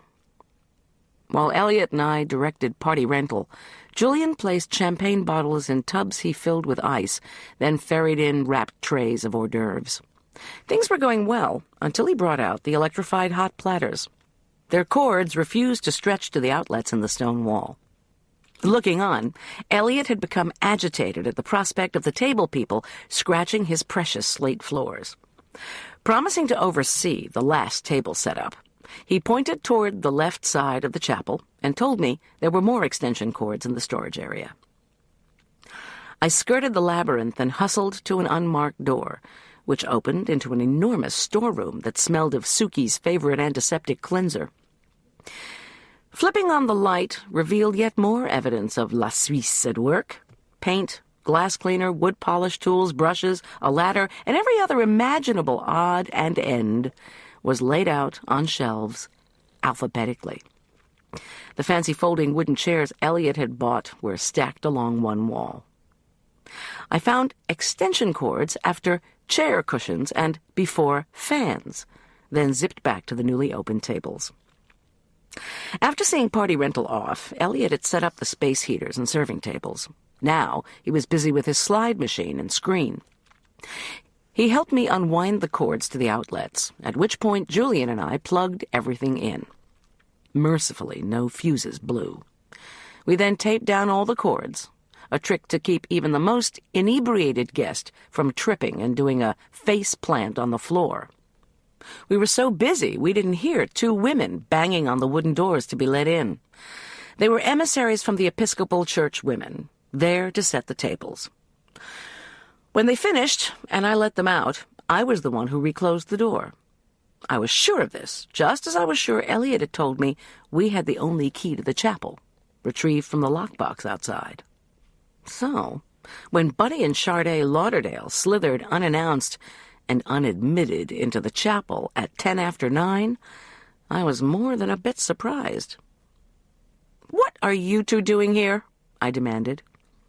Startled, Charday dropped her lemon-colored Chanel purse, which matched a lemon-colored wool pantsuit and lemon beret set at a jaunty slant on her dark hair. When life hands you a lemon, you get Charday. Buddy, ever the casual type, had his hands thrust into wool khaki pants beneath a black turtleneck shirt, an outfit meant to make him look attractive and powerful, and which succeeded in neither. "How did you get in?" I snapped. "Elliot," Charday called sweetly, ignoring me. Buddy, meanwhile, glanced nervously round the chapel, obviously ill at ease. I knew he and Charday had donated 5 thou to the labyrinth, but that he only came to church at Christmas. He was breathing deeply, and his face was pinched with the guilty expression of a holiday-only churchman. If he hyperventilated, I wondered, would I feel compelled to call 911? "Charday, darling," crowed Elliot, striding forward. "Come to check that we're using your beautiful cushions on our chairs? Of course we are." They smooched like old pals and began to murmur. With an air of concentration, Buddy made a shuffling circuit of the chapel. If I stay near the edge, I'm not really here. Meanwhile, I arranged the cups and helped Julian bring the first stack of wooden chairs out of the storage room. We were about to go back for more when the door to the chapel opened again. In walked John Richard Corman, with Viv Martini in tow. What was this, open house? I cursed myself for being so surprised by the Lauderdales that I'd neglected to check the chapel doors. John Richard and Viv, dressed head to toe in black, looked like a couple of undertakers. Then again, maybe they were aiming for that chic 80s rock star look. Elliot, who was still engaged in intimate conversation with Charday, glanced up abruptly. His face registered shock, then a deep blush. "Now, that's a new look for the king," I mused, intrigued. "Well, Elliot," said Viv, in a mock-accusing tone, "imagine seeing you here, and with a cute decorator, no less." "It's, my family's chapel," Elliot began. But Viv only tilted up her pointed little chin and blew him a kiss. His face went from a patchy scarlet to an even crimson. I actually felt sorry for him. "And Buddy," Viv went on, still the charmer. "Hey, Viv," Buddy replied, his voice low and sexy. Had Viv slept with every rich older guy in the county? Would John Richard mind being classified as a rich older guy? Before I could ask my ex-husband if he remembered the restraining order, he strode across the space between us and wagged a finger in my face. "I don't want to hear any crap from you, understand? Arch said you were going to be against it, so I'm warning you now." His blue eyes blazed in his handsome face. "Viv and I are coming to the fencing banquet, whether you like it or not. Got it? So don't give me any of this restraining order crap. It's for Arch, and you should recognize he wants me there." "Cocky when the cops aren't around, eh?" I shot back. "Hey, Viv, you don't know what you're in for." Viv shook her pale hair, which stuck out at every possible angle. "I love what I'm in for," she proclaimed, as she sashayed closer to the jerk. Standing behind him, she opened her black leather jacket. Was she carrying, I wondered? How do you slide a gun into pants that tight? She cocked one elbow and used the other hand to pat John Richards behind. Her clear voice crooned, "We're not going to cause any trouble, are we, honey? If my guy here gets out of line, I'll use force." When John Richard blushed, I burst out laughing. "Promise?" I asked. "Promise," she replied, in a deep, throaty voice that sent shivers down my spine. Well, she was John Richard's choice. Or vice versa, if she was just using him as a rich old fart conquest. Wouldn't I love to see that?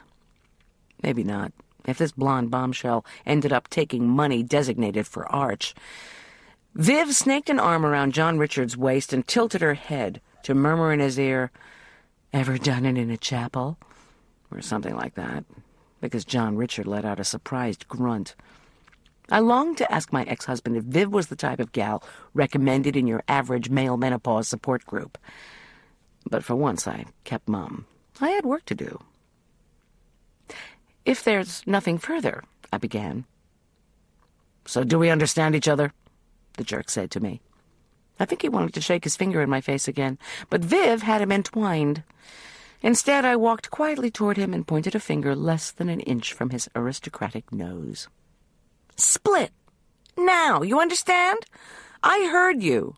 Remember General Farquhar, who could kill people without making any noise?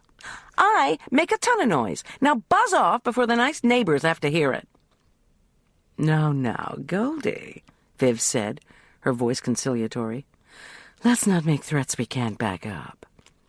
She gave me a knowing look. "I make a ton of noise, too. Don't I, baby? Let's go." John Richard pressed his lips together and swallowed. Come to think of it, he did look kind of tired, especially in his noir outfit. Buddy and Elliot stood aghast. Were we actually hooked up with this woman? How did we survive? Charday seized the opportunity of this dramatic tableau to stride toward me. Lemon in motion. "We're coming to the fencing banquet, too," she declared, her pert nose in the air. I prayed that the yellow beret would plop to the floor, but it didn't slip. "We eat no undercooked meat, no raw eggs, and no sugar in any form. And by the way, our son Howie is lactose intolerant. You probably don't remember any of this from when you catered for us. You were too busy being nosy, isn't that right?" Howie likes lime sorbet. No dairy. Got it? Charday said. "Okay," Julian bellowed, extending his arms. "That's it! Everybody out! Out! You, and you!" he snarled, pointing to the jerk, Viv, Buddy, and Charday. "We cannot work for our clients with you here. Leave!" "We are your clients," chimed in Buddy Lauderdale, with that nasal arrogance I knew only too well. "Then please come back at lunchtime," Julian said firmly. No question, the kid had it all over yours truly in the assertiveness department. Elliot made soft cooing noises that were meant to reassure his good chums, the Lauderdales. The jerk and Viv banged out through the chapel door.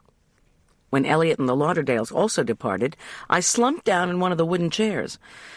Julian made sure the doors were firmly shut and locked. He called to us that there was also an inside bolt, and he was throwing it until lunchtime. "I'm not sure I can make it through this day," I moaned when he returned. "Sure you can. There'll be new deep-pocket folks here who'll love your food. They'll line up to book you for their next catered event." He made me laugh. I was about to tell him how proud I was of him, when thunderous pounding interrupted us yet again. This time I unbolted the door and opened it myself. It was the baker's assistant, come to set up the labyrinth cake. It looked scrumptious, a huge fudge-frosted round cake with white-iced loops reflecting the intricate pattern on the chapel floor.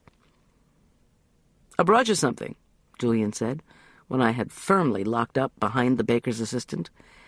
He was holding an upscale shopping bag. "Chocolate emergency cookies, remember?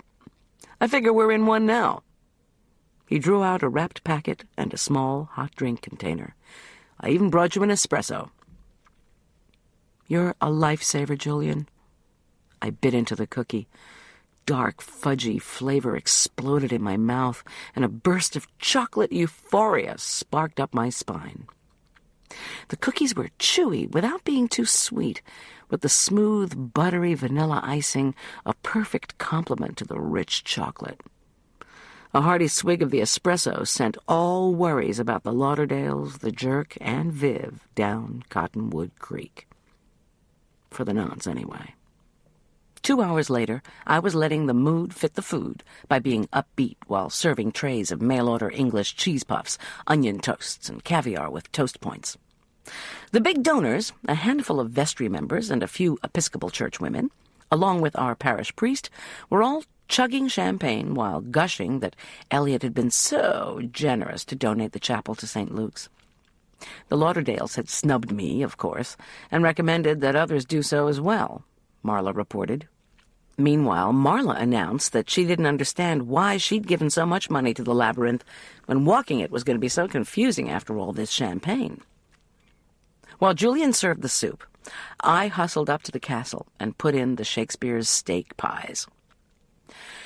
The Lauderdales were bad-mouthing me, those creeps. "Anger's my meat," I whispered, congratulating myself on remembering something from Coriolanus. What was the rest of it? Oh, yes, anger's my meat. I sup upon myself, and so shall starve with feeding. So there. One more word from the Lauderdales, and they'd be supping on raw hamburger with manchet bread. A new play from the Bard, Macbeth. After we set out the pies, salad, and bread, the guests happily moved through the buffet line. Julian bustled about, teased by his Aunt Marla, and admired by the women. As far from the buffet tables as possible, the Lauderdales had seated themselves with Suki, Elliot, and another couple from the church. Buddy and Charday were working hard to appear deep in intellectual conversation. I, of course, was not fooled. At length, Elliot dimmed the chandeliers and began his talk. He clicked on a slide of the Chartres Labyrinth and offered the same historical and architectural background I'd heard on the audio tape. While he was showing before and after slides of the chapel restoration, Marla sneaked up to my side. "No more on the jerk's real estate deal, sorry to report," she whispered, with one eye on the cake table. "The lunch was scrumptious. The only historic food I have is in my refrigerator." "Thanks. And thanks for checking on the townhouse deal. I still think John Richard's up to something." "He's always up to something." Then she hustled off toward the untouched cake that the guests were going to have after the slideshow. "Please, sir," Marla whispered to Julian, "may I have some more? Or just a nibble, anyway?" Before I could protest, Julian had carved an enormous piece of cake, heaped it on a plate, and handed it to her. "Call it reverse nepotism, Goldy," she stage whispered, fingering a dollop of icing. Heads turned, and I sighed. Elliot had moved on to before and after shots of the renovation of his castle. He ended with effusive thanks to the donors and an invitation to have cake and to book their conferences into the castle next year. Then he invited them to quiet their souls and walk the labyrinth to arrive at their spiritual truth. If the clapping from 26 people wasn't thunderous, it was at least enthusiastic. Julian and I served cake and coffee, which I hoped would tame any after-effects of champagne. When they finished their dessert, the guests began to process single file through the labyrinth. An eerie silence fell over the chapel as the silent parade went back and forth over the stones, all the way to the end. The few people who spoke as they were leaving did so in hushed tones. By 2:00, the crowd had dispersed. Wow, I thought. Next time I felt uptight, I'd give the labyrinth a try. The churchwomen gathered up their plates, silver, and glasses to trek them back to the St. Luke's kitchen for washing. Elliot and Julian broke down the hide serving tables and chairs and hauled them back to the storage area. Then Julian and I folded up the rented dining tables and left them in the gravel parking lot under a tarpaulin. Party rental would return before 4 to pick them up. Suki and Elliot conveyed their video equipment back to the castle. I emphatically told Julian that he was going to take the rest of the afternoon off. He'd earned it, I insisted. Yeah, he said, scanning the chapel interior, which still contained remnants of the party. And what are you going to do if the Lauderdales show up again? I'll throw the bolt while I'm finishing up, I said diffidently. And I'll park the van right next to the door. Tell you what, boss. I'll take the ice tubs, the chafers, and the last of the serving dishes. If you want, you can bring the platters and trash. I'll be okay. I strode to the door and pointed to the deadbolt. Charday and Buddy, even Viv, might all have keys. My mistake was in trusting Elliot's memory that we were the only ones who had one. That guy's nice, Julian commented, but he's a bird brain for sure. I'll be fine. Julian still looked unconvinced. All right, listen. I'll take my load up while you finish here. You're not back in the castle in an hour and a half. I'm coming back. I agreed. It wouldn't take me more than 20 minutes to load the platters, then pack the trash and toss it into the castle dumpster, located on the far side of the moat by a service road. Each time Julian overestimated how long I needed to do a chore, I accused him of treating me as if I were old and decrepit. He never denied it, drat him. I bolted the door and reflected on what I hadn't told Julian, that I wanted to have a good look at the chapel myself, as it was awfully close to the crime scene, created by Andy's body and Tom's being shot. First, I applied myself to finishing the cleanup, which took 17 minutes. I scrutinized the interior space to make sure we hadn't forgotten anything. The chapel looked spanking clean, even with Marla's premature dive into the cake. The luncheon had been a success, and I was thankful. At that moment, I felt as if the shiny stones of the labyrinth were beckoning to me. Pink light from the rose window skipped across the marble, and my skin prickled. What had Eliot said? You walk the labyrinth to arrive at your spiritual truth. I hadn't been doing too well in the truth department lately, so why not try it before I snooped around? My mind dredged up a bit of scripture. I still my soul and make it quiet. Like a child upon its mother's breast, my soul is quieted within me. After a few moments, I moved forward, feeling strangely hesitant. As I walked, concentrating on the tortuous path seemed to clear my mind of the questions currently plaguing me. Who'd killed Andy, and why? Who'd shot Tom, and why? Who'd shot at our window, and why? And who'd killed Mo Hartfield after he'd inexplicably stole our computers? As I put one foot in front of the other, I felt a calming presence. I was moving forward, either into or away from my life. I couldn't tell which. Finally, I arrived at the labyrinth's center. I could have sworn I heard my heart beating. Gazing at the swirls and turns of the flat marble stones, I felt serenity for the first time in a week. Outside, the sun emerged from behind a cloud and splattered pink light over the path. Eliot's audio tape, as well as his lecture, had detailed the mystical significance of distances at Chartres. From the center of the labyrinth to the base of the portal was the same distance as from the base of the portal to the center of the rose window. I looked up at the rosy pattern of stained glass. Now there was a surprise. Instead of Suki-inspired cleanliness on the multicolored sections of glass, the center of the rose window looked as if someone had left a blotch of dirt. At the center you will find God, the tape had said. Maybe what was up there wasn't dirt. Maybe someone who knew the symbolism of the labyrinth had put something else there, something important. Or maybe my paranoia was kicking in again. I checked my watch. I had 30 minutes before Julian would start to worry. Undoubtedly breaking all rules of labyrinth walking, I sprinted across the tiles to the storage room and hauled out the ladder. It was one of those extension affairs that creak horribly and feel rickety as the devil. Nevertheless, after 5 minutes of struggling, I wrestled the thing open and laid the top just above the center of the rose window. I took a deep breath and started climbing. Outside, the wind whipped around the chapel walls. As I ascended, I could hear the cold air whistling through tiny cracks in the glass. Finally, I reached the 4th rung from the top. I peered into the center of the rose window, which was actually a pocket of pink glass soldered inside a metal circle. What I saw there didn't make sense. I was looking at torn tape, paper, and plastic. I reached in and gently tried to remove the paper and tape. It wasn't easy. The paper had become wedged underneath the soldering, and all my attempts to scoot it out were unsuccessful. At length, I had the bright idea to reach into the adjoining pocket of enclosed yellow glass and coax the paper the other way. 10 minutes of scraping and pushing later, the scrap of paper slipped free. I examined it, hoping against hope that it wasn't just an invoice from Bill's stained glass repairs, left as a joke. What I held in my hands was not a bill. It was the torn half of an envelope. I reached into the envelope and pulled out a small plastic case. Inside the clear envelope was a stamp.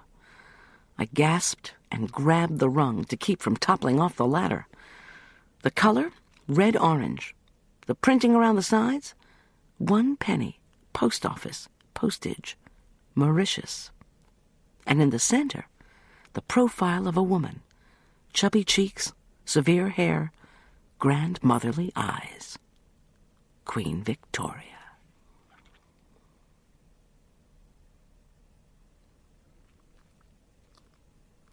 Chapter 23. I hastily tucked the paper envelope with the plastic case and its $800,000 stamp deep in my apron pocket. After a few heart-stopping teeters on the ladder, I finally reached the bottom, rattled the ladder down, and scooted it back to the storeroom. Then I pulled out the envelope and dropped it into a clean brown paper bag. Tom had taught me a thing or two, such as, try not to muck up evidence, before serenely transporting it out to the van along with the trash.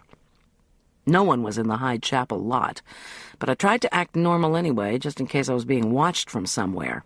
Anywhere. I relocked the chapel, deposited the key in the lockbox, and revved my van up the service road to the edge of the moat by the castle dumpster. I heaved in the lunch trash, hopped back into the driver's seat, and called Sergeant Boyd on my cellular. "Part of the loot, eh?" said Boyd, who sounded either amused or skeptical, I couldn't tell which. "In the middle of a stained-glass window, way up high?" "Uh-huh." Skeptical, definitely. "Listen, would you?" I gulped down the impatience in my voice, trying to remember Boyd was just doing his job. "The Lauderdales and John Richard and Viv Martini all came into the chapel this morning right after you guys pulled off your detail. Maybe this is what they were looking for." "That's an awkward place to check without a bunch of witnesses noticing. You know, how do you disguise the fact that you're pulling out a 20-foot ladder?" "Sergeant!" Yeah, okay. Stay where you are. I'll send somebody up to get the evidence from you." "I'm not staying on this service road, thanks. I just finished a catering event, and I've still got to prep for another one tomorrow. Tell your people to meet me at the Aspen Meadow Library in 20 minutes. "Gee, Goldy, our homicide guys will gladly work around your catering timetable, especially since we're dealing with evidence worth close to $1 million and connected to 3 homicides and a cop shooting." "One more thing," I said, unfazed. "Did your guys find anything in Hyde Chapel after you took Andy's body from the creek?" "Nope, it was clean. In fact, that chapel brought a whole new meaning to the word clean." He sighed. "I thought you were in a hurry to get to the library." I signed off, realized I'd neglected to close the lid on the dumpster, rushed out and whacked it down, then raced to the library to meet the deputy. A uniformed young man with red hair and a red mustache unceremoniously plucked the bag from my hand and roared away. I waved at Julian in the castle driveway. He was coming out as I was headed in. He rolled down his window and yelled that I was over my 90-minute limit. "I'm just an old lady caterer who can't move as fast as you young folks," I hollered back. "As fast as us young folks?" Julian yelled gleefully. "Check this out." He clanked the Rover into reverse and backed up the icy driveway. As if that weren't enough, he then gunned the SUV backward across the causeway over the moat. I watched from the far side, shaking my head. One error of steering and Julian would be sleeping with the fishes. When I caught up with him at the gatehouse, I said, "That's not a quick path home, Julian. That's a quick path to drowning." He grinned and pressed the buttons for entry to the gatehouse. Once inside, I glanced overhead into the empty space above the murder holes. No one appeared to be in that empty room next to Michaela's kitchen. But in the remote event that my paranoia was translating into imagining hidden electronic eavesdropping devices, I decided not to tell Julian about the stamp. In the kitchen, a note from the Hydes was propped up against the toaster. The luncheon had been fabulous, Suki wrote, but utterly exhausting. She went on to say that she'd felt so sorry for me, she'd washed all the serving dishes. Now she and Elliot were eating dinner out, and we were to feel free to scrounge whatever we wanted. "Ah, speaking of going out to dinner, Goldy," said Julian. "Arch asked me to take him to McDonald's after his fencing practice. I know, even the salads aren't up to your culinary standard. But I figured, what the heck, give the kid a break from the gourmet stuff for one night." I smiled, paid Julian for his afternoon of work, and gave him some extra money to treat Arch and himself. Then I asked about Tom. Julian shrugged. "I don't know. When I looked in on him, he said he was going to change his own bandage. I have to run to Boulder to get some books before I pick up Arch, so I'm taking off. Why don't you bring Tom some tea with fixins?" Julian quick-stepped away. I looked at my watch, just after 3. Tea, goodies, and puzzling over an $800,000 stamp I'd found in Hyde Chapel. Was Tom up to it? Half an hour later, I had baked a fresh batch of steaming scones and set them on a tray next to a plate of dewy butter slices, a jar of Elliot's choke cherry jelly, and a pot of steeping English breakfast tea. Making my way up to our room, I noticed that the courtyard looked magical under its fresh blanket of snow. If I lived here, I decided as I disarmed our door, I'd turn it into a school. A cooking school, where we ate our cookies and cakes out in the courtyard, while black-suited butlers served tea and sherry. "I was just about to ring for all that," Tom commented, as I sashayed in with the tray. He was sitting in one of the wing-back chairs doing leg extension exercises. "I missed you today, Miss G." I set the tray down and gave him a careful hug. "Poor Tom. Sorry I had to work. Want to hear about it?" And so I ran through the whole thing for him, from the early intrusions of Buddy, Charday, John Richard, and Viv, to discovering the stamp from Mauritius in the center of the window. He whistled. "Tom," I said when I'd finished, "I think all the stamps might have been there. They were all in the chapel. Then they were moved by someone in a hurry. Or by someone who didn't know he'd left one behind." He gazed into the cold fireplace. "The chapel has that big storeroom. If you were a crook trying to hide something in the chapel, why not put it in the storeroom? Especially since Ray Wolf was arrested while scoping out a storage area." "Because it's too obvious?" I replied. "There's something we're missing." I followed his line of sight to the hearth. "I keep thinking about Andy. Did he find the stamps after they were stolen and hidden away? He indicated to you that he knew where they were. So what's the deal? How was he electrocuted? If he was shot in the chapel, why couldn't the sheriff's department find any evidence there? The stamps were in the chapel, and he was dumped in the creek by the chapel, but the crime scene itself was clean." I paused, baffled. "I just don't get it." "Here's one more thing," Tom commented. "The ballistics report came in on the bullet they took out of me. It came from the same gun that killed Andy and Mo Hartfield. The bullet that shattered our window came from a different gun. No match." "No, for crying out loud. Would anything in this case ever add up?" Tom surveyed the tea detritus. "Know what? That just felt like an appetizer to me. Let's go see what we can find in that big kitchen." Delighted to see that his appetite was back, I followed him down to the kitchen, where we feasted on leftover meat pie, reheated green beans, manchet bread, and labyrinth cake. Arch and Julian came home, as did Suki and Elliot. My son joyfully announced that because tomorrow, Friday, was a half-school day, and this Saturday was Valentine's Day, the teachers were assigning no homework for tonight or the weekend. "That calls for a toast," decreed Elliot. "To our successful donor lunch and to no homework." He breezed out of the room and returned with a bottle of port. "I think we have something special in the refrigerator, too," murmured Suki. Suki brought out a chilled bottle of bubbly, non-alcoholic cranberry stuff. Arch rewarded her with a murmured thanks and one of his suppressed smiles. While we were sipping our drinks and nibbling on cake, I guiltily remembered Michaela. Shouldn't we have invited her to join us? But when I suggested it, Elliot waved this away. "Sometimes you see, Michaela, usually you don't." Suki added, "We don't try to force it." I nodded and didn't pursue the question. I wondered if I'd ever figure out the dynamic between Elliot and Suki on the one hand, and between Elliot, Suki, and Michaela on the other. Was she sort of an employee, sort of a tenant, sort of a neighbor, sort of a pain in the behind, or all of the above? I didn't know, and was too tired to try and find out.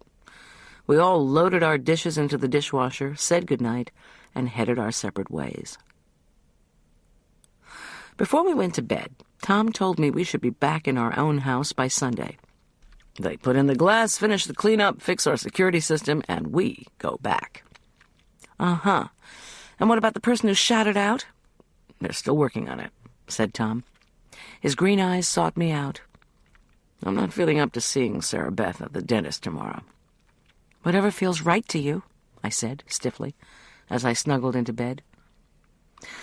He told me he loved me and that he hoped I slept well.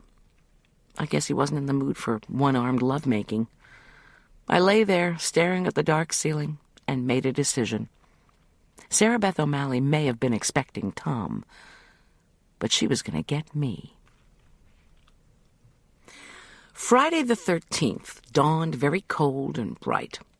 I moved through my yoga routine while Tom slept. In the kitchen, Michaela and Arch were having miniature sugared donuts and tiny cans of a chemical concoction that claimed to be better than chocolate milk. "Don't get upset, Mom," Arch begged as he stuffed a donut into his mouth. "Julian let me get these goodies last night. He was up late studying and said you should wake him when you need help this morning. Otherwise, his alarm is set for 11. Julian's great, man. I can't remember the last time I had 2 junk food meals in a row." Michaela's indulgent smile stopped me from scolding. At least, Arch was amusing someone. When they left at 7:45, I made a swift overview of the fencing banquet preparation. I'd already baked the plum tarts. The veal had only to be rubbed with oil, garlic, and spices, then roasted just before the banquet. The potato casseroles I could easily put together in the afternoon. That left the molded salad, shrimp curry, and raisin rice. I looked over my recipes. If I moved ahead with the salad and curry sauce, the former could gel while the latter mellowed before the arrival of the shrimp. With any luck, I could finish those dishes and take off for the dentist ahead of schedule. While the pineapple juice for the gelatin was heating, I sliced bananas and more fat, juicy strawberries, bless Alicia, and reflected on everything I knew about the events of the past week. There were those acts someone or ones had committed. Shoot out our window, kill Andy, shoot Tom, steal the computers, murder the man who steals the computers. Somewhere in there, hide a multi-million-dollar stamp haul in the center of a rose window, then move the loot, but accidentally leave one behind. The sequence of those acts, I realized, had to be part of the solution to the puzzle. I wondered about Sarah Beth. If jealousy were the motive for all this activity, could you remove shooting out our window and shooting Tom as being related to the stamp theft? If so, then how could you account for those acts being done by 2 separate guns? You have to think the way the thief does, Tom was fond of saying. In this case, you had to start with the facts you knew, try to extrapolate the thinking behind them, and from all that, deduce the identity of the thief. Yeah, sure. My mind was as clear as, well, unmolded salad. I mixed the gelatin into the boiling juice, added chilled juice, then folded in all the fruits. Unlike my mother's generation, I never waited before mixing ingredients into gelatin. No one ever seems to notice if the fruits sink or float, do they? Sinking or floating in real life, on the other hand, is another matter. In an oversized Dutch oven, I gently sautéed chopped apples and onions in melted butter, then stirred in curry powder, flour, and spices. I shelled, deveined, and cooked the shrimp, then dropped the shrimp tails into bubbling chicken stock. Finally, I stirred the stock, vermouth, and heavy cream into the sauce. The mixture gave off a divinely pungent scent. Once the salad molds and shrimp were chilling in the refrigerator and the curry sauce was cooling, I powered up with a double espresso, 2 reheated scones, 2 thick pats of unsalted butter, and generous dollops of blueberry preserves. Yum. Why Arch preferred chalky store-bought donuts to homemade baked goods was one of the mysteries of the ages. At 9:15, I was seated in my van sipping another double espresso and eyeing the front of Aspen Meadows' endodontist office. What I was actually going to say to Sarah Beth O'Malley I had not worked out yet. Of course, then again, last time, outside my home, she hadn't allowed me to say much. Well, what was I going to say? Hey, Sarah Beth, why didn't you tell anybody you were alive? Why'd you come back to taunt your old fiancé and his family? Oh, and anonymously donated supplies notwithstanding, why didn't you go to a dentist closer to home? Was it because your supplies were from a big stamp deal going down here? So you decided to kill two birds with one stone? Or rather, two thieves with one gun? She came walking up the steps by the dentist's office, as stealthily as a cat and just as quietly. Had she acquired get-around-in-the-jungle skills? Her eyes scanned the upper lot for Tom. Her distinguished Jackie Kennedy face and dark hair streaked with gray once again gave me a frisson. I believed Tom when he said he hadn't met with Sarah Beth, or done worse in the last month. She was a woman from his past who'd just appeared out of nowhere. What I wasn't sure of was whether he still loved her. She was certainly one of the most striking women I'd ever seen, especially since, in 20-degree weather, she was dressed only in a clingy gray turtleneck and long gray pants. I look fat in gray and never wear it. Sarah Beth didn't look fat in anything. I sighed and wondered. The ability to survive cold, the ability to move stealthily. Despite my first impression that she was a non-shooting type, had she also learned the jungle skill of killing a target? Before I could chicken out, I assumed a friendly demeanor and walked up to her. "Please don't run away," were the first words out of my mouth. "I'm Tom's wife. Won't you just talk to me? I'm not going to turn you in. For anything." She lifted her chin. She wore no makeup and looked younger and better for it. "Stop it," I scolded myself. In her quiet, rusty from disuse English, Sarah Beth said, "I am sorry I ever tried to contact Tom." "You've got a few minutes, right? Please, just come sit in my van and talk. I need to talk to you about Tom being shot," I added, studying her face. She turned so pale I thought she might faint. Startled, she almost lost her balance. When she faltered, I tucked my arms in hers and led her to the van. Once I'd coaxed her inside, I turned the heat on full blast. She rubbed her hands and shivered. "I'm Goldie Schultz," I said. She gave me a slight smile. "That's what you said last time. What happened to Tom?" "Some bad guy shot him Monday morning. He was hit in the shoulder, but he's mobile and recovering." "Was this before or after the window?" "After. Do you know anything about either shooting?" Her face darkened and she stared at the windshield. "No. I just came here to get supplies and have my teeth fixed." "Here?" I asked calmly. I tried to make my voice soothing, the better to coax out information. "You've been away 20-some years. Why'd you stay in Southeast Asia all that time? Why didn't you come home to your fiancé?" "Look, I attempted to let him know I'd survived. Not right away, of course. It was too dangerous. I was afraid of trying to get back." "So you became a village doctor?" "I did it for survival," she replied. Her face was chiseled into seriousness, and I suddenly imagined interviewing her for some post-war documentary. Phew. "Stories came back about Saigon as a madhouse," she was saying. "People were trying to get out before all hell broke loose. Many of them failed. I'd broken my back when the copter crashed. By the time I recovered, the Americans were long gone. The Viet Cong weren't going to say, 'You forgot somebody. Come on back and pick her up.' The village people told me I'd never get out alive. So I stayed and worked hard so the villagers would want me there, so they would keep my secret. They adopted me," she added, "and I grew to love them. The American government did a terrible thing to that country. Thanks, we figured that out, but only after thousands of our own soldiers died. I tried to communicate with Tom. I just never had any luck. For example, 15 years ago... 15 years ago? She ran her fingers through her streaked hair. Her voice had turned calm. She was finally reciting a story she'd prepared for a long time.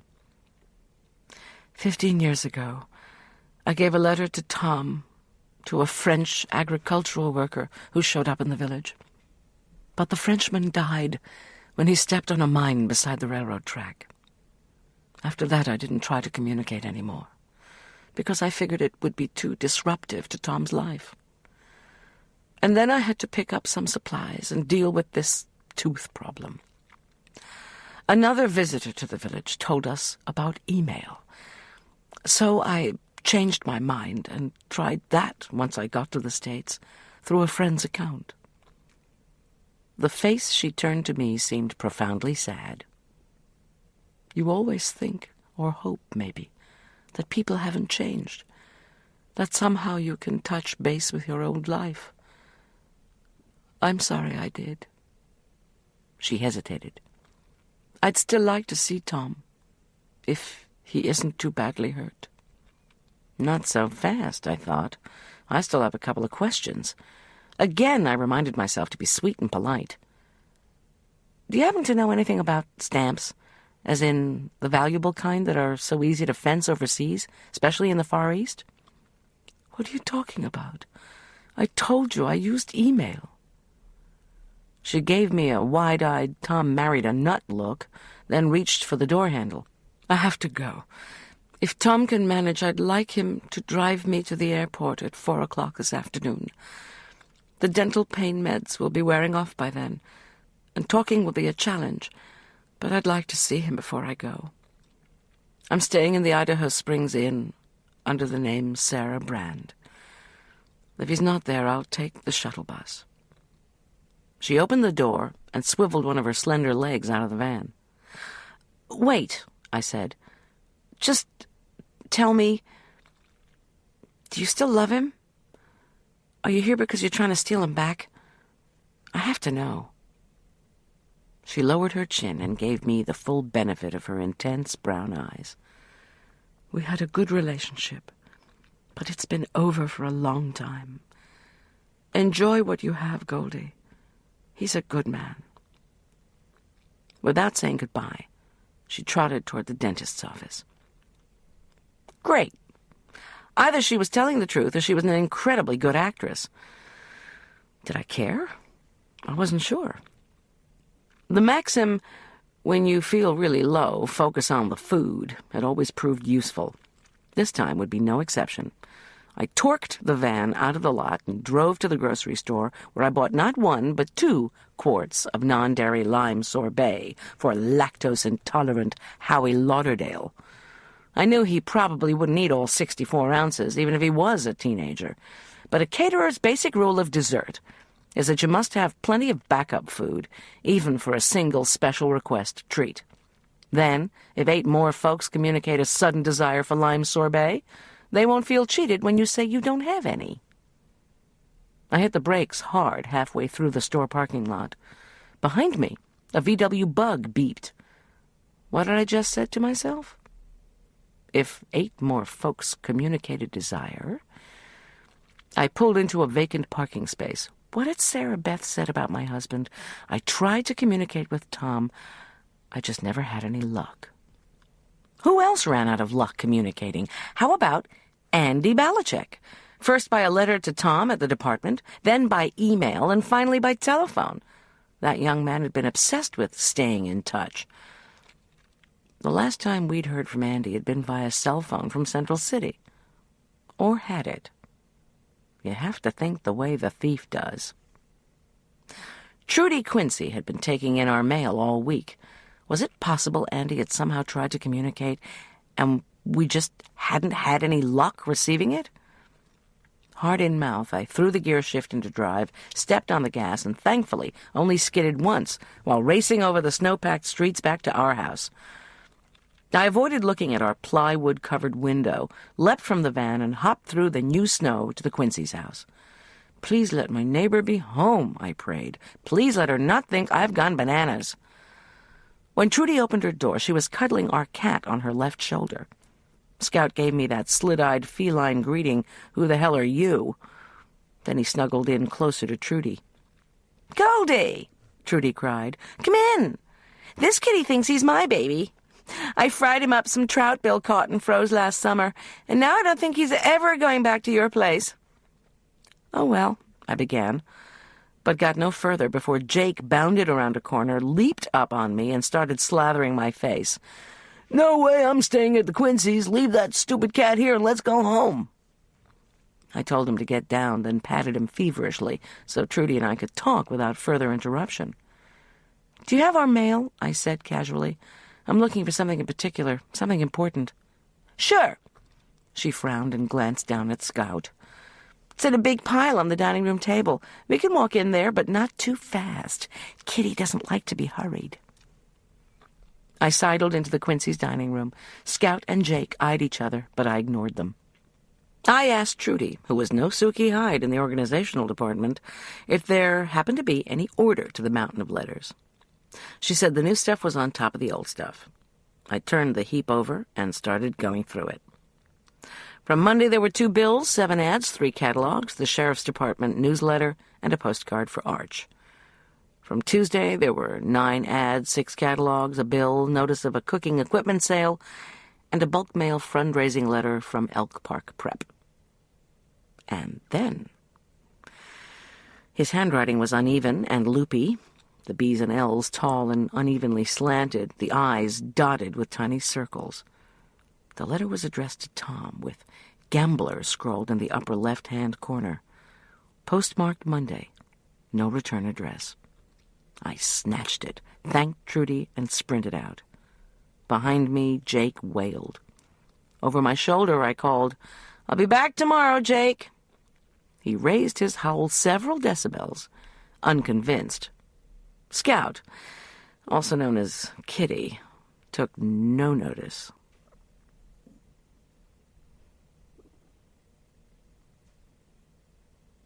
Chapter 24. Racing back to the castle, I could have sworn that letter was burning a hole in my purse. But I couldn't open it. I'd already committed all the invasion of privacy sins I cared to in this lifetime. Still, if Tom was asleep, this was one time I was going to shake him awake. He was awake, sitting in one of the wing-back chairs, talking on the telephone. From the bits of conversation I snatched before urgently waving the letter in his face, he was discussing the ongoing investigation into the whereabouts of Troy McIntyre. Paying no heed to my antics, Tom turned his head toward the fireplace and continued talking. Troy McIntyre, philatelic agent, seemed to have mailed himself somewhere without a known address. Clutching Andy's letter, I scooted in front of the fireplace and did a few jumping jacks. Since Tom knows how much I hate to do jumping jacks, he cocked an eyebrow and signed off. I slapped the letter onto the coffee table. "What's this, Miss G? Another stamp from Mauritius?" he asked, without looking at the missive. "You keep finding 'em. They're going to think you stole 'em." "I just learned that stamp you found in the chapel was part of the heist. No discernible fingerprints besides yours." I slipped into the chair across from him. "Tom, this letter's from Andy Balichek, mailed to you, postmarked Monday, which probably means he mailed it sometime Sunday, a day before he died. Or rather, a day before someone murdered him." Tom, who was seldom surprised, leaned over the envelope and frowned. "Is it Andy's handwriting?" I demanded, increasingly impatient. In addition to Tom's other skills, his ability to analyze handwriting means he's often called to testify in forgery cases. I held my breath. "Maybe. All I've ever seen is a signature. It's a long, skinny A. That's a scripted A, not a printed one. His A looks like the back of a bald guy's head, tilted to one side." He picked up the envelope and examined it on both sides. "Trudy picked this up with the rest of our mail? What day?" "My best guess is it came Tuesday." Tom whistled. "Could you get my tweezers out of my suitcase?"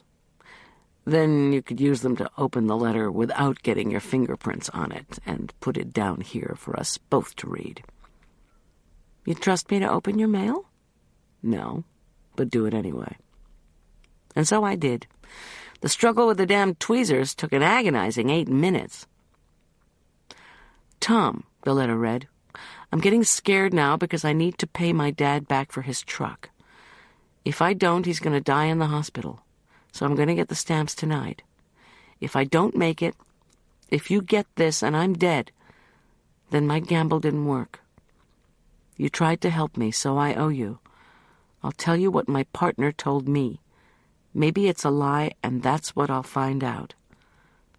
Anyway, the stamps are in the Hyde's chapel. If you get this, and my dad has a new truck, and I've gone to Monte Carlo, then you'll know I made it.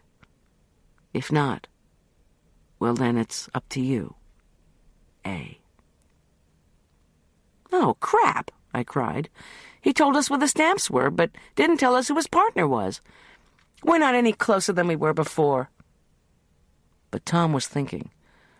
We know Andy believed the stamps were in the chapel, and they were, weren't they? Or at least one was. Still, how would Andy know the lockbox combination? Would his partner have been so naive as to tell him that?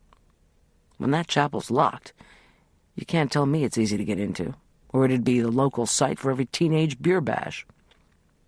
Let me assure you, I retorted, our town doesn't possess a single building that's easier to get into than that chapel. Yesterday, Julian and I locked the door to keep out early lunch arrivals. But remember, I told you first Buddy and Charday showed up, and then the Jerk and Viv Martini? I'll accept that Buddy and Charday might have a key and might not have completely shut the door before the Jerk barged in, but I don't think so.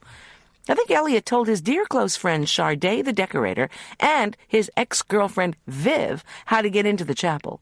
Or gave them keys, or else they're both splendid at picking locks. Tom pondered this for a minute.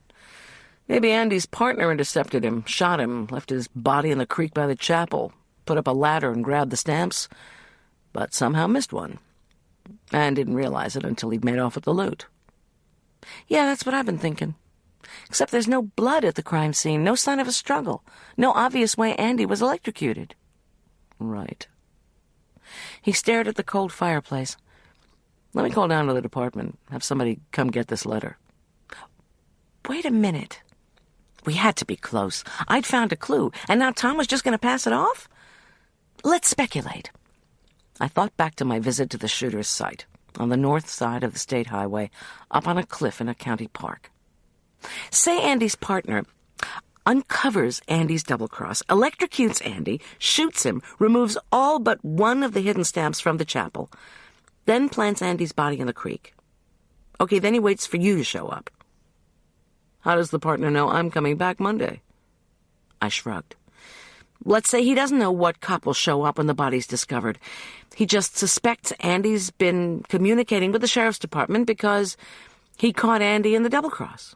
Or thought he caught Andy in a double-cross. It's weak. I closed my eyes, thinking back to that morning, running it through my mind in slow motion. Tom gets out of his car, motions for me to move away from the edge of the creek. Then he walks not toward Andy's body, but straight west toward me, which is also the direction of the chapel. But if the thief sniper thought he'd removed all the stolen stamps, why try to keep Tom or any cop away from the chapel? Because he was terrified Andy had confided in his good buddy Tom Schultz? Confided not only regarding the whereabouts of the stamps, but also regarding the third partner's identity? If that was the case, why did he shoot at our window with a different gun before Andy's body was even discovered? It made no sense. Unless the shooter was someone else altogether. Not one of the three who heisted the stamps. Someone with some agenda we hadn't yet figured out. I leaned back in the chair. Fatigue and frustration rolled over me, and it wasn't even 11 in the morning. When I glanced up, Tom gave me one of his soulful looks. I felt an overpowering desire to drag him into the four-poster bed for some late-morning delight. Forget the gunshot wound, the bandage, and the sling. Forget the old fiancé, too. He smiled. Don't you have cooking to do for the fencing banquet? My heart sank. Maybe Tom couldn't read my let's make love signals anymore. Was that because I wasn't sending out good signals? Or was his mind somewhere else? Somewhere I didn't want to go. Yes, I do have kitchen work waiting, but there's one more thing I have to tell you. I took a steadying breath. Tom, I confronted Sarah Beth this morning. She denies having any ill intent. She still wants to see you. Says she needs a ride to the airport at 4 o'clock this afternoon. She claims to be staying at the Idaho Springs Inn under the name of Sarah Brand. I paused. In case you are feeling up to it. He took a deep breath. Look, I should go. I'm not feeling too bad now. If I take her and we can talk about what's happened, then we'd all have closure. You, me, her, everybody. Uh-huh. I didn't ask how he was going to pilot a car with his one good hand. I didn't want to discuss his driving or his desire for closure with his ex-fiancée, or whether he would take a gun. He said quietly, They towed my Chrysler to the department garage. May I borrow your van? I didn't trust my voice, so I just nodded. Tom said, Goldy, we've talked about this. You're my wife, and I love you. Don't you believe me? With my lips pressed together and an unseen force squeezing my heart, I nodded mutely and handed him the van keys. Then I picked up my laptop, walked quickly out of our big English castle bedroom, and quietly shut the massive door. Trying not to think, I headed down to the castle kitchen. When you feel really low, focus on the food. While my laptop was booting on the trestle table, I took a bite of one of the strawberry salads, still half liquid, and tasted the curry sauce, which was spicy hot, creamy, and mellowing superbly. Then I inserted my disc to check the recipes for the potato casserole and raisin rice. I may have teased Julian about thinking of me as old, but the fact was that my memory for recipes was not butcher-knife sharp. I reflected on that evening's schedule. Although adult-only banquets usually start at 8, the over-scheduled Elk Park prep fencers had Saturday morning commitments to indoor soccer and club basketball. So we were starting at 6 with the fencing demonstration and Elizabethan games, accompanied by bowls of mixed nuts and soft drinks. Julian and I would serve dinner at 7, after which Michaela would lead a brief awards ceremony. Would Tom be back from his rendezvous with Sarah Beth in time for that? Don't think about it. Instead, I began to peel the potatoes and thought about Michaela. What was the story on her? I placed the potatoes into 2 vats of boiling water. Maybe I had found Michaela's royal memento collection a tad unusual. But a number of my friends had oddball hobbies. Take Marla, for instance, who obsessively tracked the jerk. Now there was an offbeat hobby, and not one for the squeamish. And speaking of squeamish, tonight was another meal in the Great Hall.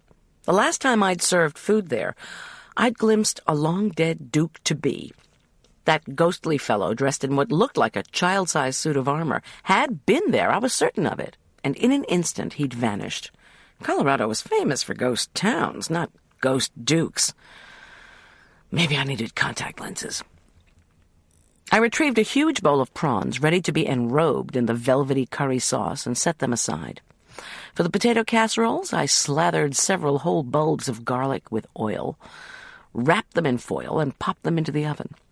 In my mind, there is nothing better than roasted garlic to give mashed potatoes a rich, mellow bite. Not to mention that mashed potatoes in any form are good for the soul. As I was grating mounds of fontina and parmesan, Julian called. He had picked up Arch, who had convinced him to go for a pizza snack. They were going to eat heaps of fancy food tonight anyway, Arch had claimed. Did I need help, Julian wanted to know. I said thanks, but reminded him that he had already done more than his share of catering work for the last 4 days. Did I mind that they were eating pizza, he asked. I laughed and asked him to bring some back to the castle. He promised they'd return by 4 to help set up. Elliot bustled into the kitchen wearing a 20s-style Scottish-inspired golf outfit. I didn't know any other man who could wear, without deep embarrassment, tan wool bloomers, known in the golf world as +4s, forest green knee socks, a tan and gray checked wool shirt, and a gray herringbone V-neck sport coat. Oh yes, and tan and white saddle shoes. To my credit, I didn't stare. Instead, I asked him how he was doing. "Terribly. I haven't had a nibble of interest in the conference center." He looked around the kitchen. "Suki is cleaning up the great hall." "It's clean." "Goldy, for 6 months I dated a woman who was an unrepentant slob. Dirty dishes, piled-up laundry, stacks of bills and papers, unmade beds, unrecognizable bathroom. Finally, I couldn't take it anymore, and we broke up. Now look at the woman I married. Nothing is ever clean enough for her." He shook his head, as if trying to remember what he had come down here for. "She's going to set the tables up there, too. She's using her own lace tablecloths and a set of silver plates she picked up at an estate sale. In medieval and Renaissance England, diners went from consuming their food from bread trenchers to eating on wood platters, until they graduated to pewter, and so from there to silver and, finally to gold plates. But gold is so damnably expensive. Anyway, Suki needs to know how many people are expected for dinner and if you need steak knives." "We're expecting 35. 14 kids, 21 adults, give or take. If she sets up 40, that should work." I thought of the veal roasts. And sure, steak knives would be great, plus a dozen serving spoons and a couple of carving sets. "All right," he said, scribbling on an index card he'd found in the pocket of his +4s. "Before Michaela gives out the awards, I'm going to pitch the castle again. I'm going back now to set up my pamphlets and information. Do you think the literature should go on the serving tables?" "Better to have it at the door," I advised. "It'll be the first thing people see." He nodded, a golfer attending his caddy. "Good thought. I'm going to set up the games, too, while Suki's working. Oh, and the Lauderdales are sending flower arrangements with small swords in them. They really are good people, Goldy." "Uh-huh. I don't think so." He disappeared. I sautéed rice kernels in butter until they sizzled and gave off a nutty scent, then mixed in broth and raisins. While the rice simmered, I pulverized the roasted garlic. Finally, I mashed batch after batch of potatoes with butter, the roasted garlic mush, cream, cheeses, and spices, and managed to have only 8 spoonfuls, using 8 different spoons, of course, to make sure the seasoning was exactly right. I kept telling myself that I hadn't really had any lunch. At 3 o'clock, Tom walked through the kitchen door. He'd retrieved some clothing from the suitcase he'd taken to New Jersey, and now looked businesslike and dashing in a black wool shirt and khaki pants with a black down jacket over his good shoulder. I realized with a jolt that I'd been so busy cooking I'd forgotten to take him lunch. "I'm on my way to Idaho Springs, then the airport," he announced. "And I'm going to stay at the gate until Sarah Beth's flight gets off. So I might not be back until after the banquet, especially if the flight's delayed." I said nothing. "Please understand," he said, then gave me a one-armed hug and headed off. What kind of farewell, I thought forlornly, was that? Don't dwell on it. So I didn't. The cooking consumed the next hour. At 4:30, I scuttled to the gatehouse to let in the floral delivery man. He opened his van to reveal 4 miniature sword-bedecked English-style arrangements of roses, lilies, daffodils, freesia, and ivy. I breathed in the perfumed scent of flowers, picked up 2 of the overflowing baskets, and led the florist up to the great hall, where Elliot and Suki exclaimed over the generosity of the Lauderdales. That's the problem with rich folks, I concluded silently, as I placed the baskets on Suki's flawlessly set lace and silver-covered tables. They think they can make up for large-scale bad deeds with a couple of superficially good ones. In the catering biz, I'd seen the adulterer who builds a new Sunday school, the thieving bank president who sponsors a dozen soccer teams. Now we had a child abuser sending flowers. Ah, well. Who made me world moral cop? I trotted back to the kitchen, where I was greeted by a blast of cold air. Once again, the errant window was open. Michaela, Julian, and Arch were all out. Suki and Elliot were up in the great hall. I marched over to the window, pushed it all the way open. The metal sash shrieked in protest, and looked down. There was no walkway. There were no metal rungs. The moat glimmered far below. Its surface riffled with a slight breeze, but no one was swimming across it. At the edge, the castle dumpster shimmered in the sun. There was no sign of life anywhere. So, how was the window being opened? I examined the latch. It wasn't broken. I slammed the window shut again, then searched through the highly organized kitchen drawers until I found some mailing tape. Cursing under my breath, I assiduously pressed a double layer of sticky strips all the way around the window sash. I stepped away from my work and admired it. "Take that," I muttered to the window. Repair job complete, I hustled back to the great hall with bowls of mixed nuts. Elliot had once again laid out the penny prick game. This time, the boys would toss their plastic knives at a Susan B. Anthony coin set on the lip of a wine bottle. I didn't particularly like the anti-feminist symbolism inherent in that, but I kept my mouth shut. Sensing my lack of enthusiasm, Elliot insisted the kids wouldn't play for less than $1 prize. I zipped back to the kitchen and was greeted by Arch, Julian, Michaela, a cold extra cheese pizza, and a still-closed window. I wolfed down the pizza without reheating it. Hunger, as my fourth-grade teacher always said, makes the best sauce. "I'm changing the schedule a little, Arch," Michaela was saying. "I'm going to have you and Howie Lauderdale demonstrate foil first. The Lauderdales called and specifically requested it." My heart plummeted. "Forget it," I retorted. "They're up to something. The Lauderdales, I mean. Use the kids you already have scheduled. Howie's too old to be paired with Arch. Arch might get hurt." Arch's lips thinned in disgust. His cheeks reddened with anger. "Howie will not hurt me." I said no. "Mom, Howie's the best fencer on the team." "I don't care." Michaela made her voice reassuring. "Goldy, I promise. I know Howie. He's a good kid. Arch is definitely up to fencing him." Julian murmured, "Come on, Goldy, let him do it. The kids wear masks. Everyone will be there. It's an honor for Arch to go first, to fence with Howie." "Yeah, Mom," Arch cried. "Stop making me out to be a wimp."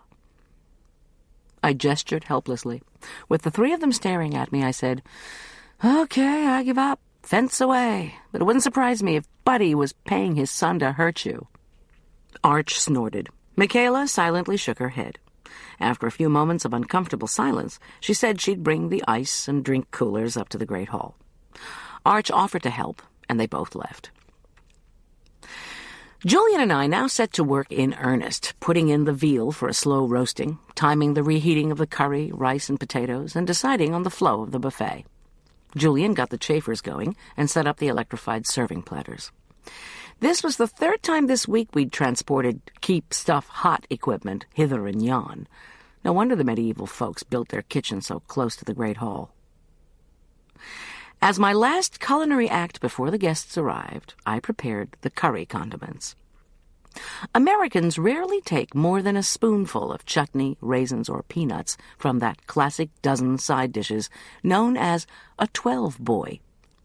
But they feel gypped if they can't at least survey lots of extra bowls containing chopped bacon, chopped hard-cooked egg yolks, chopped hard-cooked egg whites, shredded coconut, crushed pineapple, chopped green onions, sweet pickle, relish, orange marmalade, and yogurt. Just before 6, Elliot and Suki breezed into the kitchen. Elliot had changed from the golf outfit into another dapper double-breasted suit, this one charcoal gray, and a snowy white shirt.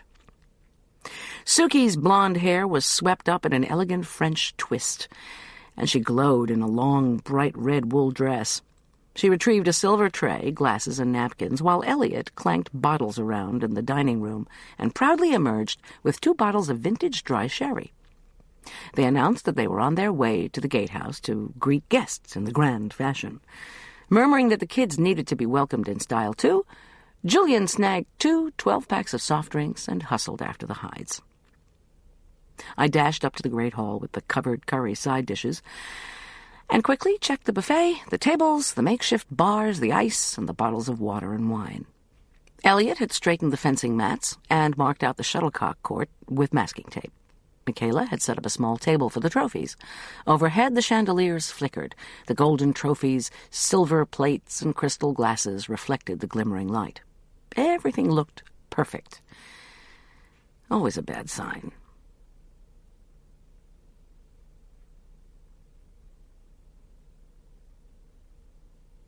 Chapter 25. Tom was still gone on his airport errand when John Richard and Viv Martini sashayed in, the first to arrive.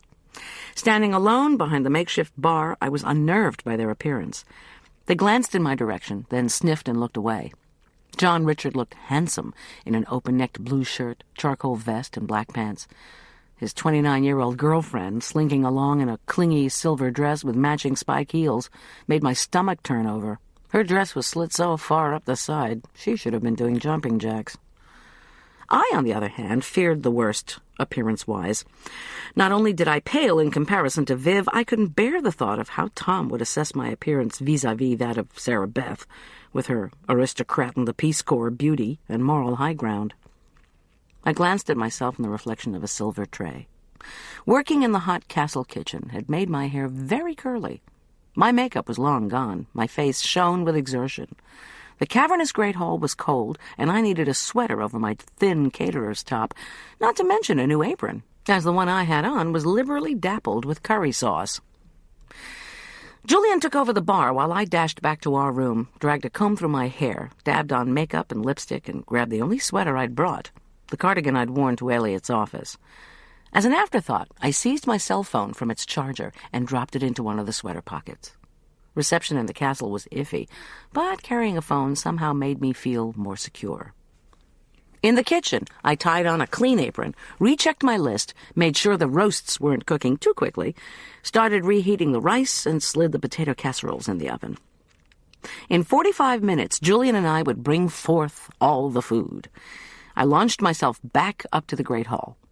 I didn't care if I looked like a plump little ex-wife who was also the caterer.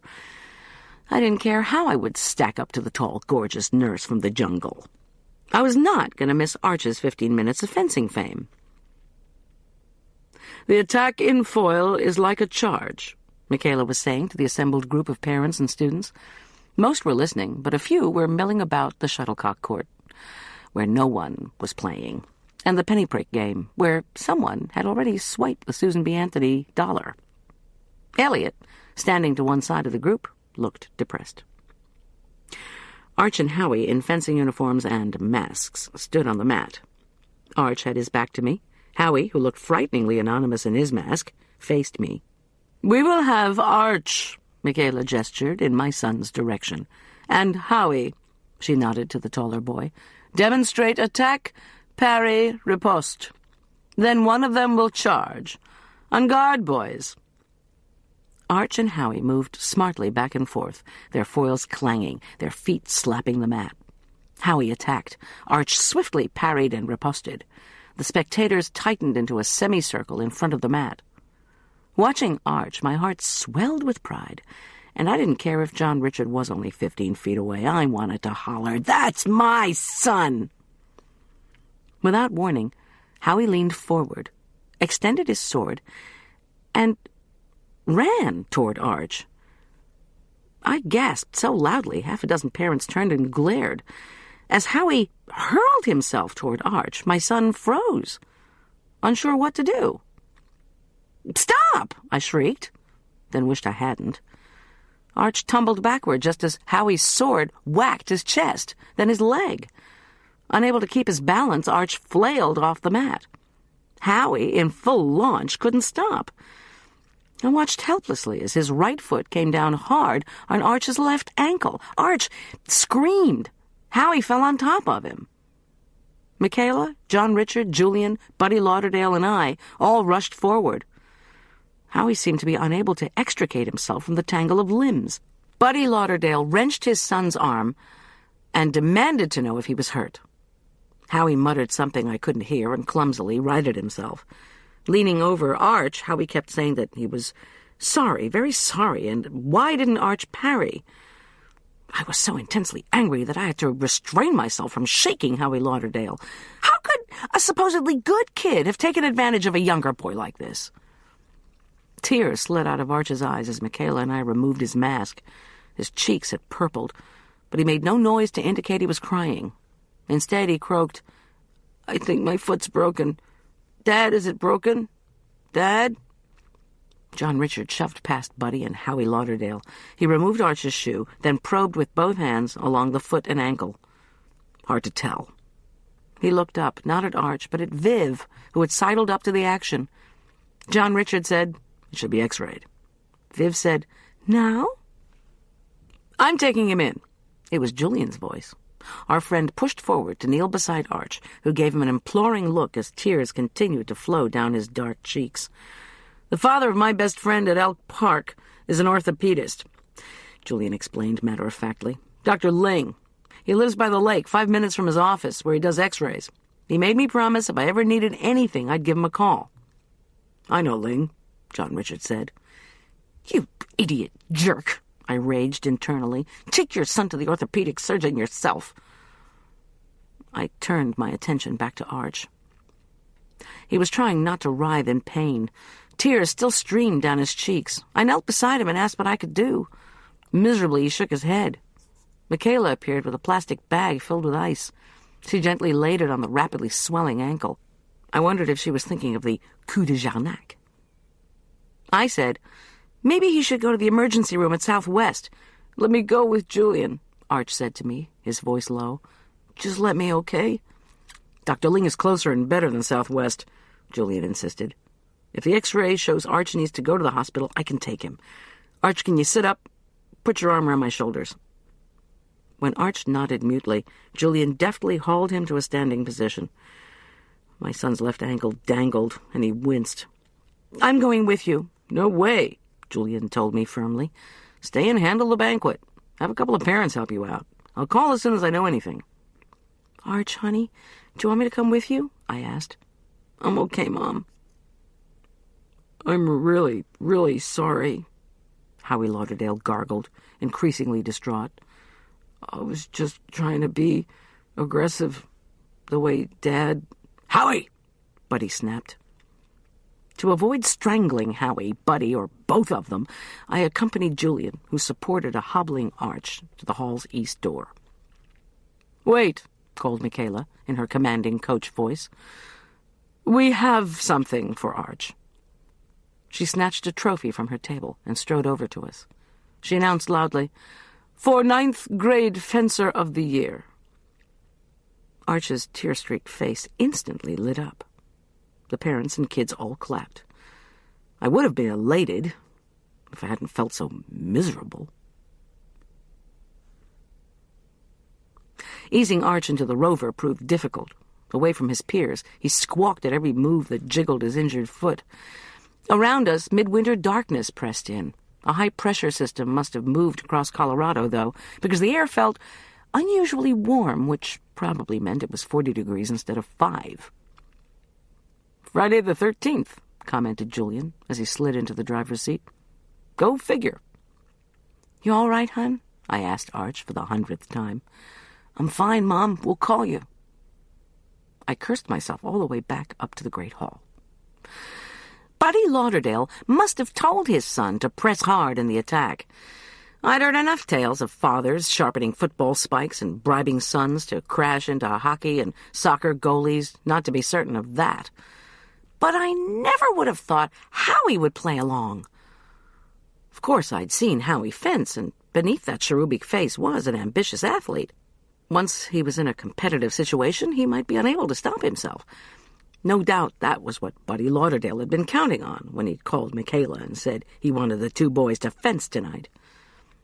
Arch had frozen when Howie commenced his attack. Why? Because I'd gasped and ruined his concentration? Was everything that went wrong with my child ultimately my fault? I didn't want to contemplate that one. Lost in thought, I stared at one of the wet paint signs plastered in our bedroom hallway. Was it really my gasp that had distracted Arch, or could it have been something else? Was it possible Arch had seen something under the minstrel's gallery? He'd been standing in virtually the same place where I'd been the previous night when the Boy Duke apparition had materialized. But if he had seen the ghost, why hadn't he mentioned it? Too afraid of looking like a wimp? In the castle kitchen, 2 team moms had somehow found Elliot's keyring, unlocked the cupboards, and were poking around. Both expressed concern for Arch. I said he'd be fine. The women told me they were trying to help with the buffet. They'd lit the burners under the chafers and plugged in the hot platters. They'd had to be as quiet as possible since Elliot was doing his castle as conference center monologue. At least I wouldn't have to hear that again. One of the moms said he was looking for clients and tossing in a little history. Like croutons, the other one added, giggling. I smiled, thanked them for helping, and checked my watch. 6:45. The women gushed over the scent of the roasted veal and the garlic-laden cheesy potatoes. They were only too glad to carry trays with the molded salads upstairs. I gently stirred the pans of shrimp curry and rice. When my helpers returned, we turned the rest of the food into the serving dishes, then trooped back upstairs. "Ah, our feast!" Elliot cried when we made our entrance. He turned to his audience. "You are probably not aware that in Henry VIII's time one of the favorite meats was peacock, more for its glory than for its taste. So, in the kitchens of Hampton Court, a peacock would be skinned and roasted. The head, skin, and feathers would be set aside until the meat was cooked, and afterwards be replaced on the roast. The peacock's beak would then be gilded, and the roast bird in all its feathered glory would be carried forth to the great hall." Under the low sparkle of the chandeliers, it looked as if all the guests' stomachs had nutted and their faces turned chartreuse. By the time Elliot finished the peacock story, the students were mock-gagging. That would teach Elliot to discuss uncooked bird head, skin, and feathers. The exception was the Lauderdales, who were deep in a whispered conference. Howie Lauderdale, his head hung with guilt, would not meet my gaze. And then there was John Richard, who had refused to lead with his son because his girlfriend had demanded they stay and eat the Hyde-subsidized dinner for which they'd paid. Now the jerk sported his own plucked peacock look, an expression of embarrassed surprise I had come to associate with Viv massaging one of his nether parts. Sure enough, her hands had disappeared under the table. Elliot asked if there were any questions. The guests murmured. I didn't quite have the food set up, so I was desperate for someone to ask something. Is it true chambermaids were sexpots? Anything. Does that woman with Dr. Corman count? On second thought, maybe we could skip the questions. A parent called out, "Was this castle ever under siege?" "Ah," said Elliot, warming instantly to his topic. "Yes, but the siege ultimately failed. Now, when a siege succeeded, it was usually because there was a Confederate within, or because the besieging army was able to bore underneath the castle foundations, or because the attackers had found another way to undermine the self-sufficiency of the castle, say by poisoning their well." "What about that high-priced letter from that king?" another parent called. "Found any more of those?" Elliot's chuckle was indulgent. "Alas, no. The toilets, or garderobes, have all been thoroughly cleaned and restored with no further finds. We got a royal flush the first time, what?" Only a few people laughed. I grabbed a silver spoon, tapped a crystal glass, and announced that dinner was served. I asked the guests first to thank Elliot for his enlightening presentation. The parents and students clapped with much relief, then made a beeline toward the buffet table. I had the 2 team moms go first, demonstrating the way lines should go down each side of the buffet. Once that was underway, I hustled back to the kitchen for the plum tarts with zirconia, 2 cartons of vanilla ice cream, and the first quart of lime sorbet. As I sped back up to the great hall with my rich cargo, I wondered if any of those self-sufficient castles had ever had to deal with melting ice cream. What? What did I just say to myself? I pushed into the great hall and was thinking so hard I almost upended the jerk, plate and all. He cursed under his breath. I sincerely hoped he'd served himself lots of molded salad. He was allergic to strawberries. I sandwiched the ice cream cartons between the ice cubes in the cooler, then began to cut the plum tarts. The castles were self-sufficient. All of the needs of the courtiers and servants were met within the walls: food, water, entertainment, and, oh, Lord, forgive me for not thinking of it before now, worship. Every castle had a chapel. Of course it did. But where was the chapel in this castle? I'd been so focused on the Gothic structure down the road, Hyde Chapel, I'd forgotten to ask the question. Andy had written to Tom, "The stamps are in the Hyde's Chapel." Could there be more than one? And which one had he been talking about? Folks were already clustered back at the buffet line for seconds. One of the team moms zipped to my side and gushed that she had to have my recipes for potato casserole and shrimp curry. I told her no problem. The buffet line did not need my attention, so, acting as if I had business there, I strode over to the rack of pamphlets Elliot had set up by the east door. The only two pamphlets on display both looked newly printed: Hideaway at Hyde Castle and A History of Hyde Castle. I glanced quickly through both of them. The second had a current floor plan, but no indication of how the spaces of the castle had been used in the Middle Ages, when the building had been constructed. The living room, for example, was designated by Elliot as the Grand Parlor, when Suki herself had told me it once stabled the horses. The playroom, I'd discovered, was labeled Moat Pump Room. Why would Elliot, with all his concern for casting out historical tidbits, not tell how the spaces were originally used? And then I remembered the pamphlets in Elliot's study. I'd grabbed one entitled Medieval Castles and Their Secrets, as well as Have Your Wedding at Hyde Chapel. But hadn't I taken another old one? One on taking a tour of the historic castle? Where was that thing? Out of habit, I patted my pockets. Nothing in my apron. I prayed and felt inside my sweater pockets. Ah, paper. I pulled out all three pamphlets that I'd picked up in Elliot's office. As the guests had no immediate food needs, I quickly opened A Tour of Hyde Castle and pored over it. It contained a historic floor plan.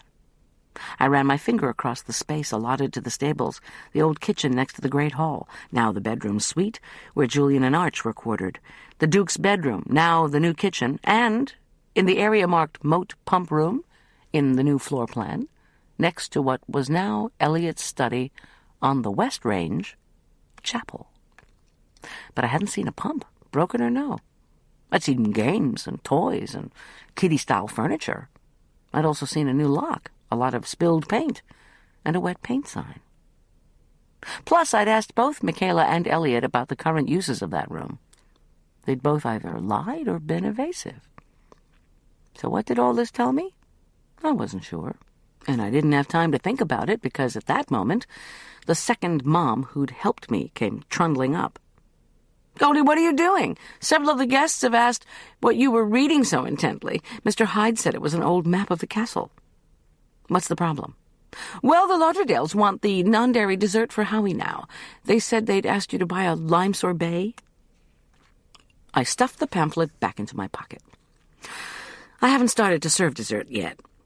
My voice was stiff with anger. After what the Lauderdales had put Arch through, they had some nerve demanding early dessert service. "I told Buddy that," the mom explained, "but he said he wants to get Howie home in case he was hurt in the collision. I'll serve him his special dessert if you want. Just tell me where it is. The Lauderdales are very anxious. Charday says she wants to get her money's worth from the banquet, and neither she nor Buddy are having any of the plum tart." Oh, man, would these people never stop. "All right, Howie's sorbet is resting on ice in the cooler. If they must have it now, you can serve it to them. Elliot wants to say a few words about the jewels and the plum tart, so I'm not going to start with the whole dessert service yet." "Okay. Except here's the thing. I thought the sorbet was in the cooler, too," she explained. "At least I thought I saw it there, but now it's gone." Clearly, this evening was not going to rank among my top 10 easily catered affairs. I stopped arguing with Team Mom number 2 and strode over to the cooler. My heart sank. The sorbet was gone. No carton, no telltale drips. I counted the bowls. None missing. No missing spoons either. So, someone had come along, swiped the sorbet, taken the box into a bathroom, then eaten the contents with their fingers? I sighed. I missed having Julian to help. Among other things, we managed to keep a close eye on the food because people do steal at catered events, and not just because they want to take something home to Fido. Thank heaven I'd bought 2 containers of sorbet. I asked the team moms to signal Elliot to start his discourse on how English nobility loved hidden treasure in dessert. The women enthusiastically agreed to serve up tart slices with scoops of vanilla ice cream. If anyone asked, I told them, I was going back for sorbet for a demanding guest and would return soon. They smiled in sympathy. I sailed out of the great hall door, intent on my dessert retrieval mission. But in the hallway between the great hall and Arch and Julian's bedroom door, I came face to face with one of those ubiquitous wet paint signs. We'd been here 4 days. The mistress of the castle, Suki Hyde, was the neatest neatnik I'd ever met. So how come these signs were still up? Was any real painting going on? If you were trying to conceal something with a wet paint sign, wouldn't you put up lots of wet paint signs to confuse the issue? My curiosity got the better of me. Elliot wouldn't have left all the alarms on, would he? Especially since he'd promised to take the guests on a tour later. I raced down the stairs to the ground floor and crossed the courtyard. The door to the hall leading to the moat pump room opened easily. I wanted another look at the entry to that room, which had actually been filled with toys, and which had formerly served as the castle's chapel.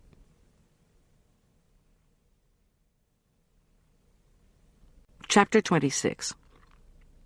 The hallway glowed from the same overhead crystal fixtures and flickering wall sconces that were everywhere in the castle. Elliot had left on all the lights, probably because of the promised post-dessert tour. After his lengthy discourses and Arch's accident, however, I thought it unlikely anyone would stick around to explore. Unlikely for anyone except me, that is. By the entrance to the old chapel, I removed the wet paint sign and scraped the wall with my fingernail. Underneath the new splotch of paint was a dark spot. What was I looking for? Blood? If I found it, what would I do? And would the police accuse me of destroying evidence? All right, think, I ordered myself as I studied the empty hallway. What exactly was I looking for? When Andy Balachek had been getting antsy, I was willing to bet his partner in crime had strung him along with the information that the precious stamps were in the Hyde's chapel. Andy's father, Peter, had worked on the West Range after the flood of '82, according to Michaela. Andy had explored this side of the castle extensively as a child. So maybe Andy had figured in the Hyde's chapel meant in the castle chapel. Say he had broken into the castle looking for those stamps. What was the one thing that had most haunted Tom and me since the discovery of Andy Balachek? How he'd been electrocuted. Using my fingernails to scrape was going to be too slow. I unscrewed the thin brass base from the bottom of one of the wall sconces. With this brass disc, I began to scrape random spots on the splash-painted wall. At last I uncovered another dark spot. Following it from the base of the wall to the door of the chapel/playroom, I quickly scratched out a dark, smoked arc. This was it. It had to be. This was the arc left by a high-voltage bolt of electricity. Had Andy Balachek's body been a part of the arc? Had the electrocution been delivered on purpose, or had Andy made a deadly mistake in trying to penetrate security? Why would this door have its own electric lock anyway? I was getting the creeps in that deserted hallway. I still had to replace the sorbet and finish the banquet. I sprinted across the courtyard toward the kitchen. Andy Balachek had sneaked into the castle because he'd thought the stamps were hidden in the castle chapel. I doubted very much that the stamps had ever been there. I'd found where they'd been stashed, in the chapel by the creek. How had Andy gotten in here, anyway? But even as I moved into the kitchen, I knew the answer to that question. Michaela and Suki had given it to me. Michaela had mentioned that while Peter Belichick ran his excavation equipment to rebuild the Moat Dam, his little son Andy had been fascinated and had followed the reconstruction each day. What would the boy have learned during all those hours of watching? What Suki had told us that very first night. The same knowledge that attackers of Richard the Lionheart's castle on the Seine had cleverly employed to invade. That the way in and out of the castle was into the water and up through the garderobes. Instinctively, I glanced up at the taped kitchen window. Could someone have been coming up a garderobe and through the window into the kitchen? I couldn't imagine it, as there was no ledge on the outside wall. This had been a bedroom, that of the child Duke, and some of the garderobes were corbelled out from the living quarters, as in our suite. But Suki had shown me the closest garderobe to the kitchen. It was down past the dining room, in the drum tower with the well. Andy, on the other hand, had known exactly where the garderobe was that led to Eliot's study. Believing the stolen stamps were in the castle chapel, Andy had planned to cheat his partner by sneaking in through the moat, wearing a wetsuit, perhaps? The moat was aerated for the ducks, so it wouldn't freeze. Suki herself had told me she'd had mesh grills installed on the bottom of the garderobes to keep rodents from making their way into the castle. But grills could be popped off, I knew, and loosely bolted tops could be crashed through with a hammer. In this way, a garderobe could open a way into the castle, a way unprotected by security. I stared at the kitchen windows. Once in the castle, Andy had encountered some kind of electric force he hadn't expected. A lock, a light, a security guard box? What had I found when I'd burst into the former chapel, a space that clearly had been ruined by the flood and never remodeled? I'd discovered a cheaply furnished playroom with a new bolt that was missing one screw. The arc of electricity leading to the door seemed to point to an armed security device that had blown out when someone had unwisely tried to disarm it. Suki had told me the room with the moat's pump was the only dangerous place in the castle, but I'd discovered the moat pump room with no pump. Had the pump been in a closet I just hadn't seen? I doubted it. No, I was willing to bet several rare stamps that arc of electricity I'd just discovered was at the very spot where poor Andy had received his fatal or near-fatal shock. He'd been trying to break into the playroom and had failed, miserably. And then he'd been discovered by someone, and shot by someone, and moved to the creek. I stared down at the trestle table, almost forgetting what I'd come for. Oh, yes, the sorbet. But I couldn't concentrate. My mind raced. In Hyde Chapel down by the creek, where had the stamps been hidden? I'd found a solitary stamp in the one place that represented the mystical treasure, the very heart of the rose window. Who would have hidden an $800,000 stamp there? My first thought was Eliot. Eliot was the one who was big on labyrinth symbolism, but he was also loaded with money and didn't need proceeds from a theft. Still, he dearly wanted his precious conference center to be a success, and anyone, no matter how rich, could be greedy for more cash. On the other hand, even before he'd profited from Henry VIII's letter, he turned down Viv's gambling idea, which could have garnered oodles of cash, but that didn't account for the utmost importance of Eliot's name to him. Illegal gambling would have been very bad for his beloved reputation, if he'd been caught. I tapped the freezer door. You had to conclude that whoever hid the stamps in the center of the rose window knew Eliot's passions. You have to think the way the thief does. If the stamps had been found by the authorities, who would have been blamed? Why, Eliot, of course. He'd been my first suspect, and he'd surely be the cops, too. I snatched the second carton of sorbet from the freezer, but felt no compulsion to go rushing back to the Great Hall. I was in a mental zone, the kind where you know the ideas will keep coming if you persist in asking the questions. I didn't intend to leave that zone until I'd explored every inch of it. Okay, say the person who hid the stolen stamps wanted Eliot to be blamed and arrested. and to take the fall, if anything went wrong. Something did go terribly wrong when Andy double-crossed his hijacking partners and tried to swipe the stamps himself. Then the killer shot Andy and left him near where the stamps had been. Somehow the killer must have figured out that Andy had broken into the wrong chapel in the process of trying to steal back the stamps. Since the killer couldn't be too sure that Andy hadn't told somebody the stamps are in the chapel, he or she had had to move the stamps again before they could be discovered. But where would the killer hide them this time? I whacked the frozen sorbet carton onto the counter. "Figure it out," I ordered myself. "Think. If you're trying to think along the same lines as the murderer, aren't you going to once again put the booty somewhere relatively accessible, but still somewhere that Elliot would be blamed if the booty were found?" Where would Elliot hide something? What had Elliot said to me? The Elizabethans hid surprises in their desserts. Wait. I struggled to recall his exact words. A typical Elizabethan treat to bake treasure into something sweet, giving me cooking directions in a rhymed couplet, no less. But what something sweet was Elliot's special preserve? What place would he be likely to hide something extremely valuable, where it probably wouldn't be found? But if the loot were discovered, what place would point directly to Elliot as the culprit? Wait a second. Elliot's special preserve? My eyes traveled to the jam cabinet. It was in plain sight, but locked with a key that was available to anyone who had the slightest knowledge of the ways of the castle. Too obvious? Still, like the labyrinth, the still-room products were Elliot's pride and joy.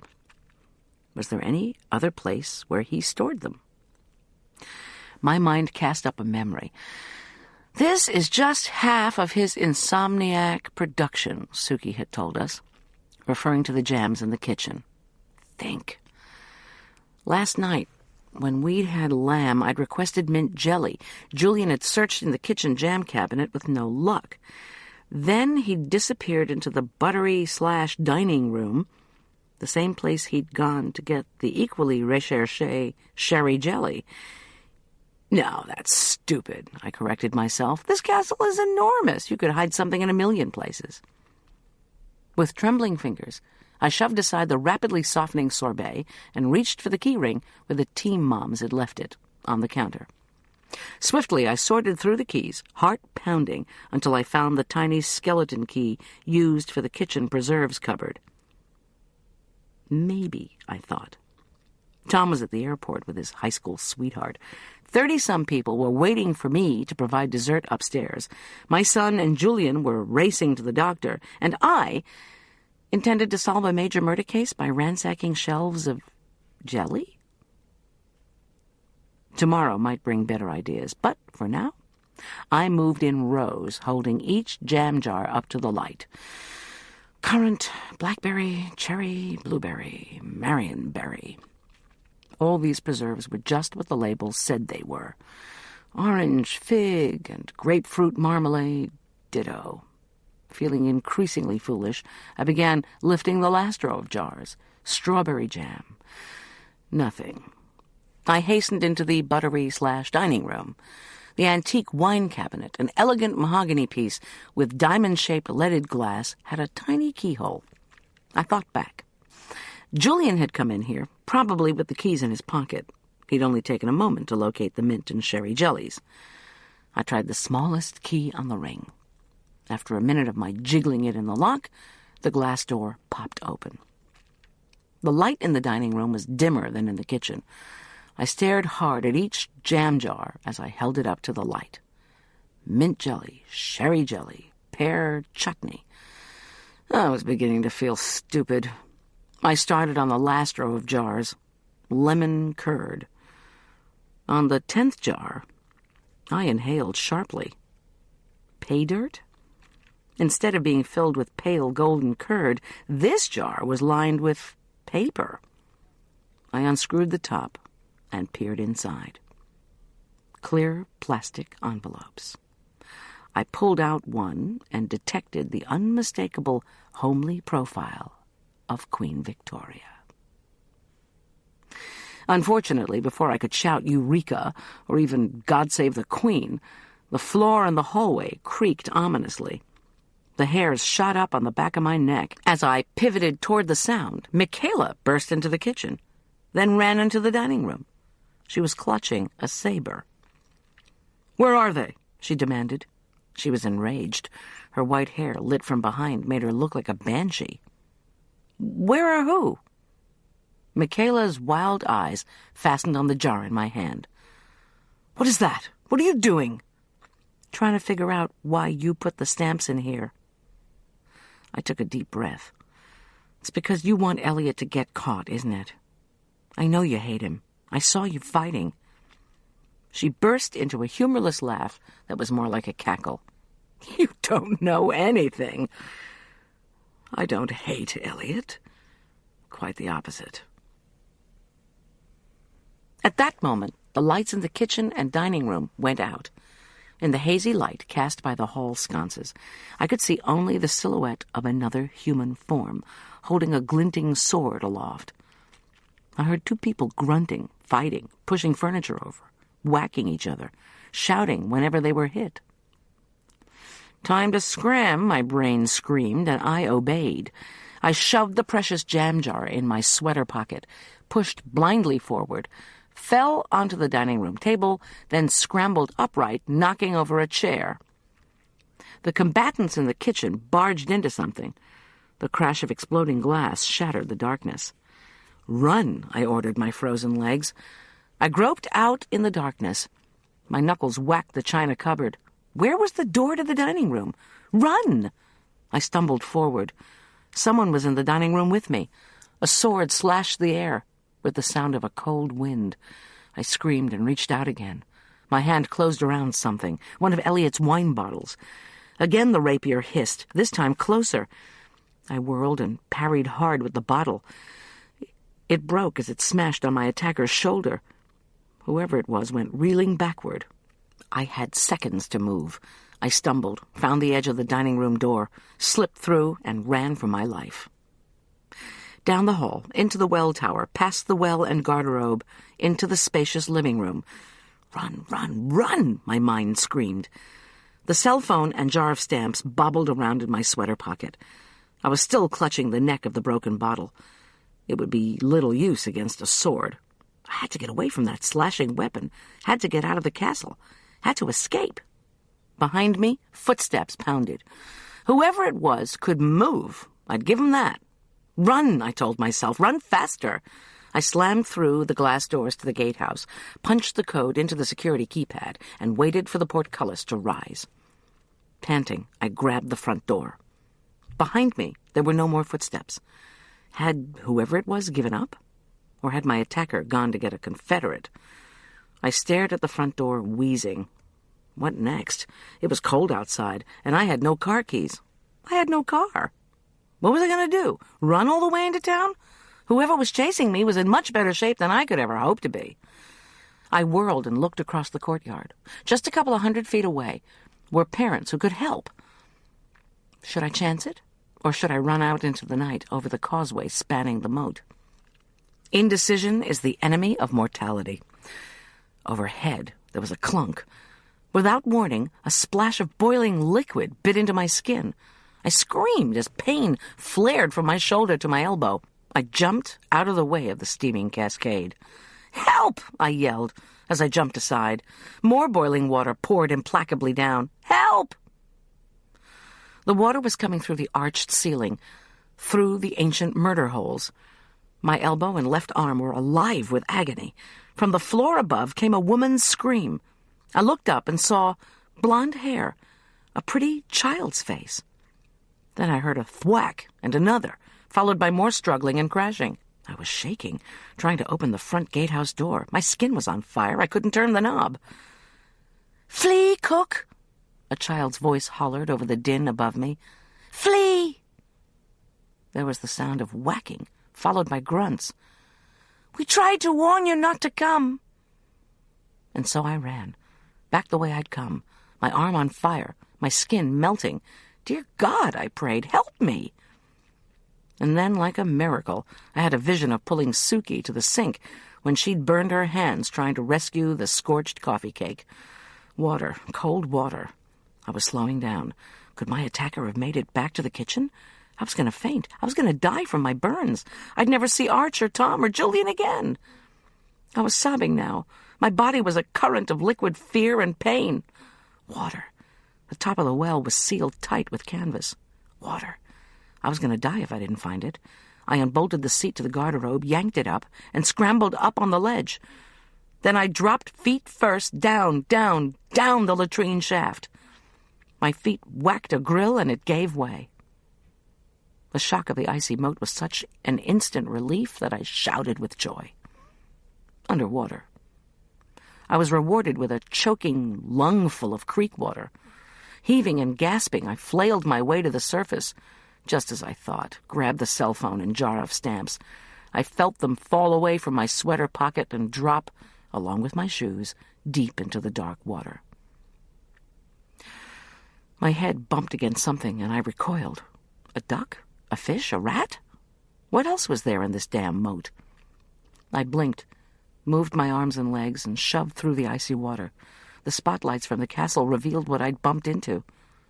The missing sorbet carton. Huh? Swim. Suddenly I was so deathly cold I knew I was going to sink to the bottom.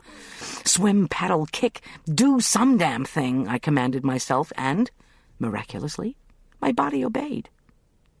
100 feet away I could see the edge of the moat, a swimming pool length, no sweat. I lunged through the water. Swim, kick, move your arms. My scalded arm was numb with pain. My feet felt bruised from crashing through the grill. When I reached the side, what was I going to do? Was someone still after me? Wet and chilled to the bone, how would I get through the dark woods that surrounded the castle? I didn't have a clue. Swim, damn it! I raised one arm, then the other. The burnt arm wouldn't obey my mind's commands, so with great effort I turned on my side and started an awkward, slow side stroke.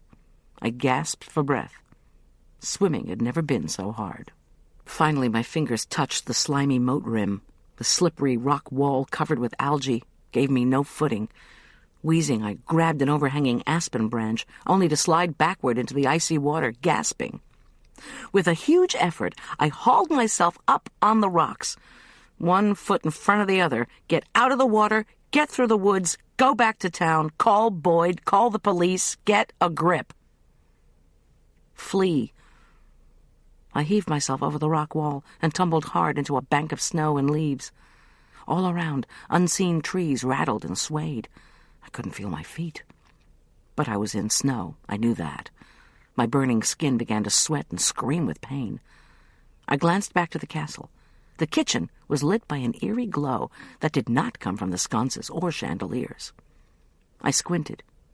There was a figure, a small figure beside the window, which was once again open. Who was it? I heard a child yell, "Flee, cook!" It sounded like a girl. And she'd been in Michaela's overhead rooms, by the murder holes. I peered at the figure, which stood motionless, framed by the open window. Was I dreaming? Or was it a young boy wearing a ruff? None of the kids at the fencing banquet had been sporting one of those stiff Elizabethan collars. Crap, I thought. Either I'm seeing a ghost, or I'm losing my mind. Chapter 27. I turned away from the castle and tried to get oriented. Close by, light from a solitary lamp shone through the pines. I sniffed a putrid smell. Coming from what? I steadied myself, knelt carefully, and whisked soothing snow up my left arm. I belatedly recalled hungry mountain cougars who did their hunting at night. Was I soon to become a feline hors d'oeuvre? I laughed aloud. Put that worry out of your head, dummy. The human hunter who stalked me was far more dangerous than any four-footed ones who might prowl through these woods. I staggered to my feet, almost overwhelmed by the smell of garbage. Suddenly I realized I stood about half a dozen yards from the castle dumpster and the light beside it. I needed to get help, I knew that. but all my thinking of the evening hadn't brought resolution to the questions that kept cropping up. When I was very young, my mother's first act whenever she came home from shopping was to check the garbage. This was especially true if I looked guilty. Had I broken a glass? Burned a pan with popcorn? Eaten forbidden ice cream bars? All the evidence my mother ever needed was in the trash. I stumbled through the snow and threw open the top to the trash bin. Inside were my tied bags of trash from the labyrinth lunch. I leaned in, snatched them, and tossed them aside. Beneath those bags were 2 more black garbage bags, tied with yellow plastic ribbons. I ripped into the first one, and was rewarded with household trash, aluminum platters and sauce-splattered folding boxes from Chinese carryout. I leaned out of the bin and took a couple of deep, cleansing breaths. I heaved myself back up the side of the bin and savagely tore into the final bag. Paint cans, brushes, and below them a metal sign and what looked like metal attached to a bunch of wires. I grabbed both, pulled them up, and held them to the light. The sign said, "Pump room, high voltage, do not enter, danger, electric shock." The other was an electric lock, complete with dangling wires. One side was blackened. "Andy," I gasped, "you got yourself into a real mess, didn't you, kid?" I dropped the lock and the chain back into the trash and tried to figure out where to go. A small service road ran up to the dumpster. It was slick with ice, but traveling along it would bring me back to the driveway. "Think," I ordered myself. But I couldn't think. My burned skin felt so hot I flung myself back into the snow. I felt dizzy, swimming against the movement of the earth. After a few moments, I felt a bit better. I blinked. The blur in my vision had cleared. So what did I need to do? Pretend you're Dorothy and follow the yellow brick road, or in this case, the iced service road. My own spontaneous, half-hearted chuckle surprised me. Humor and despair. I heaved myself to my feet and lurched forward. How far was I from the driveway? A quarter of a mile? Half a mile? Overhead, through the swaying branches, I could just make out the Big Dipper, pointing to the North Star at the end of the Little Dipper. You can do this. Flee, I told myself. And I did, clutching my pained left arm. My stockinged feet had turned numb in the snow. I was going to make it, I told myself. Half a mile at the most. The pine boughs swayed and creaked. Who had done this to me? The answer remained tantalizingly elusive. Someone in the great hall. Someone who saw me read Eliot's pamphlet, perhaps. Someone who had followed me to the chapel and watched from afar as I'd scraped the new paint off the incriminating arc. The arc of electricity made where a young man had been electrocuted. Had it been Michaela? And if so, who had attacked her and rescued me? What had really happened back there? My mind spun.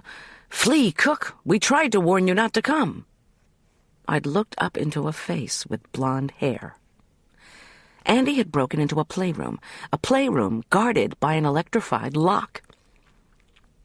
I don't hate him, Michaela had said. Quite the opposite. The electric-locked playroom had been cheaply furnished, and the toys had been old, but not covered with dust. The only dangerous place in the castle is the moat pump room, Suki had said.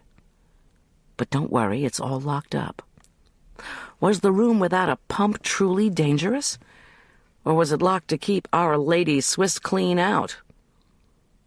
Tonight I'd seen the face of a child, a little girl. I was almost sure I'd heard that girl attacking my attacker up in Michaela's apartment.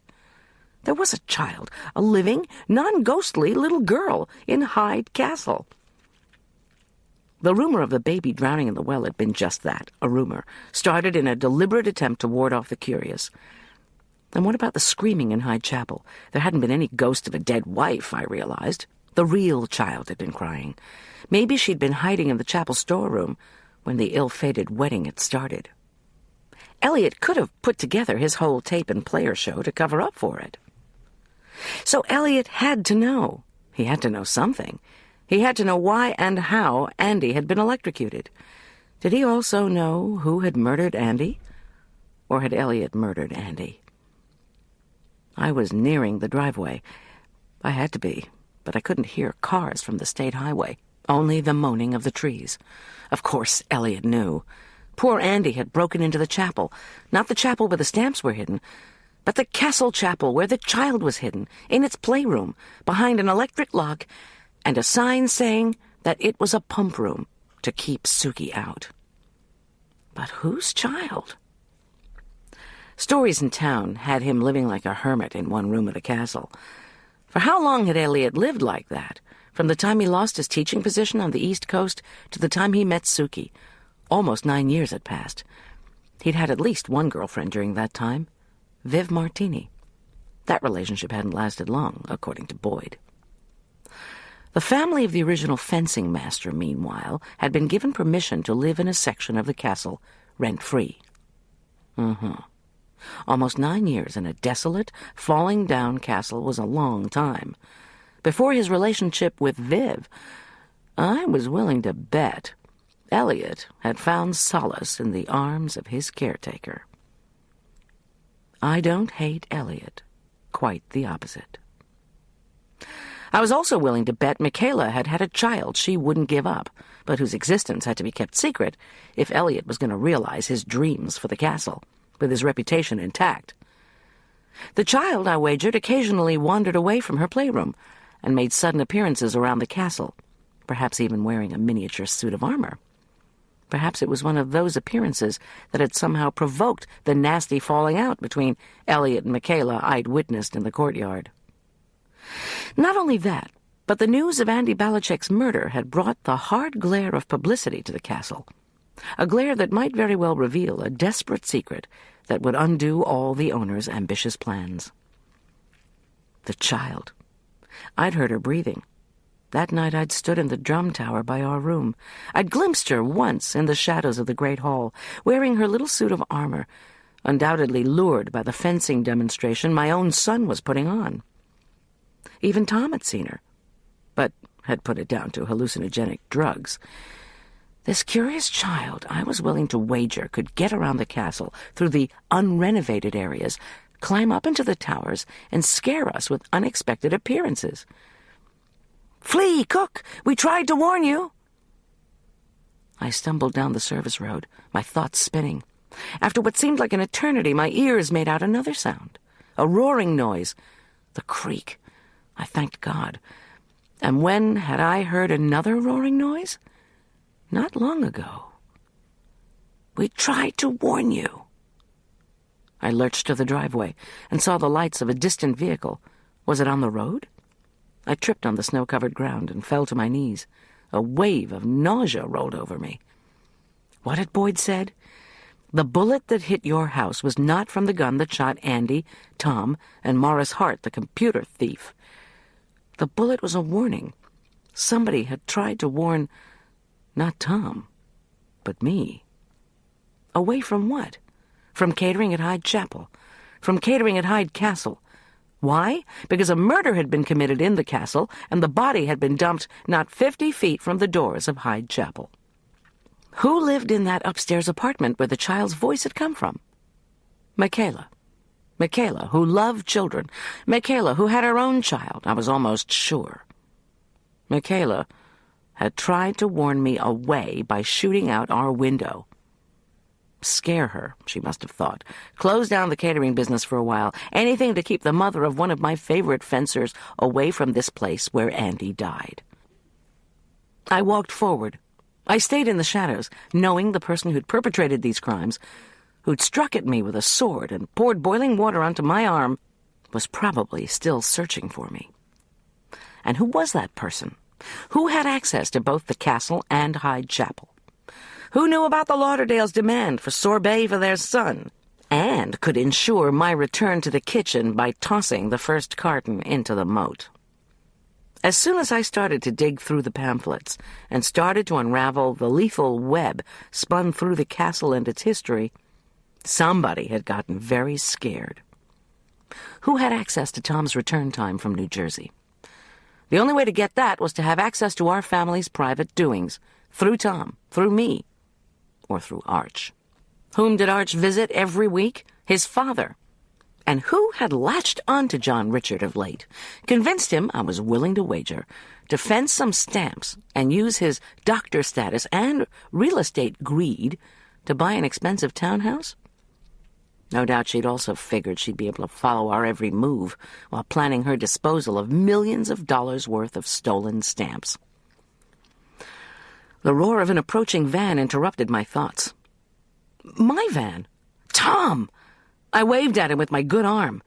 He braked, jumped out, and insisted on helping me into the passenger seat. Relief and love for him overwhelmed me. Miss G, look at you. His face was racked with worry. You're all wet.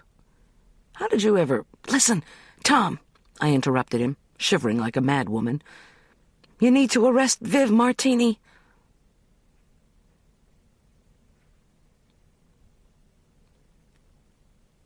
Chapter 28. My only question, said Julian the next night, as he poured bubbling ginger ale into a punch bowl, is what's going to happen to Elliot in the castle.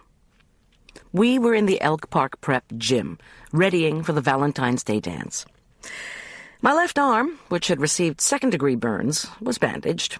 I was sitting in a chair beside the table, unable to help much beyond dispensing advice, which I did freely. Tom wasn't there yet. I hoped he would come, believed he would come. After all, he'd been willing to accept my rapid explanation of what had transpired at the castle before he'd found Viv Martini, barely conscious, on the floor beside the murder holes. He'd brought her to her feet, told her her rights, and cuffed her. When a parent had offered to drive me to the hospital emergency room, it had been my great pleasure to see a defeated Viv being guarded by Tom in my van, where they were waiting for police cars to show up. My mind turned back to Julian's question. What was going to happen to Elliot? I didn't know. He'd had to tell first the cops and then Suki, who had been oblivious to his hidden life, the truth, that Andy Balachek had climbed through the West Side garderobe into the study, that Balachek had received a nearly lethal charge of electricity trying to break into the castle's former chapel, that the sudden loss of electricity had brought Michaela to the room, and that she had run to Elliot, working on jams in the kitchen, as was his wont in the wee hours. She had told him of Andy's comatose state. Elliot, panicked and desperate, had called Viv Martini, the third partner in the stamp heist. Viv, Elliot claimed, had been blackmailing him, threatening to expose the secret of his bastard daughter, whom Viv had discovered when she and Elliot were having one of their trysts. All these years after their affair, Viv had decided to use Hyde Chapel as a hiding place for the stolen stamps, after Ray was arrested. She hadn't told Elliot what she was doing, but when Andy, who'd been getting restless to sell the stamps, had misinterpreted what Viv had finally told him about the stamps' whereabouts, he'd been killed in his attempt to steal them. Everything had gone south, just at the very moment all Elliot's dreams for a well-financed Elizabethan conference center seemed to be coming to fruition. Elliot and Michaela had told police, in exchange for immunity from charges of complicity, that Viv had driven Andy away from the castle. She had used her pickup truck, her other vehicle besides the Mercedes, the same truck she later loaned to Mo Hartfield. Elliot, meanwhile, hastily threw paint over the blood, the ark, and other random spots in the castle, hoping to hide the incriminating evidence of Andy's near-fatal accident. The police were speculating that there was one thing Viv had been unsure of: what Andy had told Tom. She must have been certain that Andy had betrayed Ray Wolfe to the police. She knew he'd tried to steal the stamps before she was ready to fence them. After he'd been electrocuted, attempting the double-cross, she'd shot him and thrown his body in the creek. Then, hastily, too hastily, she'd removed the stolen stamps from Hyde Chapel, leaving one behind. Unbeknownst to Elliot, Viv had sneaked back into the castle and hidden the remaining stolen stamps in the jam jar, again using her knowledge of his security system and his stillroom hobby to conceal the valuables in a way that would point away from her if they were discovered. After that, the theory went, she'd sat in Cottonwood Park and waited to see if Tom had an inkling of what was going on. If he started to walk toward the chapel instead of toward Andy's body, she had to conclude he knew not only where the stamps were hidden, but her identity as well. And when Tom headed toward me, toward the chapel, she decided he had to die. And then there were all the other aspects of the story that we suspected but couldn't prove. That at the instigation of her true boyfriend, Ray Wolfe, Viv had wormed her way into the jerk's affections.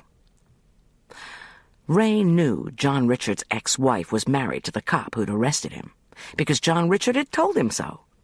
John Richard, for once, had been the one who'd been used, as a source of data and a sex object, no less. If he wasn't in a male menopause support group, he certainly was going to need one now. Not to mention the help he was soon going to need if it could be proven he'd fenced stolen stamps. Plus, there was that $3 million highly leveraged Beaver Creek townhouse to unload. Marla was going to be in heaven. After I was released from the hospital, the helpful parent had driven me back to the castle. The police were questioning Elliot in the Great Hall. I'd gone looking for Suki. She was alone in the kitchen, not cleaning for once. She'd been crying. She said when she'd survived cancer and her first husband's death, then found the historic letter that had led her to a new husband, she'd thought God was finally helping her get her life back. Now she wasn't so sure. I'd hugged her and murmured that Elliot loved her and wanted to protect her. And so did God. Now, a commotion at the gym door made me look up. Julian and Arch, hobbling on the crutches required for his ankle sprain, had moved to greet Michaela and her daughter, a beautiful 7-year-old child. I stood to greet them, too. The little girl had thick blonde hair that wound into spiral curls held back with twin gold barrettes. She wore a calf-length blue taffeta party dress that looked old-fashioned, a pair of white socks, and black patent leather Mary Janes. "I'm the cook," I told her as I extended my hand. She took my hand and curtsied. "I know." Her voice was clear and lovely. She hesitated, unsure how to use social graces that she'd been taught. "My name is Mildred. Tonight is my debut into society." I nodded, unable to find words. This little child had tripped Viv Martini with a sword after Viv, her sword broken, crashed into Michaela's apartment through the living room staircase. Viv had been looking for another weapon when she'd been tripped. Unfortunately, Viv had regained her balance, grabbed Michaela's old electrified cauldron, and poured scalding water down on me through the murder holes. But then this little girl had whacked Viv Martini unconscious with Elliot's precious copy of Burke's Peerage. This darling little thing, whose delicate-featured face was so uncannily like that of Elliot Hyde, her father, had done all that. I didn't know whether to laugh or cry. "Thank you, Goldy," Michaela said, her voice trembling. "I'm sorry I yelled at you last night. I knew Viv had caused all the problems, and I was afraid she'd gone after Elliot. I wanted to find them, and... She stopped, aware of her daughter's gaze. Mildred looked back at me, let go of my hand, and curtsied again. In the past 24 hours, I had learned more about why Michaela had kept Mildred's existence secret all these years. Elliot had guiltily confessed the rest of the story. Michaela did love him. She also adored their child. Michaela was also reluctant to leave her own father, the old fencing master, and the castle home she'd always known and loved. And Elliot had been afraid to kick out Michaela and their daughter. That would guarantee the publication of his paternity. So Elliot had promised to let Michaela and Mildred stay in the Kirovsky family home and pay for all the child's expenses until Michaela could take early retirement from Elk Park Prep next year. Then, she'd promised, she would take Mildred to a new home when the conference center opened. Elliot would finance Michaela and Mildred doing all this, he had sworn to his caretaker, as long as no one, especially Suki, whom he genuinely loved, knew that he was Mildred's father. This was why Mildred's playroom had boasted its heavy-duty electric lock. But secrets do have a way of getting out. Mildred curtsied again and allowed Michaela to lead her to the punch table. Arch was enthralled. "Oh, Mom, a hidden kid. That's even cooler than a boy ghost who opens windows." "Where'd you hear that?" "From Michaela," Arch said, pivoting on his crutches to watch Mildred. "While you were in the hospital, the ghost opens the window to get fresh air because he died of pneumonia in that room. That was where he couldn't breathe. Every once in a while, they see him at the window of what's now the kitchen. He's wearing his little Elizabethan outfit with the ruffled collar, and he always opens the window." Good heavens, I thought. Michaela also told me Mildred doesn't officially exist. When Michaela got real sick, after she had Mildred, they evacuated her by helo out of the castle, and the medics saw the baby there with Michaela's father, who helped raise Mildred before he died. The retained placenta mentioned by the flight nurse? Probably. I'd almost forgotten it. "But Mildred never got a birth certificate," Arch said. "Michaela's going to have to get her one so Mildred can get an official name and Social Security and immunizations and all that stuff. Problem is, Michaela will probably get into lots of trouble for shooting out our window." "I'm pretty sure Mildred will become Mildred Kirovsky," I told my son. "And the way I heard it, Michaela's not being charged with anything regarding our window, as long as she cooperates with the police on the Viv Martini investigation. We're certainly not going to press charges." "That's good anyway," said Arch as he bumped away. He was getting awfully agile on his crutches. "The fencing team needs her back before the state meet."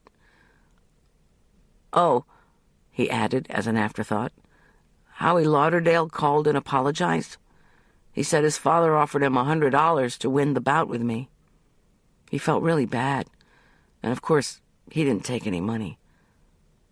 I told him I forgave him." He smiled, and so did I. "Tom called on my cellular," Julian informed me when I reached the refreshments table, "since you lost yours in the moat. He's tying up some loose ends with Boyd and will be here as soon as he can. He says Elliot signed the immunity deal. Elliot has promised to cooperate fully." He served punch to the first 3 student couples to arrive. "And, it looks like John Richards' probation might have come to an end, although that's being debated, too. Oh, and they're draining the moat to try to find the stamps." I smiled. "How about our house?" Julian grinned. "Saving the best until last. The window's fixed, and so is the security system. You guys can go back there tonight." The music started. Overhead, rotating lights covered with red cellophane began to swirl, bathing the gym in a scarlet-tinted, festive air. Arch was hopping back and forth on his crutches. I looked more closely. He was dancing with Letty, she of the recent breakup. Incredible. But then again, it was Valentine's Day. The cookies and punch were a hit. Julian served with efficiency and panache. I wished I could have helped him because just sitting and brooding was making me nuts. I hadn't asked Tom how his meeting with Sarah Beth had gone. I hadn't had the heart. At length, Tom entered the gym. He had a new sling on his arm, I noticed, and a jauntier-than-usual air about him. He made straight for our table. "Miss G," he said. "We should talk," I said nervously. He held up his hand. "Before you ask, when I left Sarah Beth, she told me how much she liked you. I'm sorry I didn't tell you sooner that she'd contacted me. Like right away, the 1st of January. "I'm sorry I didn't trust you," I replied. "Sticks and stones may break my bones, but keeping secrets can..." Fearing he might lose his wife, Elliot had kept Mildred's existence secret from Suki. Suki, in turn, had kept her history of cancer secret from Elliot. fearing it would make her look flawed and undesirable. That's why she never mentioned knowing my ex-husband. Viv had deceived John Richard by blinding him with sex, and Andy Balichek's attempts to double-cross his partners had cost him his life. But now Viv was under arrest, and John Richard was in all kinds of trouble with his parole officer. Suki had told me that she and Elliot were staying together no matter what. She wanted to have a relationship with Mildred, and Elliot sheepishly admitted that he wanted to get to know his daughter better too, no matter how it would tarnish his reputation. Still, Michaela was moving out of the castle, Suki had added, but only when she and Mildred were ready. Tom and I, unfortunately, hadn't done much better than these folks in the full disclosure department. We stood there, bathed in the crimson lights, facing each other. The first test of honesty in our marriage had ended in about a C+. But we'd survived and remained committed to each other. And wasn't that what counted? Tom bowed as low as his injury would allow him. Miss G, or should I say, my dear Valentine, would you dance with me? I allowed him to tug me gently upright. The music had turned slow and romantic. An unexpected thrill darted up my spine. Then, the two of us, looking like wounded veterans, stepped onto the dance floor. With infinite care, I put my hands around Tom's waist. My burned arm wouldn't reach to a proper dance position. Tom put his good hand around my waist. We started to move together. Sarah Beth is on her way back to Vietnam, he said matter-of-factly. She doesn't plan on returning. Her reality is in another part of the world now. Goldy. He lifted his hand to touch my cheek. Thanks for understanding. I wouldn't go so far as to say I understood. Maybe I never would, totally. I said, I've heard about guys with gunshot wounds. Apparently, if they're real careful, they can make love after 5 days of healing. Tom pulled me to him with his good arm, then swung me around. He leaned in close to my ear and murmured, "Oh, yeah? Where'd you hear that?" And so I danced with my husband, my Valentine. After a few blissful moments, I checked the food table. It was unmanned. Scanning the dance floor, I saw Julian dancing with a lovely, dark-haired girl. An Elk Park Prep faculty member? An alum? Why had I never seen her before? Had Julian just met her, or were they old friends? "Tom," I whispered. "Who's that girl dancing with Julian?" Tom pulled me close. "Goldy," he murmured in my ear. Tingles again raced up my spine. "Will you never stop?"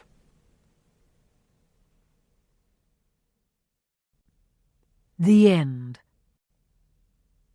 You've been listening to Sticks and Scones by Diane Mott Davidson, narrated by Barbara Rosenblatt. As usual, Diane Mott Davidson has sprinkled the recipes featured in the story throughout the text of the book. We include them here.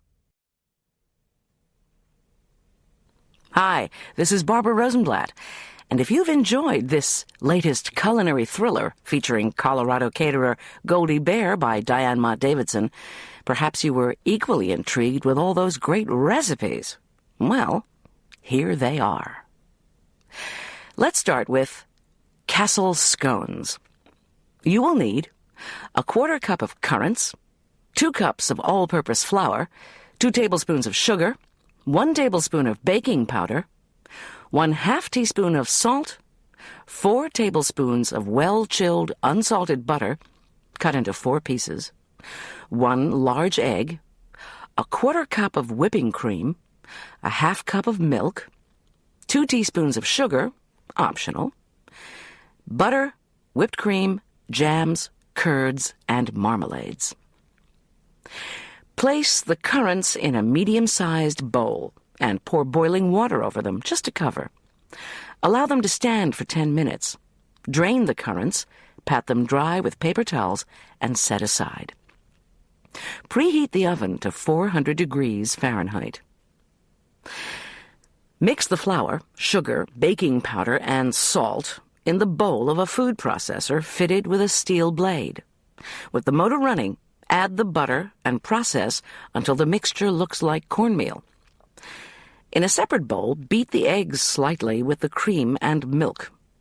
With the motor still running, pour the egg mixture in a thin stream into the flour mixture just until the dough holds together in a ball. Then fold in the currants. On a floured surface, lightly pat the dough into 2 circles, each about 7 inches in diameter. Cut each circle into 6 even pieces. Place the scones on a buttered baking sheet 2 inches apart. Sprinkle them with the optional sugar if desired. Bake about 15 minutes, or until the scones are puffed, golden, and cooked through. Serve with butter, whipped cream, and jams. Makes about 12 scones. Figgy salad. You will need 4 ounces of small mission figs. That's about 13 to 15 figlets.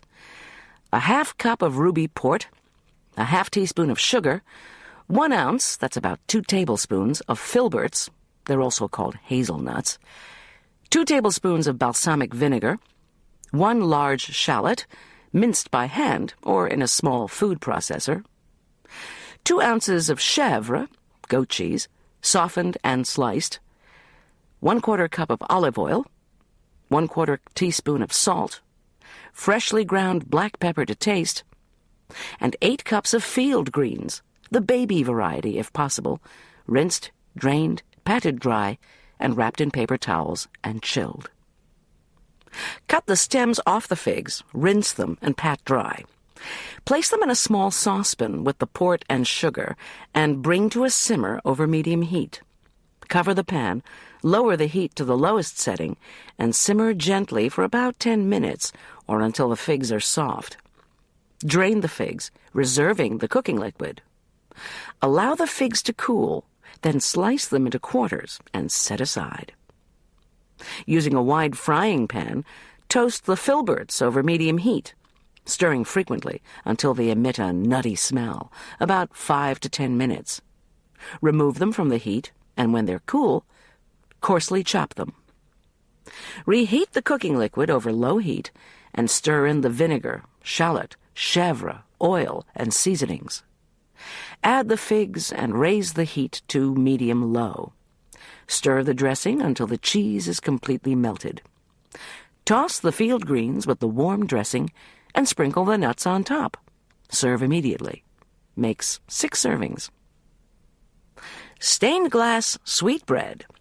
You will need 1½ cups of dried tart cherries, 1/2 cup of chopped dried pineapple, 4 tablespoons, that's half a stick, of unsalted butter, softened, 1½ cups of sugar, 2 eggs, 4 cups of all-purpose flour, but in high altitudes, add 2 tablespoons, 4 teaspoons of baking powder, but at high altitude, 1 tablespoon, half a teaspoon of baking soda, 2 teaspoons of salt, and 1½ cups of orange juice.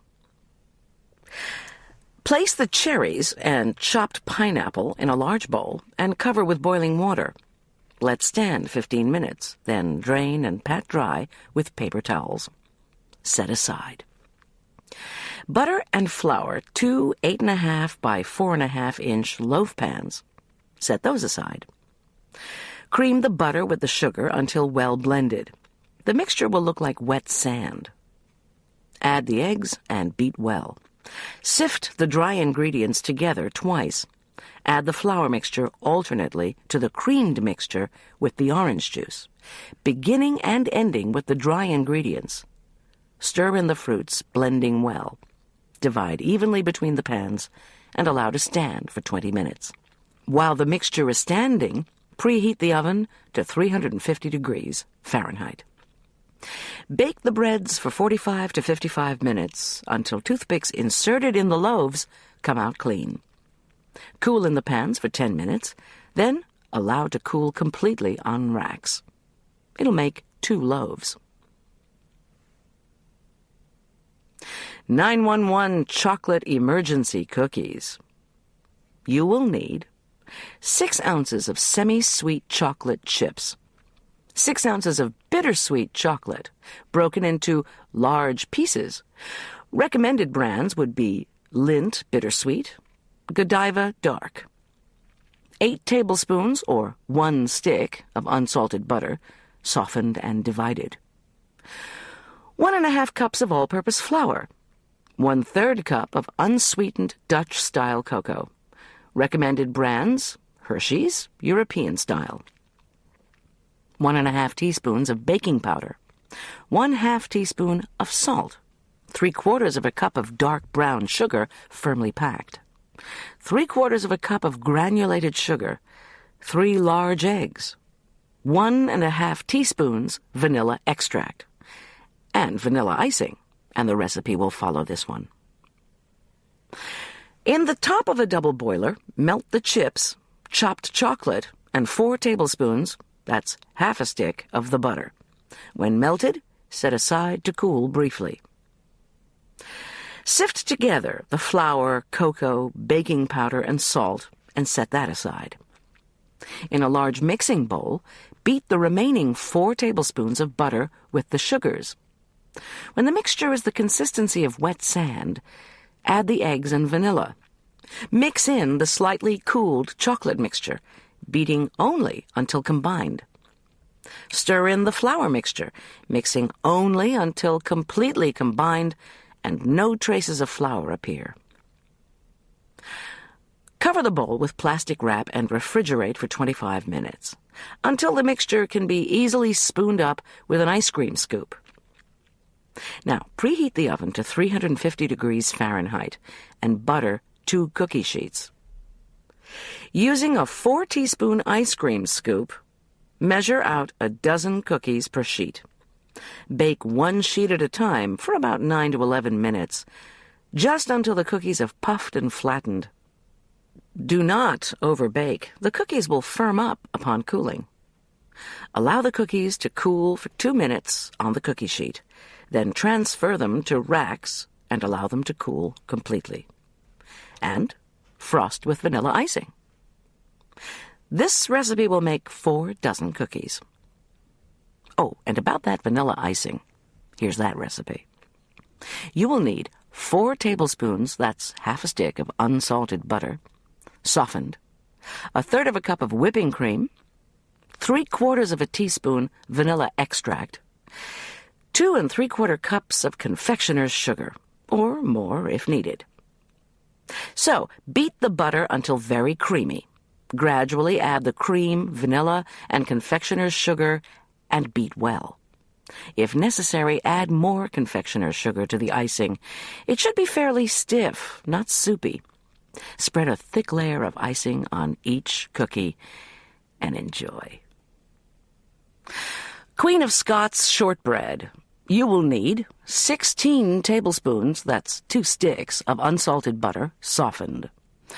1/2 cup of confectioner's sugar, 3/4 teaspoon of vanilla extract, 1½ cups of all-purpose flour, 1/2 cup of rice flour, which is available at health food stores, or you can use all-purpose flour, 1/4 teaspoon of baking powder, and 1/4 teaspoon of salt.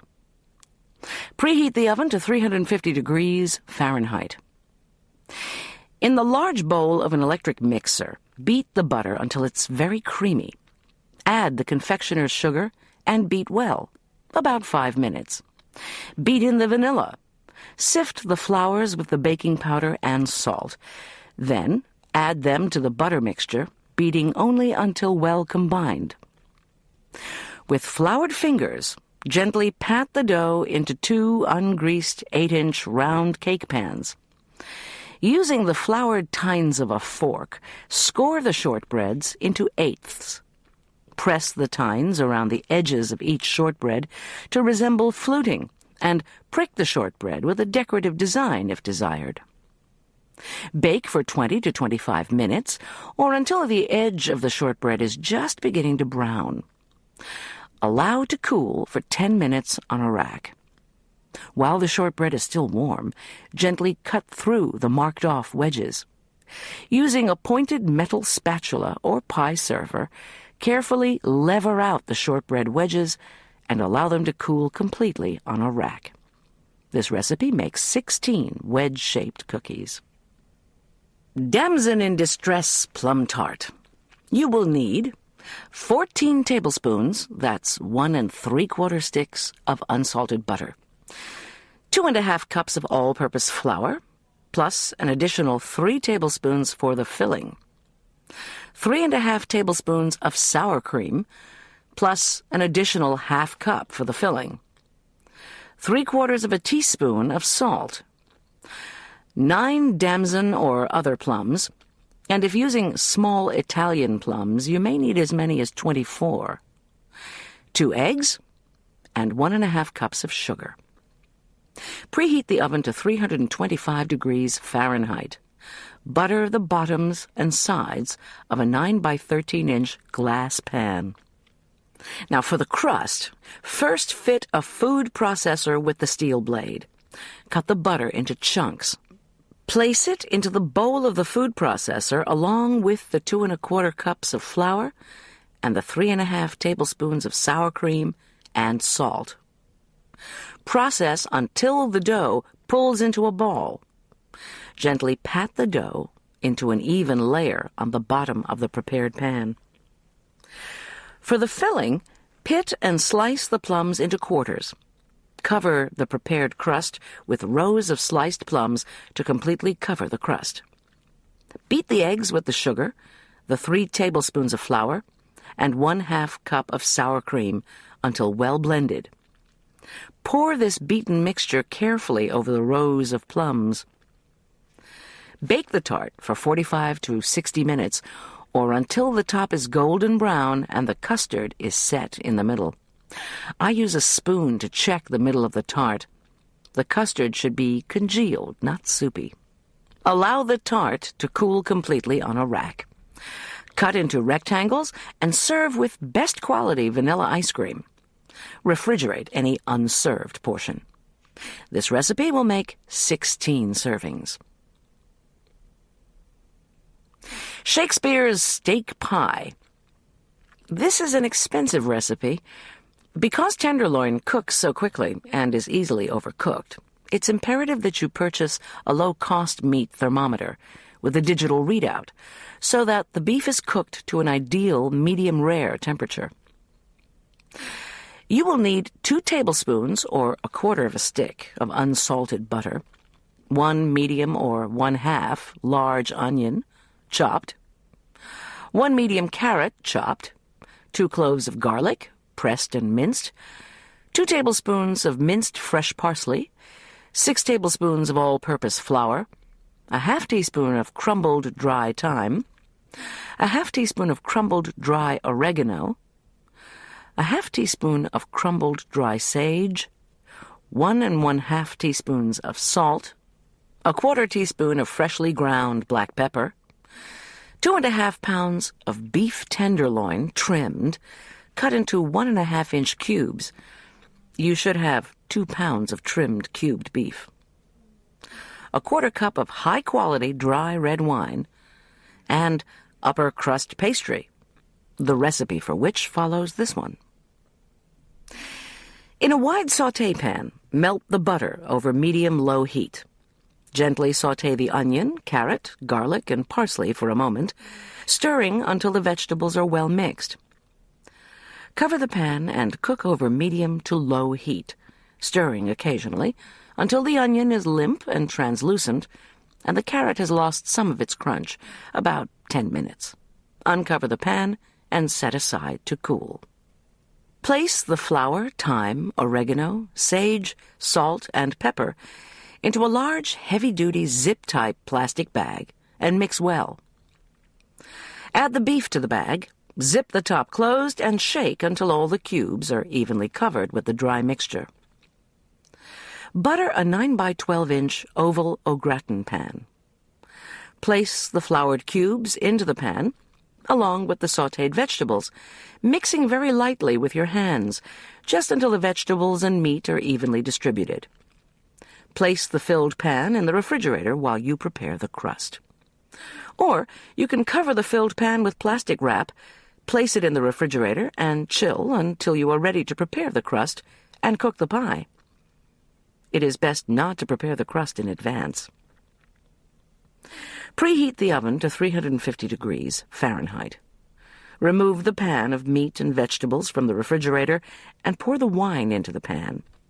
Gently fit the crust over the pan, fluting the edges and slashing the center in 3 places to vent, and decorating the top as directed in the pastry recipe. Carefully insert the thermometer through a slash in the crust, making sure it spears a piece of beef. Bake until the meat thermometer reads 125 degrees Fahrenheit for medium rare, about 25 minutes. Serve immediately. This recipe will make 4 large servings. Now, that upper crust pastry recipe. You will need 1 1/4 cups of all-purpose flour, a half teaspoon of salt, 6 tablespoons, that's 3/4 of a stick, of chilled unsalted butter cut into 6 pieces. 1 egg beaten with 1 tablespoon reserved and set aside, and 1 tablespoon of milk. Now, in the bowl of a large food processor, combine the flour and salt and process for 5 seconds. With the motor running, drop in the butter, 1 piece at a time. Combine the egg and milk and pour into the food processor. Process for a few moments, just until the dough pulls into a ball. Gently flatten the dough and place it into a rectangular, jumbo-sized, zip-type plastic bag. Using a rolling pin, roll the pastry to the edges of the bag or until it'll fit over your pan. Open the bag at the zipper and, using scissors, carefully cut down the sides of the bag. Remove 1 whole side of the bag and place the pastry side down on the pan. Gently peel off the top of the bag. Flute the edges of the pastry and make the slashes in the top as directed in the recipe. Using a pastry brush, paint the reserved tablespoon of beaten egg on top of the pastry. Huevos Palacios. You will need 1 cup of Boulder chili, and that recipe will follow this one, 4 large eggs, 1/4 cup of whipping cream, a half teaspoon of salt, 1/4 teaspoon of freshly ground black pepper, 2 tablespoons, that's 1/4 stick, of unsalted butter, 1/2 cup of sour cream, 1 cup of grated cheddar cheese, 1 medium tomato, peeled, seed pockets removed and chopped, 2 scallions, chopped. Make the chili and allow it to cool. Lightly beat the eggs with the cream, salt, and pepper. Melt the butter over medium-low heat in a medium-sized, oven-proof, non-stick frying pan. When the pan's hot, pour in the egg mixture. Cook over low heat until the edges begin to congeal.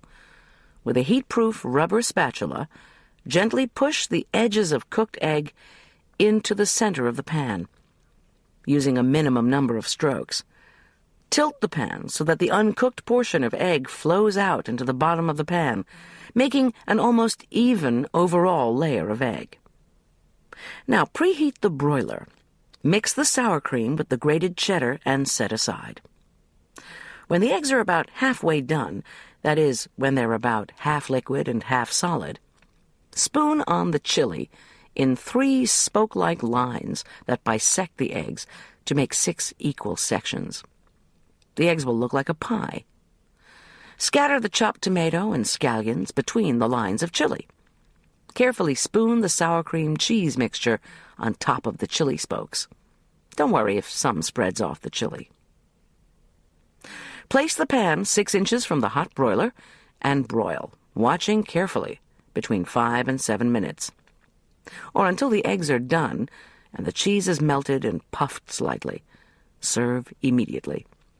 This makes 4 large servings. Now for that bolder chili, here's the recipe. You will need 1½ pounds of lean ground beef, 1 large onion chopped, 2 large or 3 small cloves of garlic pressed, 5 tablespoons of tomato paste, 1 tablespoon of prepared powdered chili mix. A recommended brand is Fernandez. 1 tablespoon of Dijon mustard, 1½ teaspoons of salt, 1 cup of plum tomatoes, chopped. That's about a 14½ ounce can. 1 tablespoon of Italian herb seasoning. 1 15-ounce can of chili beans in chili gravy, undrained. 2 to 4 tablespoons of water. And 2 tablespoons of red Burgundy wine. Sauté the beef, onion, and garlic over medium heat until the beef is just browned and the onion and garlic are tender. Turn the heat down to low and add the tomato paste, chili mix, mustard, salt, tomatoes, herb seasoning, and beans. Pour 2 tablespoons of water and the wine into the chili bean can and scrape down the sides. Then pour into the beef mixture. If the mixture is too thick, add the extra water. Heat over a medium-low heat, stirring occasionally until bubbly. Shuttlecock shrimp curry.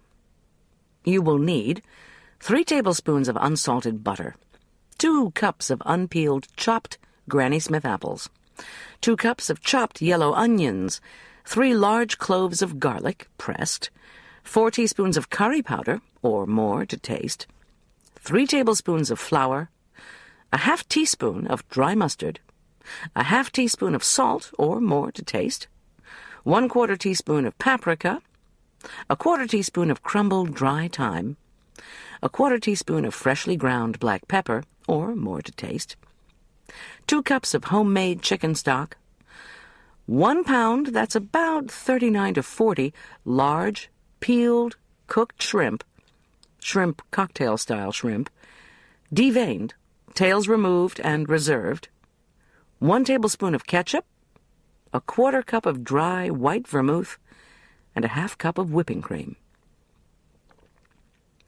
The side dishes include best quality chutney, dry roasted peanuts, chopped hard-boiled egg, sweet pickle relish, crushed pineapple, flaked coconut, mandarin oranges, chopped scallions, chopped crisp-cooked bacon, chopped olives, raisins, yogurt, and orange marmalade. And lastly, you're going to need some raisin rice, and the recipe for that is in Diane Mott Davidson's Killer Pancake. In a wide frying pan, melt the butter over low heat. Add the apples, onions, and garlic and cook gently over medium-low heat for a few minutes until the onions start to become translucent. Add the curry powder, flour, mustard, salt, paprika, thyme, and pepper, and stir well. Keeping the heat low, cook and stir occasionally for a few more minutes while you prepare the stock. In a large saucepan, combine the stock and shrimp tails. Bring to a boil, then turn off the heat. Drain and reserve the stock, and discard the shells.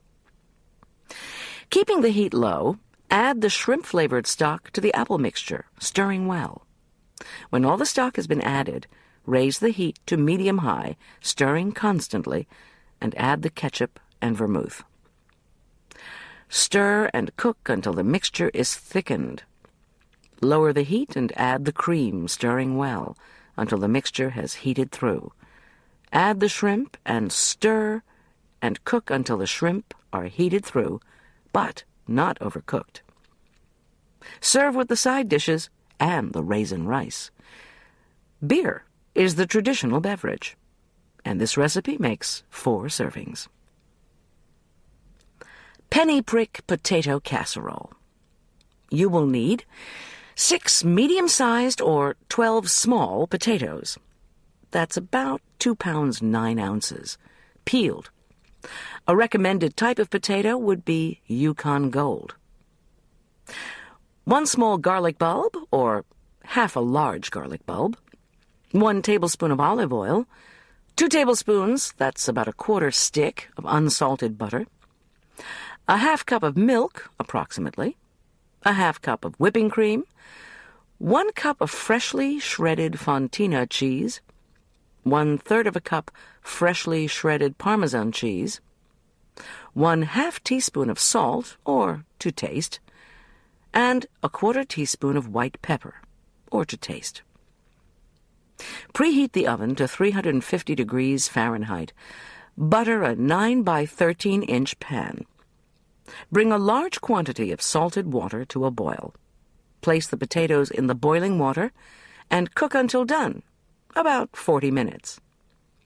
While the potatoes are cooking, cut a piece of foil into an 8-inch square. Quickly rinse the garlic bulb under cold running water and pat it dry. Place the bulb in the middle of the foil square and carefully pour the olive oil over it. Bring up the corners of the foil and twist to make a closed packet. Put the foil packet with the garlic inside into the oven and bake for about 30 to 40 minutes, or until the cloves are soft but not brown.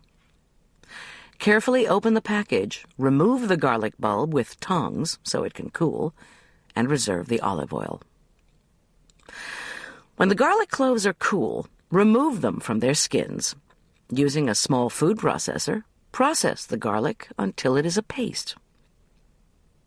Drain the potatoes and place them in the large bowl of an electric mixer. Add the garlic, reserved olive oil, butter, milk, cream, cheeses, salt, and pepper. Beat until creamy and well combined. If the mixture seems dry, add a little milk. Scrape the potato mixture into the prepared pan. If you're not going to bake the casserole immediately, allow it to cool, then cover it with plastic wrap and refrigerate it for up to 8 hours. Bake for 15 to 20 minutes, 10 or 15 minutes longer if the casserole has been refrigerated. The casserole should be hot through and slightly browned. Test for doneness by scooping out a small spoonful from the middle of the casserole and tasting it. This recipe makes 4 servings. And there you have it, the recipes from Sticks and Scones.